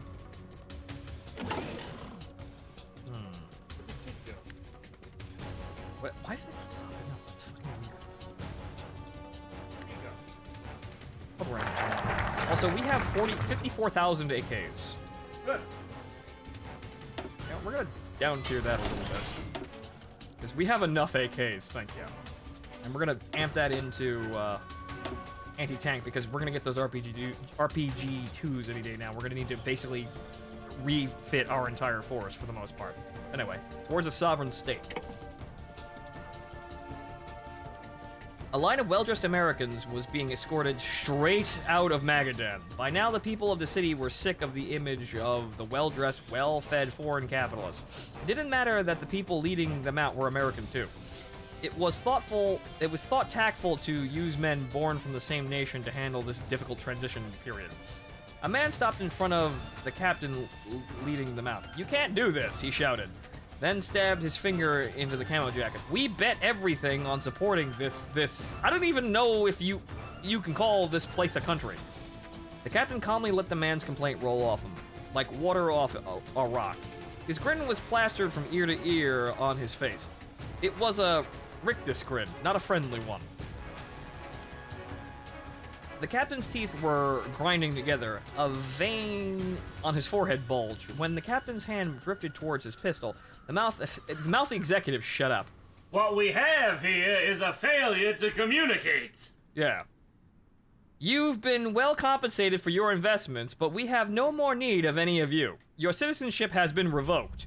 Your workers' visas have been rescinded. You are all leaving right away. And I don't think the company's staying will fall on their swords to help you. Because they won't. We need them. We don't need you. Bye-bye." The captain gestured for the group to get a move on. He was a hardened mercenary, after all. A hardened mercenary. All of them were coddled American industrialists. The group did what he said, and there wasn't any incidents as they left the United States of Siberia for good. You need Warbell, America. Warbell doesn't need you. Not anymore. Well, congratulations. We now officially run our own goddamn country. Expanding the federal system. When our dear leader made the executive decision to federalize our state along the lines of the United States of America, we made a step forward. We need to step towards a radical, if not bright, future. That being said, the future is far from accomplished, and what's said in the name is much different than what's done in practice. It's time to formalize the federalization of the United States of Siberia. While America created states based purely off of geographical and political considerations, Russia is a little different. While we've been creating states based off of geographical parameters as well, Siberia has the unique reality of vastly different minorities spread throughout our territories. Thus, we don't have to only base our states on geography, but on cultural and ethnic lines. Besides, giving states to minorities like the Buryats and the Yakutas will only help bring them over to our side. So don't do a British and do not draw straight lines. Yeah, no, don't do that. Don't do that. Alright, so RPG-2. Congratulations, it is Tube. We now have Tube. Alright, so there's that. That'll take support weapons. That actually takes forever. Holy shit. 141 days. Kind of necessary at this point. Kind of necessary, but the AKs are the further infantry upgrades are the path of least resistance. We gotta end. If Kazakhstan happens first, then we gotta get the fucking shit done quick. Mm-hmm. We also do need more infantry if we're gonna hold the line. Yes, most likely, but I think we've got a fair amount of manpower, so I suppose what we can do is actually put a couple more in training now. Yeah. So we've got, how many artillery guns do we have here? Probably plenty. 250,000. I think we can support easily 5. I'm sorry. fuck? Go back. What? What? How many? 2.5 thousand. Okay, you said 250,000. I wish. I really do. My bad. So let's see here. We could probably support very easily 5 more divisions. We'll need them. And we'll need a standard army. Or a new standing officer. And yeah, right about there, that's where we run out of artillery. Okay, so that's actually all we could support. Send them to Omsk. And we'll have a new Tomsk. Tomsk. Right, The so... fucker across the way owns Omsk. Oh, right, yeah. That guy. It's right there. Right, so send them over there, and then we'll raise a new commander to hold these ones.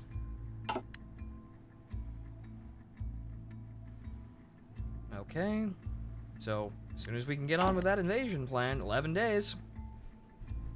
And then we see how effective the Hinds are. First, more reading. Setting a precedent. Christ. I'm sorry, Mr. Nakamura. There is nothing more I could do. The new senator of the states of Kamchatka, Lev Semenov, said to the aging man, Mr. Nakamura was the representative for the few hundred individuals who identified as Ainu in the state of Lev represented. Nakamura shook his head, going into the same speech given 100 times. Under the Tsar, under the Japanese, under the Communists, each and every time the Ainu were persecuted. Already, many have been executed in the forced conversion strategies of their oppressors, and now they were denied a state of their own. Lev sympathized with them. He truly did. He had fought alongside 2 Ainu mercenaries during the early days of Warbell's grand scheme. Good, fierce men from a hardy culture. Now, as a senator, it was his duty to help them. Unfortunately, there simply wasn't enough Ainu living to justify the creation of their own state. Mr. Nakamura, that wasn't the only reason I called you here. You see, having spoken to the president himself, I am confident we can secure you and your people a privileged minority status. Many other Siberian ethnicities are receiving the same. It helps that for such a small population, the Ainu have contributed quite a few capable soldiers. You understand that soldiers hold quite a powerful sway in our nation, yes? Lev left the meeting feeling happy, knowing that dozens of conversations were happening as new states were put into effect. He wasn't sure where this experiment of a country might end up. He wasn't certain of the foreign influence either, for that matter. What he was certain of that he was going to set a precedent here in the poorest state of this federal union, that there was hope on the horizon for Lev, who started out only as a mercenary from Manchuria. Before the old man left his office, he turned and said to Lev, I will not attempt to pronounce that, Senator.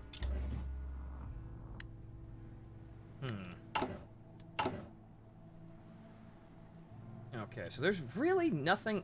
well, now we can go to war with them if we want, but we're going to wait. So we're going to deal with Kazakhstan. We're going to have a dry run of our new military machine.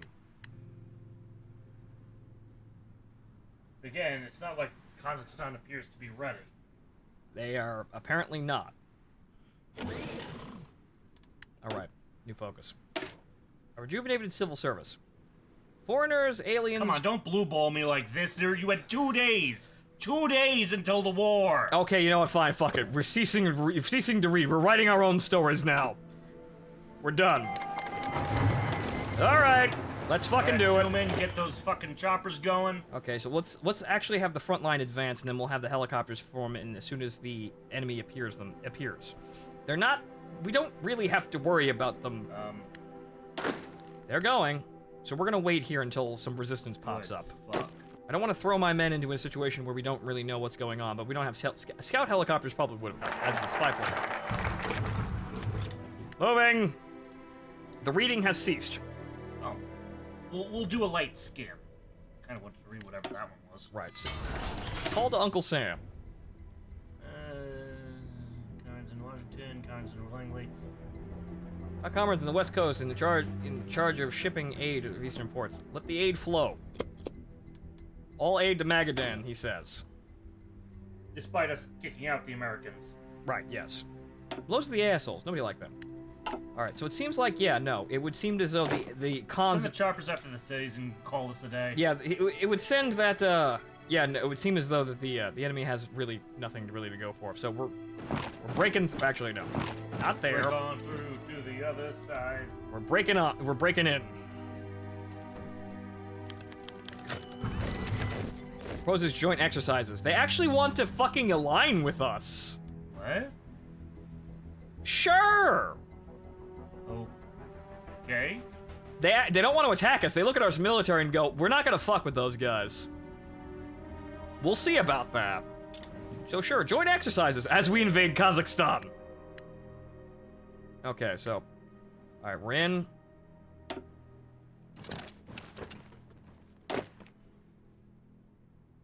And then now... That organization is dropping fast. Yes, it is. However, what we're going to do now is we're going to just kind of... We're going to be fun, and we're just going to cut off the entire fucking front line in the blink of an eye. Actually, yeah, hop into the war, into here, to how the war's going. Let's see, how many? 0! 5,000 men and another. That one division. That's all they got. 5,000. Wait, hang on there. Whoa, no. Yeah, no, 5,000 men. We've killed half of their military. They have 2 divisions. We've killed half of their military and suffered 0 losses. Yeah, push in, knock out that one. That leaves only one more fucking. One more division. Yeah, there's that other one. Okay, there's that. Where's that? No, okay. Maybe I should have these guys strategically positioned in the country. So we're gonna move these guys down here, and move these guys over here. So when a new capital pops up, they can just grab it. Push. Jesus fucking Christ, they're already there. Ah, good. So the problem is you've outrun your supply lines. I mean, yes, but also we're just gonna end the war by capturing all their fucking key cities.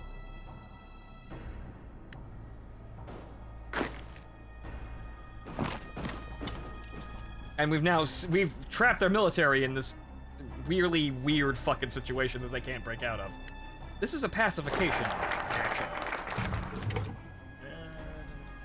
Oh, it's still Mason. Right, so, yeah, the Americans are here to give us support once more. As we invade Kazakhstan. But we're not so great country. It's a peaceful war, really. Just a bunch of guys flying around.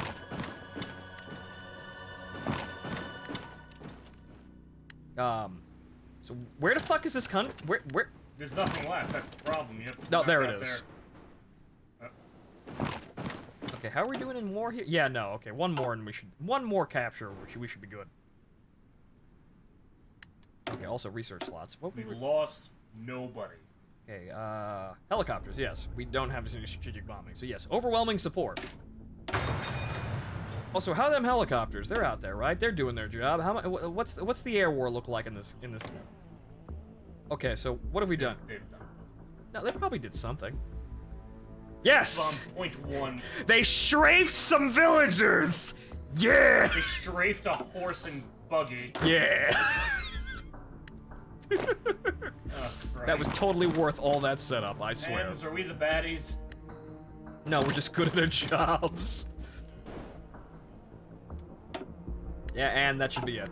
Still no casualties. We didn't lose a single man! We'll check before we finish it. Yeah, second coming of Genghis Khan, my fucking ballsack. Not a sink. See, I told you it would be fine. Well, now we just have a larger border to guard. See, I told you it would be totally fine. Knocked over the whole of Kazakhstan. 0 casualties. One guy has a cough and a runny nose. Whoa, no. Actually, we might be able to hold the line? Yeah, no, I think we have enough divisions to deal with this. Foreign trade deal proposed. Previously, our nation and the Russian People's Union have limited, if any, exports or imports between each other. However, they've approached us with an offer: loosen border restrictions and let the goods flow between it, citing that it would only bring prosperity to both sides. If we do accept, we could also negotiate an enlarged agreement, which would be purchasing a large supply of goods from them. as a way to entice our economy, as well as being a sign of goodwill. What do we do? Okay, so here's the deal. Loosen border restrictions. Accept a deal and propose a counteroffer. Yes. Give us all of your land. Look at me. I'm Russian now. Okay, so these guys strafed one village. On a horse. He's very angry. Well, now the good news is it's not so much tundra now that we've taken Kazakhstan, so you don't need to be all that warm. Hey, look, we got. Wait a minute. Okay, no, the cat's right over there. The cat's over here being a little bastard. Right, so there's that. But hey, we've got 5 factories out of that. What the hell are you doing a heckin' for, kitty? Right, so that, I think we can probably expand our air cav supply here, or at least strengthen the units, too. I don't think we're gonna need more than 5. I don't think we can handle it, honestly. Okay, so air assault, this gives us 50, actually no, we've got plenty. So what's our ledger look like? Okay, what is it? Well, no, that's just career production. Shows us the number, though. Oh, no, it's all done. Okay, good. 800. So that would be... Okay, so 50 out of 5, that would be 250 units per helicopter. Well, 250 units of helicopter per unit. So... we can have comfortably 2 more air assault units in without shattering the bank.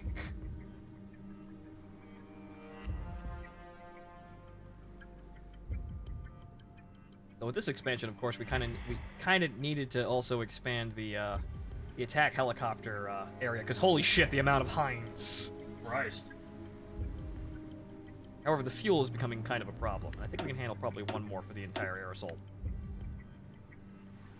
1 more.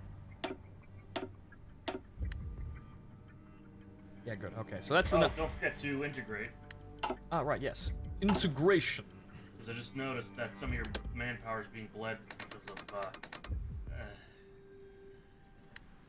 the resistance shit, right? I'll see what they want to do in terms of how we go about this. But so the air cav units are a little more sturdy. They're not completely shit. They have 600 defense. That's actually on par with anything that we did. You aren't holding the entire border. That could lead to problems. Well, we've got more units training, so that's no big issue. But then at the same time, neither do they. Yes. What we need to do, actually, is we need to set these guys to train, and we need to get... they get -10 on combat here. Even though they're not supposed to be in combat, a -10 modifier is kind of awful. Also, wagons westward. What's more American than apple pie and baseball? Manifest destiny. The doctrine, no, the fundamental belief that the American people are destined by God himself to expand their domain across North America. If they could settle the American West and turn it to civilization in the 19th century, we sure as hell can do the same to Russia in the 20th. Has God destined our valiant soldiers to scour west, bringing with them democracy and freedom? Only Mitchell Warbell knows. And the plans in place, Hemming? Absolutely, boss.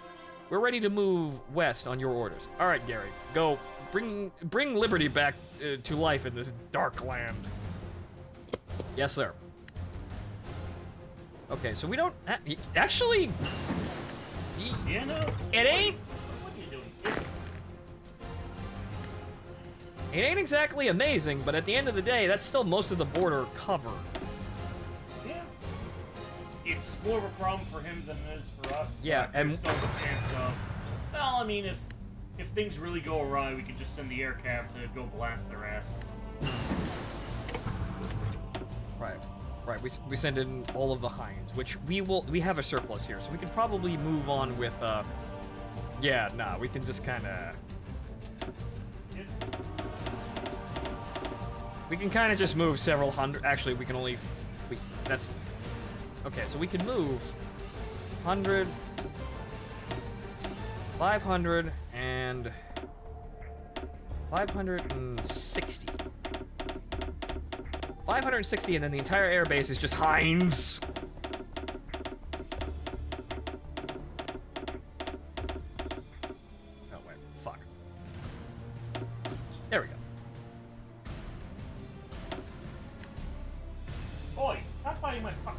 Yeah. 40th Meridian and bust. Long live the reckless and brave. Public support for unification increases. More and more our citizens have begun voicing the opinion that the United States of Siberia and the Russian People's Union will follow a better destiny if they are one nation. We will eye this growing sentiment with caution, as it can be much of a force of good as it can be ill. Let's see if this goes anywhere.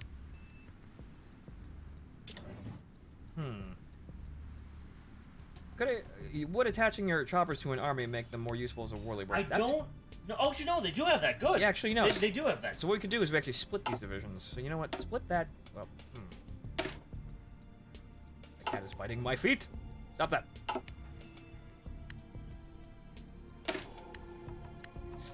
Fucking goddamn it.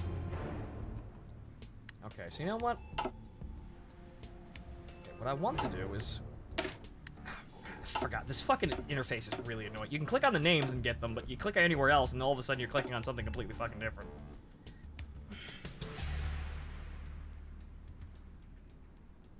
Remove. Removing cat. The cat's getting fucking feisty. See, that's a good idea. Well, this is the first time I'm actually using Heinz to any sort of sizable effect. So at the end... What I want to do is... No, get out! Fuck! You alright? Yeah, the cat, I nearly tripped on the cat and some of the shit back here fell. My cat is incredibly feisty, but wants to stand next to me, I guess. Okay, so... Oh, just been cleaning up all the Yukari figures fell. Oh, no. Okay, so hang on here. How would I... Because this is annoying. How do I disband an air wing? Because I've never really fucked with this air thing. Oh, right. There we go. There's split. I thought that was over here. Split. And... Right. So, 100... Yeah, no, that's good enough.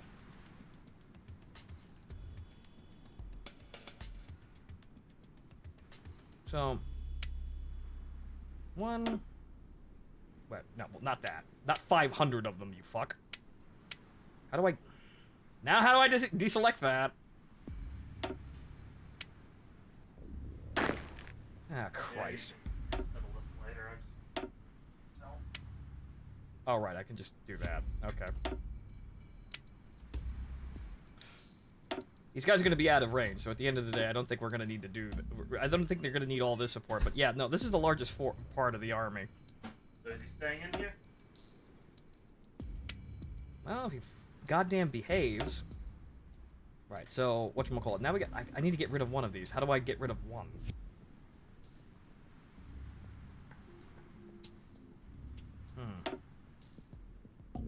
I need to get rid of one of these air groups. This run has been pretty much been ripped to you, but I'm different in a nutshell.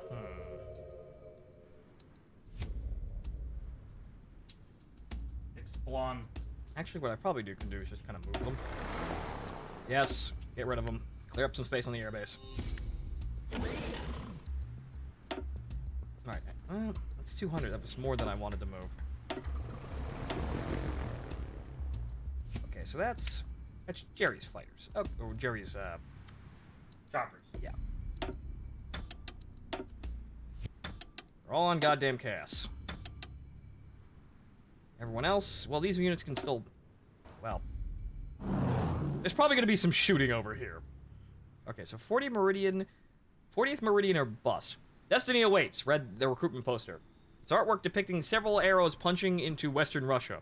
Warbel found the transition between approving a poster on his desk and seeing it plastered everywhere a little strange.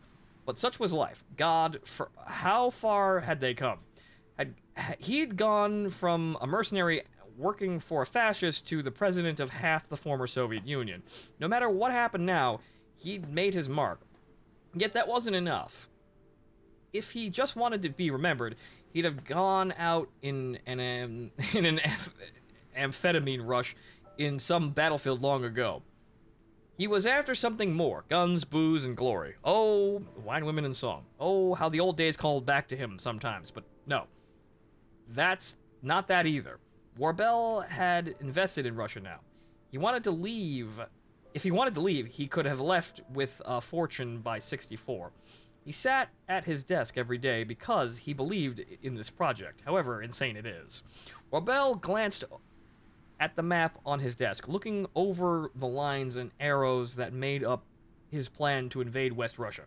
Nothing like the arrows on the poster. In the early days, the army was little more than professional bandits. They invaded what they could and to take what they needed to live. Now they were thriving, and Russia was too. Magadan's port was more crowded every day. Maritime shipping breathing life into Siberia's economy. Russians lived with a measure of prosperity they hadn't seen since '45, and they knew it. Warbel felt proud of himself. He was cultivating something beautiful in this accursed land, something Russia had only seen briefly in its entire history. Democracy. Russia would come to enjoy the same freedoms Americans have had since 1776, and its people would love liberty just like God-fearing Americans did back home. Let the hordes to the west assemble on the border, Warbel thought. He had fate on his side, and the most badass army the world had ever seen at his back. Long live the reckless and brave. Still got 20 billion in debt. We have 93 billion, like 93.5 billion GDP. We'll be fine. All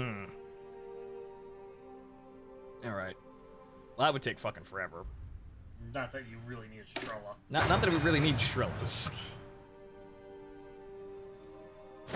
Okay, so...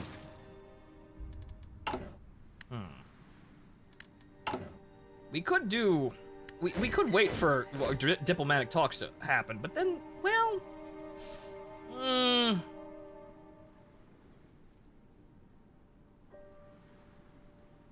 See, this is the thing. We already know this is going to happen, and we already know that we are probably just as... Holy shit. 1 to 5. What are we looking at here? 12 to 13 units. These are beefy units, but we know tanks are absolutely worthless. Plus, we have RPGs. And Heinz. And Heinz. Lots of fucking Heinz. But hey, now we can get into the nuclear age. For all that's useful. Right. Russia has long been regarded by powers near and far as a backwater, a vast steppe full of peasant farmers and decades of revolution. Collapse and civil war has done little to change this perception. But this will soon change. With resources, human and otherwise, that we have acquired during our campaigns of reunification, we possess the ability to begin a nuclear program. The power of the atom is a great equalizer in the game of geopolitics, and we shall now act to harness it for ourselves. Yes, we shall now begin a nuclear program, I suppose. Danger, nuclear is going to cost a lot. Yes, it is. However, I've never fucking completed it. We could wage this war now, and I think we'd win. Oh no! Moving on! The Shah is dead. What a shame. So... Oh, I'm sorry, was I supposed to act shocked and surprised or something? Something like that. Oh no. It looks natural for the cameras. Anyway. Fucking Murmansk, Jesus Christ. Okay, so... Oh yeah, remember, Finland got shit kicked in. Alright, so I guess we're going to Arkhangelsk, and then we'll see what happens over there. So... Well, ladies and gentlemen, I've been here for 8.5 hours. Do we want to just get it over with?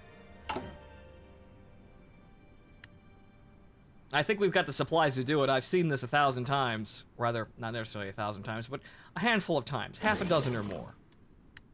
As soon as things calm down with the Ode, or rather the, whatchamacallit, the occupying forces in 3 days, we can simply just go to war. I think we'll manage. I think we have more than enough resources to make this happen. Frankly, I think they're terrified, because if they weren't terrified of us, they wouldn't have tried peace talks. Or rather, tried to do anything like peace talks. So that means the AI thinks we're powerful, which means we have an advantage.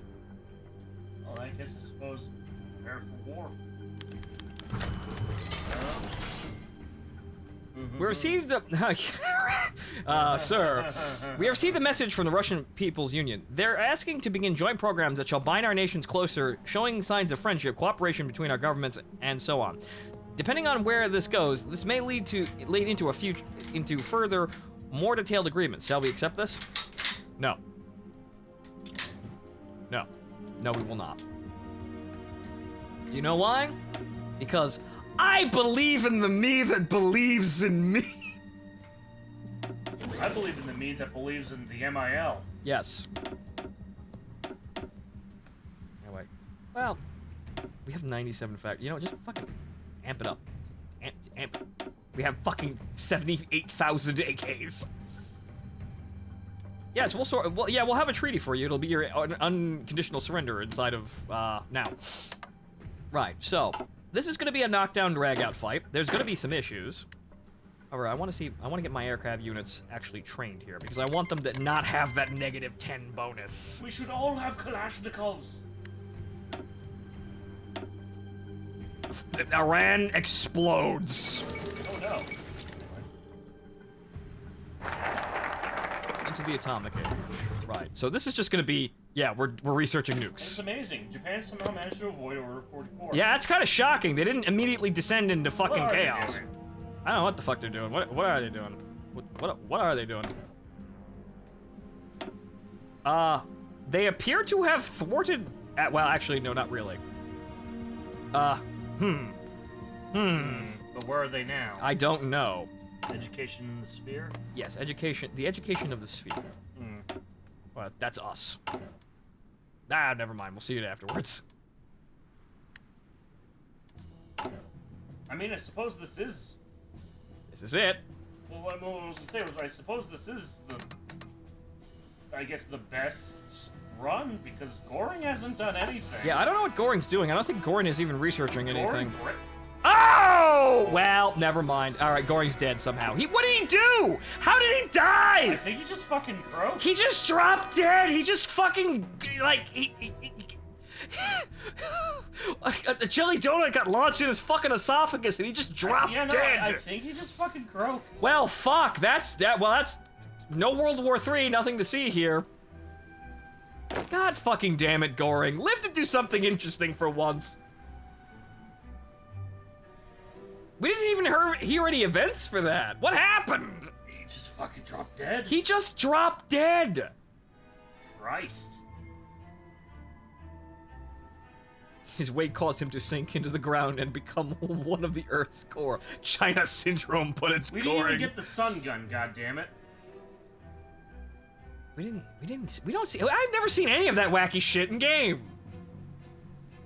God, that annoys me. It really does. But anyway, we have more than enough units here, and just yeah, no, fuck it, send them in. We need to get a new division up.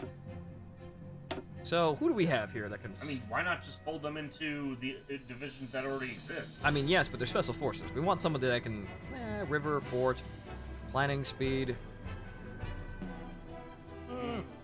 Let's see here. Max army size, war hero. Field marshal. I mean, yes, field marshal, but we can make him a general. Oh, right. Okay, division attack rate. I think, you know, Nikovov sounds pretty good. He's got 1 attack, 1 planning, skilled staffer. He's not a mercenary, but these aren't mercenaries. Why don't you train them so they at least lose their green status? I suppose so. Well, but training them in there takes fucking forever. And at the end, we have more than enough troops. These are backup.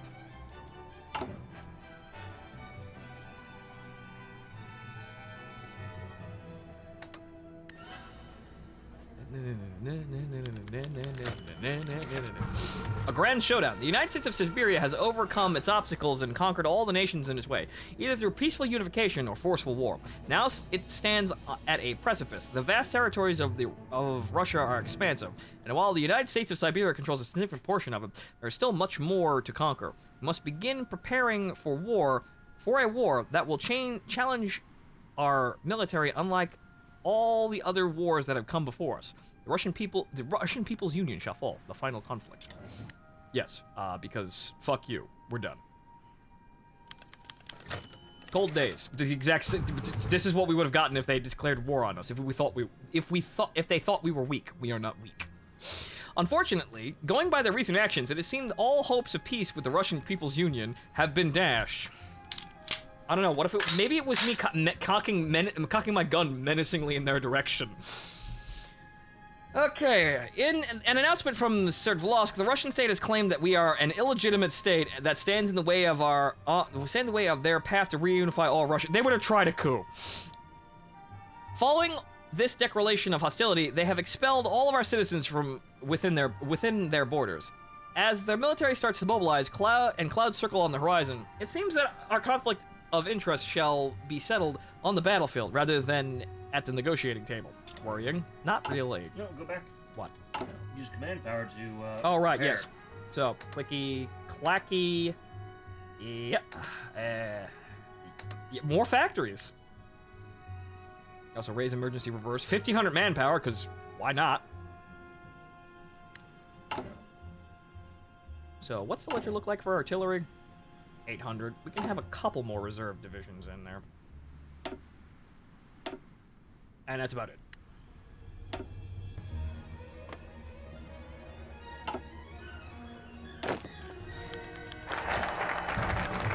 Wait a minute. Russian People's Union offers cat. Wow, fuck, they're desperate.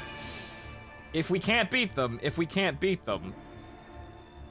What? Another day passes where Russian People's Union entices us to surrender our sovereignty with honey words.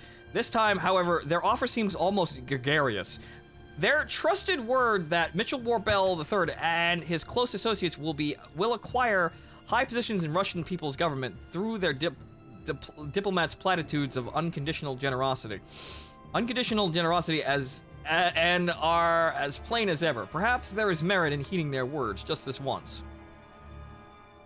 Okay, so let's see here. Political power. It's event Central Siberian Command. If we can't, no. No. That means they're terrified, which means fuck you. We're taking this shit.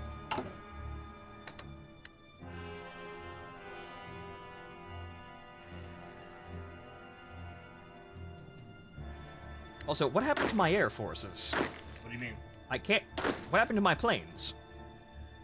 Oh, they're still there. Good. However,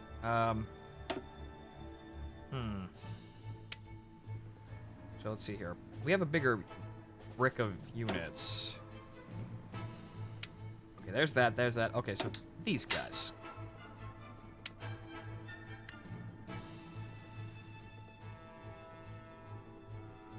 Well, it's kind of lopsided, but whatever. The vast majority of the forces are going to the largest force. Okay, so you guys, well, what are we going to do with you?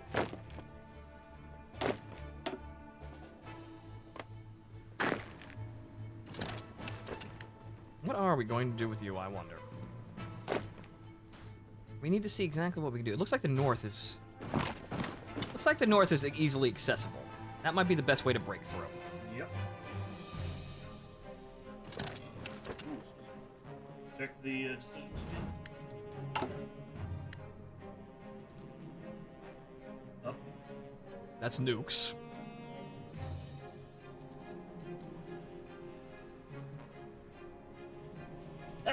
Nothing that just says Bless you. declare war. We have to wait, because we have to build readiness in order to declare war. Right. Right, I forgot about that. I needed to click that one, but oh well. Yeah. I don't think I think they're absolutely petrified as to what we're about to unleash into general direction. It's, stable, but shit happens occasionally. Right, so, the wonders of nuclear development. And what is this mod? Never seen or played it. This is TNO, The Last Days of Europe. Or The New Order, Last Days of Europe. In which we are playing the route which makes you literally Big Boss. Magadan. Rather, a Mercenary Magadan. Mercenary Magadan. It's one of the things you can do as Magadan. Get support weapons up there, since I think we've been waiting long enough for that one. And then... Bit late, but... It's a bit late, but maybe it'll make it to the front before the shooting starts. Megadan.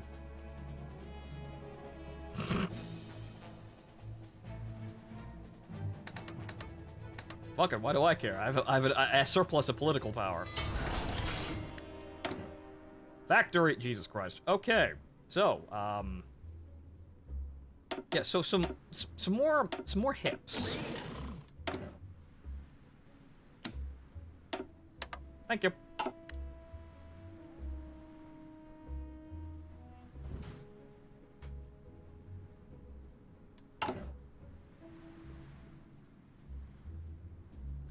official lore is that ending of this game is a big fireworks and last march to Kaliningrad. Well, we're not doing that. There'll be fireworks. There'll be my fireworks. And yes. Yes. TNO. It should be one of the first. It should be. It's on Steam's workshop, so you should be able to see it. Nuclear weapons, which really never play a role.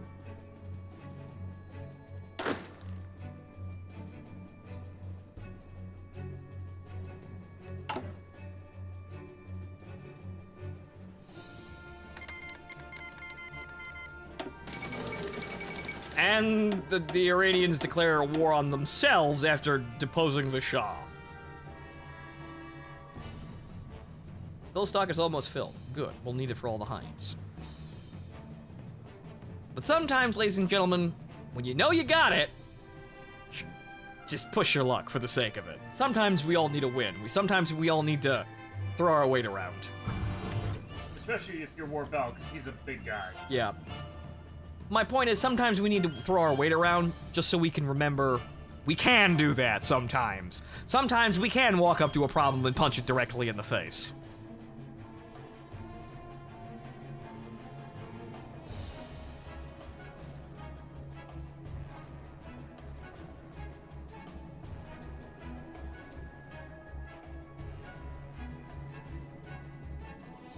I also have way more reserves than artillery. So these units, these new boys, get them into the reserve army.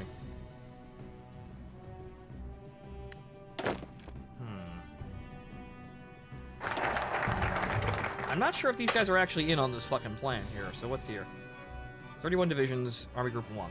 But they're in Army Group 1, they'll get orders once shit goes down. So it looks like we're gonna end this as soon as we actually complete the tree for nuclear weapons, but spoiler alert, this project, unfortunately, does not finish anywhere near where you need it to Even finish. as Omsk, when it's the most, relevant for them. Alright, hey! It's 25% poverty rate! Things are looking up for our great nation, which is why these fuckers are... Oh, right, Val, can afraid of Omsk us. actually do the big trial? I don't think they can. Yeah, no, there's no way for me to actually do it myself. Just like, as you play as Himmler, there's not really a way to do it either.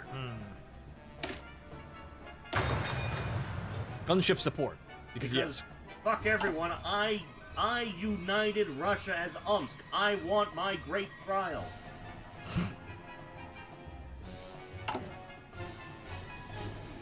Almost. Almost.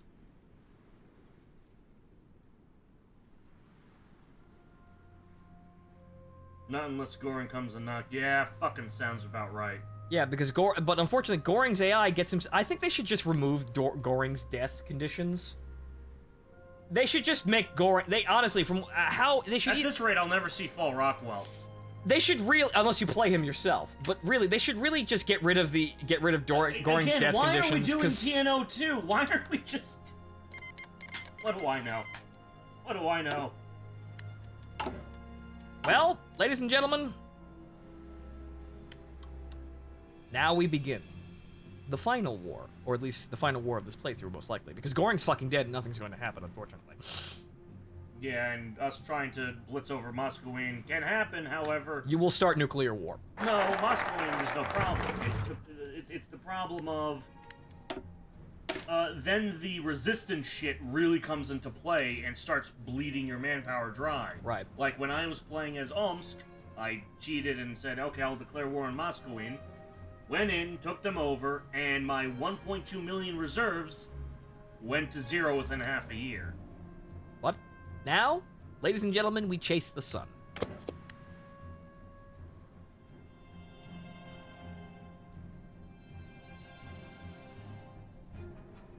You're ready. And now we begin.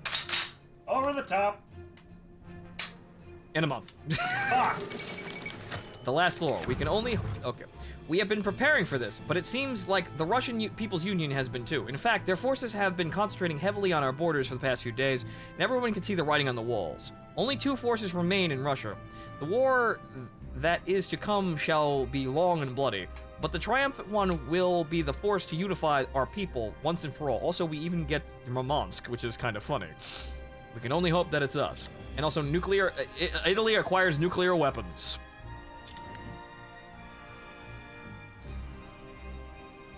Yeah, I remember that.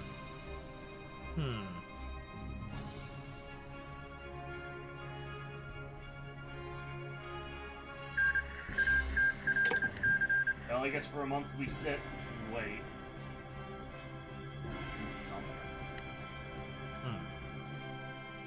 Unfortunately, we're gonna outpace the range of our gunship support relatively quickly, but in the end, well, that's just for, I guess the initial attack.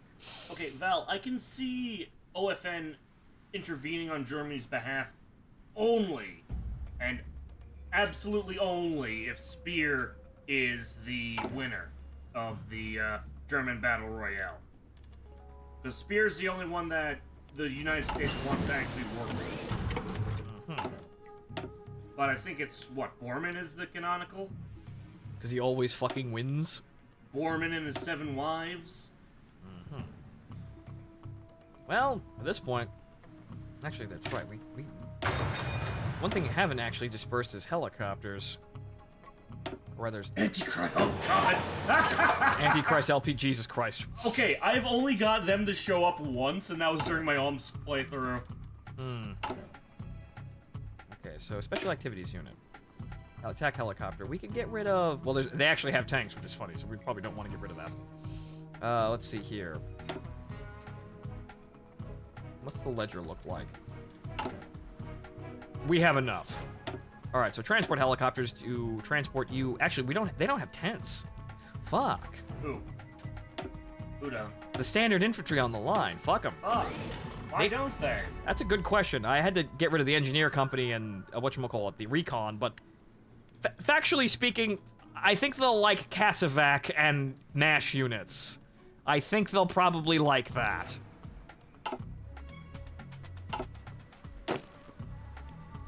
A lot of these units are green, though, because of the new units that had to be added. Oh, well. Well, it's already the 21st of October. Really nothing to do. They won't be green for very much longer. This is gonna go horribly. They can learn on the job. That's the mercenary way. This won't go horribly, because the enemy they'll... Oh. Oh, stop! The AI jumped the gun. But are they gonna actually attack us, though? No. No, fuck. They just wanted to declare war first, because fuck you, we declared it. Send in the choppers, then. Alright, well... Can we get over the wall here with the choppers? Yeah, you can. Just straight into Nadim. Yeah, no, it's completely undefended! Later, losers!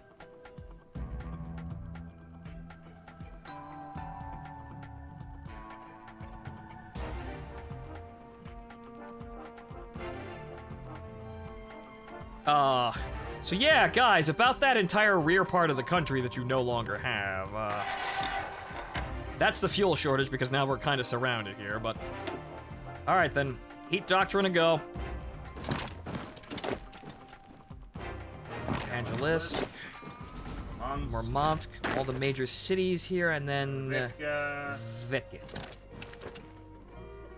We're gonna have to watch the ones going near the line, because yeah, they're gonna run into some problems here. At the same time, get in there!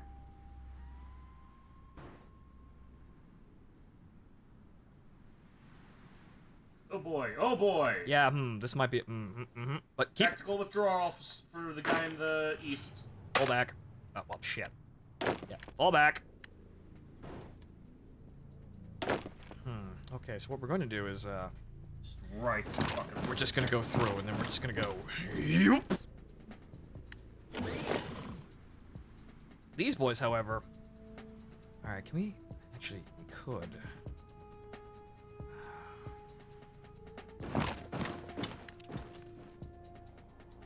Well, they're there, but also no.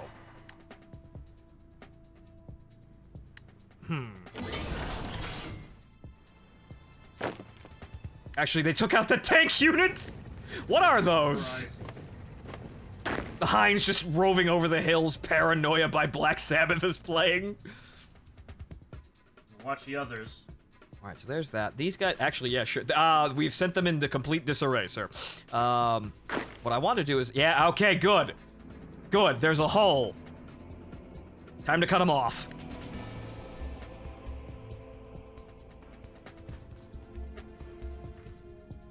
Nope, they're starting to move. Yeah, because they realize that, oh fuck, we're going to be surrounded now. But we're drawing up very vital units from the front line, and now they're all scampering around like complete morons. What probably would be smarter, though, I think we should probably pull out these airborne units back. Get them to open That's the exact opposite of pulling them back. Yeah, no, open these holes so they come back together, but then we want to use them so they don't wind up. Actually, they have an Archangelisk. They can hold Archangelisk. I think that'll give them enough supply. That's drawing off more forces. But hey, actually, no. No. There they are. Get the fuck in there, fuckers. You gotta close the gap from the north now. Ah, fuck. But yeah, those units look like they're gonna. Yeah, no, we gotta get them out of there. I mean, Archangelisk can hold. Nah, I don't think. What about that one in the south? Oh yeah, these guys. Yeah, they're still. All right. Let's see here. So, not there, and then over there. Uh-oh. Yeah, no, we need to get out of it. Ah, damn it! Ambitious plan, however. We lost one. Yeah, that's why we need to pull our units out and reassemble this. They got too surrounded, so they couldn't get out in time. Oh no, sorrowful music. Thank you, Metal Gear Solid 4. We lost one division of Heinz. The brave goddamn bastards. They did their fucking job, though. These guys aren't fucking moving up any. Warbell, what the fuck are you doing? I sent you on an attack plane here. We've destabilized the main enemy force, though. They're running into problems down there a bit, but we've got plenty of manpower to back them up. So what we need to do is we need to reform again and try and maybe cut up another stretch of land. But most of the units are remaining pretty much just at a standstill. More Italy. More Gladio nonsense, really. Propaganda Due is doing their dirty work. Okay, so actually, once we get our units back over here, which they are, right, good. Actually, what we could do is you guys move over there, then try and find a place where your guys can actually push. Just dogpile units into it. Yeah, right. Here. Everybody in.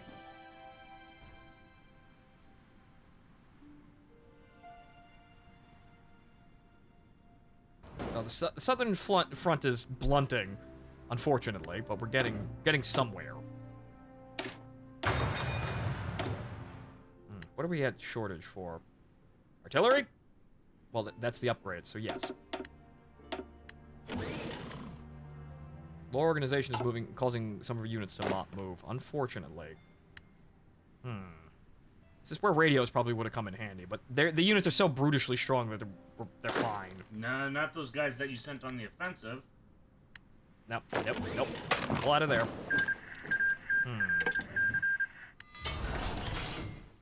We're making good progress, but not good enough. Yeah, I can't really break through because the air divisions. The thing is, the problem with the air divisions, they're not strong enough. They can't really stand on their own. Okay, so all right. Those 5 tried. Ah! Monitor went out. Right, there we go. Those 5. I'm pulling. No, you just dragged one of the air. Oh no, that's also air cav. Never mind. That's all air. Yeah, we're getting all the air cav out of there and just kind of reforming them because now we're losing ground in the south because there are just too many fucking units.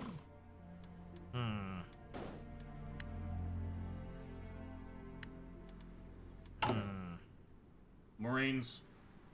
I mean, Marines, yes, but whatchamacallit. So, what do we have on the ledger in terms of artillery pieces? Actually, we're at a deficit. We can't really do anything else. Alright, so, how's the war going here? 64,000 casualties to 255. It's bad. It's bad, but it's bad for everybody. You know, there's a hole up there. The hole is unfortunately closing because our units can't really get around, though. So we could probably get rid of this one unit here if we just kind of up here, cut them off. How long does it take helicopters to get over a fucking river, guys?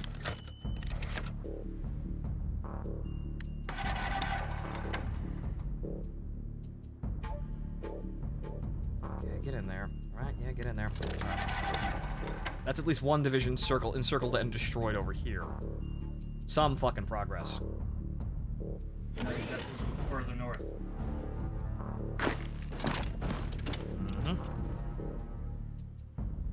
Yep, overrun. They're dead. Okay, that's at least some of his units fucking gone. Some progress. We've probably cut through the north, it seems. Well. That's... Is there an integration that we have? No. Okay, we're just going to war here. We're just fighting. Although we can probably buy American artillery guns now. Yes, we can. Thank you. Thank you. Yeah, so, things look kind of shitty in the south because all the units are cluttering together in the middle here, but it looks like they're holding-ish. Doesn't look like he has a lot of strength to push down here, but he's making... find somewhere to group up units and push. Yeah, right. So it looks like the north here is actually pretty exposed. These units don't... Yeah, these units are starting to suffer some losses, and it looks like the air cav is actually strong enough to fight them up here. So this is some of his weaker units. We might be able to pull something off here.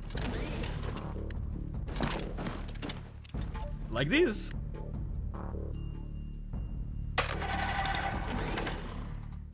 We might, yeah, okay. All right. Good.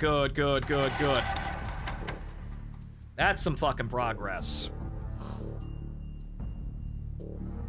And that's 3 divisions, it looks like? 4.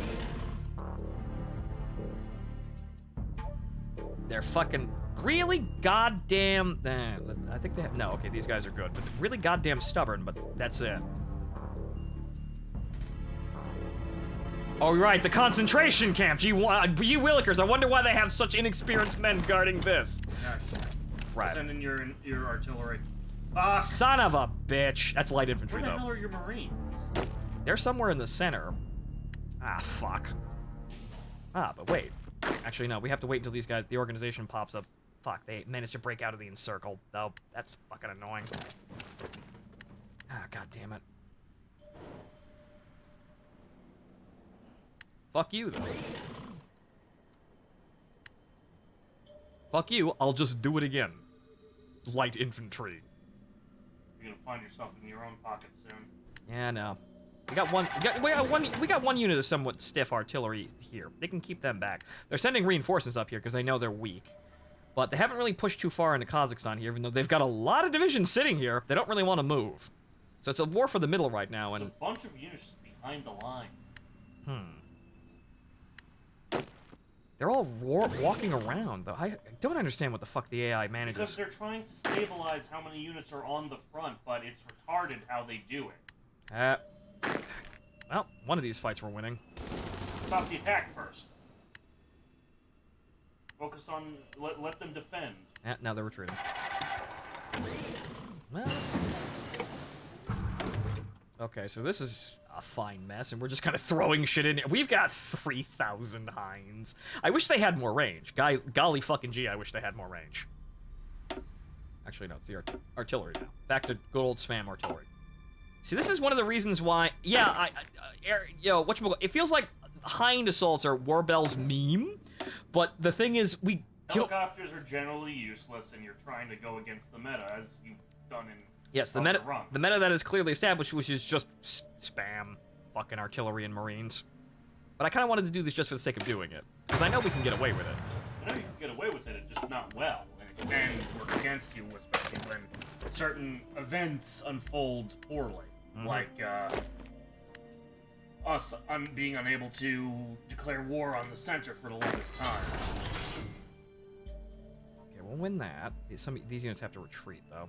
Oh, fuck. Wait, no, we can break out. There's only light infantry keeping us back. Right, so you. Attack. There.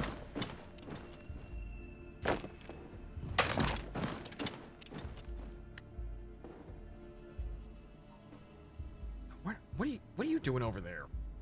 Oh, they retreated over there like a bunch of idiots. Go back over there.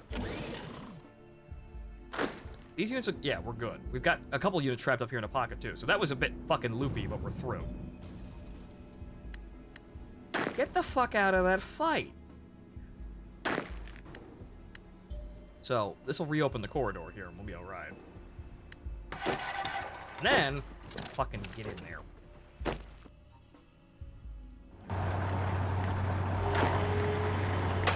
Pull the choppers out of there.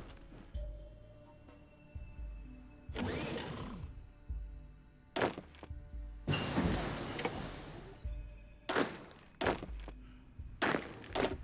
like they're fucking glued to the goddamn ground.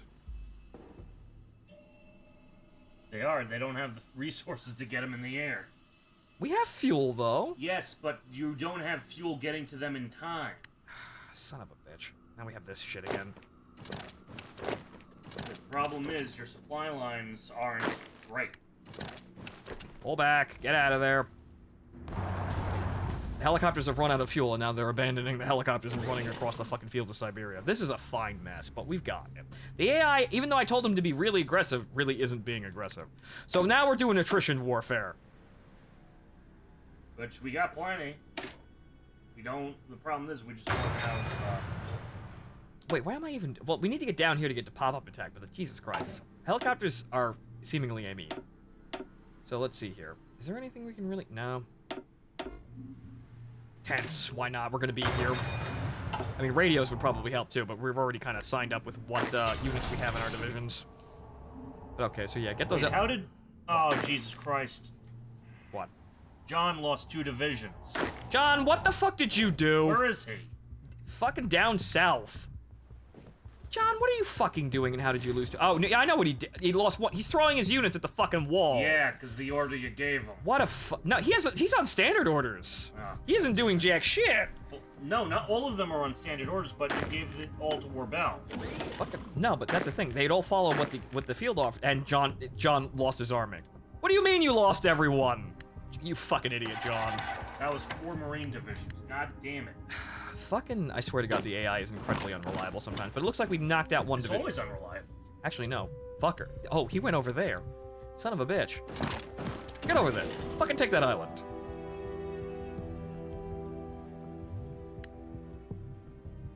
Now bring him back quick, because you have a huge gap in the line. Okay, so how are the supplies doing?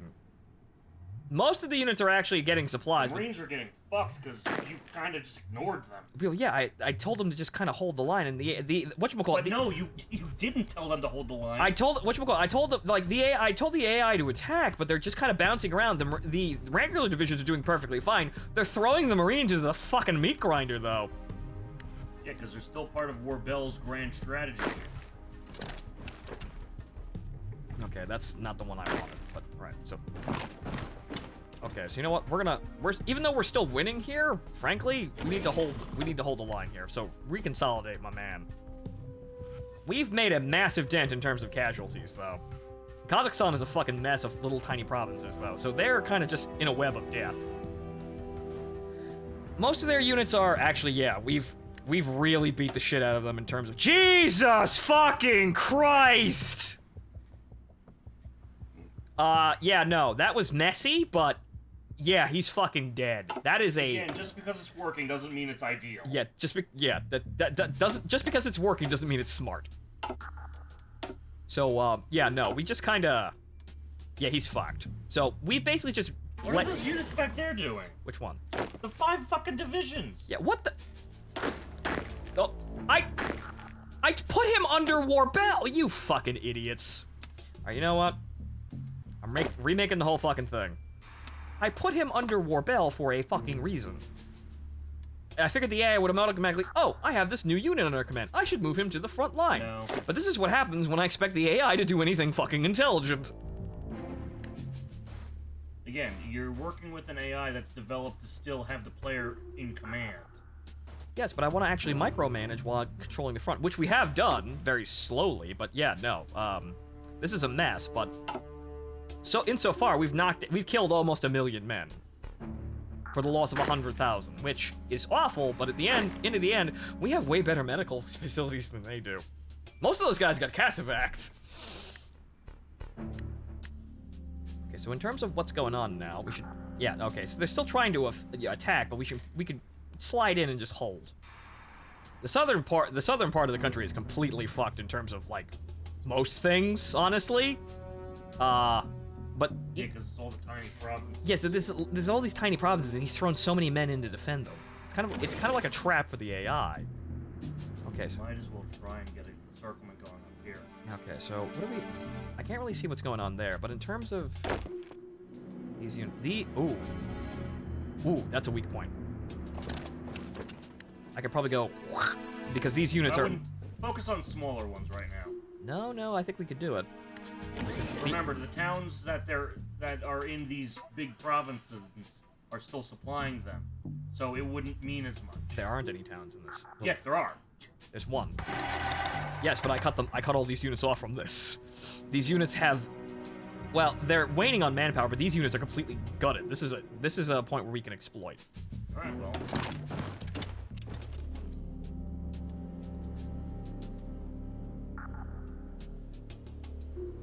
Yeah, his equipment's gone to hell. This guy.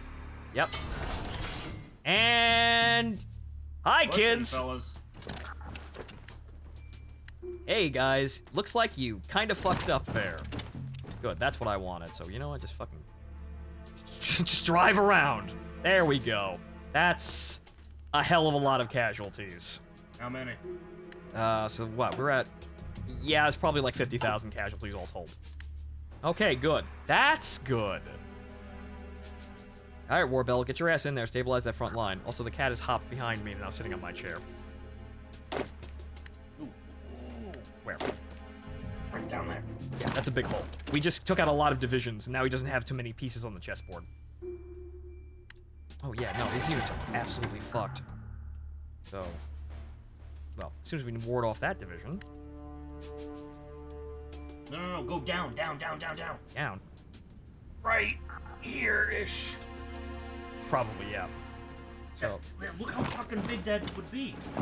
It would be, yes, and there's not a whole lot of units that could stop us, so we have to break through these guys because my men are retarded and don't know what avoid the enemy means. Because they always fly, let's go right near the enemy. And crack.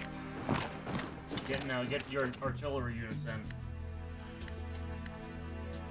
Before they can rejoin the lines. Okay, you boys. Assault the center. Overrun. There we go. Up here, though. This is questionable, so I want to... Well... Okay, I want to make sure that they don't magically extend a bridge here and then start funneling dudes out.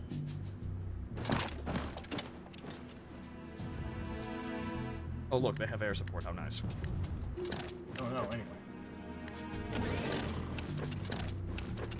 This unit's completely... Yeah, this one's actually somewhat supplied. Okay, those guys... I thought those guys broke out. Those guys are somewhat supplied. That's actually a big loss, even if it's just light infantry. Those guys were actually at nearly full health. He doesn't have many of those units left. So now the Hinds are running up and down the front, just raking their lines. Yep. So good. Now we're doing helicopter memes, even though I could spread these units out, but honestly, the combined hitting force of all of them ensures that there's a breakthrough. I could do more expressive ones, but also requires me to actually manage the artillery as well. There's that. There is... How many casualties now? That's gotta be over 1 million now. Ooh, wow. 9/11. We'll be 1 million by the time we get here. So, and that's also a lot of land you took. Alright, so you know what? Let's cut off this... This is the next trap. This is the next fun stuff here. Oh, then again, these are mostly... I would do this... Yeah, there weren't too many cities down there. I wanted to cut off that giant fucking just pile of infantry, but pushing through here, and then just going straight the fuck up.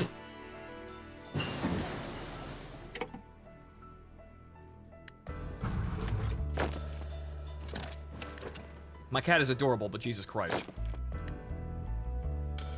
Alright, they're officially cut off. No, there. No, not there. There. No.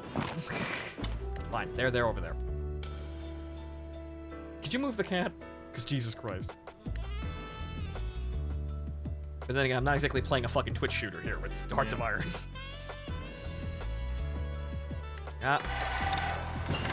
Actually, you know what? We can begin the assault again, I think.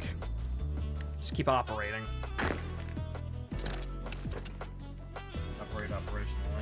operationally. Operators operating operationally. In an operation. Yep, there we go. Back. Back.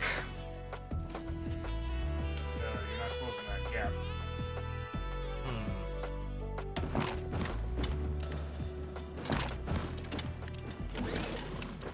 I was gonna let him rot, but in the end, this is enough. Okay. Fucking kill them all. I was gonna have the can't escape. I was gonna have the artillery units close in. Yeah, I would notice. Oh, this is a pocket, but No, they'll just go around the pocket. They won't go into it. because they're complete. Yeah, they're complete. Never trust the AI. What am I thinking? And also, these units need to. Actually, no, they're good. Okay, they had low organization beforehand, but. He's now playing with the mask. Okay, so I think we could probably do is just kind of buzzsaw. You can, but that didn't exactly go well the last time. Right, but he has way less units here, so we're gonna cut a chunk out of here and just kind of.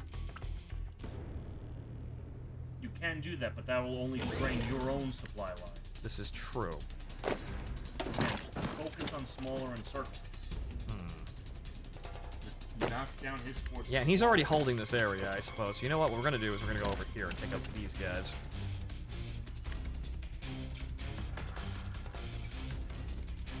Aha!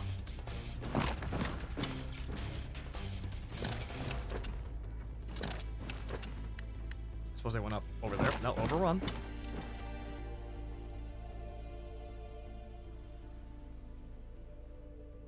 Alright. We're not researching anything, but... Well, let's see. So there's... More fucking tents. And, are we any closer to the... No, we're never getting those in any reasonable amount of time. Suppose we go back to infantry and continue researching upgrades. Sure, anti-tank. Make those RPG-2s a little better, I suppose. There's that. Those guys are encircled. I sent the artillery units to go fucking eat them. So, Archangelisk is now captured. And what are the casualties out? Nearly 1 million men. Check the south, because it looks like they're starting to be real fucking thin. Okay, so...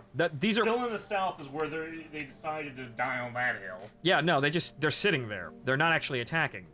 Which is kind of funny, all things considered. You know what? We're going for casualties. We want 1 million men dead. 1 million lives. 1 million lives to save the whole of Russia. Salvation.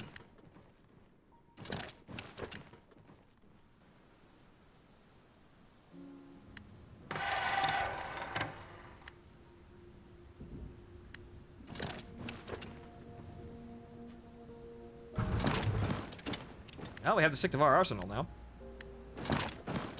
Whatever's left of it. Are we there yet? Most of his big units are in the south. If we want big kills, we're gonna have to encircle and kill most of them. Sure. Yep.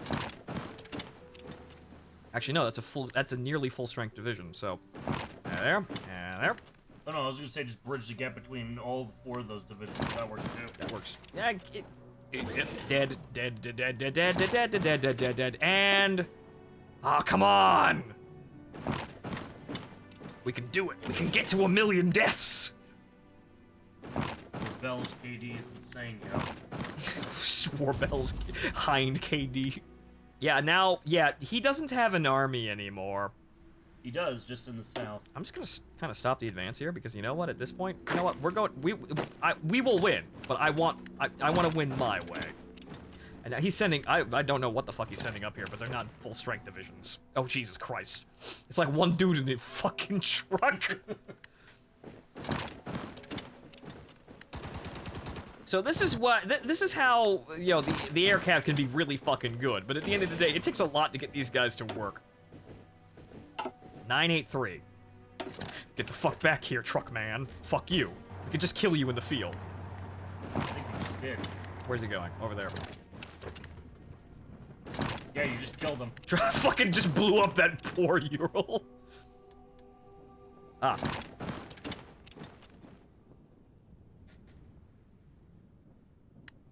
Nope, that isn't us yet.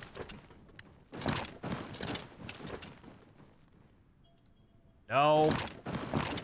Wow, it's almost like you have no idea how to encircle. Fucking AI. Oh, it's trying to take the most direct route. Sometimes it really doesn't. I said try. It's trying. I'm not saying it's good.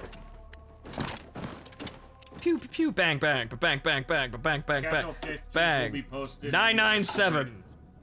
Handful more divisions.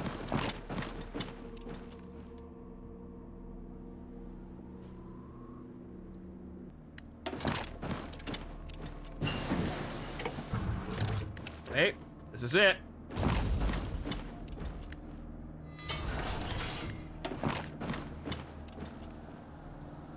And 1 million dead! An achievement. Really it is. Anyway, moving on to pop-up attacks. Blood-drenched hinds run across the Russian steppe, more at 11. Okay, so now what we're going to do is we're going to fuck with all of these units down here. Actually, they've already collapsed. Oh well, alright. Jesus Christ. Well, now we go for Samara. Guess we can. Actually, what we could do is probably foster a fucking encirclement right here. Yep.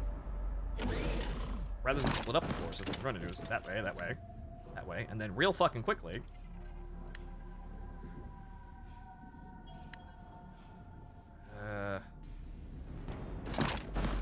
No, not that. Yeah, that's what I was afraid of. Just cut across. Just go that way. Not the... They're still gonna get supply by... At the end of the day, they're cut off. What the... Moving the... Yeah, you have to, again, manually move them in. Why the fuck... The Marines aren't gonna do anything themselves. No, not the... No, not the Marines. The helicopters just went around for no apparent fucking reason. Some of those artillery fuckers actually followed me in, which is kind of funny. Well, yeah, that's... Again, you're extending the front line. That's what they're gonna do. It's just kind of pouring in. Everyone goes to the capital. Okay, so let's see here. Let me kind of just... Yes, we can cut them off a little bit more. Yes, good, good, good, good. This is a little tight, but... Get some distance. Get some breathing room.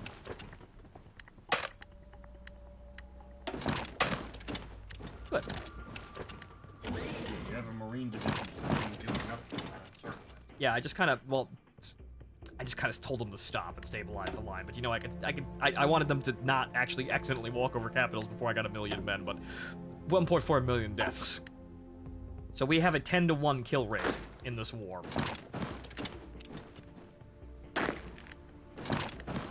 Okay, where's their next capital? Over there. Just push them in the east. They've already been cut off over there, so yeah, just... You're still getting supply from somewhere. Probably, but... Yep, there's a capital there. Oh, what do you know? I'm just gonna cut them completely loose. But in the... Yeah, that might be us. Yeah! Okay then, ladies and gentlemen. Aside from Moscow, that's Russia. Okay, so, unfortunately, because this mod likes to be real good and then stop, that's gonna be the end of everything, because now with Goring dead, nothing really... Oh, Jesus Christ. Nothing really good or interesting is going to happen now, aside from Japan falling to Order 44, potentially. Potentially, but at this rate, most likely not. Yes. It would have happened by now, surely. Right, but effectively... We're done. We could have gotten nuclear weapons. I don't think this ever goes anywhere. It doesn't. Really, I don't think there's an event for it. But anyway. So, reunify the motherland. Right, so, Right! So, ladies and gentlemen, we have effectively reached the end of the game. There's only one more thing to do. Literally pressing this button. And we have conquered the entirety of Russia and reunited it as the United States of Siberia under literally Big Boss. And hey, I can play Hearts of Iron kind of sort of okay in this ancient build that actually encompasses TNO. And I will, at some point in the future, use this knowledge to get the Funny Clockman arc, since we know basically spam Marines and artillery. You know, the Marines that you didn't use at all during this part of the war. Helicopters. Helicopters are cool, but now we can enjoy all of the Hind-related Warbell, shenanigans. And we can say, yes, the infantry, or rather the mercenary company inside the back of a Hind strafing you know, strafing whatever target they're being paid to strafe over the steppes of Siberia is the face of this war. Put that on the front of fucking Time magazine. But enough rambling by me. Cue the music!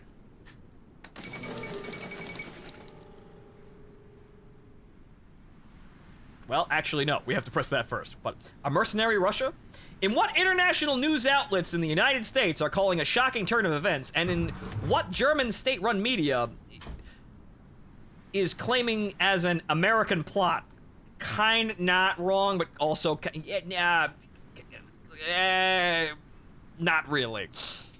Mitchell Warbell III, Esquire, has announced the formation of his United States of Russia. Warbell, an American citizen, had originally arrived in the port of Magadan as a mercenary.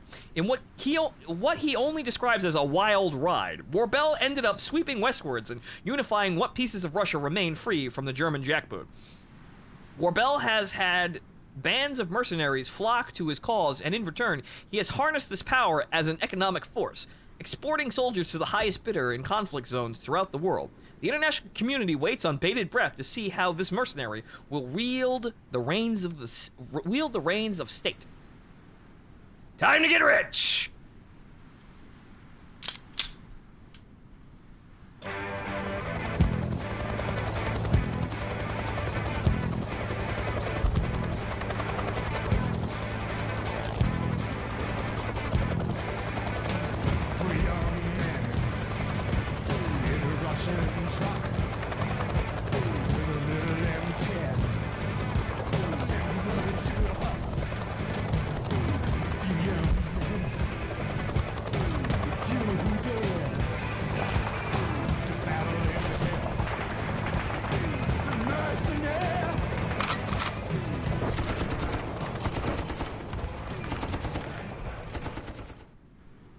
Strength and muscle and jungle work.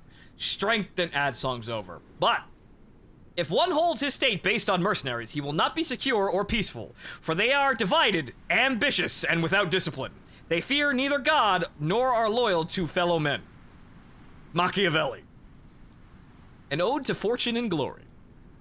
But so, ladies and gentlemen, now that we have completed that, we are effectively done. We kind of can't do anything else because, well, Goring's fucking dead, and while it would appear that maybe Japan will avoid its unknown focus, but... Well, we could end things the one way we know how to in TNO. Oh. Well, we could do that. However, you know what? I'm gonna end on a good ending, and there are plenty of endings where you... There are plenty of other endings where you obliterate the entire world, but I quite like this timeline. Yeah. Yeah. This is a good timeline.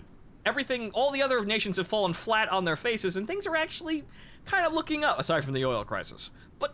Don't you know, let's keep coming forward. It's election year. Let's see who gets elected. Right. No, it's... As we do our outro. Right, no, so... Well, Wallace actually has to cede to someone else, so you know what? Let's go do that. And also, we have 4 research slots. Ha ha! Infinite power! Not that it matters, though, because we can't really use it against anything. But our final words. Destiny made manifest. Glasses clinked, laughter roared, and corks soared. The sound of celebration almost drowned out his thoughts. Warbell was determined to take a second to think about what got him here before drowning in alcohol and women. They did it. They actually fucking did it. All of free Russia now laid beneath the eagle's wing.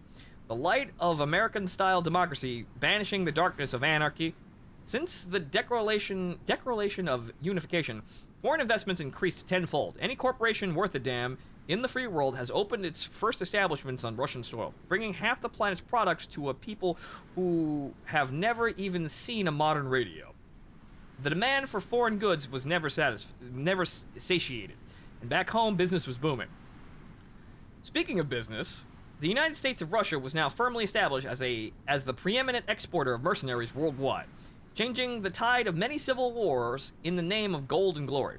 Those who called it the mercenary state usually do so as an insult, an attempt to question the legitimacy of the USSR's rule. But Warbell accepted the name with pride. Never had a nation like his existed, and never will one again. Of course, some weren't happy with the result. Fuck 'em. there never was a mercenary who cared about the complaints of liberal pussies back home, and Warbel was no exception. Domestically, however, there were a number of Russians protesting his rule, something he did take more seriously.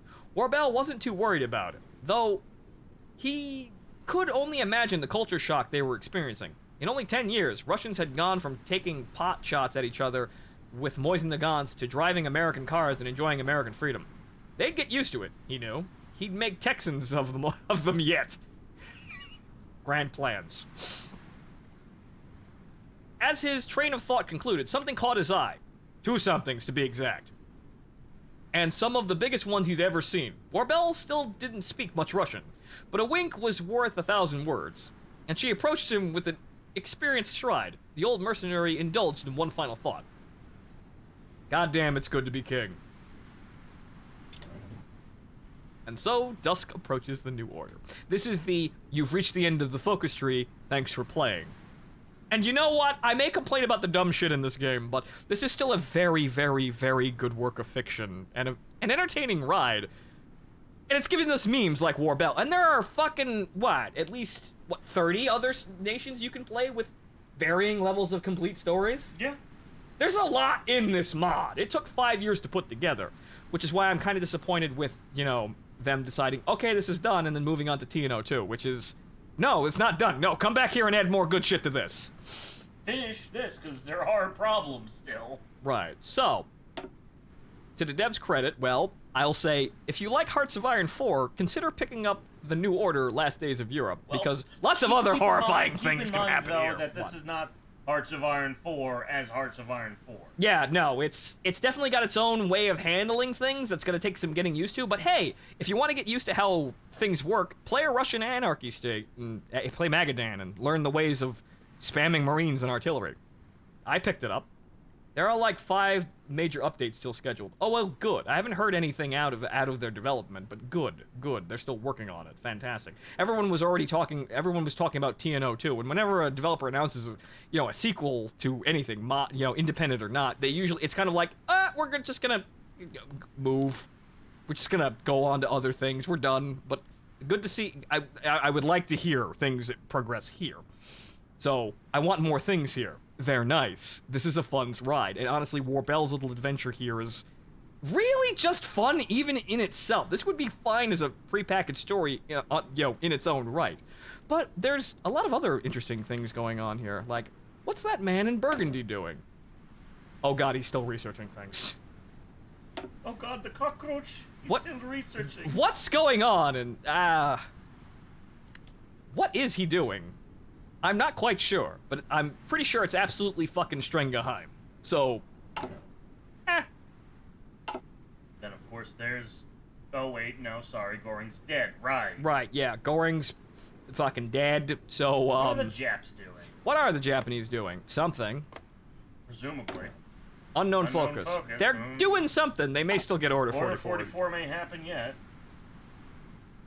What's the story in Burgundy? Wouldn't you like to know? Actually, you would, but you also wouldn't like to know. But wouldn't you like to know, glow-in-the-dark man? But, so, it's November. Let's see how the horse races go, right? Hey, what's more... But, like we all know in America, what's more exciting than election years, right? No. Right? So, who's actually president here? I wonder how this will go. Well, we don't know until January, because you're fucking pausing. Oh, sorry. Unnecessarily. Wow. I wanted to read things. I didn't want things to randomly pop up in the middle of things and ruin my train of thought. Let it. I'm a very fragile rambler. Something happens and all of a sudden I forget what the fuck I'm doing. Alright, well, what were you just doing? Rambling. Exactly, you see? About how the game is nice. You didn't forget. Rambling about how the game is nice. But nothing really popped up aside from, oh hey, research. But if Glenn gets elected, we could just log off and go say, alright, fucking the United States conquered Mars, the end. That's basically it. The Star Force was created. We have absolutely nothing to worry about with John Glenn. Now, some other choices maybe, but John Glenn is basically the good ending. Which once we're done, I'll probably... Because you're going to go to bed, obviously. Yes. I'm not tired. It's 7 o'clock. I'm tired. I'm going to take a shower and then go to bed, because we have a busy day on Saturday. Yeah, we have a busy day on Saturday, and tomorrow I feel like something was supposed to happen. No, well, tomorrow's Friday. And Oh, no. weren't we supposed to go to arrange with family tomorrow? Possibly, but I have no idea. Yeah, that sounds about right. I don't know why I was asking. So it's December 10th. Oh, halfway through December. Unfortunately, Canada doesn't do much. Mexico exists somehow. Italy is a nightmare. Yeah, Italy is just doing stuff. The French don't exist. The French are irrelevant. England is, well... Well, how's Monty doing? Yep, Monty's still fucking there. Still sitting... Still standing over Maggie's dead corpse. Because Maggie fucked up, British reunification never happens. Because that's what happens. That you fuck up a minigame and then Monty comes to shoot you in the face. Iceland is still American. Greenland is still a United States state. Yes. The great state of Greenland and the... Wait, is it actually a state or... Because I don't think they've ever detailed that one. No, we just kind of own it. It's a territory, I suppose. That's a big territory. Right, but yeah, That's a pretty Iceland is a big U.S. territory that's about as big as the Northeast. Yeah, Iceland is just Iceland up there. They're an airstrip. But so it's January 1973. Who got elected? Oh God, Nixon's back. Trekky's dick is back, and it's just the episode of Futurama with him in the giant robot suit. Yeah, man. Unfortunately, once you click reunification of Siberia, things kind of stop. Yeah, things just absolutely stop. So we'll go to the end of January and we'll see, if we have a president or not. It's not the longest we've waited for a president, right? It's not the longest we've waited for an election to be decided, right, folks? And we are off the air in America. Yeah, no. Oh, bollocks. We seem to have broken the sequence here. Wait a minute. Wait. Nope. Oh, no, there's George McGovern. Literally who? Fucking who? Today, before thousands of onlookers at the National Mall, George McGovern swore the oath of office and was inaugurated President of the United States of America. Following oaths, he gave an address to the nation about an unremembered freedom that the founding fathers were seeking. Freedom from conflict. The speech has been met with praise both in the United States and abroad. Germany and Japan, in particular, seem pleased that such a peaceable man has come into office. Experts believe that the flames of American revanchism burned too brightly for a McGovern victory, but it appears that they were wrong. With his message of peace, McGovern plans to create a new League of Nations and reopen trade with America's enemies. All in all, McGovern seems a light who stands to make the world a little brighter. Give me your poor, your huddled masses. Alright, so... The mercenaries will just go to war. It's not John Glenn, but he's a nice enough guy. Yeah, so, oh look, Warbell, a pacifist. The entire army of Siberia just kind of tilts on its axis and goes to the opposite shore. But right, so Russia demands Alaska back. So yeah, literally no one, but he probably doesn't want to rock the boat. God knows this world has seen enough. But well, Big Boss now owns the entirety of Russia. I consider this a good end. Now we have to wait until the glow-in-the-dark men try to off him. But that'll be our show tonight, folks.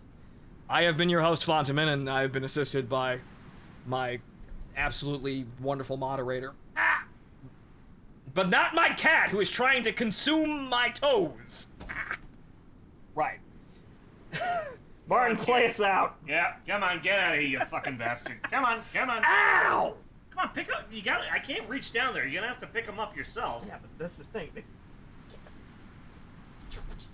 Good night, folks. We'll see you on Saturday. Stop the little shit. No, that's cat abuse. But goddamn, you make it hard. Good night, folks.